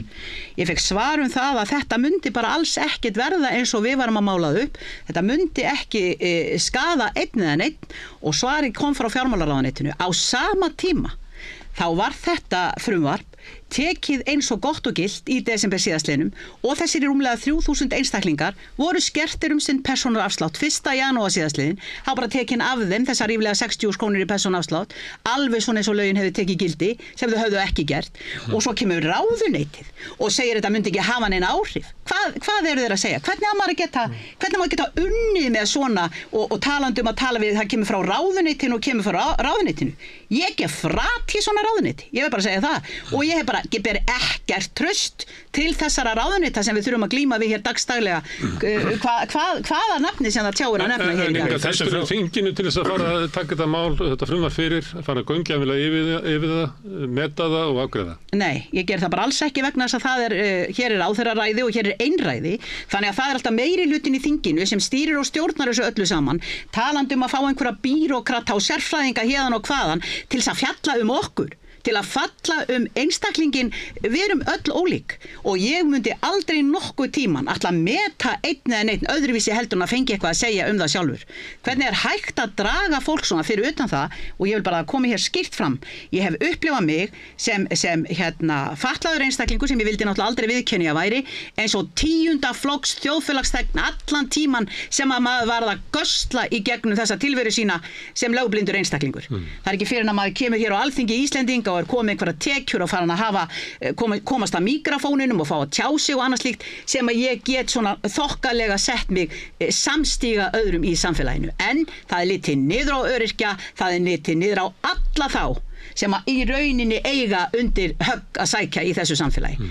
10. flokks þjóðfélagsþegnar, það það sem við erum og það sem að hefur skýrt komið fram og segi hérna núna, nei, það ekki bara læknisfræðilegt mat, það allir aðrir að koma að því að meta þína starfsgetu en þú sjálfur. Nei, það ekki rétt. Jú, það ekki rétt. Það hárrétt. Það ekki rétt því að inn í samþætta sérfræðimatinu líka gert ráð fyrir sjálfsmati þar sem að einstaklingurinn segir frá sinni reynslu. Og hvað mikið að taka mark á honum? Þetta ekki skrifað inn í lagateksta, sko. 10%, nei, það enga leiðbeiningar í lagatekstanum það hvernig þetta samþætta sérfræðimat á að fara fram. Það bara eiginlega ekki neitt, sko. Við munum aldrei leipa þessu í gegnum þingi eins og aldrei. Hópi og TR fyrir því að útfara þetta. Við munum aldrei leipa í gegnum þingi? Nei, ekki eins og Hvernig ætlar að stoppa það? Nú heldur við gerum það ekki bara ræðum málið bara alveg bara til 2025 að þessi ríkisstjórn farin frá. Ég veit samt ekki hver á að breyta almannatryggingakerfi í landinu ef ekki. Auðvitað á Alþingi að gera það. Auðvitað á Alþingi að gera það. Ég var bara að tala getuna, sko. Þannig að það væri tilbúið. En ég treysti því ekki. Þetta séu renni bara í gegn á einhverjum kvöldfundi rétt fyrir þinglok. Eins og ég. Hversu mikið ofríki við erum að búa. Enda höfum við náttúrulega fjallað málið. Bara einræði og ofríki. Enda höfum við fjallað málið á mörgum fundum í velferðarnefnd þar sem að fólk að spyrja gagnrýnina spurninga. Ég hugsa að þó svo ég get ekki sagt að við munum sjá breytingar á þessu frumvarpi en svo finnst mér líka mikilvægt að horfa til þess því að Jóhann Páll var hér að rifja upp svolítið sögu almannatrygginga í landinu að aðstæður í þjóðfélaginu þær breytast líka sem betur fer fólk að lifa lengur með skerta starfsgetu og langvarandi sjúkdóma sem það hefði jafnvel dáið úr hér áður fyrr og mér finnst mikilvægt að sníða kerfið þannig að það tryggi framfærslu þessara hópa en geri þeim jafnframt mögulegt að vera á vinnumarkaði og bæta kjör sín og það nú eitt af því sem við kannski ekki rætt það að fyrir þau sem að verða metin með hlutaörorku að þar eru frítekjumörk sem að eru mun rýmri en þau sem að eru núna enda þar gert ráð fyrir því að þar sé fólk sem að með starfsgetu yfir 25%. Þannig að mér finnst við líka þurfa að þróa kerfið okkar í takt við samfélagið eins og það en auðvitað ekki að missa sjónar af því að þetta eru almannatryggingar sem að eiga að tryggja framfærslu fólks sem ekki getur einhverja hluta vegna að afla sér tekna sjálf. Heldur að það þingi afgreiða núna í vor? Ég vona það. Nei. Og í þessu samhengi það skiptir líka bara máli hvernig vinnumarkaðurinn þróast og að vinnumarkaðurinn sé tilbúin fyrir þetta og þetta nú eina af þeim athugasemdum sem hefur komið fram hvar eru öll þessi störf sem fólkið á að ganga í? Nákvæmlega. Þróunin sé þveröfuga, meiri kröfur á fólk og við sjáum hvað hið opinbera til dæmis stendur sig svakalega illa þegar kemur að því að kemur að hluta störfum og störfum fyrir fólk með fötlun. Ekki svolítið mikill munur á því hvort gefin kostur á því að vinna eða hvort þú ert þvingaður í það? Það sem ég hef áhyggjur af að nú staðan þannig að mjög stór hluti öryrkja einmitt sko á aldrinum 50 ára og yfir. Þetta mikið af fólki sem bara, stundum þetta líka bara sko, fólk sem hefur unnið við erfiðistörf alla ævi. Hefur hreinlega slitið sig út. Í Danmörku var farið svo leið fyrir nokkrum árum snembær eftirlaun. Já, snembær eftirlaun, einmitt. Ég meina, núna, ég var að lesa fréttir af honum Arne Jul í Danmörku sem varð frægur núna í kosningabaráttu sósíaldemókrata árið 2019 og eftir honum nefnt það sem kallað Arne Pension, snemmtaka lífeyris fyrir erfiðisvinnufólk.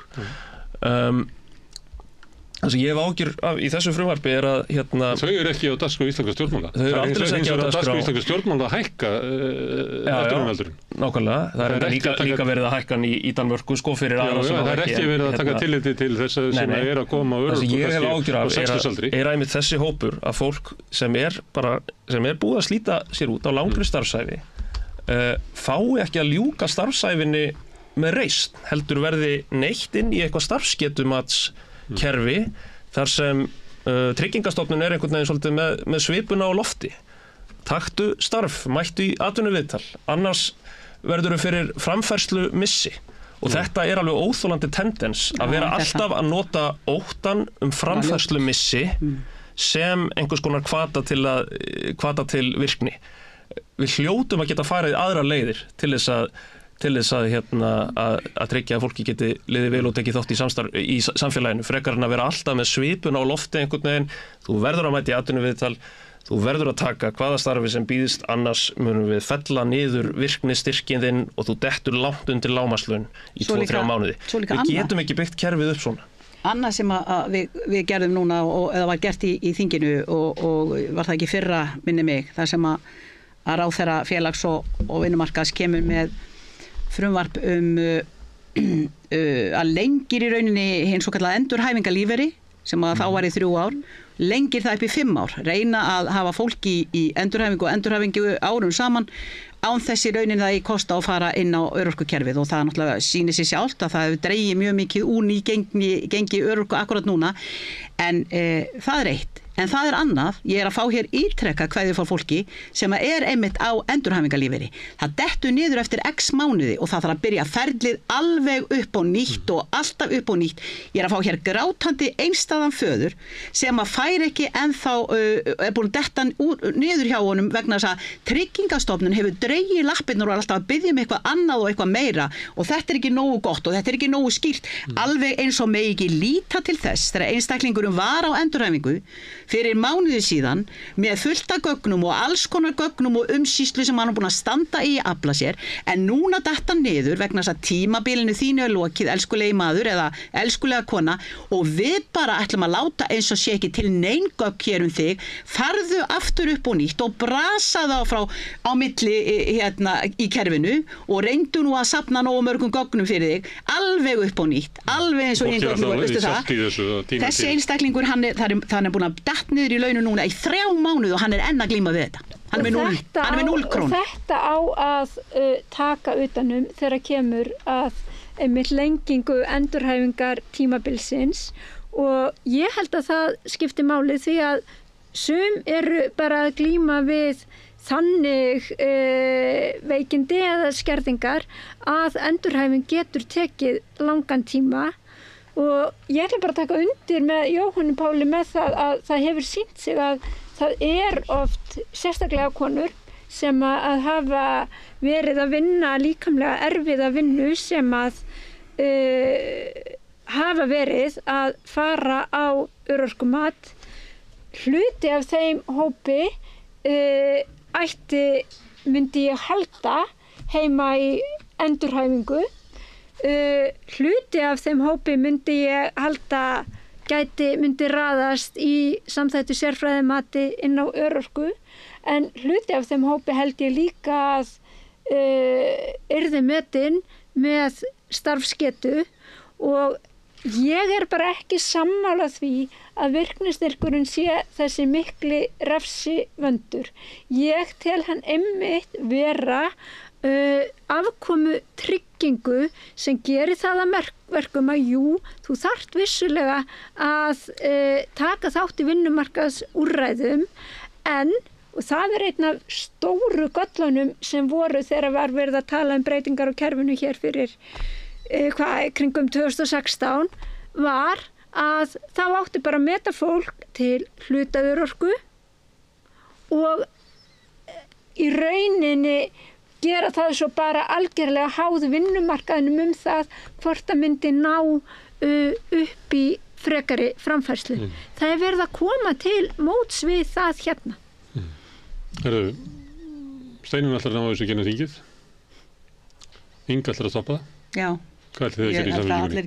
Við viljum sjá mjög mikla breytingar á málum. Gera breytingar, þá skulum við samþykkja allt sem til bót. Við getum ekki left þessu að einhvern veginn líða ljúlega í gegnum þingin ef það verður breytingar á málinu. Þá verður þingið einhverja vikur. Já, ég meina það verður að tryggja raunverulega kjarabót. Það verður að tryggja og ég ætla að segja það aftur að því að Steinunn Þóra segir ég fari ekki með rétt mál þegar ég að benda á það að þessir 11 milljarðar sem áttu að fara beinustu leið inn í það að hækka framfærslu almannatryggingaþega. Það stendur skýrum stöfum í bæklingnum sem við erum með fjármálaáætlun. Hvort það var bæði á blaðsíðu 64 eða 8 og 130 eitthvað. Það stendur skýrum stöfum að það frestun á þessum 11 milljörðum því það þurfa að nýta þá í þá aðgerðaráætlun sem að koma núna inn í kjarapakkan við síðustu kaupsamninga. Það stendur skýrum stöfum. Það stendur í fjármálaáætlun. Það stendur þar og bara svart á hvítu þannig að það eru öryrkjar sem eiga að greiða fyrir og fresta þeirri kjarabót sem þeim var lofað, fresta þeirri kjarabót eina ferðina enn vegna þess að það á að nýta þessa kjarabót sem að þeim veitir ekki af í eitthvað allt annað. Þeir sem lesa þetta frumvarp sjá það hins vegar að það ekki hægt að láta þetta frumvarp taka gildi nú þegar vegna þess að það verið að gera kerfisbreytingu og Tryggingastofnun þarf tíma til þess að vinna að henni til þess að það sé hægt að framkvæma en hún þarf engan tíma Steinunn til þess að setja fjármagnin í þetta. Hún þarf enga einustu aðlögun að því að setja þessa 11 milljarða inn í kjarapakka. Það mútur setja það inn í gamla kerfið ekki? Já, bara uppfæra en það þá til að mynda ekki til þess að hækka þau sem að eru með lægstu greiðslurnar núna eins og þessi kerfisbreyting á að gera. Þið þurfa að ræða þetta niður í þingi og ef að framferð sem horfir þá verður það líklega að verður þingið starfandi í einhverja vikur, býst ég við, og ég fæ ykkur kannski... Já, við erum alveg til fram að næstu kosningu. Ég fæ kannski ykkur til þess að koma og ræða þetta mál aftur, því eins og ég segi þá þetta stórt mál og flókið, eða svona. Það ég held að fólk þurfa að venja sig við að heyra þessi hugtök og fara yfir dæmin til þess að átta sig á þessum breytingum. Kannski fæ ég ykkur hingað bara aftur. Ég held að við getum bara sagt með sanni að við munum verja hagsmuni þessa hóps. Það tel ég mjög svo sannlega líka verið að gera. Þið telur ykkur alls vera því. Steinunn, Inga og Jóhann, kærar þakkir. 60% Eflingarfólks á erfitt með að ná endum saman. Hvernig hægt að réttlæta það? Efling stéttarfélag. Barátta fyrir betra lífi. Já, það eru mikla samfélagsbreytingar í íslensku samfélagi. Fjölgun innflytjenda mikil og það reynir á víða og það reynir líka á umræðuna. Þið kannast við það er mikið rætt um það að fjölgun innflytjenda leiði til fjölgunar glæpa.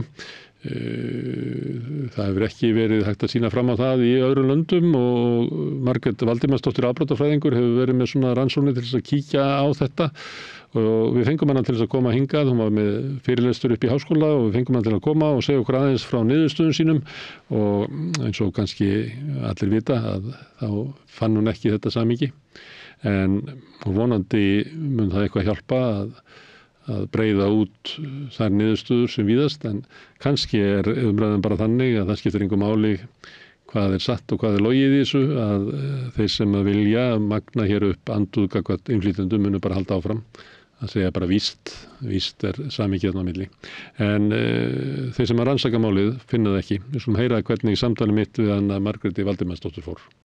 Allir þættir samstæðvarinnar eru fáanlegir á öllum helstu hlaðvarpsveitum.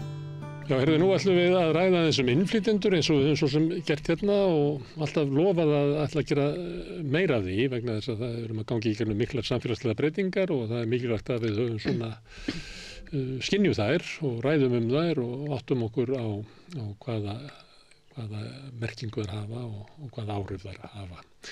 Það er svona búin að vera að sirpa svona fyrirlestra upp í háskóla innflytjendamál og núna fyrir skömmu var Margrét Valdimarsdóttir, afbrotafræðingur, með erindu unga innflytjendur. Af því að svolítið verið búið að ræða svona hlutverk háskóla og fræða samfélagsins, jáfnvel elítunar og allt saman í samfélagsumræðinni. Þessi svona röð ykkar upp í háskóla að fjalla innflytjendur, er það til þess að svara svona ákalli það eða gerist þetta bara sjálfkrafa af því að þið takið veljið ykkur verkefni sem eru áhugaverð? Ég held að markmiðið hafi verið að svara þessu ákalli samtal á milli háskólasamfélagsins við almenning. Ég veit ekki hversu vel það hefur tekist að þetta er búið að vera alveg frábær fyrirlestraröð sem félagsvísindasvið hefur staðið fyrir. Að öllu leyti nema því að flestir sem hafa mætt eru aðrir háskólakennarar. Þau eru að messa fyrir kórnum. Já, þannig að það er svona, við þurfum greinilega aðeins að leggja höfuð í bleyti og svona finna leiðir til þess að tala. Ein leið er að koma hingað. Ein leið, það var akkurat það sem ég var að hugsa. Ég ætlum kannski að fá fleiri, hvað var áhugaverð sem að þú hefur fylgst með sem er ekki þinn? Einmitt. Mér fannst gaman að heyra í Gylfa Magnúsinni hagfræðingi, prófessor í hagfræði. Hann var að tala svona aldurssamsetningu Íslendinga eða þjóðarinnar. Það við svolítið rætt hér. Já, akkurat og það er auðvitað bara mikilvægur þáttur í þessu að Íslendinga myndu í raun og veru væri ekki sjálfbær þjóð eða væri ekki fyrir innflytjendur að öldrun þjóða eða öldrun Íslendinga. Við stæðum ekki undir í velferðarkerfinu án innflytjenda sem er akkurat öfugt við það sem er haldið fram. Akkurat að þetta hefur í raun og veru verið okkar mesta gæfa að fjölgun innflytjenda á síðustu 2-3 áratugum. Og svona, já, þannig að það var áhugavert og margt annað. Ég bjallaði í Gylfa og fleiri að kom hingað til þess að halda upp í þessar umræðum. En það sem þú varst að skoða voru ungir innflytjendur. Og þú ert afbrotafræðingur. Þú varst að skoða hvort að innflytjendur, ungir innflytjendur verið líklegri til þess að komast í kast á lögin eða? Meðal annars, einmitt að því hún nefnir að ég er afbrotafræðingur og titillinn á erindinu mínu í síðustu viku var ungir innflytjendur á Íslandi, tengsl við samfélag og skóla og það var, fókusin minn var þar en bara svona almennur fókus minn í rannsóknum á síðustu árum hefur verið í fyrsta lagi á þessa upplifaða ógn sem er mjög algengt að íbúar lands upplifi þegar að það verður svona örfjölgun innflytjenda og þessi svona fordómar og stereotýpa sem að margir hafa sérstaklega á innflytjendu frá ákunnum löndum og hvaða afleiðingar þessi upplifaða ógn og þessi svona á marganhátt ranghugmyndir sem að íbúar hafa aðkomu fólk Það kom svolítið í fréttir frá Reykjanesbæ og Keflavík þar sem að var talað svona mikla ógn og svo kannski kom í ljós að það gat kannski verið bara 3 ungir menn að labba saman út á götu að fólk upplifði það sem ógn. Alveg hreint og þetta er það sem ég verið að skoða af því að þetta er gríðarlega mikilvægt og okkur ætti þetta ekki að gerast hér eins og hefur gerst í mörgum öðrum löndum og í samhengi við þetta er að þetta ýtir undir svona fordóma sem að gagnvart innflytjendum og fordómar draga úr getu og hæfni innflytjenda til að aðlagast samfélaginu þannig að inngilding verður í raun og veru kannski meira svona bara eitthvað orð heldur en að það virki því að það er svo mikilvægt í öllum svona í mínum fræðum og í félagsfræði almennt að þá er talað að til þess að bara draga úr líkum á því að innflytjendur brjóti á sér, að þá er eitt veigamesta atriði að þeir séu hluti af samfélaginu, að þeir tilheyri samfélaginu, að þeir ná að aðlagast og þeir upplifi sjálfir að þeir tilheyri samfélaginu. Þannig að fókusinn núna í minni rannsókn var einmitt hvað hefur áhrif á hvort að ungir innflytjendur sem hér búa upplifa þeir tilheyri samfélaginu. Og svo hefur þessi tilfinning að tilheyra samfélaginu vera hluti af einhver áhrif á afbrot til dæmis. Sem kenning í afbrotafræði ekki, að ef að fólk eða hópar upplifi það að þessi ekki velkomin í samfélaginu, þá eru þau líklegri til þess að finna sér atorkusemi sinni farveg annars þar. Alveg hreint og þetta er það sem ég er að skoða í þessari rannsókn sem ég er að gera núna og var að kynna hann í síðustu viku. Hver er staðan á Íslandi? Já, sko, í fyrsta lagi að þá byrjaði ég að skoða hvaða mögulegi þættur gæti dregið úr þessari tilfinningu að tilheyra og þá skoðaði ég upplifaða mismunun, þar að segja hvort að ungt fólk, og ég er ekki bara að skoða innflytjendur, heldur er ég auðvitað að skoða bara öll ungmenni og ungmenni með íslenska bakgrunn auðvitað til samanburðar og þá er ég að skoða og svo er annar hópur á milli sem er kannski sem eru með íslenskan bakgrunn en bera kannski með sér geta verið brún á litin eða það sem annað foreldrið er erlend. Akkurat. Er það ekki svona eiginlega sér hópur sem eiginlega dettur á milli sem getur upplifað svona höfnun í samfélaginu, eitthvað slíkt. Já. Þó það séu kannski fólk sem er fætt bara í líðakverfinu og Jú, einmitt og það er mikilvægt fyrir þetta fólk sem er að skoða þetta svona eins og ég að vera meðvituð það að hópurinn er ekki einsleitur, þetta er ekki bara innflytjendur og svo innfættir og ég fór þá leið að skipta hópnum upp í 3 og þá er það þessi fyrsta kynslóð sem fæddist ekki á Íslandi, hvorugir foreldrar hafa fæðst á Íslandi og svo er það þessi önnur kynslóð sem er fædd á Íslandi en á báða foreldra sem eru fæddir erlendis og svo hina krakkana. En að því að ég er að gera svokallega meginlega rannsókn þar sem ég bara með rosalega stóran hóp sem svarar spurningakönnun á iPad í skólanum, bæði elstu bekkinga í grunnskóla og svo fyrsta árið í framhaldsskóla.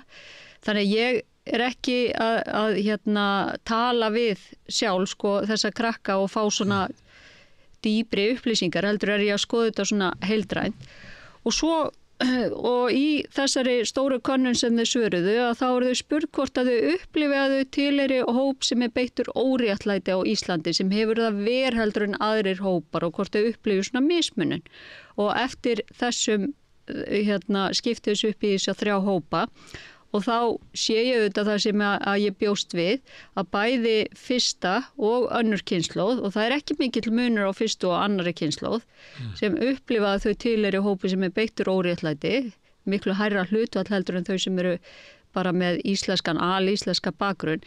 En svo eru þau spurð, hvað er það? Hvers vegna heldur að þessi komið fram við þig á þennan hátt? Og þá hafa þau valmöguleika ýmsa þætti.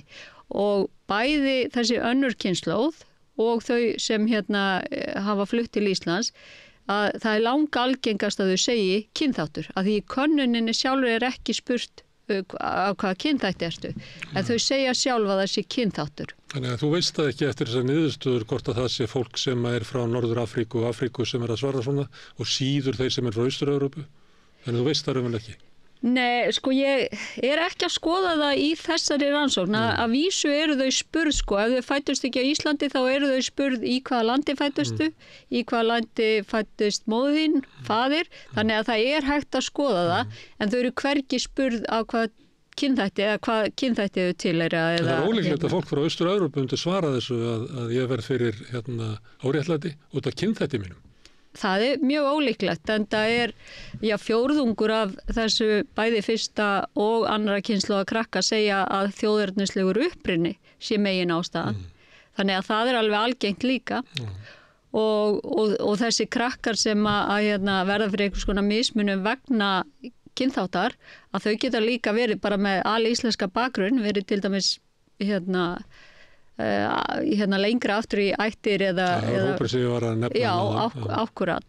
Þannig að þetta svona þar sem ég byrja á að skoða upplega mismun og svo skoða ég hvað með tengslu skólan, hvað með tengslu við jafnaldra og það sem ég sá að ungir innflytjendur eru ekki síður ánægði í skólanum heldur en innfætt og þau til dæmis segja að það jafnhátt hlutfall sem segist myndi sakna skólans ef þau þurft að skipta skóla en þegar það kemur að ég að skoða hvort þau til í vinahópi eða hvort þau tengjast jafnöldrum að þá það sérstaklega þessi fyrsta kynslóð þau sem hafa fluttingað og þá skiptir máli hvenar því eldri sem þau voru þegar þau flutt til Íslands því ólíklegri það eigi vini og til einhverju vinahópi sem kannski skiljalegt og það að því að rannsóknin mín hluti af svona alþjóðlegu rannsóknarverkefni að þá gat ég líka skoða þetta til dæmis sá ég að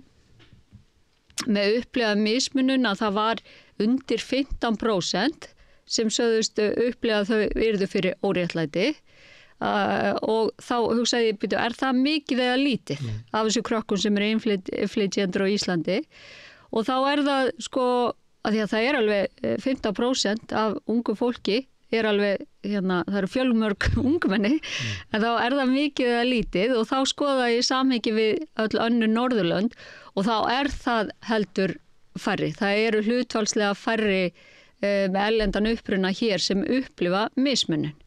En svona þegar kemur á öðrum þáttum eins og tengslum við skólahverfið eða skólan eða vini að þá þetta svona svipa á milli Norðurlandar. Heldur færri, hvað það? Ef 15% hér það þá 18 Já, það þar mest í Svíþjóð.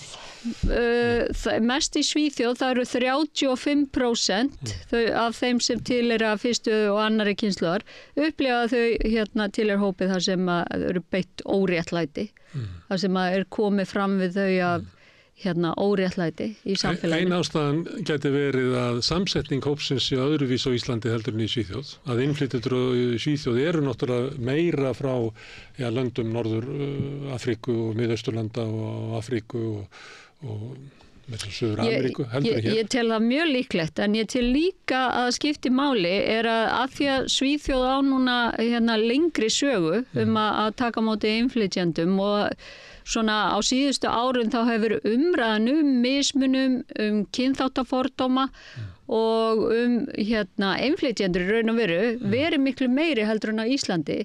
Þannig að unglingar í Svíþjóð eru meðvitaðri það að þau séu mögulega það séu fordómar gegn þeim vegna þess að þau séu ekki hvítir Svíar.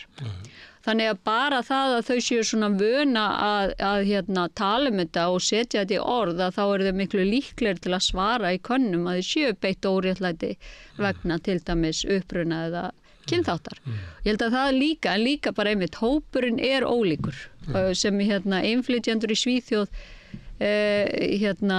bara samsetningin á hópnum önnur heldur en hér. Mjög ólíkur með við hér. En leikur sér á því að bera þetta saman, það var bara mjög ólíkt. Ég man ekki alveg tölunar en ef það var jafnmargir frá Sýrlandi á Íslandi eins og var í Svíþjóð þá var það mörg þúsund sem eru bara eitthvað nokkur hundruð. Já.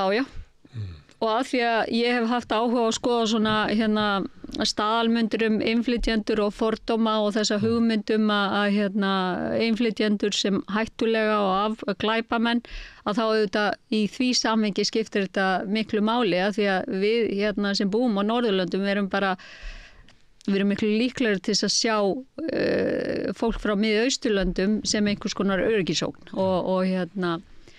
og fólk sem ekki hvít á lit sem einhvers konar að hættast af við að því. Sem ekkit einstakt fyrir Norðurlandabúa, heldur bara Evrópa almennt og Vesturlönd. En á hverju hefur þú áhuga á því að skoða þetta? Er það vegna þess að þetta hefði segjum að þess að hópur stækki sem af ungu fólki sem upplifir að hann sé tilheyri hópi sem nýtur ekki réttlætis eða sé haldið frá það er bara takmarkari aðgengi að samfélaginu. Hefur það forspárskildi svona aukin félagsleg vandamál? Já, og sko að skoða þetta væri í sjálfu sér bara áhugavert rannsóknarefni, en ég hef einmitt áhuga á að skoða hvaða áhrif hvaða aðrar afleiðingar hefur það að til dæmis að upplega þér sem mismunað eða þú tilheyrir ekki samfélaginu og rannsóknir hafa sýnt til dæmis að þetta hefur áhrif á andlega líðan, þetta hefur áhrif á hvort þú sér tilbúin að taka þátt í því sem að gerast í samfélaginu, til dæmis bara kjósa, kosningaþáttöku og annað, en svo líka á alla frávikshegðun, hvort þú sért líklegur til að brjóta að þér að beita ofbeldi og gera annað. Þannig að það er líka það sem ég hef áhuga á og það er akkúrat það sem ég skoðaði.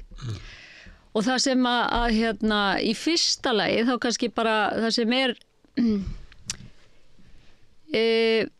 mér finnst mikilvæg niðurstaða í samhengi við bara svona þær hugmyndir sem ég held að margir hafi innflytjendur á Íslandi, að þá kemur í ljós í mínu gögnum að hvorki fyrsta kynslóð ungra innflytjenda á höfuðborgarsvæðinu, ég ætti að taka það fram að því að ég er að greina höfuðborgarsvæði, né önnur kynslóð innflytjenda er líklegri til þess að brjóta af sér eða beita ofbeldi heldur en ungmenni með alíslenska bakgrunn. Það er engin munur.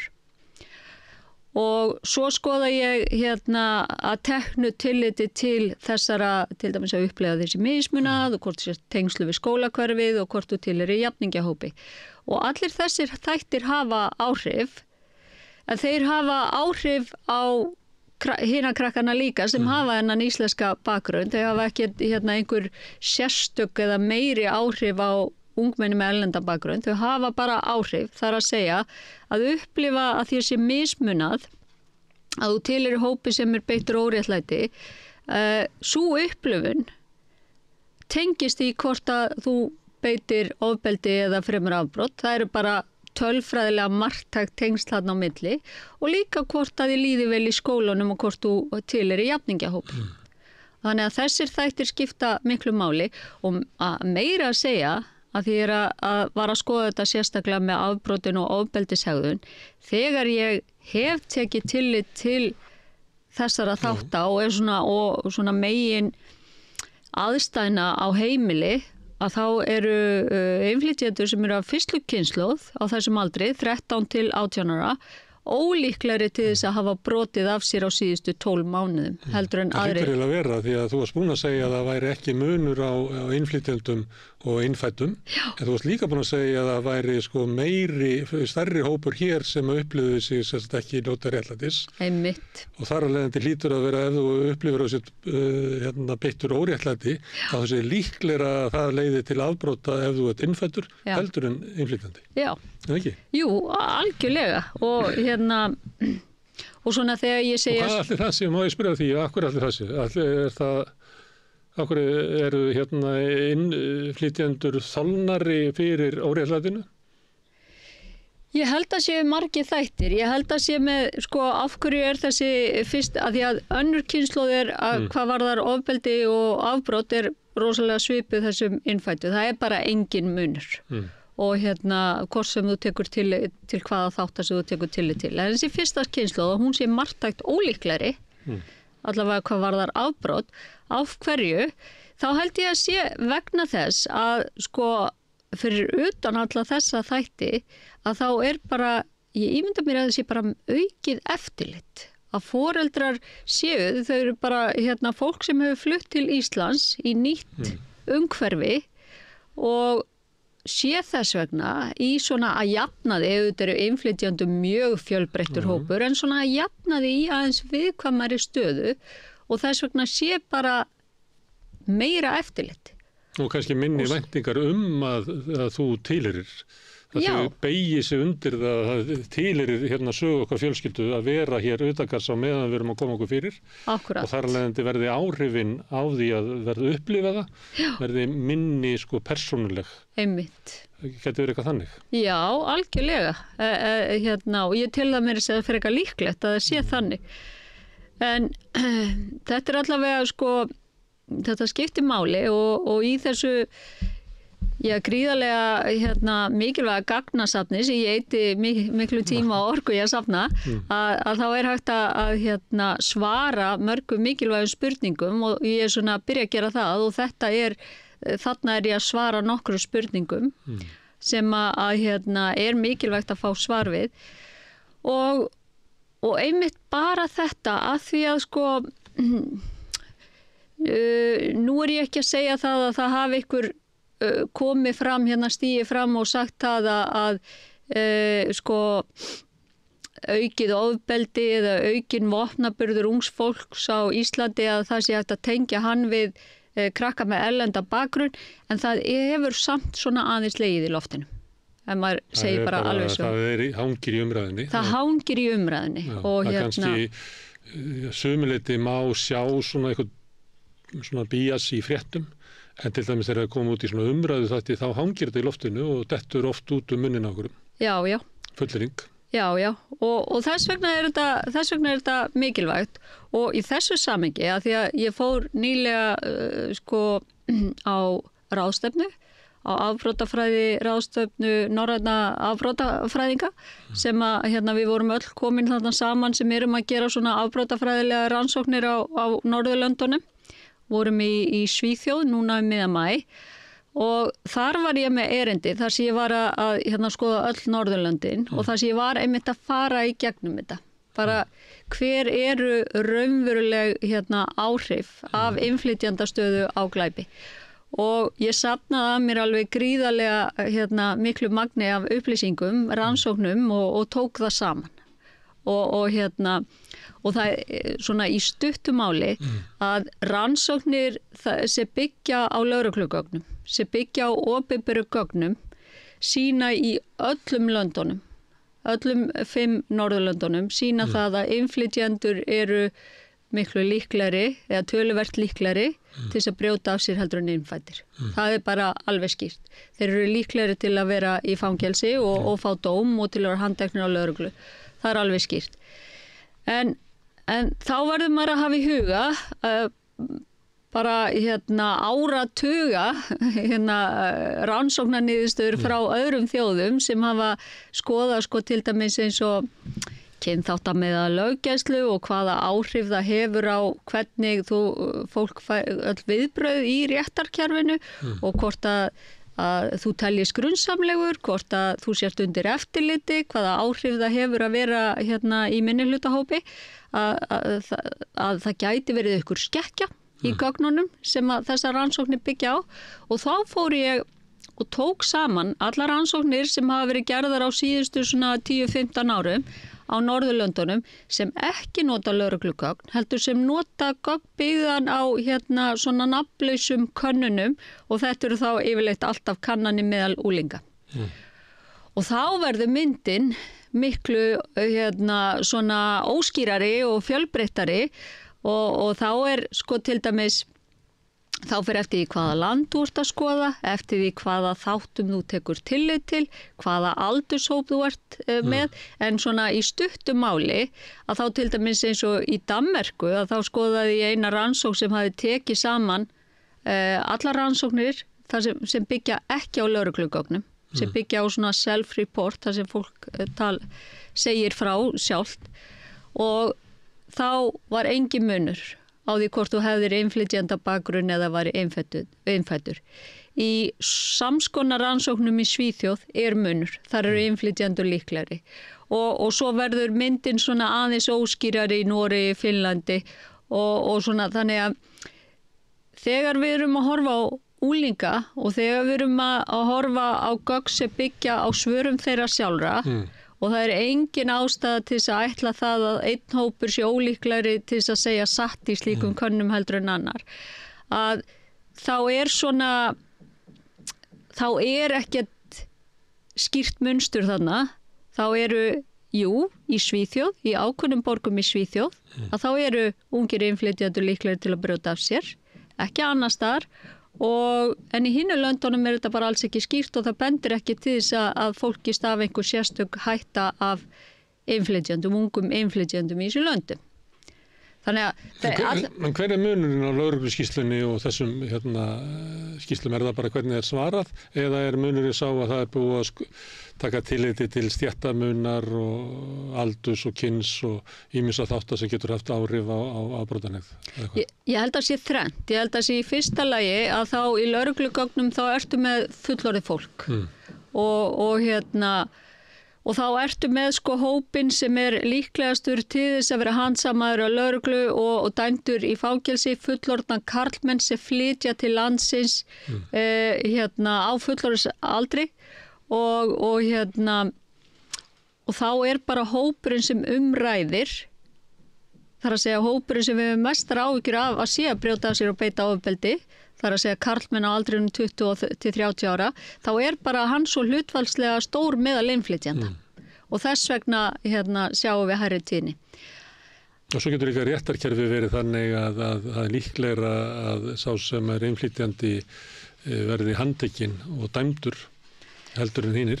Alveg hreint, það var þáttur númer 2 þegar við þurfum að taka tillit til þess að það sem kallað dark figure of crime í afbrotafræði að það raunveruleikin þannig að aðeins brota þeim sem brjóta af sér handsamar á lögreglu og ennþá færri eru dæmd í réttarkerfinu og enn færri fá fangelsisdóm. Þar að segja við erum með hellinga fólki sem að brjóta af sér dagstaglega í samfélaginu án þess að lögreglan nokkuð tíman komist á stóðurum hefðum þeirra. Það þannig.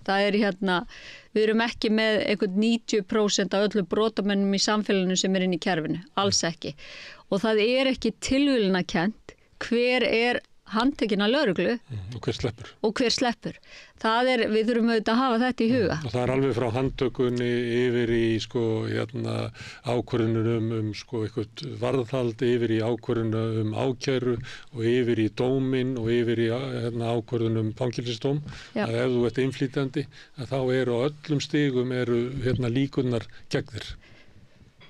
Þær rannsóknir sem hafa verið gerðar á hinum Norðurlöndunum benda til þess. Við eigum ekki slíka rannsókn á Íslandi. Og þetta byrjar jafnvel fyrr heldur en bara við handtöku lögreglunar. Þetta byrjar þegar nágrannir hringir vegna einhverja grunnsamlegra hegðunar. Að því að bara hvað vekur grunnsemdir okkar sem almennings og hvað þarf að gerast þannig að við tökum síntóli og ringjum í lögregluna að það eru alls konar hugmyndir sem við höfum ólíka hópa sem hafa þar áhrif og meðal annars hvernig við bara okkar svona hugmyndir hver hættulegur, hver líklegur til að vera að brjóta af sig. Kyn skiptir líka máli. Því stelpunar væru eitthvað að detta utan í ruslatunnur í ykkur hverfi eða við strákanir, það var líklegur að vera hringt á eða við strákanir erum þetta. Já, og það bara við horfum öðruvísi á samskonar hegðun eftir hver á í hlut. Þannig að þessi bæjas eða einhver möguleg skekkja að hún byrjar meiri sig áður en lögregla mætir á staðinn. Þannig að þetta þáttur 2 og þáttur 3 einmitt þessi sem þú nefndir áðan hvað búið að taka tillit til. Þegar við erum að skoða upplýsingar afbrot, tíðni afbrot á milli ólíkra hópa í samfélaginu að þá ekki tekið tillit til þess að ólíkra félags- og efnahagsstöðu sem gæti verið sá þáttur sem í raun og veru að hafa áhrif en ekki hvaðan þú kemur í hvaða landið þú fæddist. Að því og í þessum rannsóknum sem byggja á svona stórum könnunum sem eru lagðar fyrir ungt fólk að þar oft verið að skoða eða oftast verið að skoða samskonar krakka. Hvað eru ungmenni með erlenda bakgrunn sem búa hjá báðum foreldrum sínum sem eru báðir bara ágætlega menntaðir, hafa þau meiri líkur heldur en krakka með skiluru. Þannig að búið að taka tillit til að því að það svo margt sem því að við erum manneskjur og það bara ótal margt sem hefur áhrif á hegðun okkar og oft þetta svona flókið að Já, það bara, þetta talað sem sýndarsambönd í svona megindlegum rannsóknum að það virðist vera sem einhver ákveðin þáttur hafi áhrif á hegðun okkar en það er vegna þess að það er eitthvað annað sem hefur áhrif á hvoru tveggja eða tengis hvoru tveggja. Það þurfti að reikna tilbaka eins og bara hlutfall atvinnuleysis og fleira í okkurum hópum. Já. Ég man að ég var eitthvað í Frakklandi og var eitthvað að reyna að skilja það samfélag og þar eru náttúrulega stór hópur, þar er sko kannski múslimar með svipaða stöðu og svartir í Bandaríkjunum. Já. En það er hins vegar að því að lögin í Frakklandi eru þannig að það má ekki skrá sko trú eða uppruna, það er svo flókið að nálgast þess að hvernig þetta er. En það var samt verið gerðar svona ýmsar tilraunir til þess að reyna að meta þetta og þetta voru svo sláandi, ég man eftir einni sem að sagði að líkurnar á því að þú sett atvinnulaus eftir BA-próf er eitthvað bara 3% ef þú ert bara svona venjulegu frakki, en 26% ef þú ert sko frá Norður Afríku eða Miðausturlöndum og múslimi. Já. Og svo bara var farið í gegnum sko líkurnar á því að sett í fangelsi og allt það. Að það var eiginlega sko verri staða þegar maður þekki svona greiningar frá Bandaríkjunum, það sem hefur verið að bera stöðu svartra og þá fannst manni svo sláandi að sjá, en hins vegar var það bara svo erfitt að rannsaka í Frakklandi að því það er eiginlega bannað að skrá allar líka svona upplýsingar af því að þetta er sérstætt samfélag sem er veraldlegt og það er og má ekki blanda saman til dæmis trú og ríkinu og þannig má ríkið ekki halda upplýsingum þetta. Það skildist mér að væri sko vandinn að það var svo erfitt að draga svona sambanlega myndu eins og maður þekki svo vel úr Bandaríkjunum, þar sem að þetta kemur svo vel fram. En þessi svona ólíka staða innflytjandana og hinna getur verið sko til dæmis með atvinnuleysi og aðgengi möguleika á því að geta haldið áfram í námi. Þekkjum við dæmi þess að fólk hefur velt fyrir sér að skipta nafn sko til þess að geta fengið húsnæði vegna þess að bara pólskt eftirnafn getur, eða fólk færði á tilfinninguna að ég fæ aldrei svar, kannski er það út af nafninu mínu og það er náttúrulega byggt upp á einhverju upplifun fólks af samfélaginu að dregur þá álöktun að það sé líklega nafnið sem að veldur því að mér ekki svarað. Já, það er bara reynslan kennir því það. Kennir því, þannig að það er endalega svona þættir. Já. Já, þannig að þetta held ég að þessir einmitt 3 þættir skipti gríðarlegu máli af hverju niðurstöður og rannsóknum sem að talandum að skipta máli, að núna heyrir við svona fréttir og lesum fréttir og þú gerir það og heyrir umræðu og svona þessi mál og þeir eru mjög svona rannsóknir og fyrirlestur upp í háskóla og sem að kannski draga fram allt aðra mynd heldur neðri undirtónn umræðunar. Já. Og þá var það spurningin sko, þóttu þú komist að þessum niðurstöðum, heldur það hafi nokkur áhrif á almenna umræðu í íslensku samfélagi? Sko, ég held að geti gert það. Ég held að geti gert það, en það gerir það ekki af sjálfur, þú veist, ég að gera rannsókn sem ég birti í ritrýndu vísindatímariti, ég held að það hafi lítil sem engin áhrif. Og það er náttúrulega það sem við erum hvött til að gera. Það er það sem við eigum að vera eyða tíma okkur í að gera. Þannig að en sko mögulega, ef að, sko ég held að skipti máli að bara fræðafólk sé að eiga í samtali við samfélagið og tala um þessi mál og á þann hátt sem að, bara og fyrir alltaf að hugsa að þetta væri á einfaldan hátt, það þarf ekki að vera en þú veist, bara svona hversdagslegan hátt, hversdagslegan bara inn í fréttunum, inn í umræðuþáttunum ekki upphafið úr einhverju fílabilsturni, ekki eins og setja að fara að mennta okkur, þetta bara að taka þátt í samræðinni á jöfnum í augnhæð. Já, ég sagði á einfaldan hátt, ég var bara að hugsa um eitthvað viðtal sem ég heyrði í gær, þar sem að það voru notuð svona fræðileg hugtök í annar ykkur setningu og ég sem hef margar háskólagráður í fræðigreininni skildi ekki hvað var að vera að ræða, þannig að þetta er svona mikilvægt líka að tala bara mannamál sko þegar það verið að ræða þetta. Það er nú ágætis hefð hjá ykkur afbrotafræðingum. Já. Afbrotafræðingar svona undan því að það hafa verið svolítið virkir í umræðinni á sömuleyti. Já. Frekar heldur margir aðrir svona. Já. Já, Helgi Gunnlaugsson hefur náttúrulega verið bara í fleiri ára að svara fyrirspurnum og ekkert verið smekk við það. Ég held að það sé Og kannski það hluti af því, fyrir utan kannski baráttu afstöðu og fleira, að það til dæmis held ég að sé öðruvísi umræða fanga á Íslandi núna heldur en var kannski fyrir 20 árum eða 30. Ég held að sé breyting þar á, sko. Já, ég held það. Ég held að sé rétt. Ég eiginlega alveg viss það. Og ég svona, þegar ég flutti til Íslands frá Bandaríkjunum eftir að hafa verið þar í einhver ár í doktorsnámi að þá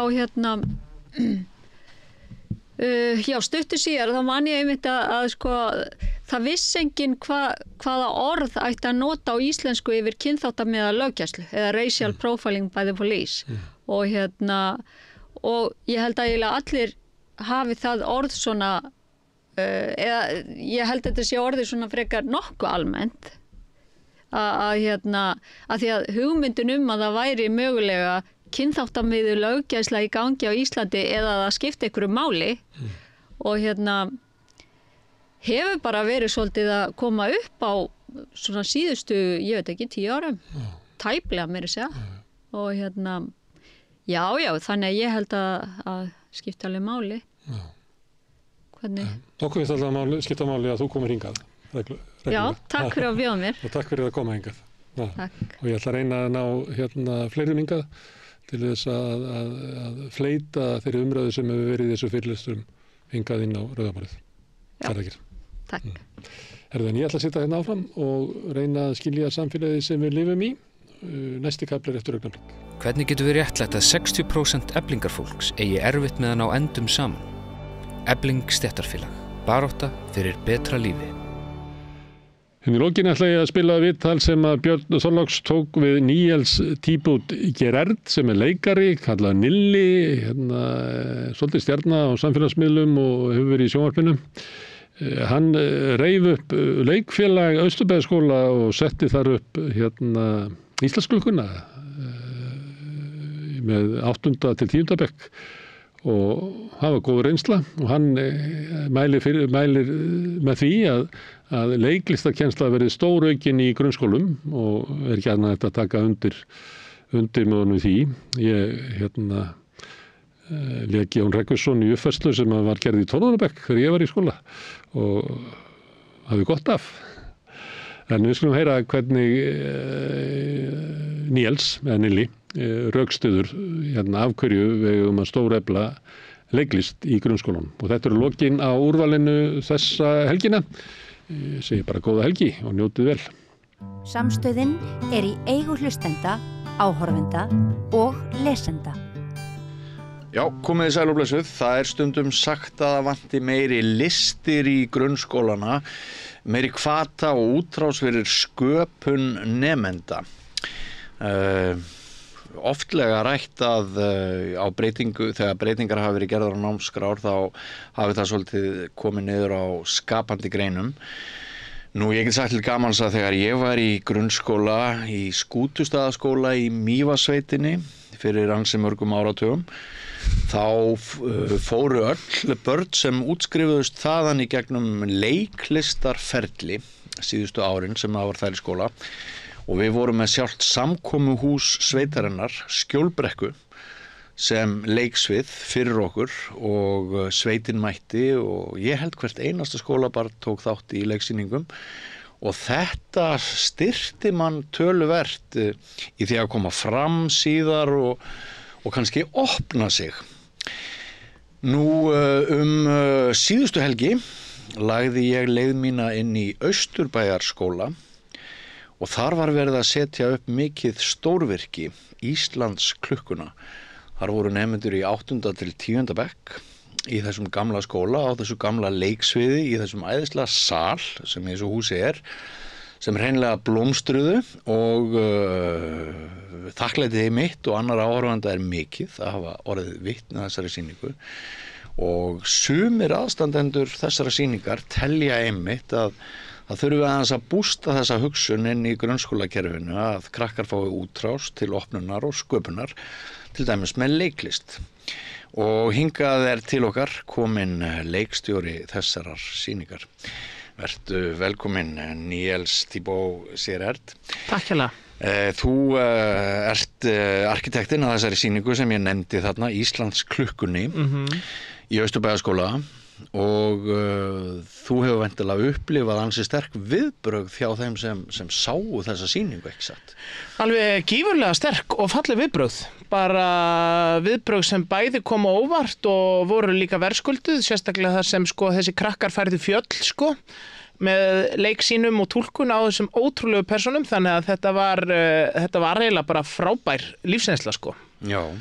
Og bara tók mig alla sko 360 gráðu lífsins sko. Var það ekki? Jú, það gerði það nefnilega. Og færði svolítið út til því mörkin, sko væntingamörkin hjá til dæmis fullorðnu fólki sem var í salnum að fólk var að velta því fyrir sér hvað mögulegt, til hvers hægt að ætlast. Já. En þetta fór eiginlega út fyrir allt það sko. Já, fallega sagt, sko ég reyni alltaf að vanda mig því ég geng inn í leikfélag sama hversu ungt það eða gamalt og þetta var nefnilega 4. uppfærsla mín á árinu á þessu leikári af sem sagt leiksýningu sem hafði upphaf, miðju og endi og fékk ég sem sagt að kljást við sko alla aldurshópa í vetur og ég sem sagt endaði veturinn á þessu ég gekk sko inn í salin, ef við tökum bara fyrir þetta verkefni sko, þá gekk ég inn í salin og þennan friðaða sal með þessum óþægilegu sætum og með 2 billiðum, þannig að það er allt svo rómantískt við þetta sko.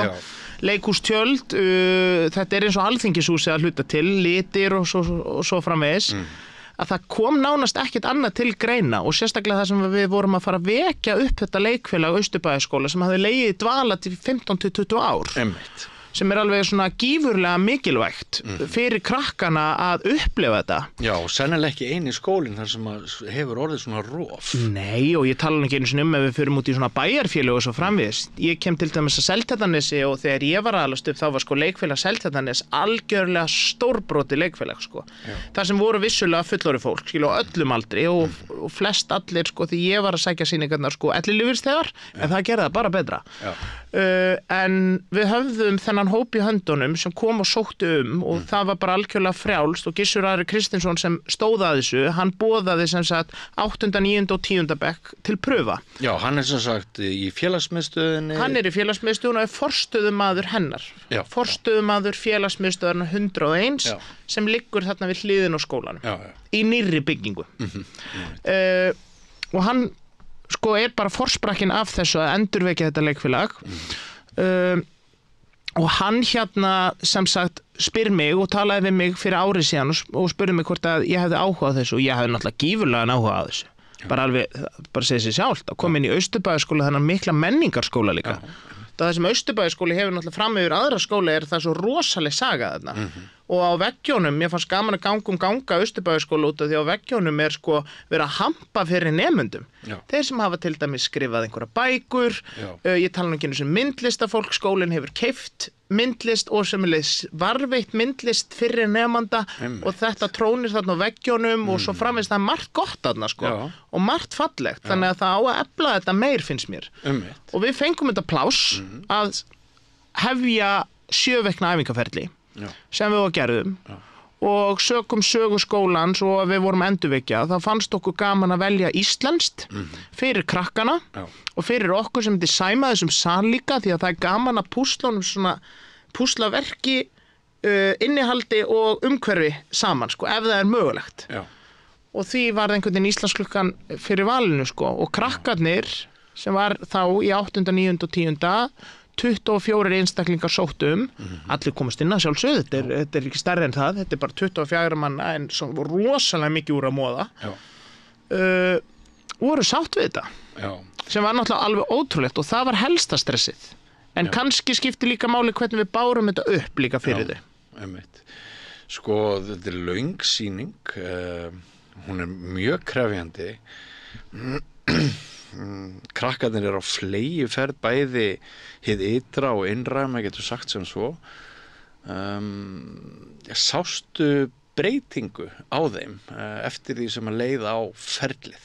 Já, alveg gífurlega sko þetta er náttúrulega svo margþætt að vinna með svona ungum leikhóp og maður er bara algjörlega maður þarf að vera sko algjörlega sjálfur sem fullorðin einstaklingur, nú ég 30 sko, ég er 15 árum eldri en þeir elstu í leikhópnum, eða 14 eða eitthvað sko, við erum kollegar þarna, þrátt fyrir að ég sé svona töluvert eldri en þau. Það finnst mér skipta rosalega miklu máli. Leikhópur, leikfélag, sama hvort hann sé sjálfstæður eins og við vorum svolítið þarna. Við fengum aðstöðun í Austurbæjarskóla en þetta var 101 félagsmiðstöðarverkefni að við byggjum allt á jafningjagrundvelli og byrjum þar. Ég er ekki kennari, ég kem ekki þarna eins sem kennari. Ég kem þarna sem hækjur og hjálpagögn, stóð og stytta þegar á móti blæs. En saman sköpum við þetta. Að byrja á því að heyra þau hlýða eða sem sagt að lesa yfir textan var náttúrulega alveg gífurlegt en bara það voru engin hik, það var bara þau héldu ótröð áfram, spurðu þegar þau þurftu að spyrja út af því að þetta er náttúrulega alveg gífurlega flókin skrif fyrir unga heila og unga augu. Og margir fullorðnir samtíma Íslendingar sem að væntanlega skilja alls ekki allt. Nei, bara 100%. Ég fekk bara gamla skólabróður minn sem kom á 2 reynsli áður við frumsýndum sem sagði bara hvað er þetta? Já. Og ég bara náði þessu, jú en sko er þetta svona flókin sagði og ég sagði já, hún er rosalega margslungin en það sem við gerðum kannski ekki auðvelt fyrir var að við skárum engar senur út eða tókum engar personur út eins og stundum er gert og nú síðast í Þjóðleikhúsinu, þetta var sýnt þar í leikstjórn Þorleifar Arnar og það var rosalega falleg sýning en þau bara fókusuðu á og einblíndu á aðalpersonurnar. En leikgerinn sem þú notaðir, er hún ekki líka bara frá 48 eða eitthvað? Hún er frá 1950. Þetta er leikgerinn hans Lárusar Pálssonar. Já, þannig að þeir voru bara trúr þessum gamla tíma. 100%, ekki spurning. Trú texta Laxness, hann hefur náttúrulega aldrei breyst, sko. Og ég veit það fyrir víst að í þau skipti sem Íslandsklukkan hefur verið sett á atvinnuleiksvið að textanum er ekki að það má ekki breyta textanum og við reyndum að vera bara eins trú honum og hugsa skatt sem var mikið hugur ekki af þeirra hálfu og þú talaður hvernig þau breyta sko eftir að þau fá svona stórar og mikla persónur sem finnast í þessu verki náttúrulega gigantíska persónur sko við erum að tala eins og bara ég nefni alltaf Magnús í Bræðratungu hann er náttúrulega bara ofbeldismadur par excellence og fyrir hann að Sæsu í 10. bekk að ganga inn í þetta var hann náttúrulega þrekvirki sko rosalega ólíkt henni en þvílíkt hugrekki og ég vil benda á það hugrekki í öllum að ganga inn í þessar persónur Jón Hreggviðsson okkar besti maður sem leiðir verkið sem er svona rauði þráður verksins bæði einhvern veginn svona fallegur óviti með gott hjartalag skilur þetta er alveg gífurlega mikil átök og ég tala ekki einu svona stóð og styttu verksins Snæfri Íslandssól sem er milli skips og bryggju flest allan tíman í þessi 20 ár, 25 ár sem verki spannar.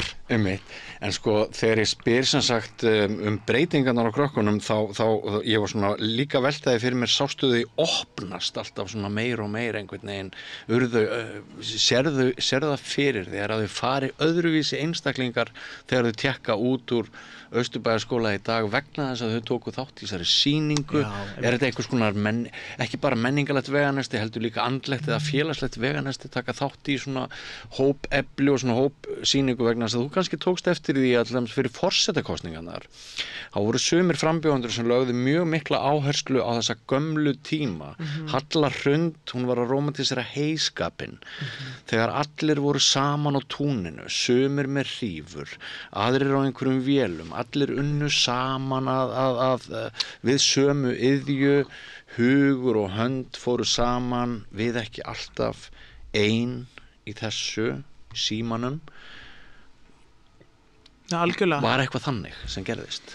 Já, ég held það nú og ég vona svo innilega að þessi fallegu dæmi sem þú nefndir hérna fyrst sko að vonandi, það er náttúrulega mest gefandi ef þau fá það er allan ósk mín að þau fái þetta veganesti út í lífi sem er bæði sko að sjóndeildarhringurinn viki og breyki og stækki þetta leiklist finnst mér vera stór það er allan eitt stærsti hluti ástæðan fyrir því að ég valdi þetta fag var til þess að breyka og sjá og breikka sjóndeildarhringi minn fyrst og fremst út af því að það náttúrulega bara skilur þú sér lífi í öðru ljósi. Þú endurspeglar þig við aðra sem þú bara einhvern veginn myndi aldrei hafa dottið í hug að væru til eða svo framvegis. Og það vonandi og óskandi að krakkarnir hafi svo sannarlega gert það. Stækka þetta hópin og þroskaðan og urðu betri vinir. Mér fannst það. Og það náttúrulega kannski til þessi leikurinn gerður. Ef þetta ekki skemmtilegt, þá engin ástæða til þess að gera þetta. Nei. Og það svona held ég að mörguleiti hluti og það ávið held ég bara leiklista heiminn yfir höfuð. Sama hvort þú sért í grunnskóla, menntaskóla eða í atvinnulífinu. Að ef þú finnur ekki ánægjuna, þá blómstrar verkið ekki. Þá blómstrar einstaklingurinn ekki út að þetta eru persónur á sviði. Þetta list augnabliksins og hvergi annar staðar í grunninn skemmtilegar en að sjá sko svona ungt fólk standa á sviði og flytja heilt æviskeið fólks og ef það tekst að það sé gaman, þá munu þau hrista saman og eins og þau horfðu í augun á hvort öðru hérna á lokasýningunni, sumir urðu meirir. Þetta bara skiptir svo miklu máli út af því að þetta svo mikill lærdómur í þessu út af þetta mannlegi lærdómurinn sem kemur manni kannski hvað mest áfram í lífinu. Já. Og sérstaklega í ljósi nútímans. Einmitt, og hugsað að þessi galdur, hann verður til á tímum þar sem vansæld og vanlíðan, sérstaklega ungra íslenskra stelpna í grunnskólum hefur verið að vaksa mjög samkvæmt könnunum. Óbúslega mörgu ungu fólki á grunnskólaaldri líður illa. Við erum í frjálsu falli í árangri, mældum í einkunnum og frammistöðu í PISA-könnunum og ég heyrði út undan mér að þú teldir að eitt svarið svona bara sem við ættum núna að leggja áherslu á, það væri til dæmis að leiklist þyrfti að eiga aftur erindi inn í sem flesta skóla. Þú kannski heyrði mig lýsa því þegar ég fór aftur í sveitina mína gömlu, mjög á sveitina og lýsti því hvað var mikil áherslu á leiklist þar og félagsheimilið undir og allt það. Þurfum við að bakka núna aftur og finna ræturnar í leiklist og öðru menningastarfi og bústa skóluna með þessu?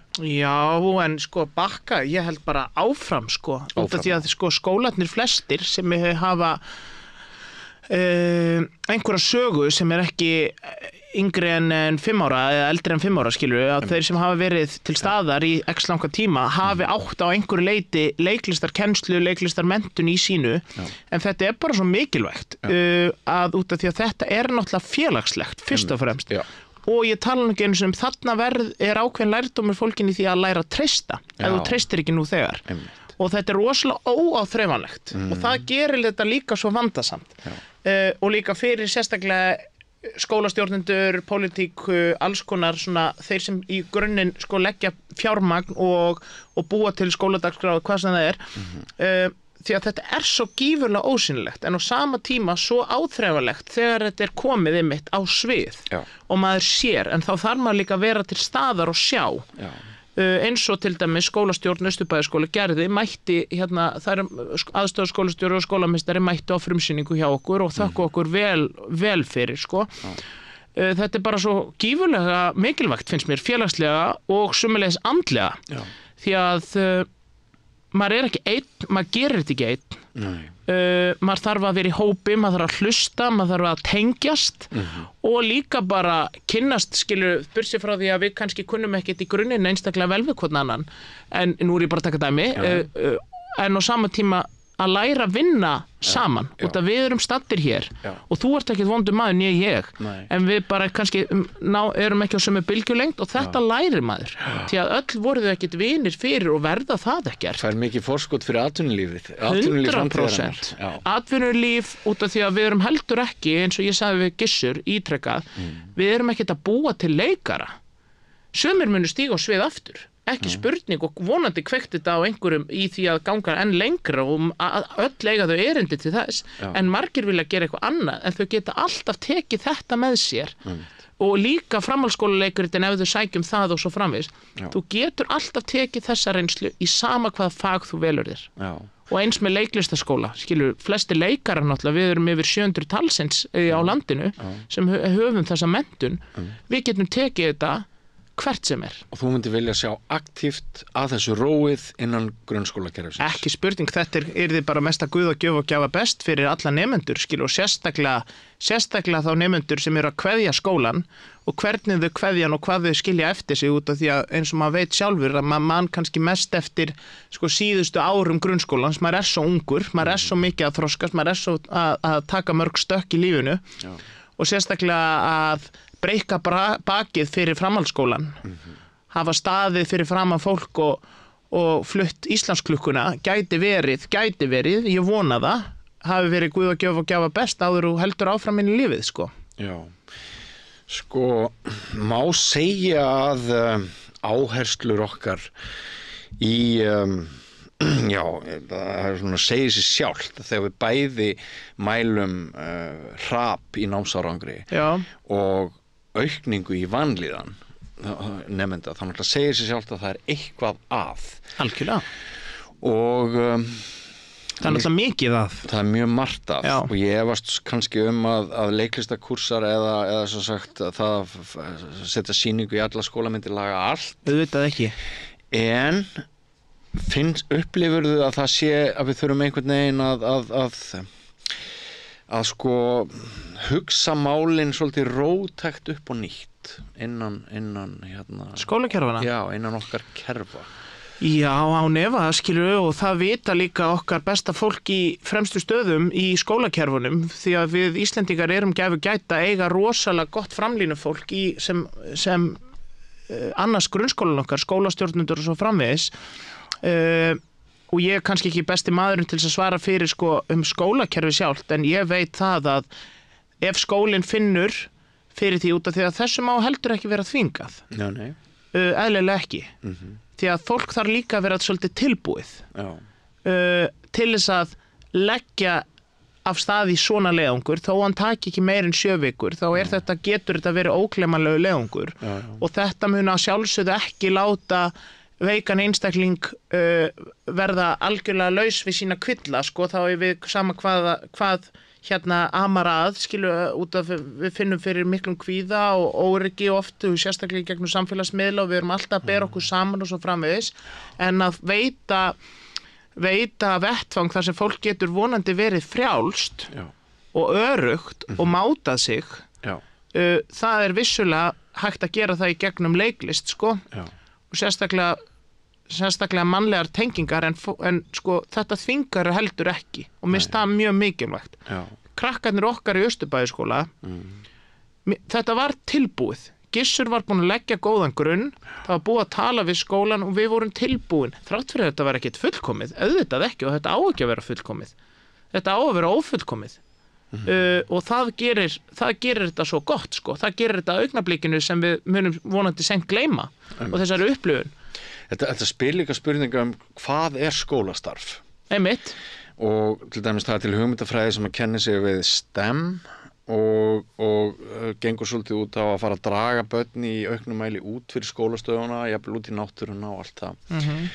Og hvort sem það listrænt framtak eða útiveraði hvað það við þurfum eitthvað nýtt, við þurfum að gera eitthvað öðruvísin það sem við höfum verið að gera. Já, örugglega mörgu leyti og það er ekki spurning út af samfélagið það náttúrulega búið að taka gífurlegum stakkabreytingum á örfáum árum og mun halda áfram að gera það, ekki spurning, við munum ekki og við þurfum einhvern veginn að halda okkur í haldi við hann svo að fólkið okkar sem alast upp í þessum heimi líði vel og örugt og skilji út af því að lífið náttúrulega nógu óskiljanlegt nú þegar.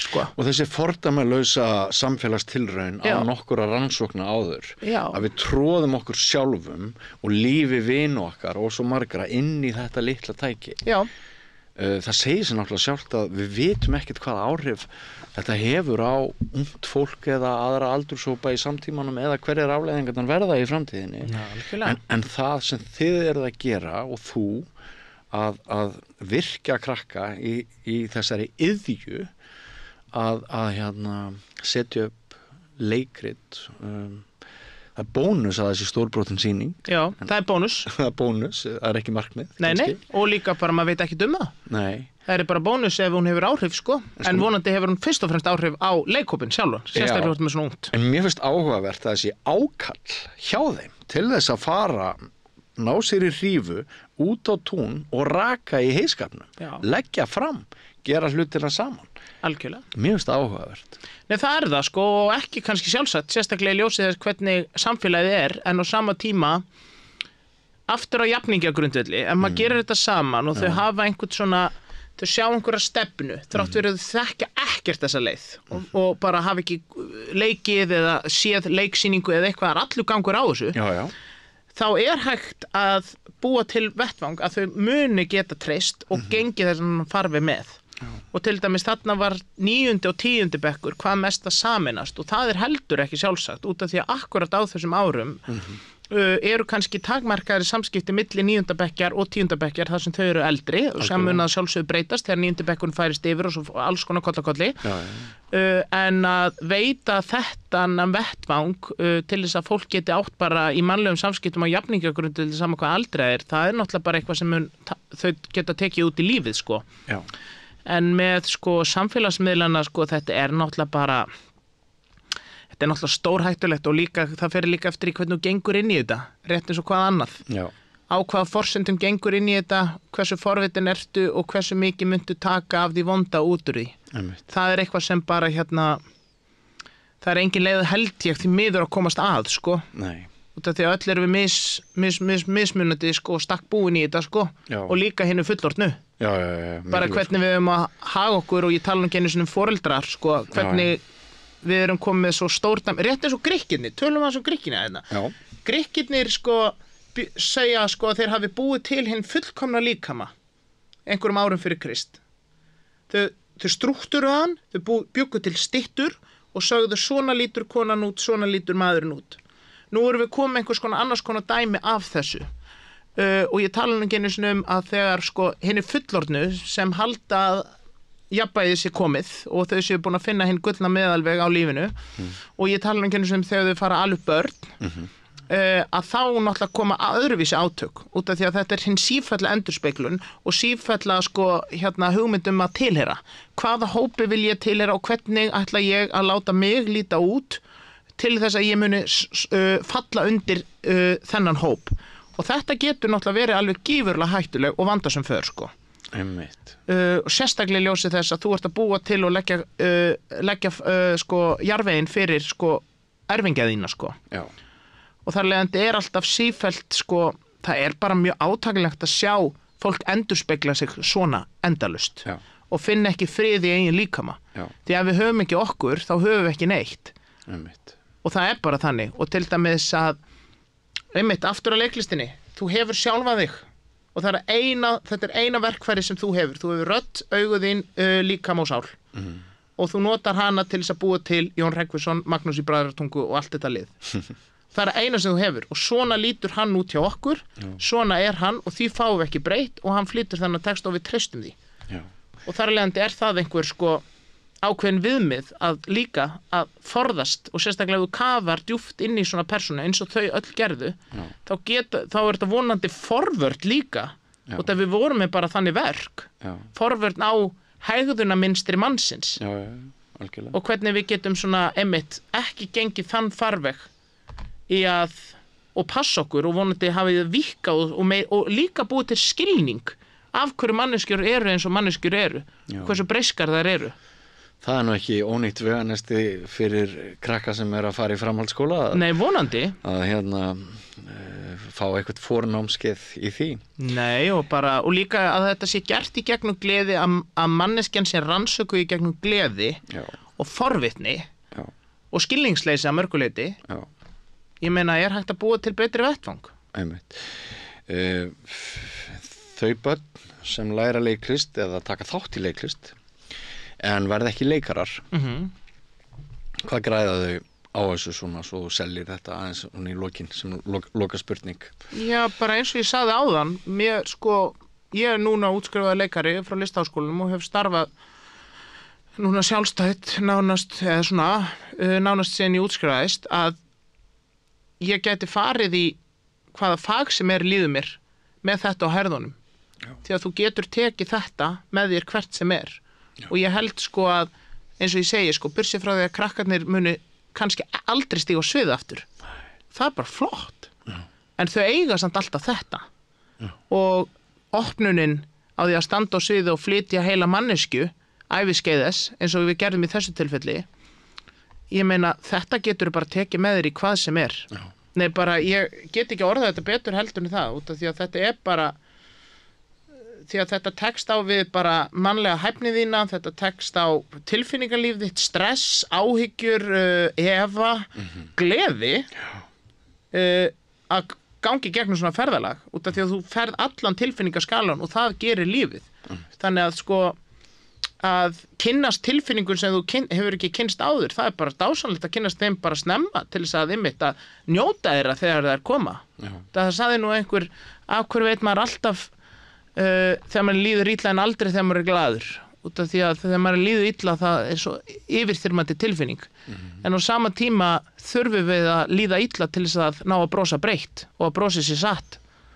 Þannig að skilur við að fá að gangi gegnum þetta tilfinningaferðalag sem að vinna í svona hóp og flytja svona sýningu, þá bara kynnist maður því svo vel þrátt fyrir ungan aldur og það má aldrei